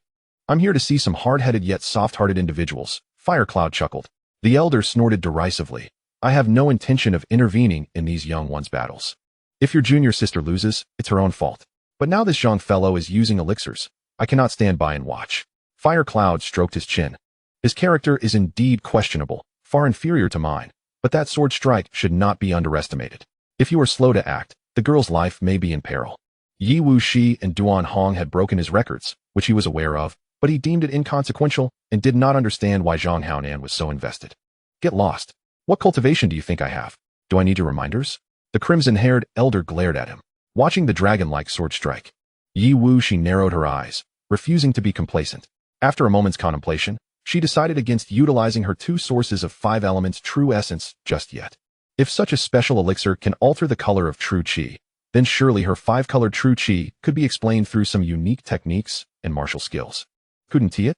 As for the 5 elements true essence, it could contend even against Earth martial realm opponents, but it would be an overuse in this context. Better not to reveal it too easily. In an instant, Yi Wuxi made her choice, channeling the power of her 5 Dantians. An immense surge of 5-colored true qi flooding into the reflection sword. Cloud concealment, Phoenix cry. Yi Wuxi executed the flowing cloud pursuit step, her figure vanishing from the spot, only to reappear instantly as she swung her sword with ferocity. The terrifying sword force caused the air to hum, resembling the crimson sword light of a fire phoenix, propelled by a tempest, charging toward the golden dragon. As Yi Wuxi unleashed a sword imbued with a sense of annihilation, the crowd collectively gasped. "Retreat." Su Lingyi, positioned ahead, flashed a look of terror and shouted. The crowd, startled, hastily retreated, realizing that the power of this strike was beyond what they, as outer sect disciples, could withstand. likely surpassing that of most ordinary inner sect disciples. What is that true qi? Indeed, why has it turned five-colored and so robust? It hardly resembles that of a Xuanwu third layer. Is it some secret technique? Once they had retreated a safe distance from the life and death stage, they could ponder the sudden transformation of Yi Wu Shi's true qi. The only one unperturbed and unsurprised remained Duan Hong, yet even he, despite being prepared, showed a complex expression upon witnessing this sword strike. He did not believe it to be a secret technique. Perhaps Wuxi possessed a unique constitution similar to his own. In the distance, the crimson-haired elder squinted, murmuring, "This girl is." Fire Cloud, unable to believe his eyes, rubbed them, then turned to the elder and asked, "Old man, what did you see?" Compared to the formidable sword technique imbued with dual sword intent. What astonished him even more was the sudden surge of true energy emanating from Yi Wuxi. That quintessence of five colors was remarkably more refined and robust than his own fire spirit body's true energy. What kind of technique or secret art could achieve such an extraordinary feat? The old man in red fire, however, withdrew his gaze and said nonchalantly, "How would I know? You can observe it at your own pace." With that, he vanished from the spot. The sword's emergence posed no threat to the girl. Instead, it was others who should be concerned, and he felt no need to worry. On the life and death stage, under the incredulous gazes of the crowd, the sword light, akin to a fiery phoenix, cleaved through the golden dragon in an instant, then descended upon Zhang Haonan with a devastating momentum. In the blink of an eye, Zhang Haonan was hurled off the life and death stage, spitting out blood before losing consciousness. The use of a transformation pill combined with an earth-level sword technique was already a strenuous endeavor for him. Faced with such a formidable strike, he found himself utterly powerless to resist. Yi Wuxi appeared, her steps unsteady. She had depleted the power from 5 Dantians to execute this shadowing sword technique, pouring all her strength into this move. Fortunately, the outcome was quite satisfactory. In the distance, Duan Hong and Lu Yuer hurriedly flew up to the stage. Lu Yuer supported Yi Wuxi with concern, asking, "Wuxi, are you all right?" Yi Wuxi smiled reassuringly at the two, then turned to Elder Yang, saying, "Elder Yang, I believe this battle is mine. And what about the spirit stones?" Yang Dong quickly replied, "Of course." He waved his hand, presenting the 3,000 spirit stones that Zhang Haonan had previously wagered to Yi Wuxi. With the spirit stones in hand, Yi Wuxi retrieved a returning Xian pill and tossed it into her mouth. A hush fell around the life and death stage. Perhaps the final strike had left everyone in shock, rendering them momentarily speechless, with no one caring whether Zhang Haonan was alive or dead. After restoring a sliver of true energy, Yi Wuxi took Lu Yuer's arm and descended from the life and death stage, with Duan Hong following closely behind. Approaching Su Lingyi and Huang Ruxing. "Senior Sister Su, Senior Sister Huang, here is the wager," Yi Wuxi said with a beaming smile as she produced the receipt. Observing Yi Wuxi's pale face yet her sole focus on the spirit stones, Su Lingyi felt a tinge of helplessness and replied with a smile, "Rest assured, Junior Sister, you shall not be shortchanged." She accepted the receipt and waved her hand, transferring 7,000 spirit stones to Yi Wuxi. "Thank you, Senior Sister." In a brief moment, Yi Wuxi had earned 9,000 spirit stones, and her eyes sparkled with joy. Chapter 59, The Old Man in Red Fire's Instructions. Meanwhile, Duan Hong and Lu Yuer suddenly recalled their own receipts and quickly handed them over. "Senior Sister," they chimed in unison, smiling broadly. However, the expressions of Su Lingyi and Huang Ruxing darkened. Yi Wuxi's combat prowess had exceeded expectations. Although they had adjusted the odds in time to mitigate losses, the effort had ultimately yielded little profit. "Duan Junior Brother, here are your 12,000 spirit stones. Lu Junior Sister, this is your 7,000 spirit stones." The two young women sighed softly but still waved their hands, transferring the respective spirit stones to them. A smile crept onto Duan Hong's usually composed face, as he had gained the most from this encounter. As everyone processed the culmination of that final strike, exclamations erupted. "Damn it, Zhang Haonan! My spirit stones are all gone." Resounding curses echoed, with Zhang Haonan's ancestors receiving their share of vitriol. It was only then that the crowd began to care about Zhang Haonan's fate. Seeing him lying on the ground, barely alive, those who had lost their spirit stones couldn't help but kick him in frustration, knowing he would take at least 3 months to recover. Amidst the mixed emotions, those who had bet on Yi Wuxi's victory were elated, some even regretting not wagering more. Jiang Chun and the others felt a pang of regret. They had ample spirit stones and, despite believing Yi Wuxi to be somewhat uncanny, had wagered on her victory, though their confidence had wavered. To their surprise, this remarkable Yi Wuxi had indeed triumphed. Leaving the crowd behind, Yi Wuxi, Duan Hong, and Lu Yuer walked side by side along the mountain path. Yi Wuxi gazed at the jade-like man with a hint of envy, lamenting, I fought tirelessly. Yet I earned less than Brother Duan. What kind of world is this? With Zhang Haonan's spirit stones added to her earnings, she had accumulated 9,000 spirit stones, while Duan Hong had effortlessly gained 10,000. Why had such good fortune eluded her? Alas, the heavens are blind. Brother Duan, why don't you challenge someone too? We could set up a wager for fun, Lu Yuer suggested, suddenly excited. Duan Hong replied calmly, where would you find such good fortune? With the outer sect's top contender defeated, who would willingly offer spirit stones? Surely, one cannot compare with the inner sect. Yi Wuxi lowered her head with a sigh, pondering why she was fated to be deprived of such luxuries. Duan Hong chuckled gently. How about I share some with you, Wuxi? No, I'm just joking. Yi Wuxi quickly replied with a laugh.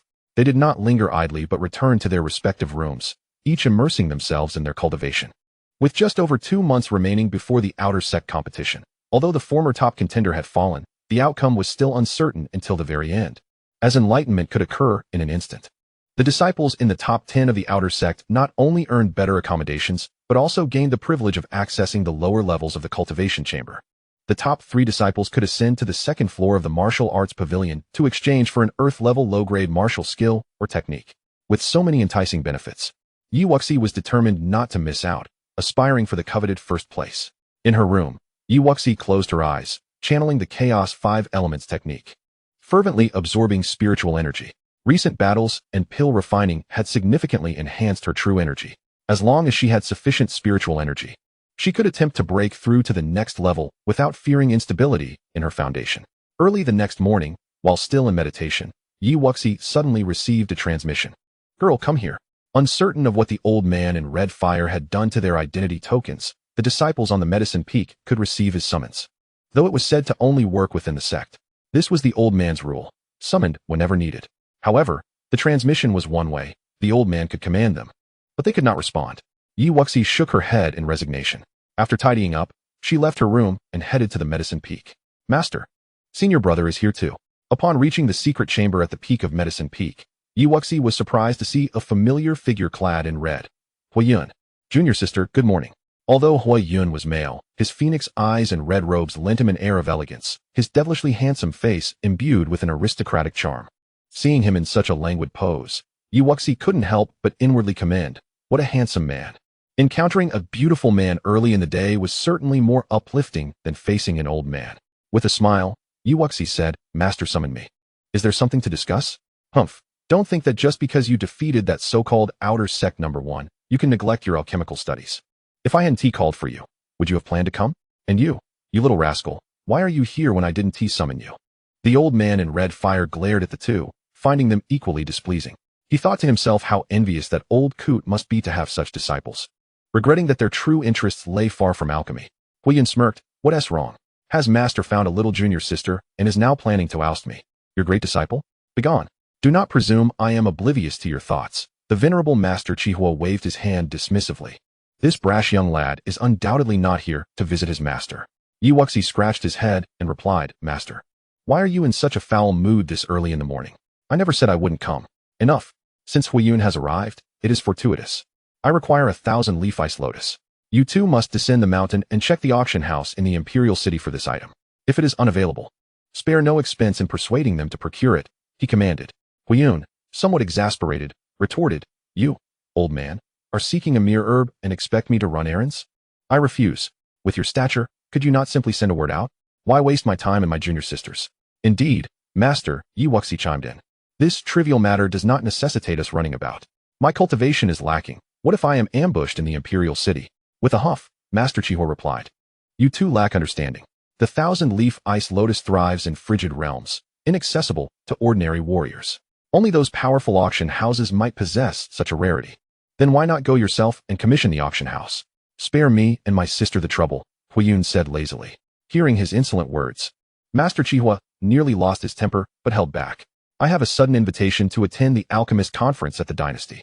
Time is of the essence. And I will also search in the royal city. However, I cannot neglect the Ziyun and Lonyuan imperial cities, so this task falls to you. If you find it, ensure you acquire it. Chapter 60, Journey to Ziyun Imperial City. Noticing Master Chihua's grave demeanor, Yi Wuxi nodded in agreement. Understood, Master. Very well. If not for the fact that I have business in the Lonyuan Empire, I would not assist you, Hui Yun declared. I will inquire in Lonyuan City. The task of Ziyun City is yours, junior sister. Yi Wuxi smiled. All right, brother. Master Xuan nodded in satisfaction. You both must take this matter to heart. This item is sought for your benefit. So if it is found, the spirit stones for its procurement must come from you. Huiyun nearly choked. Old man. How can you say such a thing? When have I ever needed that? Master Chihua snorted. You will find it useful. These two disciples are gifted yet ungrateful. It pains me to see my efforts disregarded. Yi Wuxi sighed. Master, could you not be clearer? How does this benefit us? You are both quite interested in the exotic flames, are you not? Have you forgotten what is required to refine them? The 1,000-leaf ice lotus is an essential ingredient for the ice spirit pill and cannot be substituted. I am merely preparing for your futures, yet you two remain ungrateful. He lamented. Upon hearing this, Huiyun's interest was piqued. While he was not particularly enthusiastic about alchemy, as a fire spirit body, refining a flame would undoubtedly enhance his combat prowess. Though he had yet to encounter an exotic flame, it was better to be prepared. Why did you not mention this sooner? I shall set off for Longyuan City at once. Farewell, Huiyun exclaimed, swiftly disappearing, his speed astonishing. That ungrateful brat, Master Chihua muttered, observing the vanishing figure. He possesses an exotic flame, yet can only watch. This master is exasperated. Yi Wuxi chuckled. Master, you are truly wonderful. Humph. Have you acquired the vermilion bird flame? He inquired, raising an eyebrow. Yi Wuxi scratched her head, chuckling awkwardly. Observing her demeanor, Master Chihua continued, no need to fabricate stories. While I am unaware of how you tamed the vermilion bird flame, since you have it, you should refine it promptly. Therefore, you must also pay attention to the 1,000-leaf ice lotus. He had heard some details from Han Yunfei regarding the vermilion bird, and after witnessing Yi Wuxi's strength yesterday, it was clear she had been persistently inquiring about exotic flames. I did not mean to conceal it from you, Master, Yi Wuxi admitted bashfully. Master Chihua waved his hand dismissively. Everyone has their secrets. I am not interested in yours. I shall likely be away for a while. Take care. And do not overexert yourself. Yes, Master. Yi Wuxi felt warmth in her heart. Despite his gruff exterior, he cared deeply. But is it not called the vermilion bird sacred fire? She pondered aloud, confused by his terminology. Master Chihua rolled his eyes. The vermilion bird flame is indeed remarkable. But it is not classified as a sacred fire. The true sacred fire is the life fire of the phoenix, the nirvana sacred fire. Nevertheless, for you to possess the vermilion bird flame is already a stroke of fortune. Ah, I understand now, Yi Wuxi replied. Well then, I must depart. You should return and not neglect your alchemy. After imparting his final words of advice, Master Chihua vanished from the chamber. Xian Imperial City, huh? Yi Wuxi murmured to herself as she gazed at the suddenly empty chamber before taking her leave. The Heavenly Sword Sect is situated amidst the mountains that lie between Xian Imperial City and Longyuan Imperial City, though it is somewhat closer to Xian. After contemplating, Yi Wuxi decided to knock on Lu Yuer's door. Yuer, Wuxi, what brings you here? Upon seeing Yi Wuxi approach her uncharacteristically, Lu Yuer was puzzled, for usually, Duan Hong and Yi Wuxi were engrossed in their training, and it was she who sought them out. Today, however, Wuxi was not training, which was quite unusual. With a smile, Yi Wuxi replied, I am heading to Xian Imperial City to fetch medicine for my master, but I am not very familiar with the Imperial City. Before she could finish, Lu Yuer beamed, I will accompany you. I know Xian Imperial City quite well. Will this not interfere with your training? If you're busy, you need only provide me with a brief overview of the Imperial City. There's no need to accompany me. Lu Yuer intertwined her arm with Yi Wuxi's, dismissing her concern. What delay? I just broke through, and my cultivation will not increase for a while. It is perfect timing to take a stroll and visit home. Although the Lu family is not a prominent clan, they are still known in the Imperial City. Since Wuxi had helped her considerably, she was eager to assist her in return. Should we ask Duan Hong if he wants to join? He probably hasn't been to the Imperial City either, Lu Yuer suggested. Expressing enthusiasm for returning to Xian Imperial City, Yi Wuxi nodded with a smile, and the two made their way to Duan Hong's courtyard. All right. This is a perfect opportunity to broaden my horizons, Duan Hong responded without hesitation to the girl's proposition. Although he was a prince of the Mayan kingdom, he had not garnered much attention before breaking through the Xuanwu realm, and he had never visited Xian Imperial City. After the trio reached an agreement, they wasted no time and swiftly exited the mountain gate. Lu Yuer produced a pouch, and a moderately sized Shinfeng eagle appeared in the air. Yi Wuxi laughed. You have quite a collection of good things. Hee. The Shinfeng eagle is merely a common flying beast, nothing remarkable. The truly valuable item is this spirit beast pouch. Wuxi, Duan Hong, after you arrive in the Imperial City, you may also wish to purchase a mount for convenience during your travels. Yi Wuxi and Duan Hong nodded. It was indeed essential to have a mount while traveling to ensure they could return to their homeland. Lu Yuer's Shinfeng eagle was not large, but the three of them could fit comfortably. Once they boarded the eagle, They reached the outskirts of Ziyun Imperial City in just a day's time. The divine wind sculpture halted at a distance beyond the Imperial City. After Liu stowed it away, she remarked, "Wuxi, Duanhong, as juniors with such modest cultivation, you must refrain from soaring above the city on a demonic beast. It could easily provoke the ire of the powerful, and one misstep could lead to dire consequences." Duanhong sighed. "Indeed, this is the Imperial City." Yi Wuxi exhaled softly, understanding the gravity of the situation. "Let us hasten our entrance." The formidable beings walked the ground. While one like you, riding a mere lowly beast, hovering above their heads, is bound to attract disdain. If one encounters a temperamental individual, a mere wave of their hand could spell doom. Chapter 61. A city unlike any other. As they traversed the streets of the Imperial City, Yi Wuxi couldn't help but marvel. The Ziyun Imperial City was several times more expansive than the royal city of Tianfeng, and the martial artists populating the streets emanated a formidable aura, with even the younger ones predominantly at the Xuanwu realm or above. This was merely the outer city. The dignitaries and prominent families resided within the inner city, where grand trading houses and auction halls were also located. The three walked side by side, and Liu elaborated. "Our Liu family is located solely in the outer city. Wuxi, Duanhong, why don't you consider staying at our home for the time being?" Duanhong quickly shook his head. "That would be too much trouble for you. I shall find lodgings at an inn." Yi Wuxi concurred. "Duanhong speaks wisely. It wouldn't be appropriate for a male to stay at his junior sister's residence."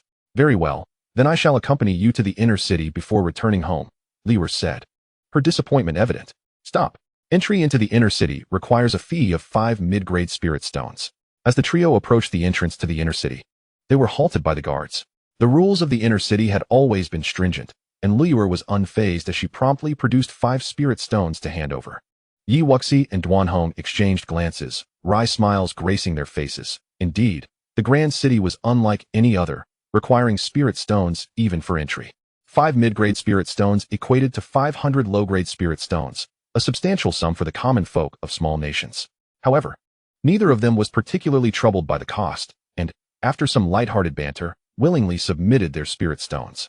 The architecture of the inner city surpassed that of the outer city in both majesty and grandeur, culminating in palatial structures that towered toward the heavens. Liu led them to an establishment known as the Yunlai Inn. The inn boasted 4 grand levels. The ground floor housed the dining hall, while the upper 3 floors provided lodging, designated as Tian, Di, and Xian respectively. Although it was pricier than other inns, the prestigious background of its owner ensured that fighting was strictly prohibited within its walls, thus providing the utmost safety for martial artists. "Wuxi, Duanhong, what do you think? Should we stay here?" Liu paused before the Yunlai Inn, explaining the setup to her companions. Just as she finished speaking, a voice laced with disdain emerged from behind them. How could a few outer disciples of the Tanjin Sect afford to stay in such a fine establishment? Yi Wuxi turned to see 2 effeminate youths clad in identical yellow robes, both at the 6th level of the Xuanwu realm. Yi Wuxi inquired, "Who are these 2? "They are from the Xuan Sect. Judging by their attire, they must also be outer disciples," Liu quietly explained. The Xuan Sect, akin to the Tanjin Sect, was a 5th-tier sect not far from the Ziyun Empire, and its practitioners predominantly practiced methods that emphasized the yin-yang balance, resulting in an effeminate demeanor even among males. Due to their unique cultivation methods, they had a long-standing rivalry with the Tanjin Sect. Though the Xuan Sect's methods were somewhat dogmatic, their advancement was notably rapid. In terms of overall strength, the Xuan Sect was arguably superior to the Tanjin Sect. "Our Tanjin Sect is unworthy, yet you Xuan Sect outer disciples deem yourselves deserving?" Upon recognizing their lineage, Duanhong felt a flicker of disdain and shot a cold retort at the 2 youths. "You, pale-faced brat, dare speak to me in such a manner?" One of the taller youths hissed ominously. Hearing the familiar taunts, Yi Wuxi rolled her eyes. "Duanhong, let us just stay here, though it is expensive. At least it is peaceful, sparing us from encountering such fools repeatedly." "Indeed, Wuxi is correct. Let us proceed inside." With that, they chose to ignore the 2 obnoxious individuals and made their way into the inn. "Stop. Who are you insulting?" The trio pretended not to hear, continuing into the inn, when suddenly 2 gusts of wind surged toward them. Duanhong's eyes turned cold, just as he was about to retaliate. The 2 Xuan Sect disciples were sent sprawling to the ground. "Fighting is prohibited at the Yunlai Inn. If you do not intend to stay, kindly vacate the premises." A voice as gentle as a breeze emanated from within the inn. The 2 Xuan disciples scrambled to their feet, seething with rage. "You will pay for this." And they departed in a huff. The inn had swiftly resolved the altercation, further solidifying Yi Wuxi's determination to lodge there. However, given their Xuanwu realm cultivation, They could only stay on the second level in the Xian rooms. Though modest in size, the cost was steep, demanding 100 mid-grade spirit stones for a single night's stay. A rather unremarkable resting place, yet exorbitantly priced, it still attracted a fair number of patrons. The spirit stones essentially served as a form of protection fee. Without hesitation, Yi Wuxi and Duanhong paid the necessary spirit stones and selected 2 adjacent rooms. Wuxi, Duanhong. I shall return home for a while and visit you tomorrow, Liwer said after briefing them on the inner city's particulars, waving goodbye. With Liwer gone and the day still early, Yi Wuxi and Duanhong decided against lingering in the inn. Although the Tanjin Sect was powerful, the outer disciples evidently did not intimidate the inhabitants of the inner city. To avoid the kind of trouble they had just faced, Yi Wuxi resolved to change her attire.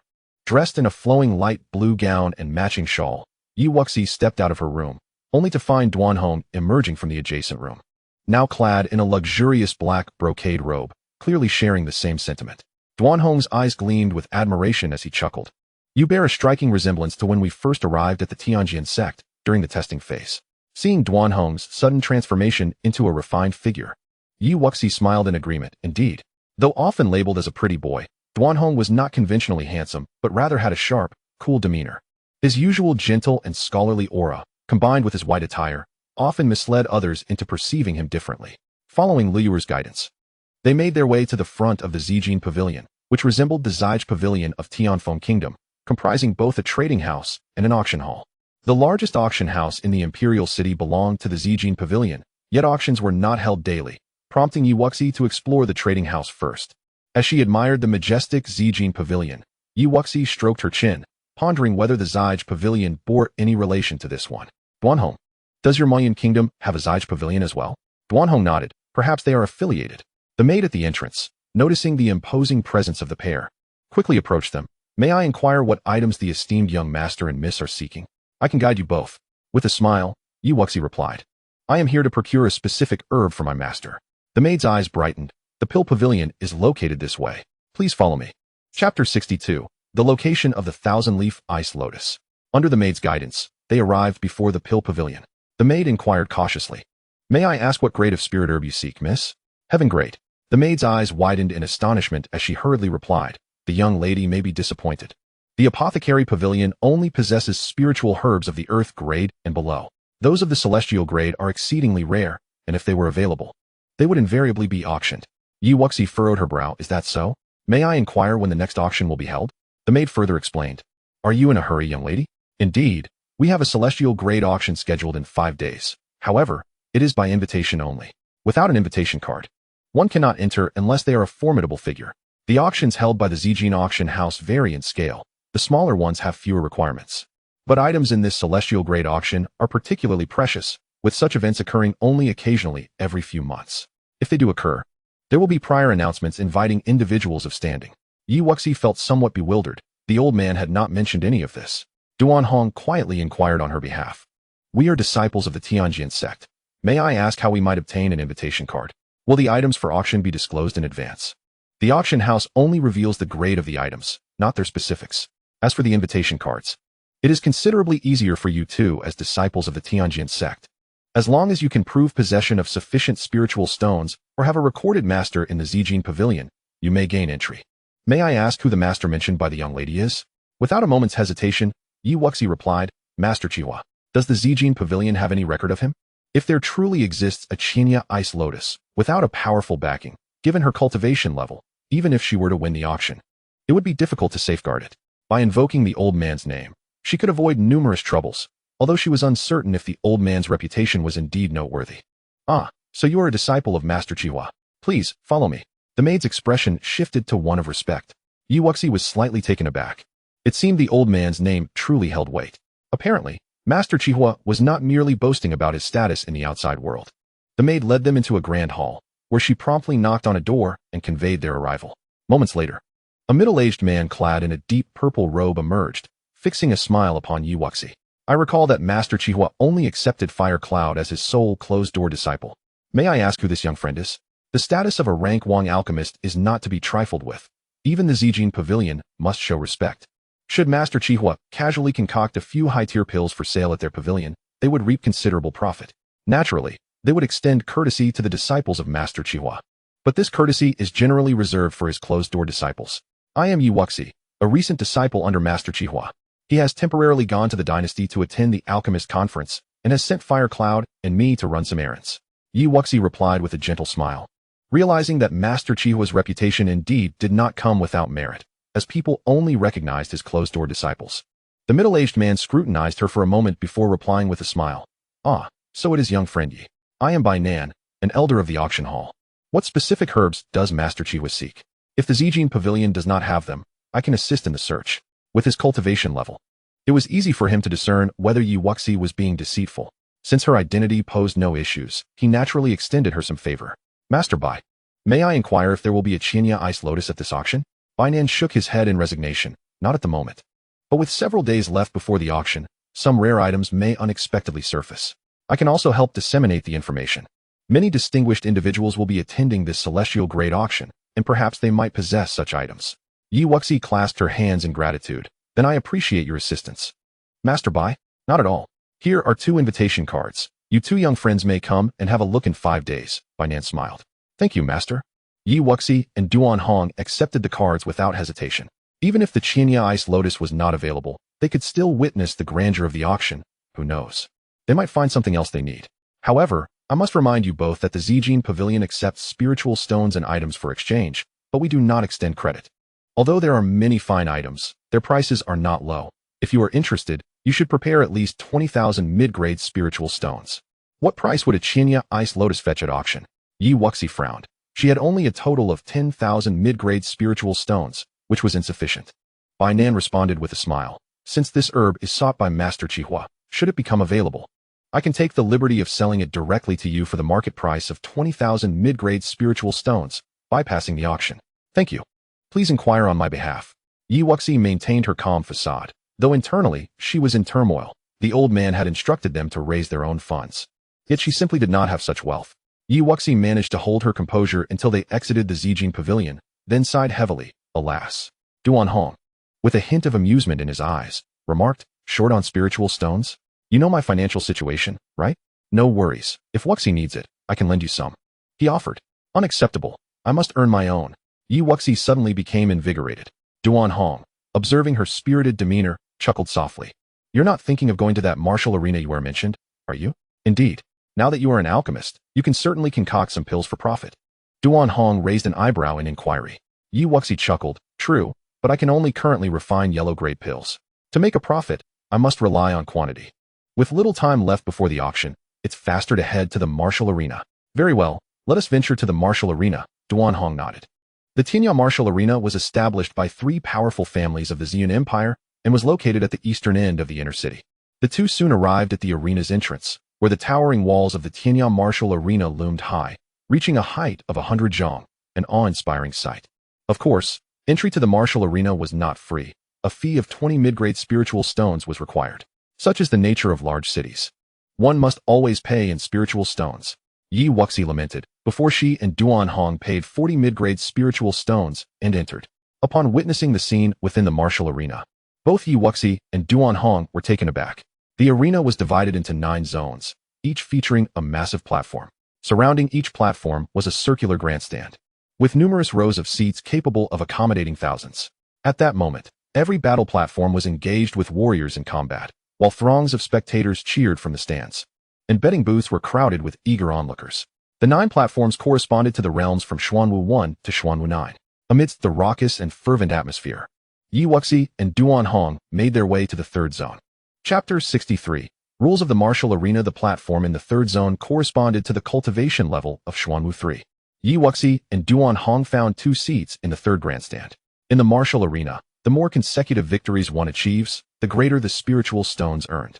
However, there are requirements regarding the cultivation levels of those challenging on the platform. Initially, battles are fought among those of the same tier. If one can achieve 20 consecutive victories, they then advance to battle 1 tier higher. Should they continue to win for another 20 matches, they would face adversaries 2 tiers above, meaning that for every 20 victories, they must climb 1 tier. Victories at the same tier yield 10 spiritual stones each, while advancing a tier doubles the reward. After 20 consecutive victories, each win grants 20 spiritual stones. After 40 victories, each additional win awards 60 mid-grade spiritual stones. should one achieve 100 consecutive victories. They would earn over 30,000 mid-grade spiritual stones, a staggering sum. However, since the arena's inception, very few have managed to achieve 100 consecutive wins. Not even the most talented disciples from various sects, as the more victories one accumulates, the more likely they are to attract the attention of even stronger prodigies. In the stands, Duan Hong tilted his head and smiled, remarking that this challenge arena was somewhat akin to the combat tower of their sect. There's no doubt that Wuxi will achieve 100 consecutive victories. It's indeed a lucrative opportunity, he stated. Yi Wuxi stroked his chin thoughtfully, noting that many disciples from the Xian Empire had joined various sects, and these individuals could, to some extent, engage in battles beyond their rank. Surely, the martial arena is aware of this. Would they allow us to profit so easily? Of course not, a nearby martial artist interjected kindly. There are numerous experts among the three great families. The individual currently challenging on the stage is a formidable fighter from the martial arena.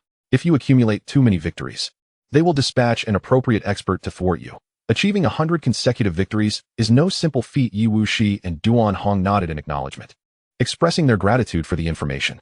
The martial arena's practices were well known and even tacitly accepted, as they too needed to profit. Suddenly, a voice rang out. It's you two. What a coincidence. It was the two disciples from the Hihua sect who had provoked them earlier at the inn, clad in yellow robes. They were accompanied by two graceful young women, one in a long yellow dress with a cultivation level of Xianwu 4th layer, and the other in a purple dress at the Xianwu 3rd layer. Yi Wuxi and Duan Hong cast a cursory glance and chose to ignore them. Noticing their cold demeanor, the yellow-clad girl, Zhou Pei, expressed her displeasure, asking, Li Kuei, who are they? Senior Sister Zhou. These two are outer disciples of the Tanjin Sect, rather unruly, I must say. There was a minor conflict, replied the man named Li Kuei with a hint of respect. Upon realizing the identities of the Tianjin Sect and Hihua Sect disciples, the nearby martial artists quickly vacated the area, well aware of the consequences of offending sect disciples. The purple-clad girl, however, seated herself directly beside Duan Hong, smiling alluringly. Indeed, disciples of the Tianjin Sect are exceptionally handsome. May I inquire your esteemed name, young sir? What is this about? Yi Wuxi thought, harboring a small doubt. Is this one also a disciple of the Hihua Sect? Does she have an interest in Duan Hong, perhaps wishing to take him as a dual cultivation partner? Duan Hong frowned and replied sternly, Get lost. How dare you speak to our junior sister Jiang like that? One among them protested. Despite being the lowest in cultivation, the purple-clad girl commanded respect from the two men, including the yellow-clad girl. Zhao Qi, silence yourself. How could you disrespect the young master? The purple-clad girl reprimanded another man named Zhao Qi, seemingly unfazed by Duan Hong's demeanor. Zhao Qi, somewhat bewildered, complied and fell silent, knowing well that xianxiaaudiobooks was not someone he could offend. Senior Sister Pei, I shall remain here. Feel free to do as you wish, xianxiaaudiobooks said, maintaining her position beside Duan Hong. Zhou Pei smiled and promptly took a seat next to her, while the two men, Li Kuei and Zhao Qi, followed suit. Xiaoyu, will you give it a try? Surely, you can achieve 100 victories with ease, Zhou Pei inquired with a smile. Duan Hong remained unfazed. While Yi Wuxi regarded xianxiaaudiobooks with newfound curiosity, her identity was evidently not simple. xianxiaaudiobooks, however, paid no heed to them and turned to the yellow-clad girl, asking, Is this sister from the Tianjin Sect interested in challenging? Yi Wuxi withdrew her gaze and nodded.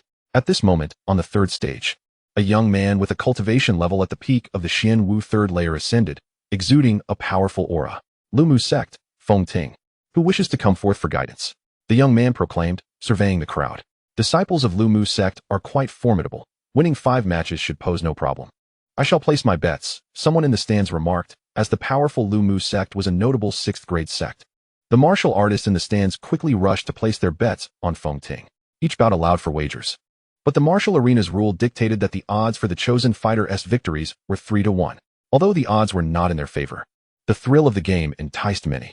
Yi Wuxi smiled and asked, Duan, shall we partake in this? This is too unpredictable. I shall only bet on you. Duan Hong chuckled, considering the activity a mere money pit, as they were newcomers and lacked knowledge about these fighters, making it unwise to guarantee accurate bets. Yi Wuxi's eyes sparkled with inspiration. I have a good idea. Although it is indeed difficult to predict, there are strategies we can employ. What do you mean? Duan Hong inquired with curiosity. Even the nearby Hihua Sect disciples turned their attention to her. Xianxiaaudiobooks smiled and said, It seems this sister is quite eager. Why don't we each bet 200 spirit stones? I believe this Confronting can achieve 6 consecutive victories. Observing Confronting already having dispatched one opponent, Yi Wuxi raised an eyebrow, Very well. I wager he can only win 5 matches. With that, the two made their way to place their bets. And to avoid any unexpected outcomes, Wuxi followed Jiang Xiaoyu's lead, wagering only 200 medium-grade spirit stones. Returning to the stands, Duan Hong remarked to the girl in the blue dress, Wuxi's strategy is quite astute. Hee, you noticed. However, the variables are numerous, so I shall refrain from betting too heavily. On the stage, Feng Ting indeed demonstrated impressive prowess, having already sent 4 opponents flying. Jiang Xiaoyu cast a provocative smile at Wuxi, who responded with a calm smile. Soon, Feng Ting dispatched his 5th opponent, and at that very moment, Wuxi stepped forward, landing on the stage. Jiang Xiaoyu looked at the figure that had suddenly appeared and remarked playfully to Duan Hong, "It seems I have lost this round." Chapter 64, The Overwhelming Showdown. On the stage, Feng Ting regarded the suddenly appearing girl in green with caution, asking, "Who may you be?" Though the girl appeared young, she possessed the same cultivation level as him, possibly a disciple from another sect. Wuxi clasped her fist and smiled. Tanjin Sect, Wuxi. Feng Ting's expression grew serious. The Tianjin Sect was far more powerful than the Lumu Sect, yet he was not one to concede easily. "I apologize," he shouted, drawing his long blade and charging towards her. Wuxi shook her head and effortlessly unleashed a blossom palm strike, sending Feng Ting flying away. For her, battles of the same rank held no suspense. After her victory, Wuxi returned to the stands, having earned 300 medium-grade spirit stones in mere moments, a commendable feat. Sister, you truly possess exceptional skills," Jiang Xiaoyu remarked with a hint of amusement. Wuxi replied coolly, "Jiang girl, you may also venture up to try? When shall Wuxi take the stage to defend her title?" Duan Hong asked the smiling girl beside him. "I will go in the next round. I just wanted to inform you. It's essential to coordinate how many matches to wager on," Wuxi replied with a bright smile. "Such arrogance. You think defeating a disciple of a 6th-grade sect allows you to claim victory at will?" Zhou Pei scoffed nearby. One strike to send Feng Ting flying. Any disciple from a 5th-grade sect could accomplish that. What is there to be proud of? Mind your own business while we converse. Wuxi rolled her eyes. Aside from Jiang Xiaoyu, who was somewhat polite, the other Hihua sect members were behaving rather obnoxiously. However, Wuxi disregarded them and simply said to Duan Hong, "To be safe, let us bet on 100 matches. 100 matches would imply having to battle opponents 4 ranks higher, yet among those at the Xianwu 7th layer, there would surely be individuals capable of fighting beyond their level." After some contemplation, Wuxi decided to adopt a conservative approach. Agreed. Duan Hong readily concurred. The two individuals reached a consensus and proceeded directly to the betting table. Wuxi retained only 2,000 spirit stones as a reserve, wagering her entire fortune of 8,000 spirit stones. Duan Hong, on the other hand, set aside 5,000 spirit stones, recklessly betting the remainder of over 10,000 spirit stones without a second thought. The steward at the betting table couldn't help but widen his eyes. Were these two mad? It had been ages since the martial arena witnessed 100 consecutive victories. However, he refrained from intervening. Despite Wuxi having just sent her opponent flying with a single blow, he perceived them as naive, eagerly donating their spirit stones to the martial arena. Such patrons were welcome. After placing their bets, Wuxi ascended the arena, dispatching her opponent with ease and confidently awaited challengers. This girl had just claimed to be a disciple of the Heavenly Sword Sect. With a single palm strike, she sent her opponent sprawling, a formidable power indeed. She should be capable of winning 40 matches. I find that questionable, yet 20 victories should be within reach. Many spectators remained optimistic about Wuxi, considering her affiliation with the Heavenly Sword Sect, which implied genuine prowess. After a thorough assessment, they rushed to place their own bets. Duan Hong, returning to the stands, wore a subtle smile, confident that Wuxi would undoubtedly achieve 100 victories. He had always held unwavering faith in her abilities. What lunatics!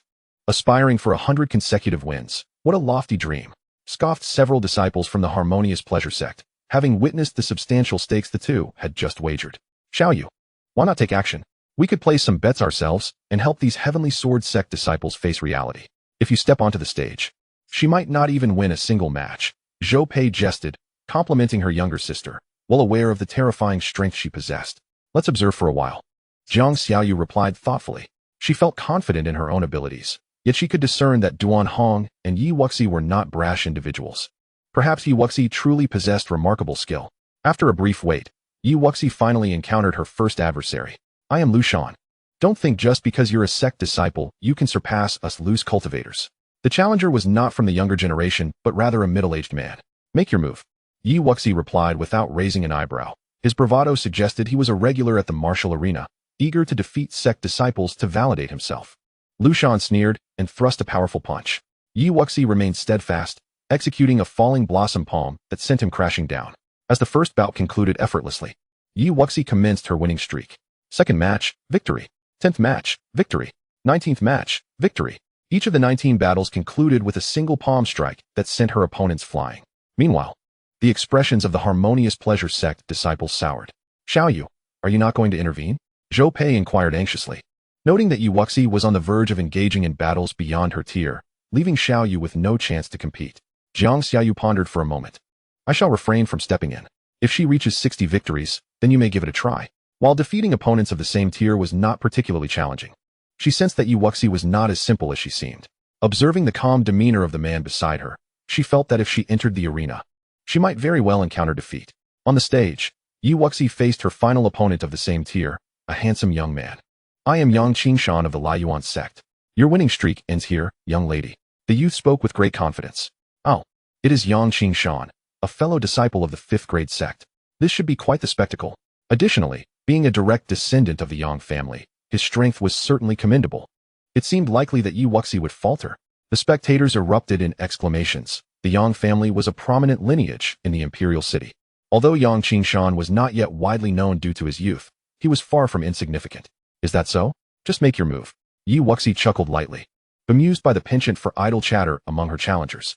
Yang Qingshan frowned at her nonchalant demeanor, displeased. Aren't you going to draw your sword?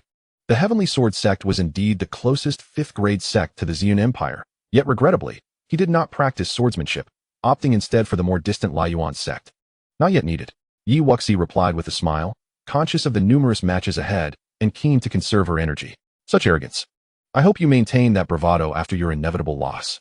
Yang Qingshan scoffed, his energy surging as a long spear materialized in his grip. The spear was as swift as lightning, its fierce brilliance piercing toward Yi Wuxi in an instant. Yi Wuxi maintained her composure, executing the flowing cloud step to evade the spear's trajectory, swiftly arriving before Yang Qingshan and delivering a falling blossom palm. With a resounding crash, the once arrogant Yang Qingshan was sent tumbling off the stage. Chapter 65, The Bull Emerges. A single palm strike that sent a fellow disciple of the 5th grade sect flying demonstrated her capacity for 40 consecutive victories, perhaps even 60. There's still time to place bets. Let us go for it. This is undoubtedly a hidden genius of the Heavenly Sword sect. If she draws her sword, she will be all the more formidable. As Yi Wuxi completed her 20 consecutive victories, the audience's discussions grew increasingly fervent. Those who had been assessing her strength now resolutely stepped forward to wager. Soon, Yi Wuxi found herself facing opponents beyond her tier. However, the martial arena was unlikely to present her with challengers of equal caliber. Thus, she continued to refrain from drawing her sword, merely utilizing her Dantian's energy to amplify her falling blossom palm, effortlessly dispatching her opponents. To the astonishment of the audience, Yi Wuxi swiftly achieved 40 consecutive victories, seemingly expending minimal energy. Beneath each arena in the 9 major areas lay a management platform, where 4 stewards sat, tasked with maintaining order and recording the achievements of the fighters. At the 3rd management platform, the stewards exchanged glances, and one rose hurriedly, making his way to a towering pavilion at the rear of the martial arena. From this vantage point, he could clearly observe the battles occurring in every section of the arena. In a secluded chamber on the top floor, an elderly man with graying hair sat cross-legged on a mat, his eyes slightly closed. The steward cautiously spoke. Elder Wang, a disciple from the Heavenly Sword sect, has emerged in the 3rd area and has achieved 40 consecutive victories. Shall we dispatch someone to intercept her? The elder opened his eyes, exuding no discernible energy, yet his gaze seemed capable of penetrating the hearts of others. The Heavenly Sword sect? Indeed. This individual is a woman named Yi Wuxi. In her previous 40 matches, she has yet to draw her sword. I fear the usual experts of the martial arena may struggle against her. The steward respectfully responded. If the martial arena's typical experts were sufficient, I wouldn't be here seeking your counsel. Interesting. Send the bull into the arena first. If he also falls, I shall summon the direct descendants of the 3 major families to intervene. Understood. The steward exhaled in relief and promptly exited. Although he had little faith in the bull, the 3 major families possessed numerous talented disciples from various sects. With their involvement, Yi Wuxi's winning streak should come to an end. On the stage, Yi Wuxi had already achieved 45 victories when a towering man with a massive black staff landed before her. Every step he took reverberated through the arena. With his entrance, the audience stirred with excitement. The bull has arrived. It seems the martial arena can no longer remain idle. The Manticore is widely acknowledged as a pinnacle force of the Xuanwu fifth layer, having defeated numerous talented disciples from various sections. With the Manticore stepping into the fray, it is expected that Yi Wuxi will be compelled to reveal her true prowess. As a participant of the martial arena, most are familiar with the Manticore, who has halted many consecutive victories. The arena has not concealed this fact, and those defeated can only admit to their inferiority in skill and strength, leaving the audience with nothing to say. On the arena stage, a burly man, grinning widely, addressed Yi Wuxi. "Greetings, I am called Manticore." Yi Wuxi scrutinized this unusual youth and nodded with a smile. "Hello." The man named Manticore exuded a formidable aura that was palpable, which explains why the martial arena chose to dispatch him. Judging by the fluctuations of energy surrounding him, it is evident that few at the same level would withstand even a single punch from him. "You possess commendable strength, yet I have ended the winning streaks of many. You shall be no exception." Manticore chuckled foolishly. Yi Wuxi replied with a smile. "Then let us engage. Allow me to witness your true strength." Upon hearing this, Manticore ceased his chatter, brandishing a massive black ruler that emanated a terrifying presence, creating a gust of energy that radiated outward from him. The towering black ruler, nearly equal in height to Yi Wuxi, burst forth with light as Manticore advanced towards her. With each step, the arena trembled, as if each movement carried the weight of a mountain, bearing down upon Yi Wuxi. Indeed, Manticore's strength was formidable. Yi Wuxi's eyes narrowed slightly, silently acknowledging the power he wielded. Merely his overwhelming presence could crush numerous lower-tier opponents. To breach his imposing aura, relying solely on the falling blossom palm would be insufficient. With a flick of her wrist, the Qinghong sword appeared in her grasp, and she declared, "Death's blade." In an instant, a razor-sharp black sword energy sliced through Manticore's formidable aura, colliding with the massive ruler, which emitted a resonant tremor. Then, with a resounding crash, Manticore was sent flying. Just like others before him, despite his formidable reputation. As he soared off the arena, his eyes widened in disbelief. He had been confident in his strength and overwhelming presence, which typically rendered him invulnerable to such attacks. To be sent flying by someone 2 realms beneath him was utterly inconceivable. The audience fell into a momentary silence, collectively gasping in astonishment. This was sheer domination. My heavens, Manticore was defeated in a single move. Is this the prowess of a disciple from the Heavenly Sword Sect? They murmured. Nevertheless, Manticore had performed well, at least managing to draw out her sword. Yi Wuxi remained unfazed, standing her ground. The might of Manticore was indeed formidable. Yet to the eyes of sword cultivators, it was of little consequence. The essence of a sword cultivator lies in their comprehension of sword intent. What other martial artists find insurmountable is a mere trifle for the disciples of the Heavenly Sword Sect, especially considering her swordsmanship has reached an exquisite level. In the loft behind the martial arena, Elder Wang stood with his hands clasped behind his back, observing the battle between Yi Wuxi and Manticore. "Elder Wang, what is the situation?" Several young men in splendid robes approached him. "Gentlemen, a disciple from the Heavenly Sword Sect named Yi Wuxi has emerged on the arena, displaying formidable strength. Even Manticore has fallen. You should decide who among you will take action. Should she continue her streak, the martial arena stands to incur considerable losses." Elder Wang sighed, nodding slightly. "Isn't it true that both of you, Zhou and Tao, are also from the Heavenly Sword Sect? What is the background of this Yi Wuxi?" inquired the leading young man in purple robes, addressing the 2 youths behind him. Fang Tao and Hua Zhou exchanged glances, their expressions tightening as they looked down at the arena. Could it truly be her? The martial arena was a joint establishment of the Hua, Fang, and Wang families, serving as a vital source of spiritual stones for their disciples. However, although they were direct descendants, they were not heirs. Their descent from the mountain was to report certain matters to their family. Hua Zhou bowed slightly to the purple-robed youth and lamented, "In response to your inquiry, this individual is indeed formidable. Merely days ago, she defeated the previous top-ranked outer sect disciple. Her true strength is on par with those of the Xuanwu ninth layer, and both Fang Tao and I have been bested by her. She is heralded as the newcomer king." "What?" The others, aside from Fang Tao, were filled with astonishment. "You jest about contending with the Xuanwu ninth layer?" The purple-robed youth frowned. "Hua Zhou speaks the truth. We witnessed it firsthand. We are unsure why she has come here," Fang Tao quickly added. Had they not seen it with their own eyes, they would have found it hard to believe. Elder Wang furrowed his brow. "If both of you cannot surpass her, then we may have no choice but to watch her secure her 60th consecutive victory. My cultivation and that of Fang Yi are currently insufficient to intervene. Should we not send Yao to test her?" suggested the purple-robed youth, the young man in blue robes. Fang Yi nodded in agreement, smiling. "Hua Xian is correct. She is indeed the newcomer king. However, Yao, you rank among the top 3 new disciples of our Xuan sect. It would be best for you to take action and gauge her strength. Due to their connections through the martial arena, the disciples of the 3 families maintained amicable relations. Yao, slightly older than Hua Xian, had joined the Xuan sect early on and was now an inner disciple, having reached the Xuanwu 8th layer. Unless Yi Wuxi achieved 100 consecutive victories, they would not be able to intervene. In their estimation, the Xuan sect was not inferior to the Heavenly Sword sect. Wang Yao had only recently joined the sect, his cultivation level comparable to Feng Tao and Hua Zhou, all at the Xuanwu 5th layer, yet his strength surpassed theirs slightly, making him the most suitable candidate to engage. Seeing this, Elder Wang addressed Wang Yao, clad in white robes, with a hint of deference. Young master, shall you take action? However, Wang Yao did not respond immediately, turning his head instead to say, if she truly can contend with the Xuanwu 9th layer, I would also be at a disadvantage. Feng Tao sighed, but it is indeed the case. Her true energy is quite peculiar, and she has mastered Earth-tier sword techniques. Our former top outer disciple, after consuming a transformation pill to enhance his cultivation to the Xuanwu 8th layer, was still utterly defeated by her. Are we to allow her to continue this winning streak unchallenged? Hua Zhou pondered, conceding that, despite their reluctance to admit it, none among their peers could surpass Yi Wuxi. Elder Wang frowned. This is dire. Should she achieve 100 victories, we must pay over 30,000 spiritual stones. Furthermore, the manager reported that Yi Wuxi and another named Duan Hong have already wagered nearly 20,000 spiritual stones on her achieving 100 victories. If she succeeds, we would owe her a total of 100,000 spiritual stones.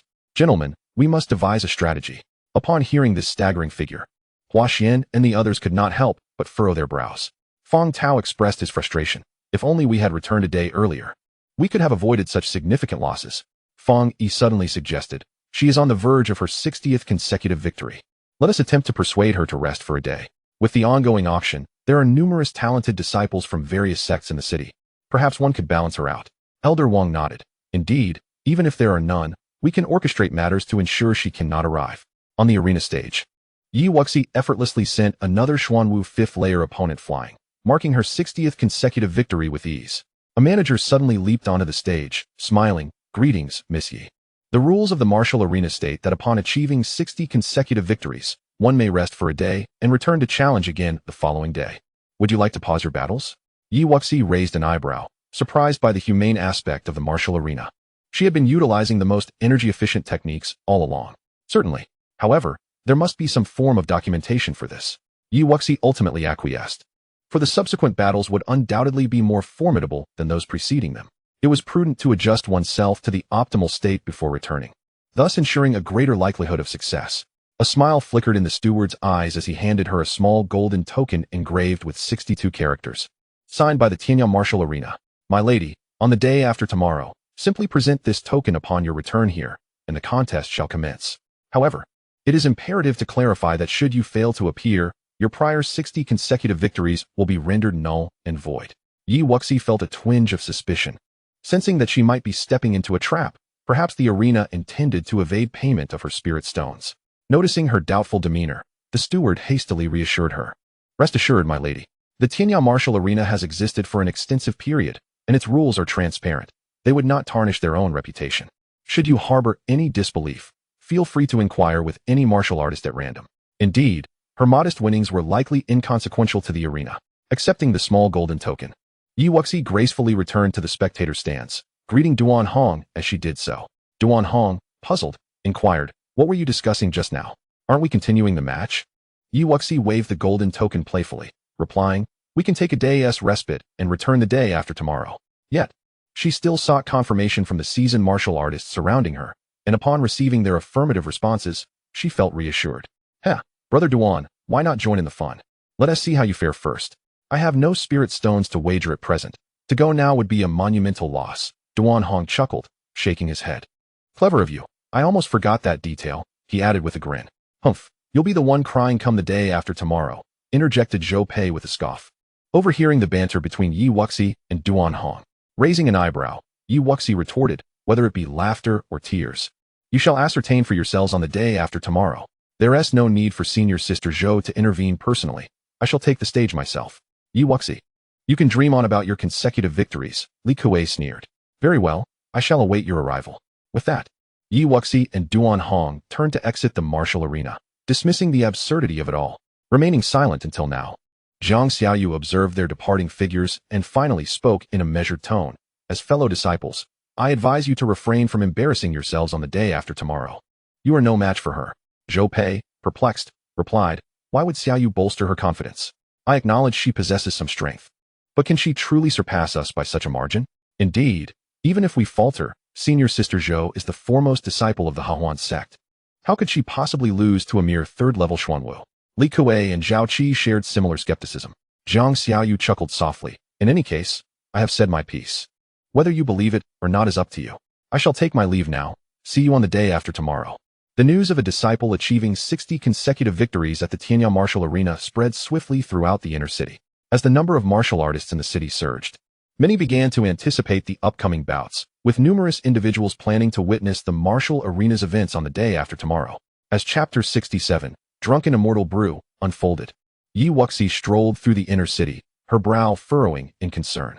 Someone is following us. Having practiced her master's soul-forging technique, her sensitivity to spiritual presences had sharpened considerably. Although the aura lurking in the shadows was subtle, she managed to detect it. Duan Hong's expression hardened as he whispered, Wuxi, let us remain within the inn to avoid any unforeseen incidents. Brother Duan is right, Yi Wuxi nodded. It seemed that obtaining the substantial spirit stones from the martial arena would not be so simple after all. Consequently, the pair refrained from lingering on the streets and returned directly to their inn room. Not far from the inn, two shadowy figures appeared, noting, they are staying at the Yunlai Inn. This could present complications. We should report back to Elder Wang. It appears these two will not reveal themselves until the day after tomorrow. The other figure nodded solemnly, and the two vanished without a trace.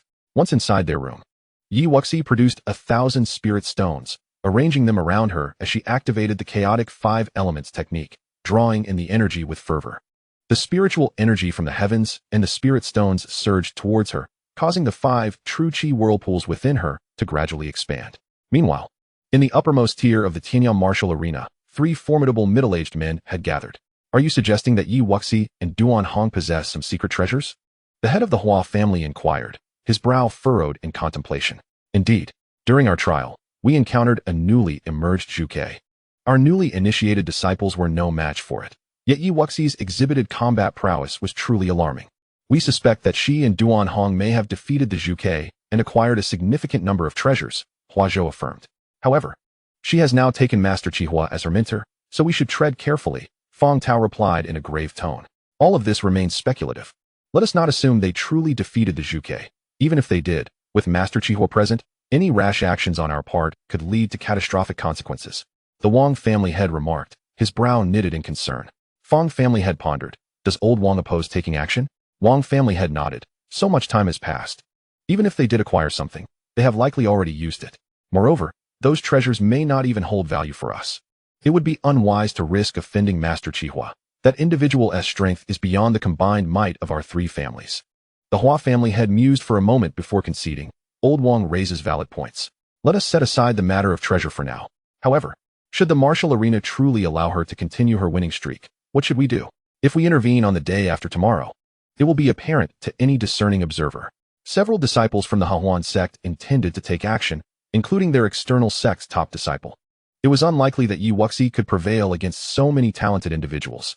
Yi and the others are also reaching out to others. Let us take a gamble. If it fails, we can adopt a more cordial approach and foster goodwill with Master Qihua. Fong family head stated calmly. Since we do not intend to seize treasures, fostering goodwill is a viable strategy, he concluded. As the night slowly passed, the following day approached noon when Yi Wuxi finally opened her eyes. The 1,000 spirit stones had not propelled her to a breakthrough, but had merely advanced her to the pinnacle of the 3rd level of Xuanwu. With each advancement, the spirit energy required had increased exponentially. This insatiable demand from her Dantian was quite vexing.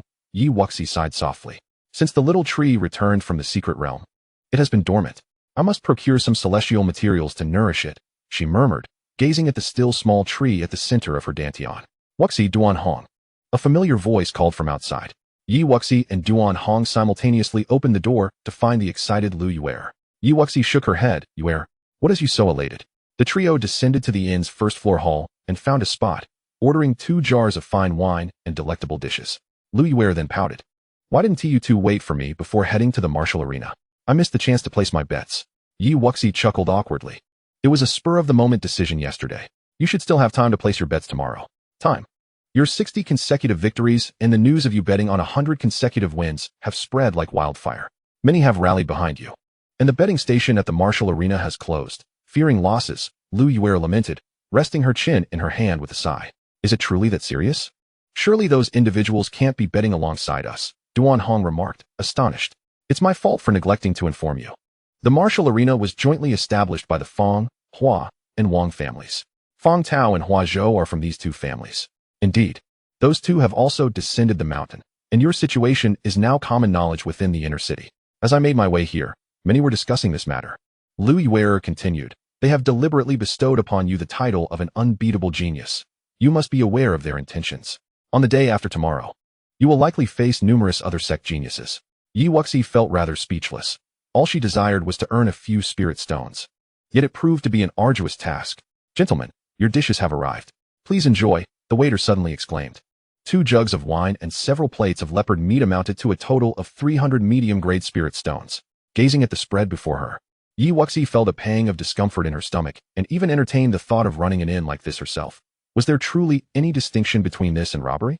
The Yunlai Inn could easily be likened to a 5-star hotel in her previous life, with exorbitant prices that left her, a mere commoner, feeling quite overwhelmed. Lu Yuer chuckled.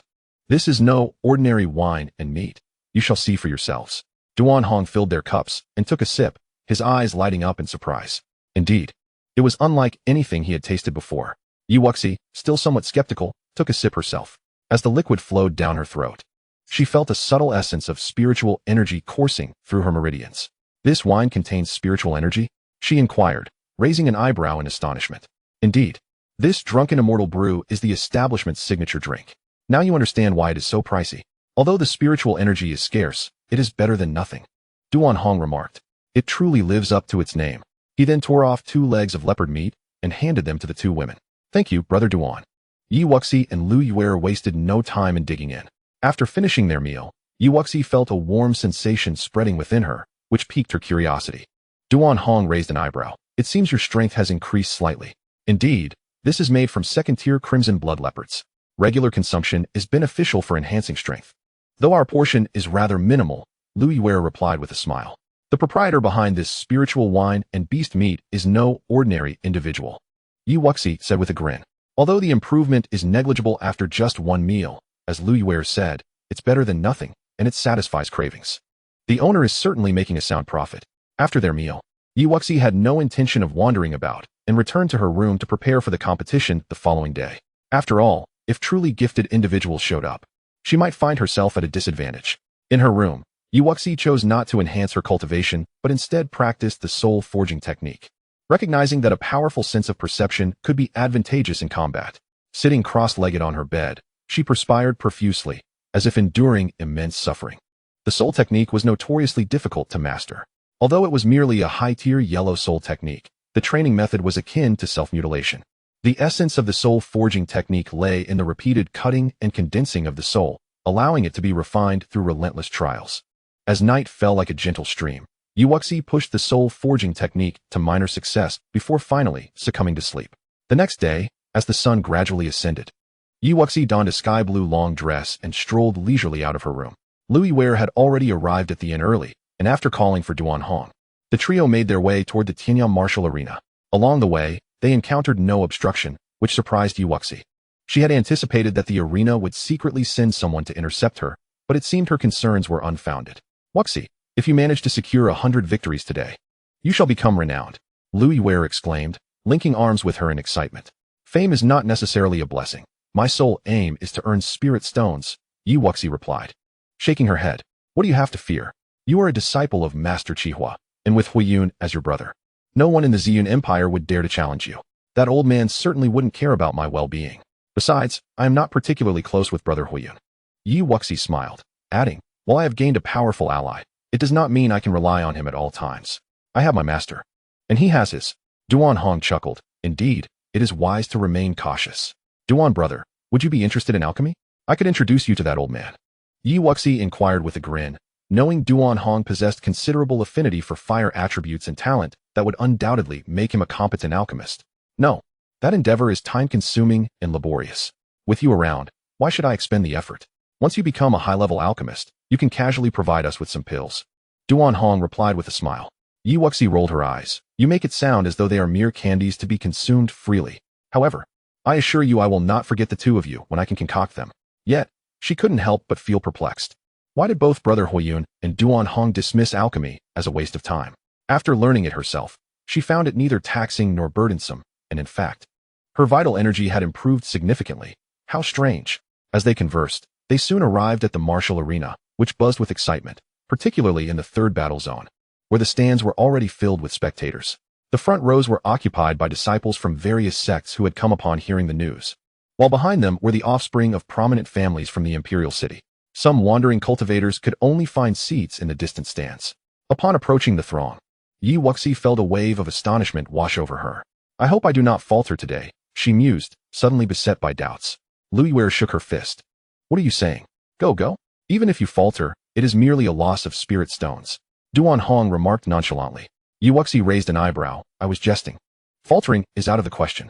I shall secure those spirit stones. With that, she leaped onto the stage. Yi Wuxi has arrived. In the crowd, Duan Hong and Luiwei finally found 2 vacant seats, or rather, they were generously offered by kind-hearted individuals. In front of them sat several disciples from the Xuan Sect. Young Master Duan, you certainly kept us waiting. Xianxiaau turned and smiled sweetly. Duan Hong felt inexplicably bewildered and chose to ignore her, instead focusing on the stage. Observing the stunning woman clad in purple, Luiwei curiously asked, Who is she, Brother Duan? In just a day, how did you attract such a blossom? Duan Hong replied nonchalantly, I do not know her.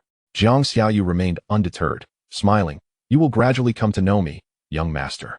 Zhou Pei furrowed her brow. Xiaoyu, why are you being so attentive to him? Does he possess some extraordinary quality? According to their sect's practices, dual cultivation would indeed be greatly beneficial. Yet Duan Hong's cultivation was rather mediocre. With Xianxiaau's talent, she shouldn't have been interested in him. Xianxiaau merely responded with a smile and ceased further discussion. On the stage, Yi Wuxi called out, Fellow cultivators of the Xuanwu 6th lair, feel free to come forth for a duel. As her voice echoed, a brief silence enveloped the surroundings. Numerous faces displayed the desire for battle, yet none stepped forward easily. From the stands, Li Kuei snorted coldly. I will ensure you lose in your first match. With that, he charged onto the stage. Xuan Sect's Li Kuei, Yi Wuxi, if you are willing to engage in dual cultivation with this young master, I may consider sparing your cultivation today. Li Kuei flashed a lecherous grin, eyeing Yi Wuxi, who possessed both talent and beauty. Engaging in dual cultivation with such an icy beauty would undoubtedly expedite his own advancement. Fool, you have reminded me. Keeping someone like you around would only bring disaster to other maidens. I shall rid the world of your blight today. Yi Wuxi retorted icily. The arena permitted no killings. Yet individuals like Li Kuei were not worth lamenting. Observing his pathetic demeanor, he hardly seemed to possess a powerful master. Killing him would be no loss.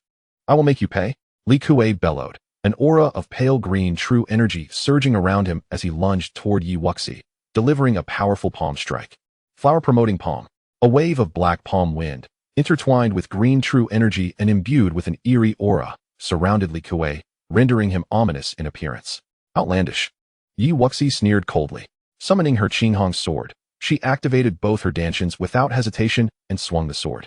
Phoenix spreads its wings, with a swift and ominous strike. Upon witnessing the blazing sword light akin to flames, it was as if a mouse had encountered a cat, instantly scattering in fear. The supreme sword embodying the essence of fire pierced directly towards Li Kuei's abdomen. A piercing scream escaped Li Kuei's lips as Yi Wuxi let out a chilling laugh, channeling her energy to thrust deeper several times.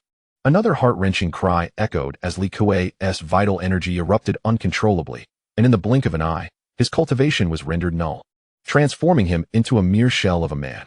Like a lifeless dog, Li Kuei collapsed to the ground, and Yi Wuxi, with an air of calm, delivered a final thrust to his neck before kicking him off the stage. Li Kuei was dead. A profound silence enveloped the arena. The crowd struck dumb. Had a disciple of the Xuan Sect truly been slain by a single stroke? In the stands, Zhou Pei and Zhao Qi rose with grim expressions, incredulous that she had directly killed Li Kuei. How outrageous! Zhou Pei exclaimed coldly. This is a blatant disrespect towards our Xuan Sect. Yet, beside her, Jiang Xiaoyu remained composed, remarking indifferently, let her be. Those who seek to humiliate others deserve their fate. Chapter 69, Sword Cultivator versus Qin Cultivator. Zhou Pei, somewhat vexed, retorted, Xiaoyu, how can you say such a thing? Within our sect, that is one matter, but outside, as fellow disciples, we should unite against outsiders. Yi Wuxi's actions are tantamount to trampling upon our Xuan sect. One Li Kuei does not represent the Xuan sect, nor does he embody my spirit. If you are dissatisfied, then seek vengeance on her. Jiang Xiaoyu shrugged nonchalantly. Suddenly, Zhao Qi interjected, Sister Zhou, you are our outer sect's foremost disciple. Surely Yi Wuxi cannot match you. You must avenge Li Kuei. He had already abandoned thoughts of participating in the duel himself, recognizing that he and Li Kuei were evenly matched. And with Li Kuei defeated by a single strike, his own fate would likely be no different. As they conversed, Yi Wuxi on the stage had already sent another disciple of the Liumu sect flying. Witnessing this, Zhou Pei gritted her teeth and swiftly ascended the stage. Xuan sect. Zhou Pei, she announced, clad in a pale yellow gown, her voice icy. Are you here to avenge that disgrace? Yi Wuxi replied lazily. A mere outer disciple of the Tanjin Sect brazenly slaughtering our Xuan sect members. Truly, she must be tired of living. What is done is done. Do as you will.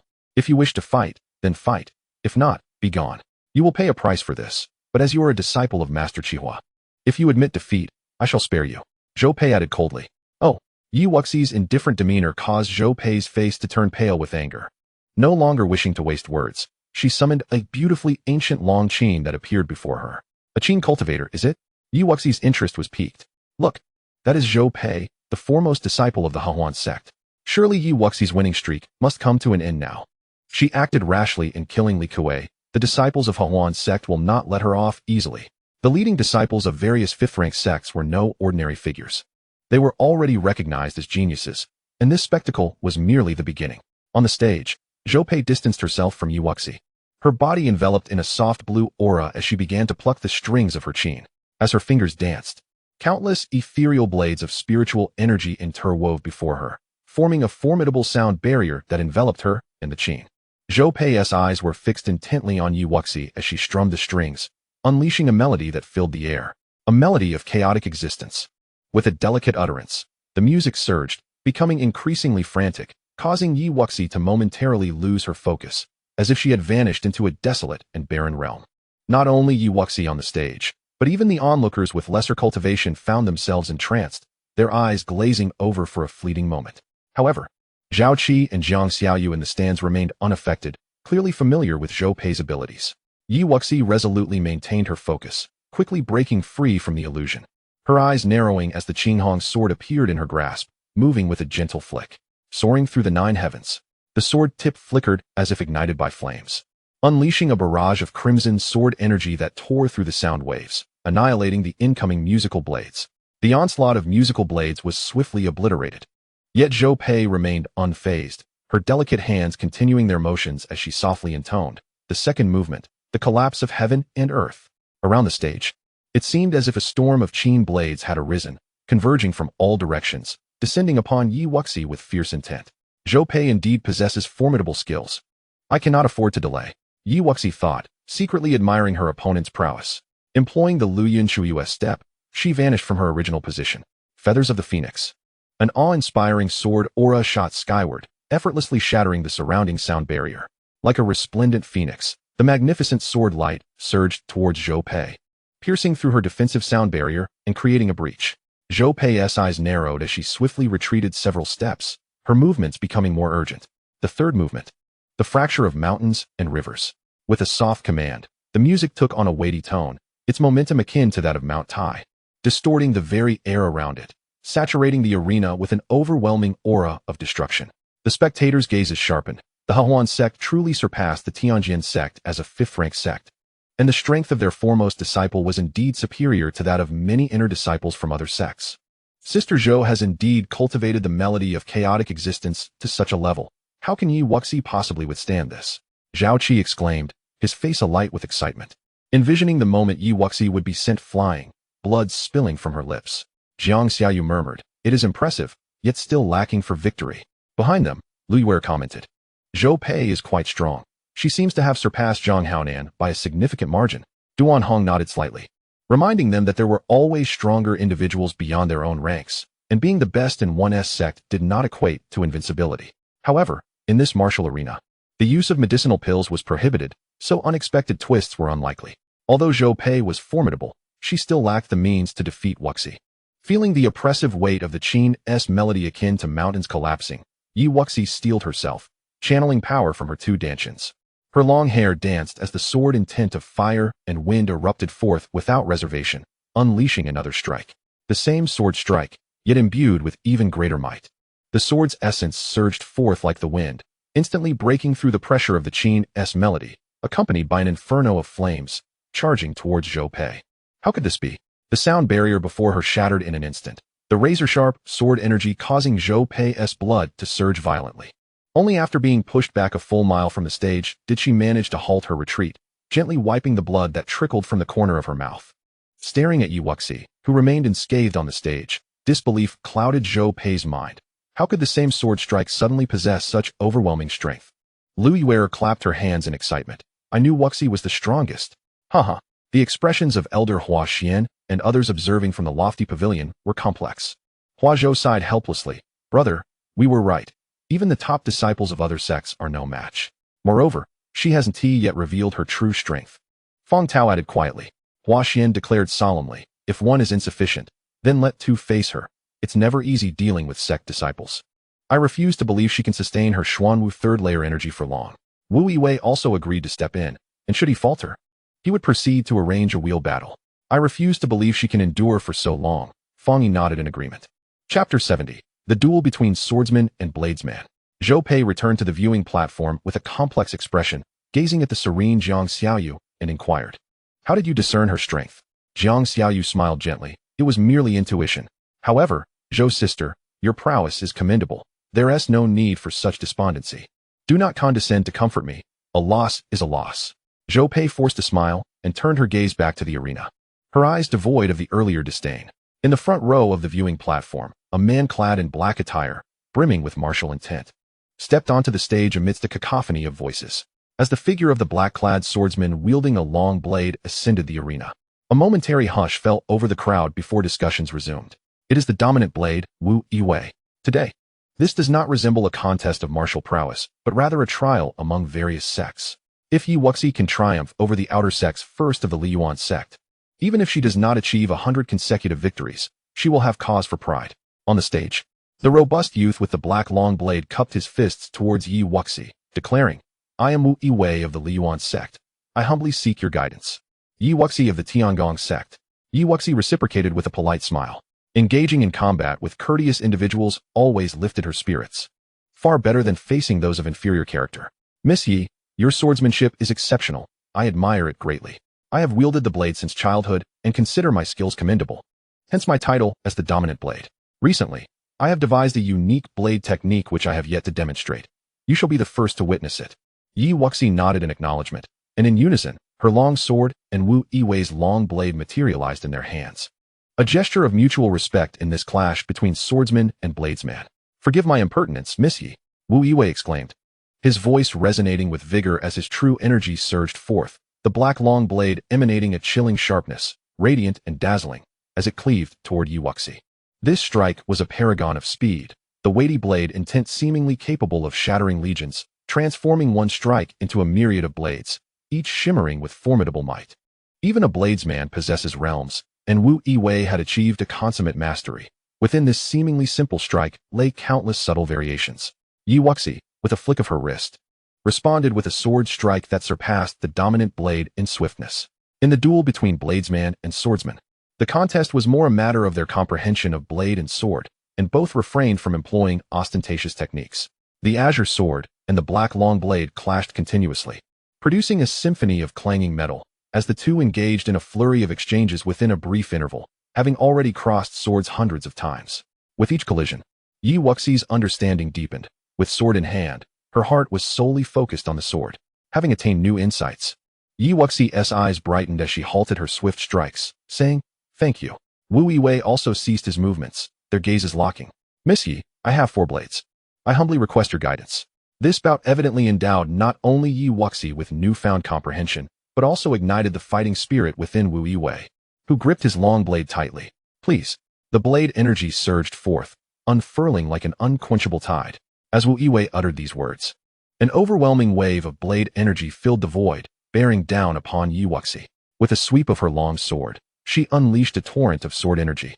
instantly obliterating the blade energy. Swift as the wind, I sever the wicked. Wu Yiwei maintained his composure, slowly articulating. Countless pale golden blade rays surged toward Yi Wuxi. The blade's momentum rolling forth, infused with righteous energy, yet still met with the supreme sword energy emanating from the Qinghong sword.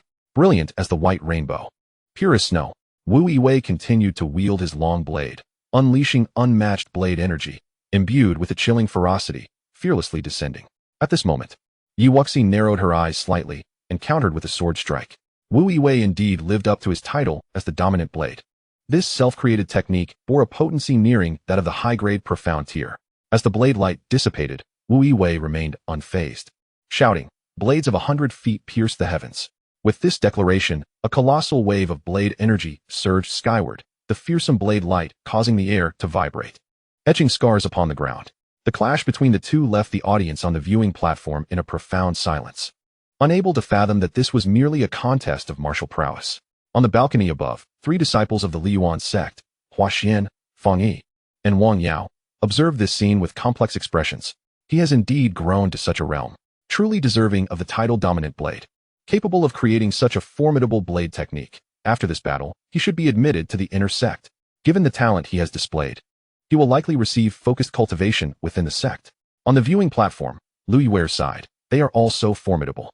Brother Duan, you were right. The world outside is vast. I once thought my own talent was considerable. If this one grows further, he will be a fearsome opponent. Duan Hong nodded in agreement. The innate talent of a martial artist is vital, but the diligence in cultivation and a resilient mindset are equally crucial. Relying solely on a modicum of talent makes one susceptible to being surpassed by those who work harder. Zhou Pei's expression grew solemn. This Wu Yiwei, I am no match for him. There is no need for despair, Sister Zhou. His blade techniques are not particularly strong. They are merely self-created.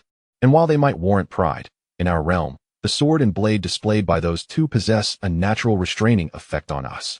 But not everyone can cultivate to such a degree of yang and rigidity. Zhang Xiaoyu was somewhat taken aback by Zhou Pei's self-reflective attitude and, after some contemplation, offered a few words of comfort. If she could refrain from her previous arrogance, she would indeed be a talent worth nurturing. In the arena, Yi Wuxi channeled the power of her 4 Dantians into the Qinghong sword, unleashing her final strike, a grand sword light infused with 2 sword intents, soaring toward the heavens. The clash of blade and sword sent a cloud of dust swirling. If Wu Yiwei were to be defeated under such circumstances, Yi Wuxi would be truly extraordinary. The outcome would soon be revealed. Yet, even if Wu Yiwei were to fall, his blades would remain etched in memory. After a moment, the dust settled, revealing 2 figures. Yi Wuxi stood gracefully, her attire billowing, while Wu Yiwei supported himself on the ground, his complexion somewhat pale. Miss Yi has comprehended 2 sword intents, I concede. This battle is mine to lose. Struggling to rise with his long blade, Wu Yiwei acknowledged his defeat. Yi Wuxi shook her head, stating earnestly, you are indeed powerful. Should you refine those techniques, I would not stand a chance. Do those techniques have a name? In comparison to Wu Yiwei, she felt she could not yet consider herself a true swordsman. She had not delved deeply into sword techniques, relying largely on her abundant true energy. Aside from her understanding of sword intent, Wu Yiwei laughed heartily. This blade technique is nameless. Miss Yi, until we meet again, I look forward to our next battle. With that, he stepped down from the arena, departing the martial battleground. Watching his retreating figure, Yi Wuxi felt a tinge of admiration. A nameless blade technique? She eagerly anticipated witnessing this technique's full realization. Chapter 71. The wheel battle begins. With the exit of the dominant blade Wu Yiwei, the surroundings erupted in cheers. In this world, admiration for the strong predominates. And Yi Wuxi's consecutive victories over the outer sects, first of the Xuan Sect and the Liyuan Sect, had elevated her to the status of a genius among geniuses. As soon as Wu Yiwei descended, an elderly man clad in gray robes, who had reached the pinnacle of the 6th level of Xuanwu for many years, ascended the stage. Seemingly unwilling to grant Yi Wuxi a moment's respite. Without announcing his name, the elder immediately unleashed his most potent strike. Yi Wuxi's lips curled into a cold smile as she fully activated her 2 Dantians. Feathers of the Phoenix dance. Boom. The elder spat blood and was sent flying from the arena. In but a fleeting moment, a robust middle-aged man ascended the arena, raising his fist to strike at Yi Wuxi. Was he attempting a war of attrition? Yi Wuxi scoffed inwardly, recognizing his strategy to deplete her vital energy. However, it would prove futile. Before the man could even draw near, Yi Wuxi swiftly unsheathed her sword, effortlessly casting him off the stage. In the blink of an eye, for more challengers from the martial arena followed suit, each falling with increasing swiftness.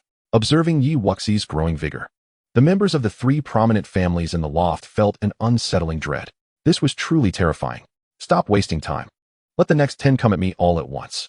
Yi Wuxi's calm declaration resonated around her. After her duel with Wu Yiwei and Zhou Pei, she sensed a deeper understanding of the sword path, her original pinnacle of the Xuanwu third level reaching a critical juncture, merely awaiting the right opportunity for a breakthrough. Yet, this war of attrition was dreadfully tedious. These opponents were astonishingly weak, providing her no real benefit to her cultivation. What she sought was a formidable battle, one that could propel her past this threshold. Yi Wuxi's composed yet audacious remarks ignited a fervor among the audience. All at once. Goodness, how arrogant. While her strength was commendable, her hubris was alarming. Could she truly defeat 10 opponents at once? Sigh, just a few prodigies, and they become so inflated with pride. TCH. You wouldn't understand. This is the confidence of a genius, so domineering. I sincerely hope Yi Wuxi emerges victorious. Not only were the spectators astonished, but the overseers of the martial arena also hesitated, questioning, "Are you certain?" Yi Wuxi frowned. "Is that not permissible?" The overseers exchanged glances, somewhat bewildered. In the history of the martial arena, they had never witnessed such audacity. "Very well." A commanding voice echoed from above the martial arena, belonging to Elder Wang, who had been observing intently. They were troubled, having struggled to find a way to halt Yi Wuxi's consecutive victories. Now, she was willingly courting her own demise, which suited their intentions perfectly. With Yi Wuxi's proclamation and the arena's consent, many sect disciples, displeased by her arrogance, hastily ascended the stage. In mere moments, 10 challengers had gathered, all exuding the aura of the pinnacle of the Xuanwu 6th level. Yi Wuxi nodded in satisfaction. "Excellent. The numbers are just right. Let us commence." "You are exceedingly arrogant. Today, you shall pay the price for your hubris. Indeed, you had the chance for 100 victories, but you have doomed yourself. You are destined to fail." The 10 challengers expressed their grievances, eager to drown Yi Wuxi in their disdain. "I hope your combat prowess matches your bravado. Let us not waste time. Begin." Yi Wuxi commanded coldly, channeling her full strength through 5 Dantians, her aura surging forth as she prepared for an all-out battle. "Attack together. Unleash your strongest assault." With a furious shout, they ceased their idle chatter and launched their combined might. The most potent strike from 10 individuals warped the very air around the arena, a cacophony of sword energy, blade strikes, palm imprints, and fists converging upon Yi Wuxi. "Come at me." Unfazed by the fearsome onslaught, Yi Wuxi's eyes gleamed with boundless battle intent as she wielded her Qinghong sword, unleashing a flurry of strikes without reservation. Phoenix spreads its wings, soaring through the 9 heavens. Feathers of the phoenix dance. Empowered by her elemental energy, her sword surged skyward, razor-sharp, as if it could rend reality itself. The overwhelming sword momentum bore down upon the 10 challengers, and in an instant, several of them were sent reeling, blood spewing forth. Kill. With fluid grace, Yi Wuxi executed the flowing clouds and moonlight step, charging towards the remaining few. In this moment, her heart was solely devoted to the sword. Drawing upon the strength of her 5 Dantians, she unleashed a magnificent sword strike from above. "Ah!" Cries of despair echoed as the remaining challengers fell like puppets, crashing down beneath the arena, blood staining their lips. Those with weaker defenses had already succumbed into unconsciousness. Only one figure remained at the center of the stage, a graceful silhouette clad in azure, holding a long sword. Silence enveloped the spectators, stunned into disbelief. In mere moments, the battle had concluded before they could even comprehend the exchange of techniques. Yet, there was more to astonish. Despite having exhausted her 5 Dantians, Yi Wuxi exhibited no signs of fatigue. A tempest of spiritual energy swirled around her, and suddenly, a powerful aura erupted from her being. Yi Wuxi slowly opened her eyes, a smile gracing her lips. Her predictions had proven correct. This all-out battle had indeed enabled her to break through the critical point, ascending to the Xuanwu 4th level. Did I not see incorrectly? Has she truly broken through? My heavens, to achieve a breakthrough in battle? How is that even possible? With this breakthrough, her 100 consecutive victories should be a foregone conclusion. But with this newfound power, how would she proceed with the upcoming challenges? The spectators around the arena gaped, their jaws nearly touching the ground. Duan Hong in the stands exhaled a sigh of relief. He had been puzzled as to why Wuxi would so recklessly challenge 10 opponents. Victory was commendable, but the expenditure of her vital energy was significant. How would she manage the subsequent 20 matches? It turned out she sought to leverage this opportunity for a breakthrough. The overseers beneath the arena were left in a state of shock. Such an unprecedented occurrence had never transpired in the martial arena's history. Now that Yi Wuxi had reached the Xuanwu 4th level, what would they assign for her next 20 matches? Should it be the Xuanwu 7th level or the 8th level? Yi Wuxi stood confidently atop the arena, awaiting her next challenger, but received no response. She called out to the management, "Please arrange for someone to take the stage." "Miss Yi, the situation is as follows. Originally, you were to challenge someone of the Xuanwu 7th level, but now that you have broken through, according to the martial arena's rules, after 80 consecutive victories, you must face opponents 4 levels higher." Yi Wuxi furrowed her brow. "Is there no precedent for this? How has such a situation been handled before?" The overseer shook his head. "Due to the uniqueness of this occurrence, we were hoping to discuss it with you. Challenging the Xuanwu 8th level immediately after a breakthrough does seem rather disadvantageous," Yi Wuxi mused, stroking her chin. As they conversed, Elder Wang's voice resonated from above the martial arena. "Miss Yi, according to the original rules, you may proceed to challenge someone of the Xuanwu 7th level." The overseers quickly stepped aside. "Our elder has spoken. Please proceed." "Miss Yi, was the martial arena truly relinquishing this opportunity to halt her winning streak?" Yi Wuxi was taken aback, but replied cheerfully, "Thank you." Above in the loft, Elder Wang sighed in resignation to the several young gentlemen in brocade robes. "This arrangement is acceptable. Even if they were to assign her opponents of the Xuanwu 8th level, it may not suffice to terminate her consecutive victories. It would be wiser to grant her this favor." The ensuing battles lacked any suspense. "Prepare the spirit stones," Yi Wuxi called out. "All those of the Xuanwu 7th level are welcome to challenge." The martial arena made no effort to intervene, having made their choice. They deemed it unnecessary to exert further effort, allowing events to unfold naturally. As Yi Wuxi's words echoed, an extended silence ensued, with no one daring to ascend the stage. Those who had previously deemed her arrogance excessive fell silent. Yi Wuxi frowned, murmuring, "If no one challenges me, how am I to achieve consecutive victories?" With the 7th level of Xuanwu cultivation, any interested fellow cultivators are welcome to ascend and challenge. After some contemplation, Yi Wuxi resolved to maintain her audacity. Facing them one by one would be a waste of time. Instead, she declared boldly, "Let us have 20 challengers at once, simple and straightforward." As soon as this proclamation was made, 2 young men leapt onto the stage, announcing their names: Zhao Feng, disciple of the Liumu sect, and Feng Chao, also of the Liumu sect. "We, brothers, shall face you." Yi Wuxi shook her head, waiting a bit longer, as there weren't enough challengers yet. She then called out once more, urging those who wished to challenge to ascend the stage without delay. Opportunities such as this are fleeting. Mayu from the Xuan Sect. As more martial artists ascended the stage and proclaimed their names, the number of challengers finally reached 20, with an additional 2 joining in, making a total of 22 peak 7th level Xuanwu warriors encircling Yi Wuxi, their combat spirit soaring. Although there were 2 extra participants, Yi Wuxi did not dismiss them. Instead, she graciously clasped her fist in thanks, encouraging them to begin the assault. The warriors on the stage exchanged glances, secretly cursing. They acknowledged her strength, but felt insulted by her dismissal. It was as if they were mere spectators cheering her on to 100 consecutive victories. However, the overseer of the arena kindly reminded her, "Miss Yi, the additional 2 participants do not count towards your record." With a cheerful wave of her hand, Yi Wuxi replied, "I am aware. Do not underestimate us. Let us all strike together, ensuring she has no chance, and unleash our signature moves." A young man wielding a battle axe shouted, and the others nodded in agreement. The combined aura of 22 peak 7th level Xuanwu warriors erupted simultaneously, a display of might far surpassing that of the previous 10 6th level warriors. The audience fell silent, sensing the terrifying pressure emanating from the stage. They believed that even a weaker 9th level Xuanwu would be obliterated by such force. Yi Wuxi had only just broken through.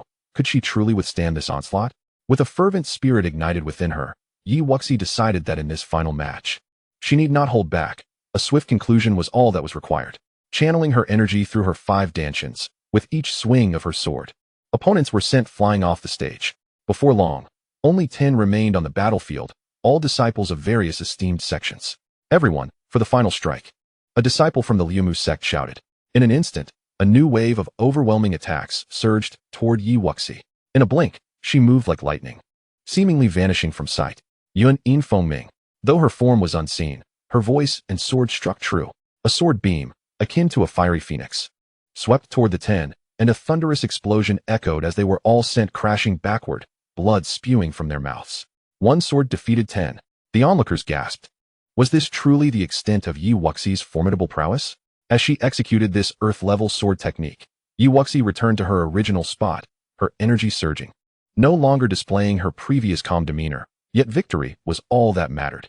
The overseer of the arena cautiously inquired, "Miss Yi, will you continue to challenge?" Yi Wuxi smiled. "No, I have exhausted my vital energy. This shall be the end." The overseers nodded vigorously, fearing she might change her mind. This esteemed lady should not be allowed to continue. If she persisted, the martial arena would have been in vain this year. Observing their expressions, Yi Wuxi sighed inwardly. She could have fought another 20 rounds. But it would draw too much attention, quadrupling her spirit stone earnings. Not only would the martial arena be reluctant, but it would likely also attract the envy of those at the earth martial realm outside. It was better to refrain. On the balcony, Elder Wang, who witnessed the battle, felt a twitch in his eyelids and turned to Feng Tao and Hua Zhou with resignation. Is this the sword the two young masters spoke of? Truly extraordinary. She indeed possesses the potential to battle 9th level Xuanwu. Our previous attempts to hinder her were nothing but a farce. Alas, her choice to refrain from further combat shows she understands the rules. Go and prepare her spirit stones.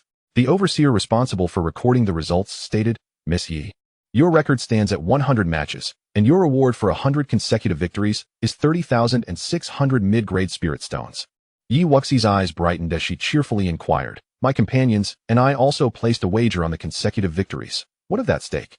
Another overseer chuckled helplessly, "Miss Yi, since you have bet on the victories, according to the rules, with a payout of 3-1, we will return you 8,000 mid-grade spirit stones, in addition to the 24,000 spirit stones." Hearing the sum amounting to tens of thousands, Yi Wuxi's smile widened, and she quickly waved to Duan Hong and Lu Yuer on the spectator stand. Duan Hong and Lu Yuer hurried over to the management desk. Yi Wuxi pointed out, "Let us calculate his wager together." The overseer sighed, "Very well." Suddenly, a figure soared from the balcony. Elder Wang descended from the air, speaking in a deep voice. "I shall take care of this. Miss Yi's reward for her 100 victories, combined with the wager, totals 62,600 mid-grade spirit stones. While this young friend Duan's principal plus wager reward amounts to 60,000 mid-grade spirit stones." Elder Wang then produced 2 low-grade spirit rings and handed them over. "Here you go, young friends." Yi Wuxi glanced at them and accepted gratefully. "Thank you, Elder." Duan Hong followed suit, clasping his fists in thanks. "Thank you, Elder." The surrounding spectators gasped in astonishment. The amount of spirit stones these two had earned was indeed substantial, and those with slightly higher cultivation levels revealed glimmers of greed in their eyes. Chapter 73, Spirit Beast Trading House. After leaving the martial arena, Lu Yuer looked at the two with envy. "You are both so wealthy." Yi Wuxi sighed inwardly. This is all in preparation for the auction. Duan Hong suddenly pulled out a spirit ring, saying, "Wuxi, this 40,000 spirit stones from the wager are for you. No need, this is your own earnings. I didn't contribute anything at all. Consider it a gesture of support. Let us leave it for now. If I need anything for the auction the day after tomorrow, I will ask you." Yi Wuxi smiled. "Very well. Duan, do you not intend to challenge again? We could profit even more?" Lu Yuer asked expectantly. Duan Hong shook his head. "Having observed Wuxi's battles with the disciples of various sects, I have learned much and do not wish to embarrass myself further. I plan to retreat into seclusion after the auction." "I share the same sentiment. The world is replete with geniuses, and I was too presumptuous before." Yi Wuxi wholeheartedly agreed. Although she had triumphed in 100 matches, it was merely due to her physique. In the grand scheme of the Xin domain, who could say there were no others with even greater physiques? As that unscrupulous master once remarked, she could only be considered a subpar physique. It may be notable within the Xian Empire, but beyond that, it amounts to little. She must strive to enhance her other abilities. Relying solely on her physique would eventually lead to her downfall. Hearing their self-deprecating remarks, Lu Yuer rolled her eyes. "Are you not enough of a genius? What does that make me, the lowest of the low, a waste among wastes? I might as well end it all." Yi Wuxi and Duan Hong chuckled. "What nonsense. We are merely lamenting. Come, let us spend and buy some spirit beasts." Yi Wuxi waved her hand. Having struck it rich overnight, it felt right to spend the money. The Spirit Beast Trading House was located in the western part of the inner city. At the entrance stood 2 majestic and imposing lions. Unlike the stone lions typical of affluent households, these were real lions. 2 third-level ice flame magic lions bared their fangs, watching the comings and goings of the crowd. "Oh, is that not Miss Yi and young Master Duan? Please come in." An attendant at the entrance greeted them with a wide grin. Yi Wuxi rubbed her nose. Were they really that famous? Must you smile so broadly at your age? Aren't you concerned about acquiring wrinkles? The steward gestured politely, his primary skill being the ability to read the room, stay informed, and always be attuned to the wealthy patron's moods. The news of this victor from the martial arena had spread, and the spirit stones on her person were still warm. She certainly required attentive service to ensure her expenditure at the spirit beast trading post. Let us peruse the offerings ourselves first, Wuxi said nonchalantly, as she had no intention of squandering her spirit stones here, deeming the steward's enthusiasm misplaced. Inside the spirit beast trading post, various exotic beasts were organized by category, with the second-tier beasts on the outskirts and the third-tier beasts, along with some rare younglings, situated nearer the center. As for the fourth-tier celestial beasts, they were notably absent. After all, celestial beasts had the ability to shapeshift and were difficult to control unless raised from infancy. The trio strolled along the jadestone path, and upon observing the peculiar creatures confined within their spirit cages, Wuxi couldn't help but click her tongue in silent astonishment. After some contemplation, she stroked her chin and decided, I shall select an ordinary flying beast for my travels. These extravagant spirit beasts can be subdued once my cultivation improves. But the flying beasts have been monopolized, making it exceedingly difficult to acquire one on my own. The area dedicated to flying beasts was vast, showcasing a plethora of options such as the divine wind eagle, black wind hawk, cranes, and griffins, all of which were notably more affordable than the previously viewed creatures. These flying beasts serve merely as transportation. Even the third-tier ones possess negligible defensive and combat capabilities, Wuxi explained. Wuxi nodded in agreement, not expecting them to be combat-ready. The most basic second-tier divine wind eagle was priced at a mere 1,000 mid-grade spirit stones, while the griffins were slightly more expensive. After comparing her options, she resolved to purchase a griffin, as it had a higher growth potential and stronger attack power than the divine wind eagle. Are you ready to make your purchases? I've decided on this second-tier 5th-level golden white griffin, Wuxi declared, pointing at one of the spirit cages. The price was set at 2,000 mid-grade spirit stones, comfortably within her budget. Wuxi shook her head, stating she had insufficient spirit stones and was content with the divine wind eagle for her travels. Duan Hong, after a moment of contemplation, expressed, I will take that second-tier 5th-level black griffin. The two summoned the steward, who cheerfully inquired, do you require spirit beast bags? Yes, how much do they cost? The most basic spirit beast bag could only accommodate a creature of 4th tier or below and was priced at 5,000 mid-grade spirit stones. The steward chuckled. These bags capable of holding living creatures are far more challenging to craft than storage rings, hence the price is naturally several times higher. Wuxi cursed under her breath. Realizing she had chosen the wrong path, it seemed that craftsmen were more lucrative than alchemists. Was it too late for her to switch paths? Despite her grievances, she proceeded with the purchase, as Duan Hong handed over 14,000 spirit stones, which she accepted with a sense of gratitude, recognizing that his earnings were, in part, due to her contributions. The steward beamed as he accepted the payment and produced 2 spirit beast bags along with 2 jade slips. With these, you can imprint contracts on the beasts to store them in the bags. The transaction is complete. The method for imprinting contracts is complementary, no need for formality. Wuxi and Duan Hong nodded before swiftly glancing at the beasts and sealing the contracts with a gesture, successfully storing the 2 griffins in their bags. The steward's eyelids fluttered at their speed. It was apparent they were inexperienced with the process. He had anticipated a lengthy wait, as many novice patrons took at least half an hour to learn, yet these 2 demonstrated remarkable proficiency, befitting their status as undefeated prodigies. Once outside the spirit beast trading post, Wuxi inquired with a smile, will you be attending the auction in 2 days? I'll accompany you both. As for the invitation card, I shall request one from my family, so you need not worry about it, she replied. Wuxi nodded, sighing with a hint of resignation. All right, though I wonder if they will have the 1,000-leaf ice lotus. If not, who knows how long I will have to wait to refine the vermilion bird's flame. This auction seems quite significant. Let us wait and see. Wuxi reassured her. After agreeing to meet at the auction hall, Wuxi and Duan Hong returned directly to their inn, considering their substantial spirit stones, as the outside world still felt rather unsafe. Chapter 74, The Auction. A single day passed swiftly for a martial artist, and at the appointed time, Wuxi and Duan Hong exited the inn and made their way to the Zijin auction house. The auction was scheduled for midday, yet even before the hour approached, the area outside the Zijin hall was bustling with activity. This grand auction attracted numerous formidable figures. By the time Wuxi and Duan Hong arrived, a myriad of luxurious carriages drawn by spirit beasts had already gathered in the plaza outside the auction house. Distinguished individuals clad in ornate robes, along with heirs of prominent families, were warmly welcomed into the auction hall, flanked by their servants. As they awaited Wuxi and Duan Hong exchanged quiet exclamations of awe at the opulent scene. Suddenly, a colossal, winged, ice-eyed white tiger descended from the heavens, pulling a magnificent golden chariot. Landing squarely in the center of the plaza, the crowd instinctively turned their gazes toward the spectacle, recognizing it as the entrance of someone from the royal family of the Xian imperial city. Shortly thereafter, 4 elegantly robed youths disembarked from the chariot, followed by 2 women who stepped down with a regal air. One was clad in a delicate golden gown, exuding a cute charm, while the other, draped in flowing white, radiated an ethereal nobility. It is the Grand Princess and the 9th Princess. Who are those 4 youths? They don't appear to be from the Yin family. Yi Wuxi, recognizing the white-clad woman as her senior sister, Yin Jingyao, felt a twinge of surprise. However, she also recognized the young man in the blue brocade robe as Lin Dongxiu, the 2nd prince of the Tianfeng kingdom, whom she had yet to meet. Why was he accompanying the 2 princesses? She recalled that senior sister, Yin, did not seem particularly fond of him. Wuxi, I knew you would come, Yin Jingyao exclaimed, her gaze quickly spotting Yi Wuxi in her flowing green attire. Senior sister, Yi Wuxi replied with a bright smile and a respectful gesture. Yin Jingyao returned the smile, saying, as soon as I emerged from seclusion in the sect, I heard of your accomplishments. I did not expect to return to the imperial city and find that you have made quite the stir. Yi Wuxi scratched her head, modestly replying, what is that in comparison? Big sister, who is this? The girl in the delicate golden gown approached, her voice curious.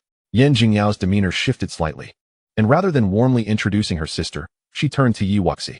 Wuxi, this is my 9th sister, Yin Luoluo. The others behind her are princes from Songlong Kingdom, Qianshui Kingdom, and Lanyue Kingdom. Yi Wuxi raised an eyebrow in surprise, but still offered a slight nod to the young princess. Greetings, 9th Princess. Yin Luoluo's expression soured. As a princess, she felt slighted that her elder sister introduced her only as a mere junior to Yi Wuxi, clearly undervaluing her status. Moreover, she perceived that any of these princes from lesser kingdoms held more prestige than this Yi Wuxi. So you are the famed Yi Wuxi, yet you seem rather unremarkable, Yin Luoluo remarked coolly. Big sister, I shall enter first. Suit yourself, Yin Jingyao replied dismissively, casting a glance at her sister. They were not of the same mother, so their bond was not particularly close. Maintaining a semblance of politeness was commendable enough. The other princes offered polite gestures to Yin Jingyao and followed Yin Luoluo into the auction house, appearing quite eager. Lin Dongxiu smiled as he greeted Yi Wuxi, saying, Sister Wuxi, until we meet again. Yi Wuxi merely nodded in response. Once the group departed, Yin Jingyao chuckled, Wuxi, Duan Hong, let us enter together. This time, it was Duan Hong who was taken aback. Sister Yin knows me? Yin Jingyao, somewhat exasperated, retorted. Do you two have any idea how terrifying it is to break the record set by Huiyun? Who is Huiyun? Duan Hong inquired, as he was unaware that this genius possessed a unique physique. Despite Yin Jingyao's considerable talent, she too was unable to surpass his record. How could these two be so oblivious to their own accomplishments? Duan Hong scratched his nose, realizing, so that is how it is. At that moment, Lu Yuer, who had just arrived, spotted the woman in white and respectfully called out, Sister Bai? Yi Wuxi quickly interjected, Sister Yin, this is our awaited friend, Lu Yuer? Yin Jingyao nodded slightly, Sister Lu, no need to be overly formal. The Zijin auction house, the largest in Ziyun Imperial City, was exquisitely adorned, its walls embedded with various gemstones, and capable of accommodating thousands of bidders. The auction house was divided into 3 tiers. The first floor featured a semicircular tiered auditorium. The second floor contained hundreds of private booths reserved for exceptional disciples from sects or prominent families, while the third floor, the VIP area, was accessible only to powerful individuals or those of royal blood, like the imperial family of Ziyun. Thanks to Yin Jingyao's influence, the 3 were warmly welcomed into private room number 5 on the 3rd floor. This room was diagonally opposite the central auction stage, offering a broad view and exceptional treatment. Inside the lavish room, an array of tea and snacks was provided, along with a servant from the auction house at their beck and call. As the 4 sipped their tea, quietly awaiting the commencement of the auction, Yi Wuxi could not help but inquire, Sister Yin, may I ask why Lin Dongxiu is here? It's quite simple, Yin Jingyao replied. My father intends to arrange a marriage for my 9th sister, which is essentially a political alliance. This news has been relayed to the royal families of various subordinate nations, and it seems your 2nd prince is quite eager. Yi Wuxi was perplexed. How could a marriage alliance involve a prince from a lower-tier nation? Yin Jingyao laughed candidly. My 9th sister's talents are rather mediocre, which is precisely why my father wishes to utilize this alliance. With her abilities, she wouldn't catch the eye of families stronger than the Yin clan. Thus, she must settle. Yi Wuxi nodded, understanding the situation. Is there animosity between you and Lin Dongxiu? Would you like me to intervene? However, she added, if he becomes the prince consort, your Tianfeng kingdom stands to gain significantly, as smaller nations would likely refrain from aggression. Yin Jingyao smiled. Sabotaging this affair would be as easy for me as drinking water. Besides, I've never been fond of Lin Dongxiu. Yi Wuxi sighed. resting her chin on her hand. Alas, this is indeed a difficult predicament. The absence of aggression from other nations would be favorable for her father, the general, but if Lin Dongshu gains the support of the ninth princess, my desire for revenge may become unattainable. With a glint of mischief, Yin Jingyao turned to Duan Hong. Has your father not sent you any messages? Since the topic of marriage alliances had arisen, Duan Hong had fallen silent, striving to minimize his presence and hoping not to be noticed. He had no interest in such trivial marriages. Sister Yin, you jest. I hold no significant rank in the Moi kingdom. Why would my father allow me to get involved in such matters? Duan Hong replied with a faint smile. Though his demeanor suggested he did not view a union with the ninth princess as a positive opportunity. With your talents, I dare say you could easily eclipse the 4 suitors vying for her favor. If your father were to learn of this, the position of prince consort would undoubtedly be yours. Yin Jingyao remarked. Duan Hong was startled. Sister Yin, I implore you to keep this a secret. I am unworthy of the ninth princess. Let the title be bestowed upon someone more deserving. Seeing his flustered expression, Yin Jingyao chuckled. I was merely teasing you, dear Duan Hong.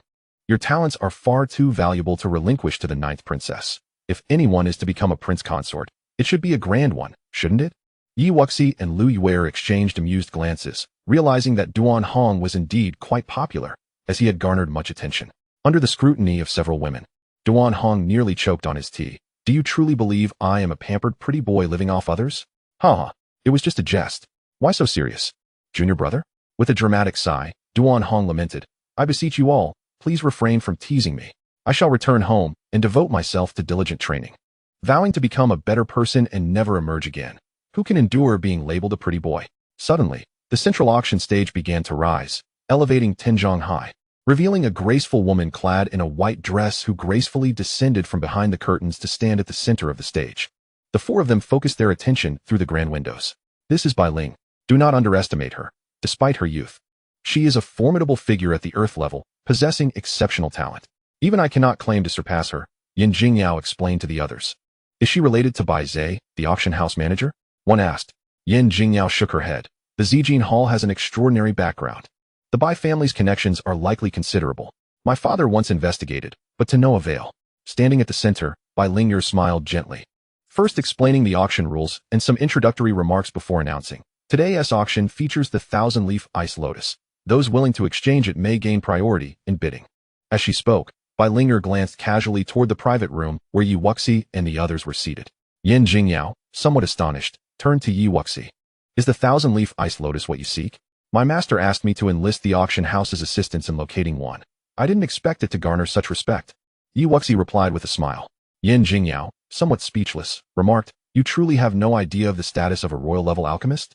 I had intended to introduce you to my master once you entered the inner sect, but you have already taken the initiative to apprentice under Master Qihua. This is for the best. Although Master Qihua specializes in alchemy, his cultivation prowess is not inferior to my master. Yi Wuxi chuckled, realizing she had indeed secured a powerful ally. Thank you, Sister Yin, for considering me so thoughtfully. After energizing the audience, Bai Lingyer continued with a smile. Now, we present our first auction item, 4 white ginseng ethereal fruits.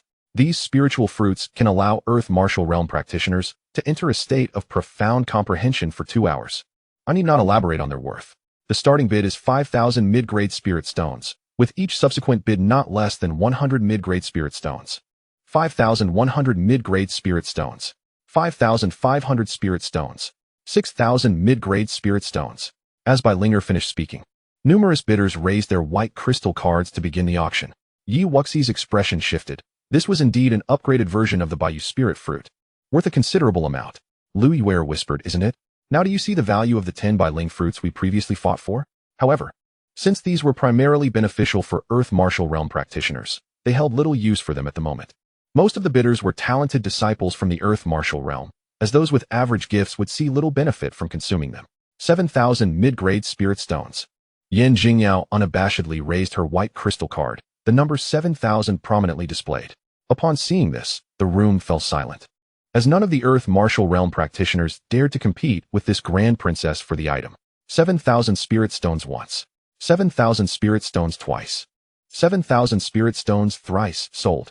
Congratulations to the guest in the 3rd floor, private room 5, for acquiring 4 white ginseng ethereal fruits. In this auction, transactions occurred on the spot. If anyone made random bids without the means to pay, according to the auction house's rules, the consequences would be dire. Soon, an auction steward entered the private room, presenting the item. Yin Jingyao promptly paid 7,000 mid-grade spirit stones and accepted the spirit fruit. On the stage, Bai Ling'er continued. Next, we will auction the second item, a mid-grade martial arts manual of the Earth tier, starting at 3,000 mid-grade spirit stones, with increments of no less than 100. The starting price for Earth tier martial arts was not excessively high, as disciples of the sect could easily invest their efforts into redeeming them within the sect once their cultivation reached a certain level. The target audience was clearly those lesser families and rogue cultivators with limited resources. As expected, after a fierce bidding war on the first floor, the manual was won by a middle-aged rogue cultivator. Following that, several other Earth tier martial arts and techniques were auctioned, but Yi Wuxi found herself somewhat disinterested. Yin Jingyao leisurely sipped her tea and remarked, although this is touted as a heavenly tier auction, it cannot solely consist of heavenly tier items. That would be rather terrifying. The main attractions generally lie within the last 10 items, and the scale this time is not insignificant for a mid-grade empire. As her words faded, Bai Ling'er cleared her throat and smiled. The 20th auction item is a grand formation named the Wind and Fire Grand Formation, comprising 48 formation stones. Once activated, it can easily eliminate a cultivator at the 9th level of the Earth martial realm. In terms of defense, it can withstand attacks from a first-level heavenly tier martial artist. However, after one use, it must be re-embedded with spirit stones to reactivate it. The starting price is 15,000 mid-grade spirit stones, with increments of no less than 1,000 mid-grade spirit stones. This was indeed an exceptional item for protecting a family. Indeed, our Lian family must acquire it. 16,000 spirit stones, 20,000 mid-grade spirit stones. This grand formation was particularly suited for families lacking a heavenly tier expert to oversee them. Excitement flickered in the eyes of various families as they participated in the bidding. With this grand formation, the family's security would be considerably enhanced. Yi Wuxi's eyes sparkled. If she could procure this formation to safeguard the Yi family, it would afford her some peace of mind. However, aside from the potential emergence of the 1,000-leaf ice lotus, she only had 40,000 spirit stones at her disposal. Gritting her teeth, Yi Wuxi raised her bidding plate and declared 30,000 mid-grade spirit stones. In an instant, her voice was drowned out by new bids, as those smaller families were evidently unwilling to let it go easily. However, given her proximity to the third-floor VIP room's esteemed princess, none dared to ridicule her for being a small player. 31,000 spirit stones. 32,000 spirit stones. Hearing the escalating prices, Yi Wuxi wore a distressed expression. Yin Jingyao seemed to sense her intentions. You wish to buy this for the Yi family? Yi Wuxi sighed. Yes, Sister Yin. You have stayed at our home and are aware of their capabilities. I truly feel uneasy being away. Chapter 76. No negotiation for you. Wuxi, I still have 40,000 spirit stones. You can bid with confidence, Duan Hong offered in a deep voice. Lu Yuer nodded. I don't have much, but if Wuxi needs it, she can take it first. Yin Jingyao smiled. Indeed, fear not. Your senior sister is here to support you. Bid with assurance. Yi Wuxi smiled slightly. Thank you all. I won't hold back. If I exceed my budget, I'll have to borrow from you first and repay you later. While the group conversed, the price for the Wind and Fire Grand Formation had already soared to 40,000 spirit stones. 40,000 once. 40,000 twice. Yi Wuxi quickly raised her white crystal plate. 41,000 mid-grade spirit stones. Although the power of this grand formation was commendable, the price of 40,000 spirit stones had already exceeded its worth. The auction hall fell silent for a moment, just as Bai Ling'er was about to finalize the sale. A familiar voice echoed from the adjacent room. 42,000 mid-grade spirit stones. Yi Wuxi frowned. Lin Dongshu was clearly intentional. 43,000 spirit stones. 44,000 spirit stones. Lu Yuer couldn't help but curse. How despicable. Isn't he deliberately driving up the price for Wuxi? He was silent before, as if he had heard her curses. Lin Dongshu peered from the adjacent room, chuckling softly. Sister Wuxi, I am not targeting you on purpose.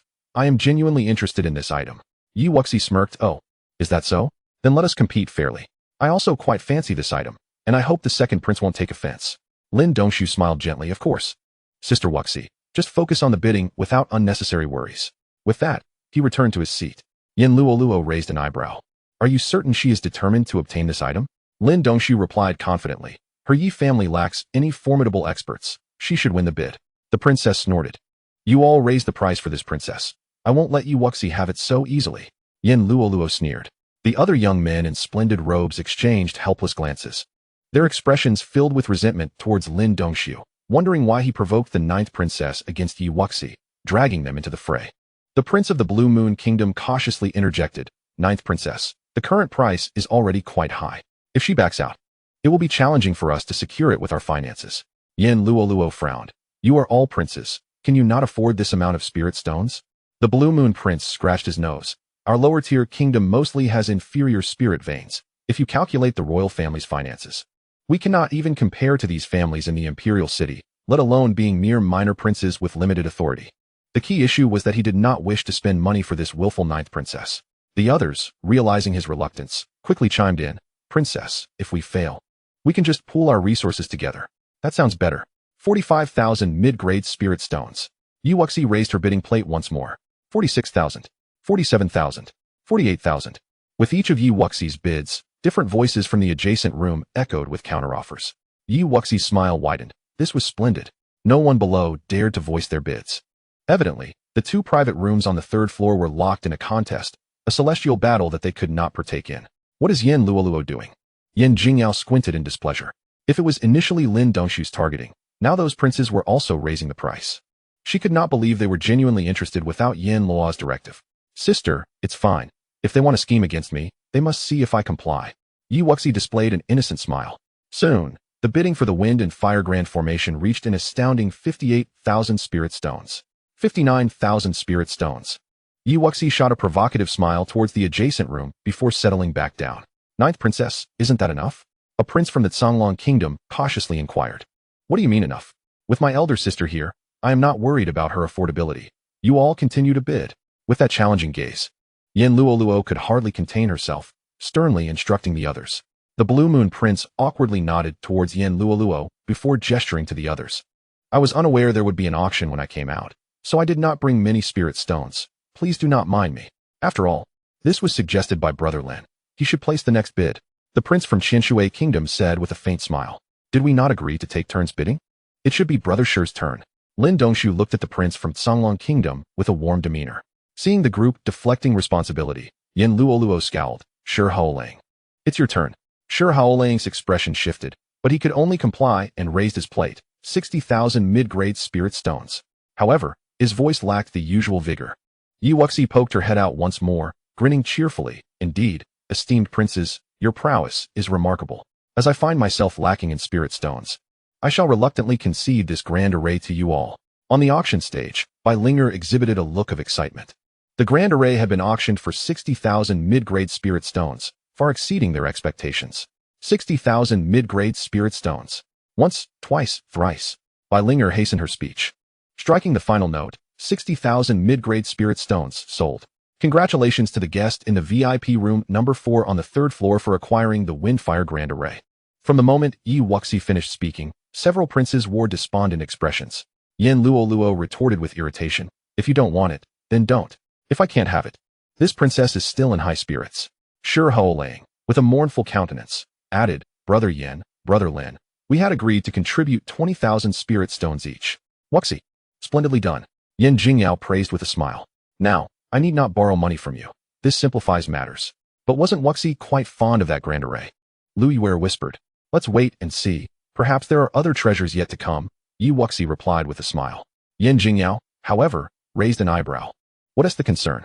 If Wuxi truly desires it, with a word from me, those few will surely comply. Just wait. My senior sister will ensure you reclaim that grand array. Lu Yuer laughed. Senior sister, you are so imposing. Wuxi scratched her head. Wouldn't that be a bit inappropriate? Had it not been for my ninth sister's interference, that grand array would already be in your possession. Her targeting you is merely a manifestation of her resentment towards me, your elder sister. Therefore, I shall not grant her any favor. Yin Jingyao waved her hand dismissively. In terms of influence within the royal family, Yin Luoluo could not hold a candle to her. Otherwise, she would not have been reduced to an alliance with a subordinate nation. Recently, she had only been able to flaunt her status due to the selection of a consort. Chapter 77. The Mysterious Broken Sword. After auctioning 10 more items, Bai Linger at the central auction stage adopted a serious demeanor, announcing, Next, we present the final 10 items of this auction. The first is a broken sword, obtained from an ancient battlefield. Although its power has diminished due to damage, our appraisal reveals that in its prime, it was a royal artifact. As she spoke, Bai Linger displayed the broken sword, which consisted only of the hilt and a small portion of the blade, the hilt being blue and white. While the blade appeared somewhat dull, Bai Linger, what is the current power of this sword? This broken sword now possesses power comparable to a low-grade earth tier. Thus, the starting bid is 6,000 mid-grade spirit stones, with each subsequent bid not less than 1,000 spirit stones. Although it was a broken sword, its former status as a royal artifact made it valuable for research, piquing the interest of many sword cultivators. 7,000 mid-grade spirit stones. 8,000. Wuxi narrowed her eyes. Inexplicably, she sensed an unusual aura emanating from the broken sword. Despite its damaged state, it was significantly larger than her Qinghong sword. Soon, Wuxi made her decision. If it proved useless, she would simply consider it a collectible. 10,000 mid-grade spirit stones. Wuxi raised her white crystal card to place her bid. 11,000 mid-grade spirit stones. Many shared her sentiment. And the bidding for this earth tier broken sword remained lively. Wuxi, this defective item is of little use. Are you certain you wish to spend such a sum on it? Yan Jingyao shook her head. If this sword could be repaired, the auction house would never present it for bidding. Senior sister, acquiring it for research purposes isn't a bad idea. If the price becomes excessive, then so be it. Wuxi chuckled. 15,000 spirit stones. Wuxi raised her card once more.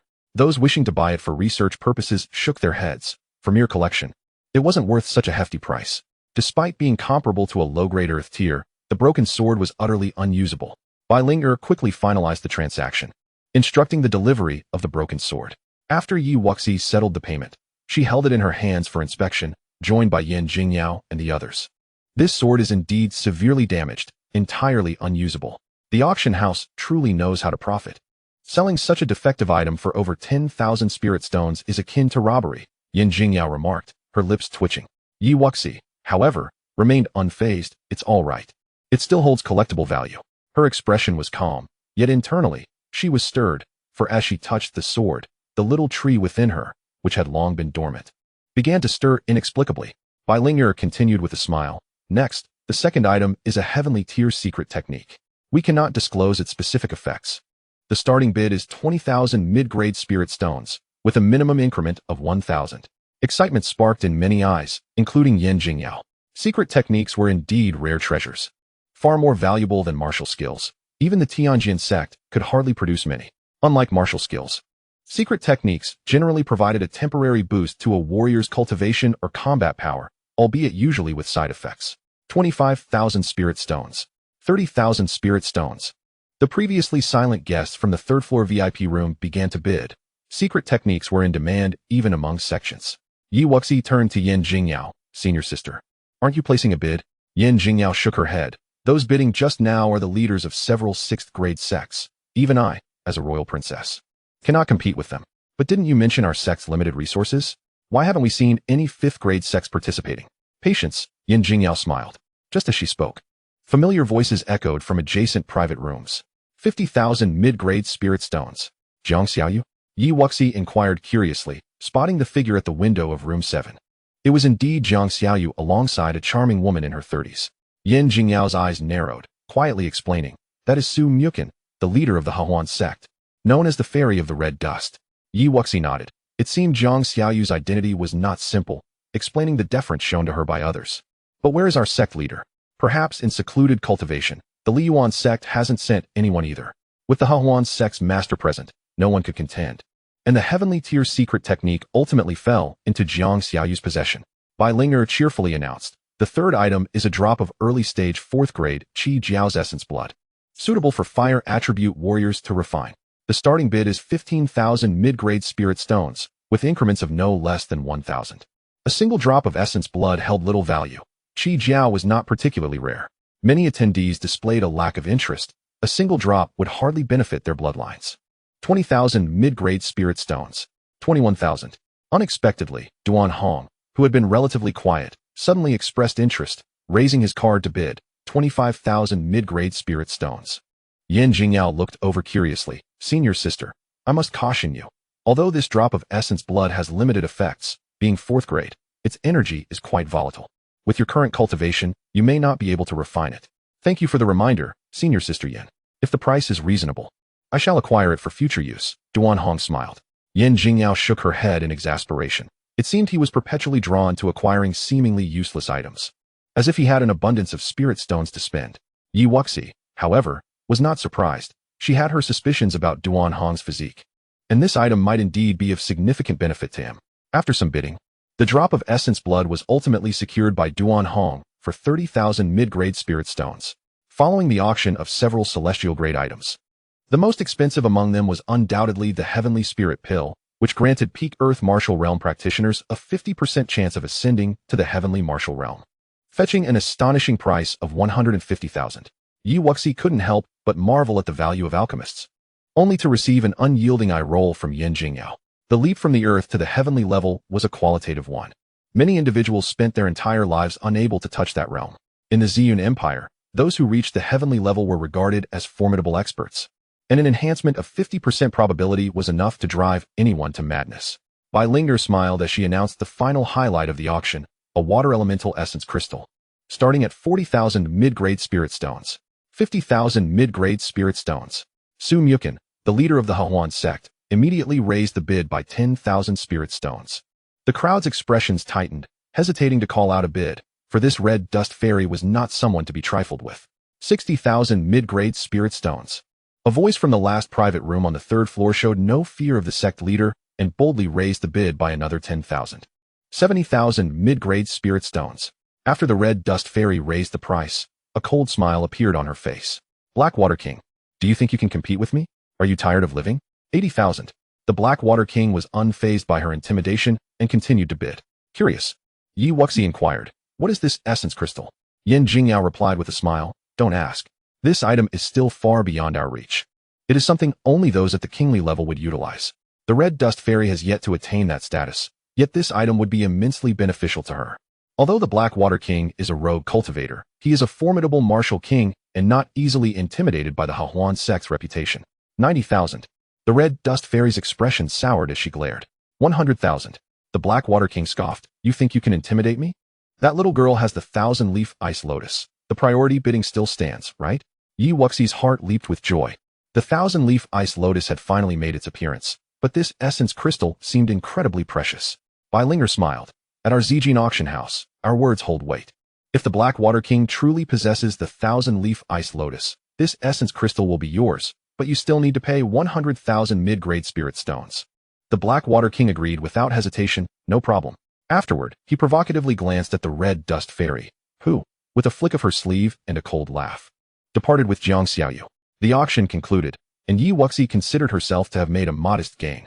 Yin Jingyao cheerfully remarked, Wuxi, I will be returning to the sect in a few days, at which time I will hand over the wind-fire great array to you. Just wait in the sect with peace of mind. Thank you, Sister Yin. After Yin Jingyao left, Wuxi was led by a maid to the back courtyard of the auction house.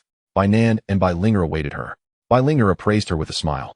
Sister Wuxi, as a disciple of Master Qihua, I didn't expect your martial prowess to be so remarkable. Bai Nan nodded in agreement. Initially, he had only helped her out of respect for Master Qihua, having previously found her rather unremarkable and her cultivation pitifully weak. He had not anticipated her achieving 100 consecutive victories in the martial arena, defeating 2 prominent talents from 5th-tier sects. It was indeed an oversight on his part. All of Master Qihua's disciples are outstanding. Young friend Huiyun's ranking on the Earth Dragon list is quite impressive, and now another genius disciple has emerged. May I ask, esteemed elder, what is the Earth Dragon list? Wuxi inquired, somewhat puzzled. Bai Linger explained with a smile. The Earth Dragon list encompasses the prodigies of the entire Xian domain's Earth martial realm, restricted to the younger generation under 25 years of age. With only 500 individuals making the list, Wuxi gasped in admiration, realizing how many people resided in the vast Xian domain. Thus understanding the significance of such a list, Brother Huiyun was indeed formidable. Bai Nan added, however, young friend Yi is still young. Once your cultivation improves, making it onto the Xian list will be no issue. The Xian list records the young prodigies of the Xian domain's Xian martial realm, also limited to 500 individuals. Wuxi pondered, feeling that there were quite a few lists, and she was curious how such a vast area kept track of them. You flatter me, esteemed elder. Those achievements are still far from my reach. I must express my gratitude for your assistance with the 1,000-leaf ice lotus. I will certainly relay this to my master. Wuxi smiled and bowed, realizing that the essence crystal was of considerable value. Yet it was exchanged for the Blackwater King's 10,000 spirit stones and a medicinal herb, a deal that would certainly be a loss for the auction house. Such a favor, naturally, would need to be repaid by Master Qihua. A smile flickered in Bai Nan's eyes, appreciating her humble yet composed demeanor. Linger, give young friend Yi what we agreed upon. She only needs to pay 20,000 at market price. Thank you, esteemed elder. Thank you, Miss Bai. I shall take my leave now. After paying the spirit stones and receiving the 1,000-leaf ice lotus, Wuxi felt the weight lift from her heart. Now, she only had to await Master Chihua's return to commence the refining of the exotic fire. Wuxi, Lui Wearer, and Duan Hong no longer lingered. Departing the city directly on the newly purchased griffin, heading towards the Tanjin Sect. On the golden-white griffin, the three clinked their cups together, chatting and sipping the drunken immortal brew purchased from the Cloud Inn. Suddenly, Lui Wearer asked, Wuxi, what grievances do you have with the royal family of Tianfeng Nation? Wuxi shrugged and briefly explained the situation. In short, I suspect that Lin Dongshu is behind it all. But our Yi family lacks the power to confront the royal family directly. I cannot act recklessly. I must let Lin Dongshu believe I am unaware and feign compliance until my strength grows. They do not currently wish to tear the facade with the Yi family, as that would be unwise. How despicable. I had no idea you had gone through so much, Wuxi. If you ever need assistance, do not hesitate to tell me. I will persuade my father to help you. Duan Hong added solemnly. It's not easy for us to become friends, Wuxi. The Tianfeng Nation and the Moyun Nation are not far apart. If you wish to deal with the Lin family, I believe I can lend my support. Wuxi smiled warmly. Thank you both. I won't be polite. Suddenly, four figures appeared in the air ahead, and sensing their formidable presence, the griffin abruptly halted midair. Wuxi's expression hardened as she realized the four individuals were all at the first level of the Earth Martial Realm. We are disciples of the Tanjin Sect. Dare to rob us? You must be tired of living. Lui Wearer shouted angrily, attempting to intimidate the intruders with her sect's name. Ha ha ha, the Tianjin Sect cannot intimidate us. The four demons of heaven. In this desolate place, if we kill you, who will know it was us? You have amassed quite a few spirit stones in the martial arena. Hand them over quickly, and I will leave your corpses intact. They had long been observing the trio. But in the city, with many eyes around, it was unwise to act against sect disciples. Thus, they had followed them to this wilderness. If they could acquire the spirit stones and treasures from these individuals, they could easily vanish and live anonymously until their own cultivation improved. Wuxi's expression turned cold. You are quite skilled to have followed us here without detection. Her keen senses had surprisingly failed to catch their approach. Ha ha ha, you must be Wuxi. Stop the nonsense and hand everything over quickly. The four demons were notorious for their acts of killing and plundering, possessing skills to conceal their presence. How could these youngsters detect them? We have a teleportation talisman. Why not escape directly? Lui Wearer said, her face pale. The distance is too short. At the speed of Earth Martial Realm practitioners, they will catch up quickly. Wuxi's mind raced. These were tangible Earth Martial Realm practitioners. And her 2 strands of 5 elemental true essence would likely not suffice against all 4. Chapter 79. This is bad. We've messed up? After contemplating for a moment, Wuxi gestured towards Lui Wearer and Duan Hong, then smiled at the 4 obstructing them, saying, very well. However, I must remind you that once we hand over the items, you are obliged to let us leave. Otherwise, even in death, we shall shatter the storage spirit ring. And none shall have it easy. The 4 demons exchanged glances, and then the leader laughed maniacally, declaring, no problem. Once we secure the storage spirit ring, swiftly dispatching the lot of you will be no trouble at all. Truly, a bunch of naive fools still clinging to the idea of escape. What a dream.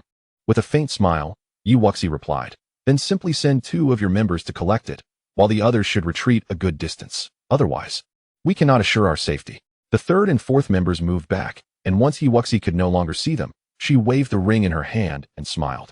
Gentlemen, please come and retrieve it. The leader and the 2nd member scrutinized the 3 individuals before them, and seeing no hidden tricks, they soared forward. As soon as the leader and the 2nd member set foot on the back of the griffin, a smile crept across Wuxi's lips, and her hands suddenly conjured 2 vibrant orbs of 5 colors, which she fiercely struck towards their midsections. The furious quintessence of the 5 elements surged forth, directly targeting their Dantians. The unprepared duo let out a cry of despair, and just like that, they met their demise, plummeting to the ground. Down. Wuxi commanded the griffin to dive down. She had no intention of letting the 4 demons escape unscathed, for they likely possessed many treasures. Within an instant, she had slain 2 individuals of the Earth Martial Realm, leaving Lui Wearer in shock. As the griffin halted, the 3 landed on the ground, and the 3rd and 4th members, hearing the commotion from afar, rushed over. Brother! 2nd brother! They screamed, horrified at the sight of the lifeless bodies. Wuxi's gaze sharpened. Their speed was indeed commendable. Duan Hong, where? Upon hearing the call, Duan Hong wasted no time, unleashing a powerful aura that pressed down upon the 2 remaining members.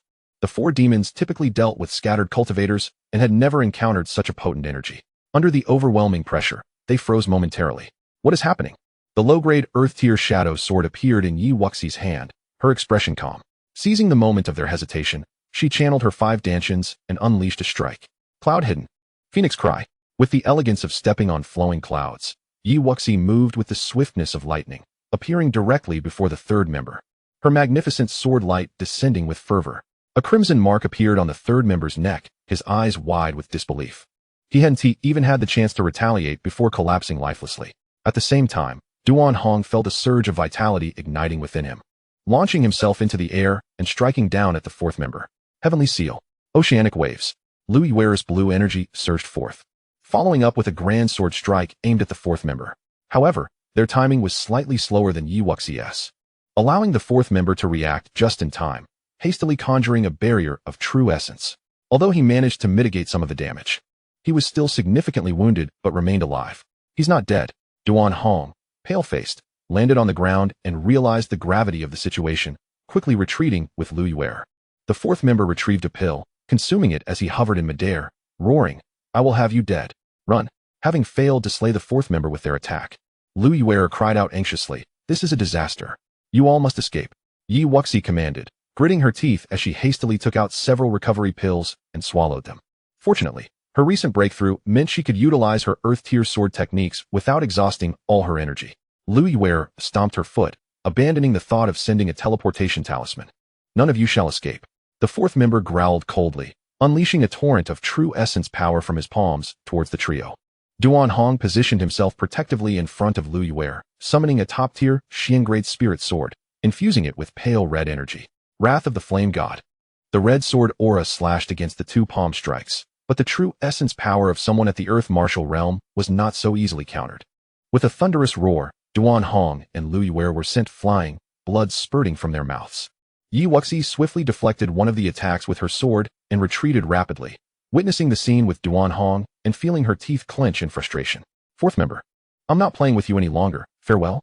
With that, she dashed away with astonishing speed, as if her life depended on it. The fourth member snorted coldly. "Do you think you can escape?" Casting a glance at the fallen bodies, he added another palm strike before swiftly pursuing Yi Wuxi, determined to avenge his brothers. In his eyes, the 2 who had fallen under his attack were surely dead, so he felt at ease chasing after Yi Wuxi. However, Duan Hong and Lu Yuer were not as unfortunate as presumed. Upon feeling the threat of that palm strike, the jade pendant around Duan Hong's neck suddenly radiated a brilliant light, dispersing the incoming palm imprint with a crimson glow. Lu Yuer patted her chest, exhaling a sigh of relief. "Thank you. I nearly lost my life. It's fortunate you possess such a protective talisman." It was not surprising that Duan Hong, being a prince, had a life-saving item bestowed by his elders. Duan Hong's expression darkened as he consumed 2 more pills, rising to his feet. "You go first. Collect what you can from them. I will find Wuxi." Yi Wuxi had drawn the fourth member away, and he was concerned for her safety. He hoped nothing would go awry. Lu Yuer nodded, "All right." Aware of her own limitations, she refrained from complicating matters further. Yi Wuxi vanished into the forest. Being in the Earth Martial Realm made her too conspicuous in the open, and entering such dense woods was her best choice. As the chaotic 5 elements technique surged within her, the myriad spiritual energies from heaven and earth flooded in, supplemented by several recovery pills. Yi Wuxi's 5 Dantians restored themselves at a visible pace. Once recovered, she could attempt to confront the fourth member. The fourth member of the 4 demons stood above the forest, sensing the energy fluctuations. Suddenly, his eyes sharpened, and he dove down, recognizing that the intense spiritual energy must belong to Yi Wuxi. Although he was unaware of the strange technique she had employed to kill his brothers, her choice to flee signified that she could no longer use that ability, and thus he felt little concern. Chapter 80, Die Old Dog. Yi Wuxi, where do you think you can hide? The fourth member's figure suddenly appeared atop a great tree. Yi Wuxi's heart sank, yet she maintained a calm facade, scolding, "Old dog of the demons, I've been waiting for you. Don't rush. I'll send you to reunite with your third brother shortly. I shall ensure that you cannot escape life nor death today." The fourth member roared, his true essence surging and startling the surrounding birds into flight. "Damn it." Yi Wuxi cursed inwardly, but her expression remained unchanged as she retorted, "Die, old dog." Cloud hidden, Phoenix cry. Raising the shadow sword, a confident smile graced her lips.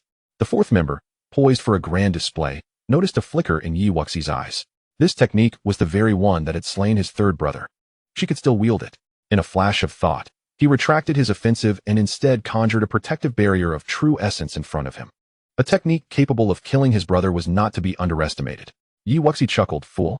As she spoke, she elegantly tread upon the flowing clouds, swiftly vanishing from her original location. By the time the fourth celestial demon realized what had transpired, she had already disappeared without a trace. I demand your demise. The fourth celestial demon shouted in fury, unleashing a palm strike in frustration that wreaked havoc upon countless flowers and trees. Wuxi re-entered the forest, refraining from circulating her energy to absorb spiritual essence to avoid attracting that old hound.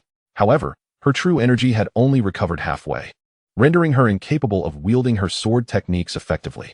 Engaging in combat now would be foolish, but merely fleeing was not a viable solution either. Hey, little tree sister, could you lend a hand? Wuxi suddenly had a brilliant idea, escaping while communicating with the little tree nestled in her Dantian. This mysterious little tree could even draw the raging fiery essence directly into her body. Dealing with a mere earth martial realm lowly figure should pose no problem. The little tree remained unresponsive, prompting Wuxi to intensify her pleas. Little tree fairy, little tree sister, do assist me. If I perish, where will you find another as good as me? Although she possessed a talisman from her cheap master that could preserve her life, she was unwilling to squander it on a mere earth martial realm opponent. Upon hearing her words, the little tree gracefully swayed its branches, and Wuxi's eyes sparkled with delight, interpreting it as an agreement. Indeed, the little tree fairy was the best. She leapt onto a towering tree, activating the Chaos 5 Elements technique, summoning spiritual essence from miles around. Uncertain whether this little tree could truly engage in battle, she decided to gather whatever energy she could. If she couldn't fight, at least she could flee. The fourth celestial demon, noticing her presence once more, hurried towards the gathering point of spiritual essence. Mountain-cleaving palm. Upon spotting Wuxi atop the great tree, the fourth celestial demon wasted no time in launching his most powerful palm strike directly at her. Come forth. Despite her preparations, Wuxi could not suppress her inner curses when faced with the full force of this earth martial realm's palm strike. She leaped aside and summoned the little tree. It burst forth, transforming into a towering figure amidst the void. What is that? The fourth celestial demon was taken aback, realizing that this entity seemed to have emerged from Wuxi herself, a truly bizarre phenomenon. However, the little tree did not exhibit the offensive capabilities Wuxi had anticipated. Don't just stand there. Wuxi cursed inwardly. Fortunately, she hadn't placed all her hopes on the little tree. Channeling her energy, which had recovered to 70%, she infused the radiant sword with vibrant five-colored essence. Clouds conceal, Phoenix calls. With a swift motion, her figure vanished, and the unparalleled sword energy collided with the mountain-cleaving palm. However, it didn't completely obliterate the palm imprint, and Wuxi was sent flying, blood trickling from her lips. Damn, this old hound is no slouch. She had now truly witnessed the formidable strength of the earth martial realm. The three she had previously slain had all succumbed to surprise attacks before they could retaliate. Humph. Not so impressive, the fourth celestial demon scoffed. Just then, the towering little tree began to sway its branches, and a wisp of grayish-white gas emerged above the fourth celestial demon's head, merging into the little tree. What is happening? What is this strange entity? Feeling his life force gradually draining away, the fourth celestial demon was struck with terror as he realized this sinister tree could devour his essence and vitality. Wuxi, witnessing this development from a distance, smacked her forehead in realization. So that is how it works. She should have anticipated it. This little tree could absorb the power of various elixirs and spiritual herbs, and it could also convert the life force from the world into her cultivation. The ability to directly consume the essence of the living was not surprising at all. Tossing 2 recovery pills into her mouth, Wuxi leaped back onto the large tree where the little tree resided. The fourth celestial demon crashed to the ground, feeling as though all his true essence had slipped beyond his control, and strands of white began to weave into his once black hair. In his panic, he disregarded Wuxi's presence. All he wanted was to escape this cursed place. It was too sinister. Wuxi narrowed her eyes. The fourth celestial demon had witnessed her greatest secret, and he must not be allowed to escape. Old hound, where do you think you're running? Come here and face me in battle. The fourth celestial demon, however, remained oblivious, his fighting spirit extinguished, suppressing his roiling energy. He forced himself to muster a breath of true essence and fled swiftly into the distance. Wuxi was a demoness. Should news of her spread, she would surely not see the light of day again. After consuming a few recovery pills, Wuxi felt her Dantian regain a fraction of its true essence. Gritting her teeth, she moved with a flash. Tempestuous winds. A crimson sword energy rapidly descended upon the fourth celestial demon's head. He summoned all his true essence, But as Yi Wuxi approached, an invisible force drained his vitality, causing the true essence he had just gathered to dissipate. In that moment of panic, he found he could no longer summon his true essence in time, and the sword was already upon him. No. The fourth celestial demon let out a final roar of defiance, collapsing lifelessly to the ground. After kicking him twice to confirm his demise, Yi Wuxi breathed a sigh of relief and promptly summoned the little tree back. She rummaged through his belongings, tossed a few more pills into her mouth, and sat down to absorb spiritual essence, for depleting her true essence in this desolate wilderness was far from wise. The little tree, having feasted on the essence of the living, seemed to have grown a tad larger, now firmly rooted at the center of her Dantian, working in tandem to transform the 5 elemental spiritual essence. Only after her true essence had recovered to 20% did she reopen her eyes, while the fourth celestial demon lay beside her, resembling a mere desiccated corpse. Duan Hong, in search of Yi Wuxi, followed the familiar fluctuations of spiritual energy and soon arrived.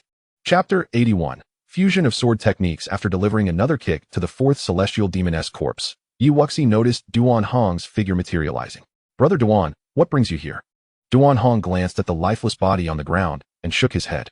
"I feared you might attract some unforeseen trouble. It seems my concerns were unwarranted.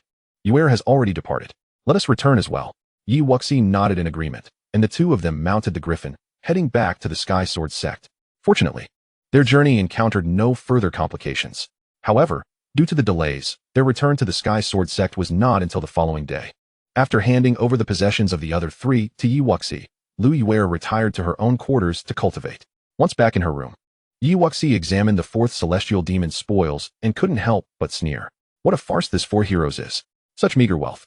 The combined total of the 4 amounted to merely 5,000 mid-grade spirit stones, a top-quality martial technique scroll, several mid-grade martial arts manuals, and a tattered map, nothing more. Yi Wuxi stored the spirit stones, placing the other martial techniques into a separate ring designated for weaponry acquired through kills, which she intended to bring back to the Yi family. Sitting cross-legged on her bed, she murmured, "It is time to contemplate sword techniques. Cultivating martial arts that correspond to my attributes will maximize my power. I cultivate the 5 elements. If I could find a sword technique encompassing all 5 attributes, my strength would undoubtedly increase."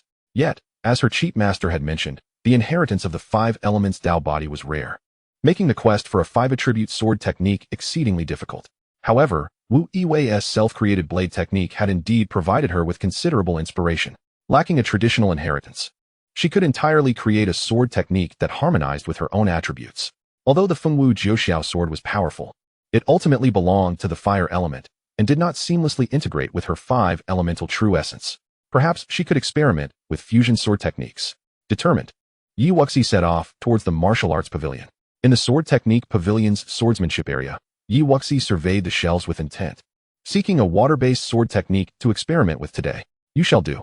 With the expenditure of 200 contribution points, she exchanged for the profound and superior sword technique, the azure waves chasing the sky sword, and leisurely made her way to a secluded peak at the base of a waterfall, casually seated upon a large rock.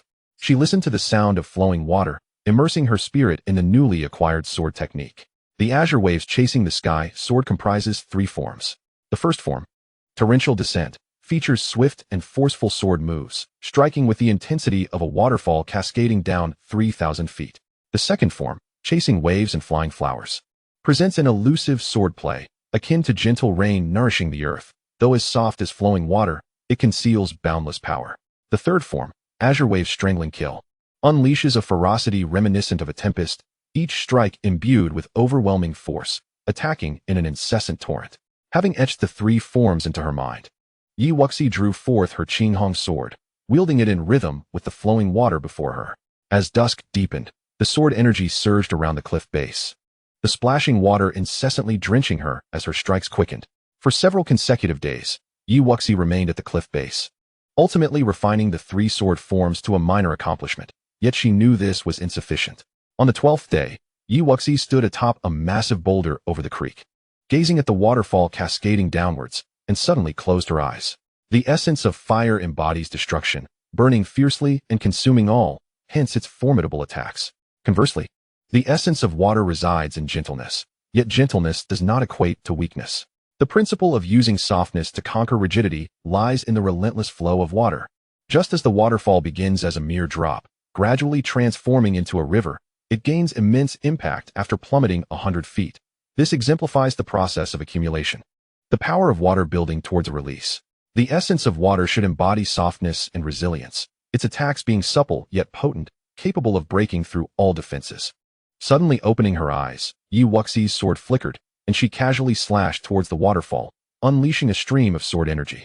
Astonishingly, the torrential waterfall appeared to be cleaved in two, the continuous flow disrupted for a brief moment before resuming its descent. Gripping her sword tightly, Wuxi smiled faintly, murmuring to herself that she had preliminarily grasped the essence of water. Next, she could attempt the fusion of water and fire sword techniques. She did not wish to rush her progress. After all, she primarily utilized both water and fire energies. So it was prudent to commence her journey of fusion with these two elements. She resolved to begin with the phoenix spreading wings and torrential descent as her initial forms. With her resolve set, Wuxi immersed herself once more, diligently wielding the two techniques in search of their equilibrium. She was no stranger to blending elemental energies. Yet the direct fusion of water and fire was not feasible. They were opposing forces. To harmonize two distinct sword techniques and generate a more potent attack was evidently no simple feat as time steadily passed. Wuxi remained at the base of the waterfall for an entire month. One day, atop the desolate cliff, Wuxi, clad in flowing white garments, bore a solemn gaze. Channeling her full power into both water and fire energies, she infused the azure and crimson essence into her Qinghong sword. With a leap, she unleashed a powerful strike. A magnificent sword energy manifested in the sky, carrying the relentless force of a river and the incendiary might of flames, descending with terrifying ferocity, creating a resonant sound in the air. Wuxi gripped her sword tightly, thoroughly pleased with the potency of her recent strike. The fusion of fire-based energy with this newly crafted sword strike surpassed the power of her previous full-force Phoenix Feather Flurry. Her month of arduous training had not been in vain. What should I name this strike? Wuxi pondered, stroking her chin. Having been a liberal arts student in her past life, she felt compelled to bestow it with a name rich in poetic significance, honoring her month of diligent practice at the cliff base. Long River, Burning Sunday. Thus, she decided upon the name Drunken Slash of the Long River and Burning Sky Sword. Content with her choice, Wuxi resumed wielding her sword, familiarizing herself with the newly fused technique. After another day, she finally descended the mountain, tidied her small courtyard, and collapsed into a deep slumber. It was not until the sun was high in the sky that Wuxi awoke, stretching languidly with a cheerful disposition. With merely half a month remaining until the outer sect competition, she decided to visit the training tower, hoping to advance further in her cultivation before the competition. After over a month of rigorous training, her vital energy had become increasingly solidified, and attempting to break through would not destabilize her foundation. Soon, Wuxi arrived at the training tower's entrance. The Tanjin Sect's training tower consists of 9 levels. It is said that beneath the tower lies a spiritual vein, complemented by a large 9-palace gathering spirit array, which has given rise to this magnificent structure. Consequently, the spiritual energy at the tower's base is more abundant, while it becomes increasingly sparse as one ascends. The entire tower accommodates nearly 200 individuals at most. The first level of the training tower contains only 9 rooms. The second level 14, and the third level 20 rooms. However, these 3 levels are accessible solely to inner sect disciples. Yet, the top 3 outer sect disciples may enter if they possess sufficient contribution points. The upper 7 levels each feature 25 rooms, and the contribution points required for a single day's training on each level are considerable. Each level of the training tower has a hall surrounded by rooms. But vacancies are not always available, necessitating patience. Wuxi entered the training tower and made her way directly to the 4th level. Training for a day on the 4th through 6th levels requires 200 contribution points, although the cost is the same. The spiritual energy on the 4th level is undoubtedly more abundant than that on the 6th, resulting in fierce competition among cultivators. Wuxi observed that 24 room doors were illuminated by a crystal stone, indicating occupancy, and disciples sat cross-legged before each training room, awaiting their turn to enter. However, curiously, room 12 was unoccupied, yet no one approached it. Outer sect disciples, go above. A voice rang out just as Wuxi intended to step towards the empty room. There is no such rule within the sect. Why should I heed your command? Wuxi rolled her eyes in response. The lower 4 levels are recognized as inner sect territory. Your cultivation is insufficient for the upper levels. A young man clad in inner sect attire spoke gravely while seated in the hall. With so many inner sect disciples, the lower 3 levels are not so easily claimed. Ordinary inner sect disciples can only monopolize the 4th level. Wuxi surveyed her surroundings, noting that indeed, there were no outer sect disciples present. Only those donned in inner sect garb. Mind your own business. The upper levels are not adequate for me, Wuxi replied coolly, heading towards the unoccupied room. Just as she retrieved her identity token to swipe her contribution points, another voice interrupted. You must be Junior Sister Yi. That room is Senior Brother Zhong's designated training chamber. I advise you not to enter. Wuxi raised an eyebrow, bemused. These individuals seem to know more about the sect's rules than the sect itself. Who is this Senior Brother Zhong? The well-meaning inner sect disciple stepped forward, saying, Junior Sister Yi, my name is Tianfeng. I have witnessed your combat prowess, and it is indeed formidable. However, Senior Brother Zhong Xiang ranks 50 in the inner sect, and this room is his exclusive training space. You should refrain from entering and provoking him. Wuxi smiled lightly. Thank you for your concern, Senior Brother Chen. But the sect has no such regulations. I have every right to enter. If he is displeased, let him come find me. With that, she swiped her 200 contribution points and entered the room. As for this so-called Senior Brother Zhong, she mused, he ranked 50. Why not compete with those below him instead of monopolizing the 4th level? Such arrogance among outer sect disciples was truly laughable. Do not speak so lightly. After all, Wuxi has defeated the former Zhang Haonan, demonstrating considerable prowess. What does that signify? Zhang Haonan is unworthy even to hold shoes for Brother Zhong, came a retort, brimming with youthful arrogance. Within the inner sanctum of the 4th level, the disciples awaited, lamenting the passage of time, for Brother Zhong would soon arrive, promising a spectacle to behold. The training chamber was modest in size and decor, merely furnished with a single meditation mat. The spiritual energy was indeed abundant. Wuxi settled upon the mat, her eyes sparkling with anticipation. However, the contribution points required for such a place were not accessible to the average practitioner. Her own points were scarcely sufficient for 9 days of cultivation, an opportunity not to be squandered. After savoring the environment, Wuxi ceased her musings, closed her eyes, and devoted herself entirely to the Chaos 5 Elements technique. Spiritual energy surged from all directions, coalescing around her, and the 5 vortices of true qi grew increasingly solid. As the technique unfolded, the energy within the room became tumultuous, yet Wuxi remained oblivious to the chaos. What is happening? Where has my spiritual energy gone? I just entered. Simultaneously, exclamations of frustration erupted from the other chambers on the 4th level. The disciples in the main hall witnessed a remarkable sight, aside from room 12. The occupants of the other 24 rooms emerged simultaneously, grumbling and vexed. What is the meaning of this? Is it mere coincidence that 20 of us completed our cultivation at once? The disciples exchanged bewildered glances, pondering whether the training tower had malfunctioned. Do not enter that room. It has issues. There is no spiritual energy accumulating, cautioned a disciple from room 10, shaking his head to discourage others from entering. I will seek out an elder to investigate. I cannot let my 200 contribution points go to waste. Me too. This is utterly unacceptable. As the crowd vented their frustrations, one disciple suddenly pointed out, if it is truly broken, why has no one emerged from room 12? Isn't that Brother Zhong's chamber? Could it be he is in a deep meditative state and unaware? What are you all discussing?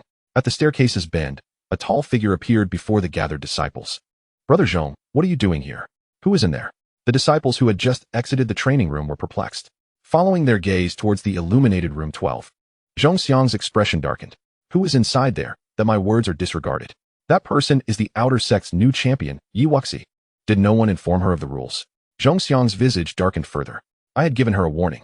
With that, Zhong Xiang stepped forward, raising his fist, and began to pound on the wooden door, his voice infused with true qi resonating within. Get out here. Wuxi, deeply engrossed in her cultivation, was abruptly disturbed. Her true qi flaring with agitation, and a trickle of blood escaped her lips. Wiping the blood from her mouth, Wuxi stood, her beautiful eyes as cold as frost. Finally emerged, Zhong Xiang sneered. Wuxi's expression was grave as she summoned her 5 Dantians, launching a palm strike toward his forehead. Zhong Xiang, taken aback by her audacity to counterattack, was unexpectedly sent sprawling to the ground. Are you Zhong Xiang? Do you not realize that interrupting another's cultivation is exceedingly rude? Wuxi looked down upon him, her voice laced with disdain.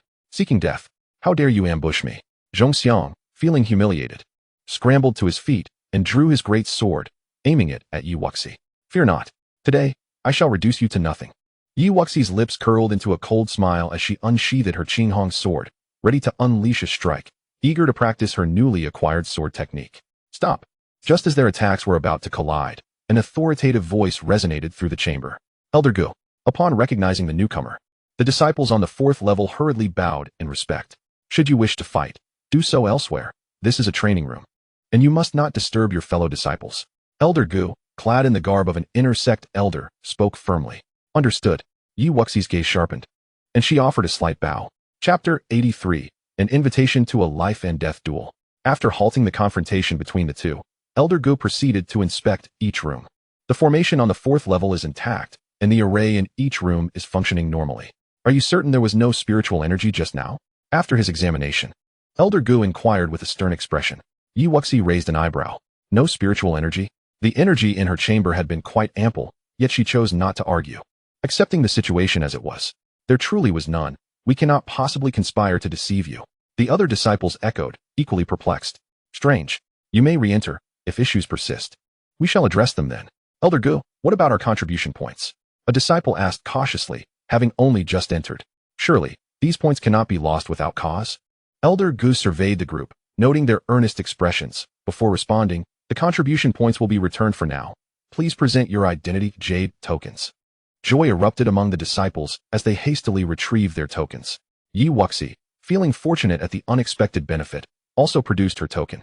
Elder Ge's fingers flickered, sending forth numerous beams of light that merged into each of the 25 tokens. That is sufficient. Do not disturb me again unless necessary. Elder Gu declared, turning away and departing leisurely. Once Elder Gu had left, Xianxiang, who had remained silent until now, turned his gaze toward Yi Wuxi.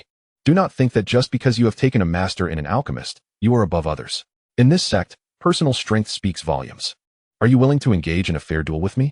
Yi Wuxi appraised him coolly, a sardonic smile gracing her lips. Peak of the Xuanwu 8th layer, impressive. However, if you wish to challenge me, you must adhere to my rules. Zhongxiang scoffed. Your words are bold. I have heard of your battle with Zhang Haonan. It was merely a wager over spirit stones. I, too, am not lacking in that regard. Yi Wuxi flashed a dazzling smile, revealing her teeth. No, I am far more intrigued by your life. Let it be a life and death duel. If you are too afraid, then remove yourself from my sight at once. Having interrupted her cultivation and nearly caused her harm, mere spirit stones could not suffice. She sought blood. The onlookers gasped in astonishment at her boldness. An outer sect novice challenging a 5th layer inner disciple to a life and death duel? Such audacity was unheard of. Zhongxiang laughed maniacally. You seek your own demise. Do not blame me. However, if I kill you, will Elder Qihua come seeking retribution? That, I cannot afford. Yi Wuxi smiled serenely. Rest assured, fate shall take its course. However, do not be too hasty in your agreement. Consult your master first. If a crisis arises, and an elder intervenes, it would be quite troublesome. Disciples within the top 100 of the inner sect generally chose to apprentice under one of the top 10 elders. Since Zhongxiang was among the top 50, he undoubtedly had someone of significance backing him. Although Elder Qihua held a respectable position, he was technically an external member and not a formal elder of the Tanjin Sect. You need not worry about that. We shall battle as peers, and our elders will not intervene. Zhongxiang replied resolutely. Now let us set a date. Yi Wuxi languidly responded. How about 1 month from now? The outer sect competition approaches. Surely, you can wait that long. A duel could occur sooner. But she sensed her breakthrough was near and did not wish to forfeit a prime opportunity for cultivation. Contests could wait. Granting you an additional month to cultivate will serve you well. We shall meet at the life and death arena. The loser shall perish. Zhongxiang erupted into laughter, turning sharply to exit the training tower. Under the scrutinizing gaze of those around her, Yi Wuxi calmly spent 1,200 contribution points and returned to the cultivation chamber, confident that she would not be disturbed this time. Given the abundance of spiritual energy, she estimated that after 6 days, there would be a 50% chance of a breakthrough in her cultivation. Sitting upon her mat, Yi Wuxi gently closed her eyes and immersed herself in her training once more, as spiritual energy flowed in from all directions, and within just an hour, a tempest of spiritual energy swirled within the room once again. Meanwhile, others who had re-entered the chamber found themselves in disarray. After only a brief encounter with the spiritual energy, they realized it had inexplicably vanished. The 24 individuals from the various rooms emerged, cursing their misfortune. While Elder Gu was summoned back, his face marked by displeasure. What was going on with the disciples on the 4th floor? There were no anomalies on the other levels. Yet this floor was consistently plagued by issues. After the examination, Elder Gu was left perplexed, despite the formation's core appearing normal. Why had all the spiritual energy converged in room 12? Observing the illuminated room 12, Elder Gu could only speak in a grave tone. There seems to be an anomaly at the formation core of room 12. We shall wait for those inside to emerge before proceeding. For now, the 4th floor will be closed, and you may head to the other levels. Yes. The crowd bowed and grumbled as they exited, having never encountered such peculiar circumstances before. However, with the disciples from the fourth floor vacating, a tempest of anticipation arose regarding the life and death battle between the newcomer Yi Wuxi and the inner sect's ranked 50. Zhongxiang. Yi Wuxi had previously made waves in the outer sect, and now even the inner sect disciples were stirred, for Zhongxiang's ranking was not insignificant. Which newcomer had ever stirred such commotion? Yet, with the outer sect competition drawing near, it was an opportunity for others to gauge her prowess. In the residence of the 10 elders of the Tanjin Sect, within a grand palace, an elder stood with his hands clasped behind his back. Xiang'er, you have trained diligently under our sect. Do you feel confident for this battle? Master, I am confident that I will not be defeated. But what about Senior Qihua? Is he truly unconcerned? Since you have confidence, fight with all your might. Qihua is not within the sect, and will not return for at least a month. Your request for a life and death battle was your own. Should you perish, it is not the concern of others. Then I shall take my leave with peace of mind. Indeed. Go forth, but do not grow lax or careless. That individual indeed possesses considerable talent. If you can defeat her, it will serve as a trial for your martial heart. Yes. Days passed, and within room 12 of the fourth floor, the five-colored true energy surrounding Yi Wuxi became increasingly substantial, as a continuous influx of pure spiritual energy flowed in, making her appear as a celestial goddess from the heavens. Just as the 6 days of her allotted time were about to expire, all the spiritual energy within the room surged into her body, and the swirling five-colored true energy also converged into her, vanishing from sight. Yi Wuxi opened her eyes, her enchanting gaze radiating an imposing aura. She had finally broken through to the 5th level of the Xuanwu realm. Internally examining her Dantian, she murmured, "This cultivation tower is indeed a wonderful place. Perfectly suited to my physique. What a pity it consumes so many contribution points. I must secure first place in this upcoming competition." Having expressed her thoughts, Yi Wuxi pushed open the door and stepped outside, only to find a familiar elder seated before her. "Greetings, Elder Gu." Elder Gu stood, his eyes narrowing slightly. "You have finally emerged." Chapter 84. The Great Competition begins. Gazing at the empty 4th floor, Yi Wuxi was puzzled. "Elder Gu, what is happening here? Have you not noticed any abnormalities in the spiritual energy within the room?" "Not at all," Yi Wuxi replied, somewhat confused. Abnormalities? Was an abundance of rich spiritual energy considered an anomaly? However, she kept this thought to herself. Elder Gu, shaking his head in disbelief, entered to investigate further. After examining the room, he could hardly believe his eyes. This is absurd. The formation core appears entirely normal. How did all the spiritual energy end up here?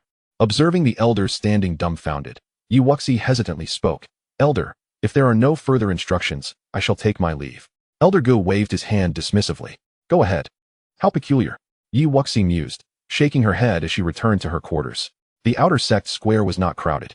The disciples were likely engrossed in their training for the outer sect competition, which required participation from all disciples within 2 years of joining the sect.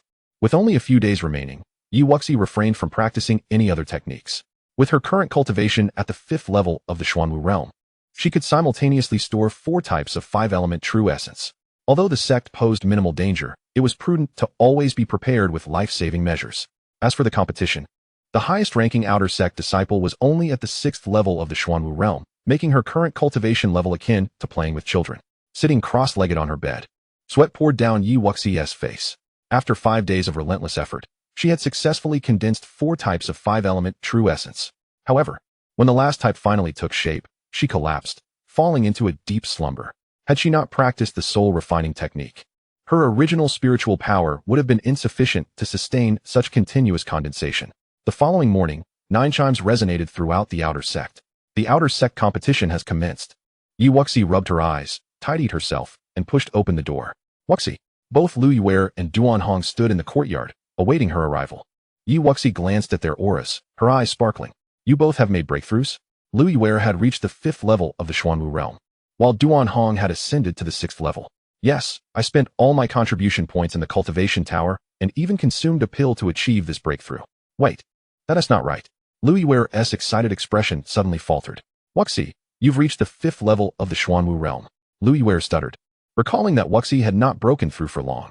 How could she have advanced so quickly? When they first met, she was at the 3rd level of the Xuanwu realm, while Wuxi was merely at the 9th level of the Lingwu realm. Months had passed, and now Wuxi's cultivation had matched her own at the 5th level of the Xuanwu realm. It was truly infuriating. Yi Wuxi smiled. "I merely benefited from the cultivation tower. Come, let us go." The trio walked side by side toward the square, and Duan Hong sighed. I had hoped to spar with you today, but seeing your current cultivation, I realized my aspirations were overly ambitious. Setting aside any hidden cards, the gap in our cultivation levels is too great. I wouldn't stand a chance against you. Fear not, brother Duan. I have long wished to experience your swordsmanship. Let us meet on the battlefield. In the center of the outer sect square, 10 battle platforms had risen, arranged in a row, exuding an extraordinary aura. Behind the platforms, a row of elevated spectator seats had been constructed. The outer sect square was teeming with people, yet the actual participants were few. The Tanjin Sect had a limited number of disciples, and only those who had joined within the last 2 years were required to participate, totaling just over 2,000 competitors for this event. As Wuxi and her companions arrived at the square, they found the spectator seats filled with the 10 elders. The Grand Elder of the outer sect seated at the center, flanked by the other 9 elders. Below them were the other outer sect elders and stewards, all present for the occasion. Among them was Elder Sun Shang, whom Wuxi had encountered in Tianfeng country, finally making his appearance, though his position was not particularly prominent. Soon, 4 graceful figures arrived in unison, their white dresses billowing, each bearing a long sword. The 4 most beautiful disciples among the top 10 of the outer sect had arrived. Wuxi looked on with curiosity, recognizing 2 of them, Su Lingyi and Huang Ruxin, who ranked 2nd and 3rd, respectively. The other 2 are Luo Huan, ranked 7th, and Yang Qian, ranked 9th. Lu Yuer explained beside her. As Su Lingyi and her companions approached, a hint of surprise crossed her face. Has junior sister Yi broken through? Upon getting closer, she noted the rapid pace of Wuxi's cultivation. It was astonishing. The last time they had sparred, Zhang Haonan had only reached the 3rd level of the Xuanwu realm. And now, so little time had passed. Huang Ruxin silently marveled at Wuxi's extraordinary talent. No wonder she dared to engage in a life-and-death battle with Zhong Xiang. With a gentle smile, Wuxi remarked, "You flatter me, senior sister." Soon, all participants for the upcoming competition had gathered. Wuxi cast a brief glance around. Fellow new disciples Jiang Chun, Yuan Exine, Feng Tao, and Hua Zhou were all at the pinnacle of the 6th level of the Xuanwu realm, as were the top 10 outer disciples. By her estimation, over half of the 2,000 participants were at the 6th level of Xuanwu, indicating that the final competition would hinge primarily on their mastery of swordsmanship. However, Zhang Haonan was noticeably absent, likely still in recovery. Silence. The elder raised his hand and called out, "I shall now announce the rules for this grand tournament. The outer sect competition will be divided into 2 rounds, an elimination round followed by a ranking round, culminating in the top 100 placements. In the elimination round, there will be 10 groups, with 9 outer disciples and Wuxi distributed among them. Each group will undergo several rounds of combat, with the top 10 from each group advancing to the ranking round. The rewards for this tournament have also been adjusted. The first place in the outer sect will receive 3,000 contribution points, the second place 2,000, and the third place 1,000. Furthermore, the top 3 will gain the privilege to access the lower 3 floors of the cultivation tower and may study a martial art or technique of earth grade for free. The 4th to 10th places will receive 700 contribution points, with privileges to study a high-grade Xian level martial art, while the 11th to 20th places will earn 500 contribution points, the 21st to 50th 300 points, the 51st to 80th 200 points, and those ranked 81st to 100 will receive 100 contribution points. Please step forward to draw lots and determine your groups." As soon as the elder finished speaking, the crowd in the square sprang into action. Wuxi remained still. She had directly replaced Zhang Haonan and was counted among the top 10 disciples, with her group already designated by the elder as Group 5. Lu Yuer quickly returned after drawing her lot, assigned to Group 5, number 100. Duan Hong, Group 7, number 50. Wuxi, we're in the same group, how wonderful. Duan Hong greeted with a smile. I'll head over now. See you in the ranking match. Wuxi and Lu Yuer waved as they proceeded toward the 5th battle platform, quietly awaiting the commencement of the competition. Chapter 85, A Day at the Square. After the participating disciples had drawn lots, another elder announced from the observation seats, "The grand tournament begins now. Contestants, please come forward as your numbers are called. Group 1, number 50 against number 200. Group 5, number 30 against number 150. With the elder's call, the summoned disciples swiftly ascended the battle platform.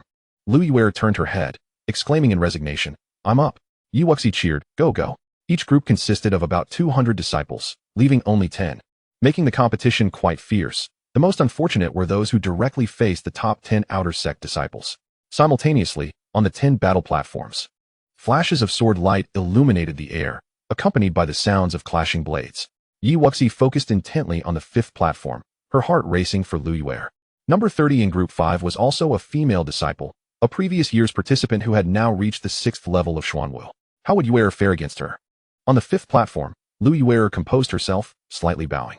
Lu Yuer, I humbly request your guidance, senior sister. The woman, number 30, replied solemnly, Zhang Yin. Please, junior sister. Without further ado, Lu Yuer swiftly unleashed a strike, her azure true energy swirling as she executed a sword move. Wave-splitting slash.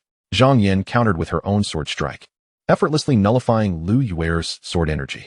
Junior sister, show me your true skills. These moves are insufficient to contend with a senior sister. Yi Wuxi furrowed her brow. Realizing that most disciples of the Tanjin Sect practiced swordsmanship, and their martial arts were comparably leveled, Zhang Yan's swordplay had already reached a refined state. And with her superior cultivation, unless Yuer had achieved a significant mastery of her swordsmanship, the battle would likely end unfavorably for her. As Yi Wuxi pondered, Lu Yuer's expression grew earnest. For my final strike, I seek your guidance, senior sister. Zhang Yin nodded slightly, and the two simultaneously executed their swords.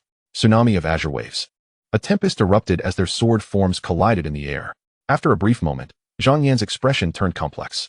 For a newly initiated disciple, your swordsmanship has already surpassed mine. This battle is lost for me. I concede. Lu Yuer jumped down from the platform, though the pallor on her face revealed that the victory had not come easily. Yuer, that was fantastic.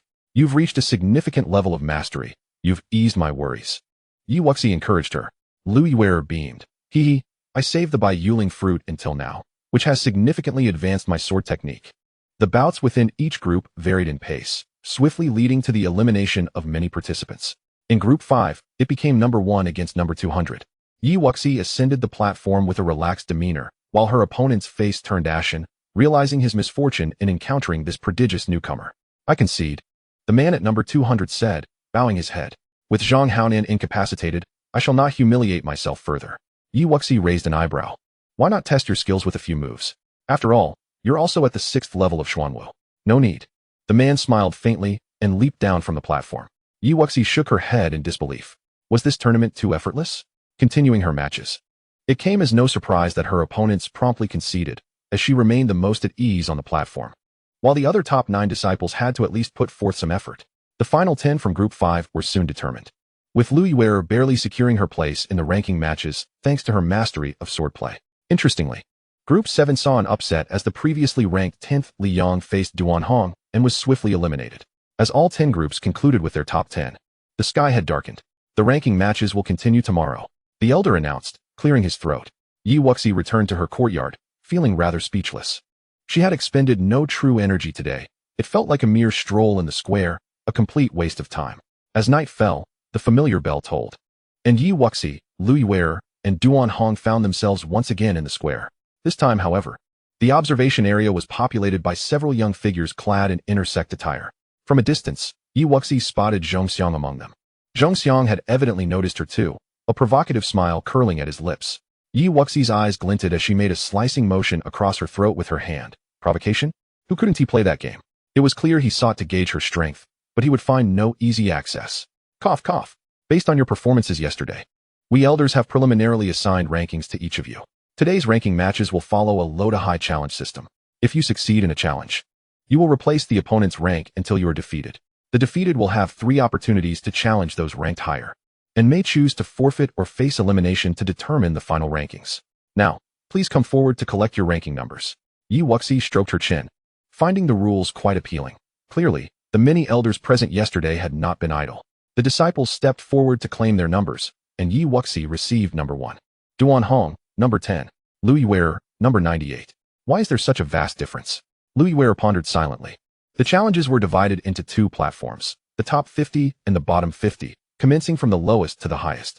The first group, number 50, and the second group, number 100, commenced their sequential challenges. Yi Wuxi and Duan Hong stood together, idly observing, aware that it would still be a while before it was her turn. Nevertheless, the elders possessed discerning eyes. In the first round, no one had succeeded in their challenges. However, those ranked lower were at a greater disadvantage, as ill fortune could lead to a series of battles. Number 99's challenge against Lu Yuer was unsuccessful, and she chose not to continue. Thus Lu Yuer remained on stage, awaiting number 97. Lu Yuer did not hold back, employing the refined technique of the falling petals palm to triumph over 3 challengers, securing her position at 95. I am utterly inadequate, Lu Yuer sighed in resignation as she stepped down from the platform. It's all right. You have only recently joined the sect. It's only natural not to compare with senior disciples, Yi Wuxi reassured her. Currently, among the top 100, only 10 were newly initiated disciples. From dawn until afternoon. It was finally the turn of the earlier competitors. The first group, number 14, and the second group, number 65, began their challenge. Number 14 was Yuan Xian, who was set to challenge number 15, Hua Zhou. Yi Wuxi felt a flicker of interest watching the two fellow new disciples, eager to discern who was stronger. The two soon engaged in a fierce battle, their sword energies soaring, proving themselves formidable even compared to the previous 9 disciples. As the tumult subsided, it became evident that Hua Zhou had the upper hand. Will you continue to challenge? The elder, recording the battle, inquired. I wish to challenge Yi Wuxi. Yuan Xian nodded affirmatively. Yi Wuxi's eyes widened slightly in surprise, yet she ascended to the stage. I know you are strong, but I would like to experience your prowess, Yuan Xian declared, brandishing her long sword. The elder nearby cautioned, be sure to hold back. In his opinion, Yuan Xian would not be a match for Yi Wuxi. Yet he acknowledged her talent and preferred she not be overly aggressive. Yi Wuxi smiled graciously, please proceed. Having someone challenge her was a welcome diversion, otherwise, her 2 days in the square would be rather dull. Chapter 86, The Duel with Duan Hong. Yuan Xian wasted no time, moving with swiftness, her true energy surging, and shouted, veil the heavens. Tides rise and fall. The stage was engulfed by a deluge of sword radiance, aimed mercilessly at Yi Wuxi. Impressive power, Yi Wuxi commended.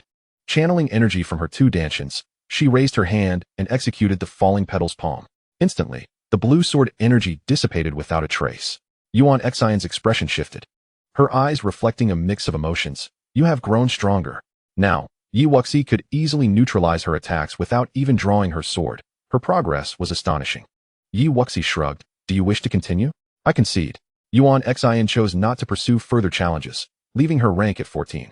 Soon it was Hua Zhou's turn to challenge Feng Tao, number 12, resulting in a stalemate. This match was deemed a win for Feng Tao. I wish to challenge Yi Wuxi, Hua Zhou declared, turning to the elder. Yi Wuxi leaped onto the stage once more, bemused by the apparent coordination among her challengers. She did not even raise her eyelids, responding indifferently. Please, go ahead. Star shatter, Hua Zhou proclaimed, unleashing a golden sword radiance akin to a falling star upon Yi Wuxi. Falling petal's palm. Yi Wuxi moved her hands in unison, dispelling the sword energy effortlessly. What grade of martial technique is this falling petal's palm? It is remarkably powerful. Could it be an earth-grade technique? Observers speculated, having long heard of Yi Wuxi's dual elemental constitution. Her combat prowess was indeed extraordinary. The inner disciples watching Yi Wuxi's strength exchanged glances, engaging in quiet discussions. An elder nearby couldn't help but shake his head. Earth-grade? That falling petal's palm is merely a yellow-grade technique. Impressive. The inner disciples whispered in astonishment, glancing towards Xianxiang, recognizing that this newcomer, without even needing a sword, displayed such strength. Perhaps he could indeed rival Xianxiang. Following Hua Zhou, Feng Tao and Jiang Chun inexplicably chose to challenge Yi Wuxi, but regrettably, they were both swiftly defeated by a single palm strike. Soon it was Duan Hong's turn. He inquired solemnly, may I select my opponent? Challenging one at a time was too time-consuming. The elder recording nodded, yes. But should you lose, you will forfeit your remaining 2 challenges. I wish to challenge Su Lingyi, Duan Hong stated decisively. He too had broken records. This batch of newcomers was truly remarkable. As Duan Hong took the stage, the inner and outer disciples watching could not help but murmur among themselves. They were not unfamiliar with the name Duan Hong. Dressed in white, Su Lingyi floated onto the platform, her demeanor cheerful. Junior brother Duan. You cannot simply challenge your senior sister upon arrival. It truly saddens me. Unfazed, Duan Hong offered a slight bow. Senior sister Su, I humbly seek your guidance. Then I shall not hold back. With that, Su Lingyi struck forward with a palm, enveloped in an overwhelming chill. Is senior sister Su truly of the rare ice attribute? Yi Wuxi mused. The most common attributes were the 5 elemental types, with rarer ones like ice and thunder possessing more formidable attacks. Lu Yuer remarked, indeed. Senior sister Su is younger than Zhang Haonan. Had her cultivation been slightly higher, the title of outer sect strongest would not have been Zhang Haonan's. However, Duan Hong had no intention of testing her. He immediately shifted his aura, unleashing an overwhelming force of the heavens towards Su Lingyi. As if the chilling palm strike had momentarily frozen in place, before he swung his sword. Heavenly flame slash. The crimson sword light cleaved through the icy palm strike, descending upon Su Lingyi. Su Lingyi's gaze sharpened. Under the pressure of such a mighty aura, Her true energy momentarily stilled, but hesitation was not an option. Fleeting Frostblade. With her vast combat experience, Su Lingyi swiftly countered with her own sword, conjuring a flurry of ice blades infused with chilling energy. Wrath of the Flame God. Duan Hong's black hair danced, his aura intensifying further, and with the pressure, he swung his sword again. Su Lingyi's expression shifted. How could someone at the Xuanwu realm exude such pressure? At that instant of overwhelming force, she was a beat too slow, and the fiery sword light was already upon her. Frost petals dance. Su Lingyi barely managed to unleash her sword, sending a whirlwind of ice blades spiraling. Some aimed at the crimson sword light, while others formed an ice barrier before her. Bang! The ice blades, capable of freezing all, were incinerated by the fiery sword energy. The invincible sword intent surged forth towards Su Lingyi. The ice barrier shattered, and Su Lingyi was knocked back several steps. Wiping the blood from the corner of her mouth with a bitter smile, I concede. Thank you for your guidance. Will you continue to challenge? The elder beside her inquired. I wish to challenge Wuxi. Duan Hong stated directly. Yi Wuxi was not surprised. She ascended to the stage, graciously drawing her Qinghong sword. Brother Duan, please. Yi Wuxi smiled warmly. Wuxi, would it be acceptable if you refrained from using that technique? Duan Hong pondered. Yi Wuxi slightly nodded, of course. That technique referred to her elemental true essence and his mysterious palm strike. Would they finally draw their swords? These two were likely the strongest in the outer sect. It remained to be seen who would prevail. The duel between the two individuals captured the attention of the elders at the observation platform, who found themselves intrigued, while the conflict of the second group went largely unnoticed. Upon the arena, words were unnecessary.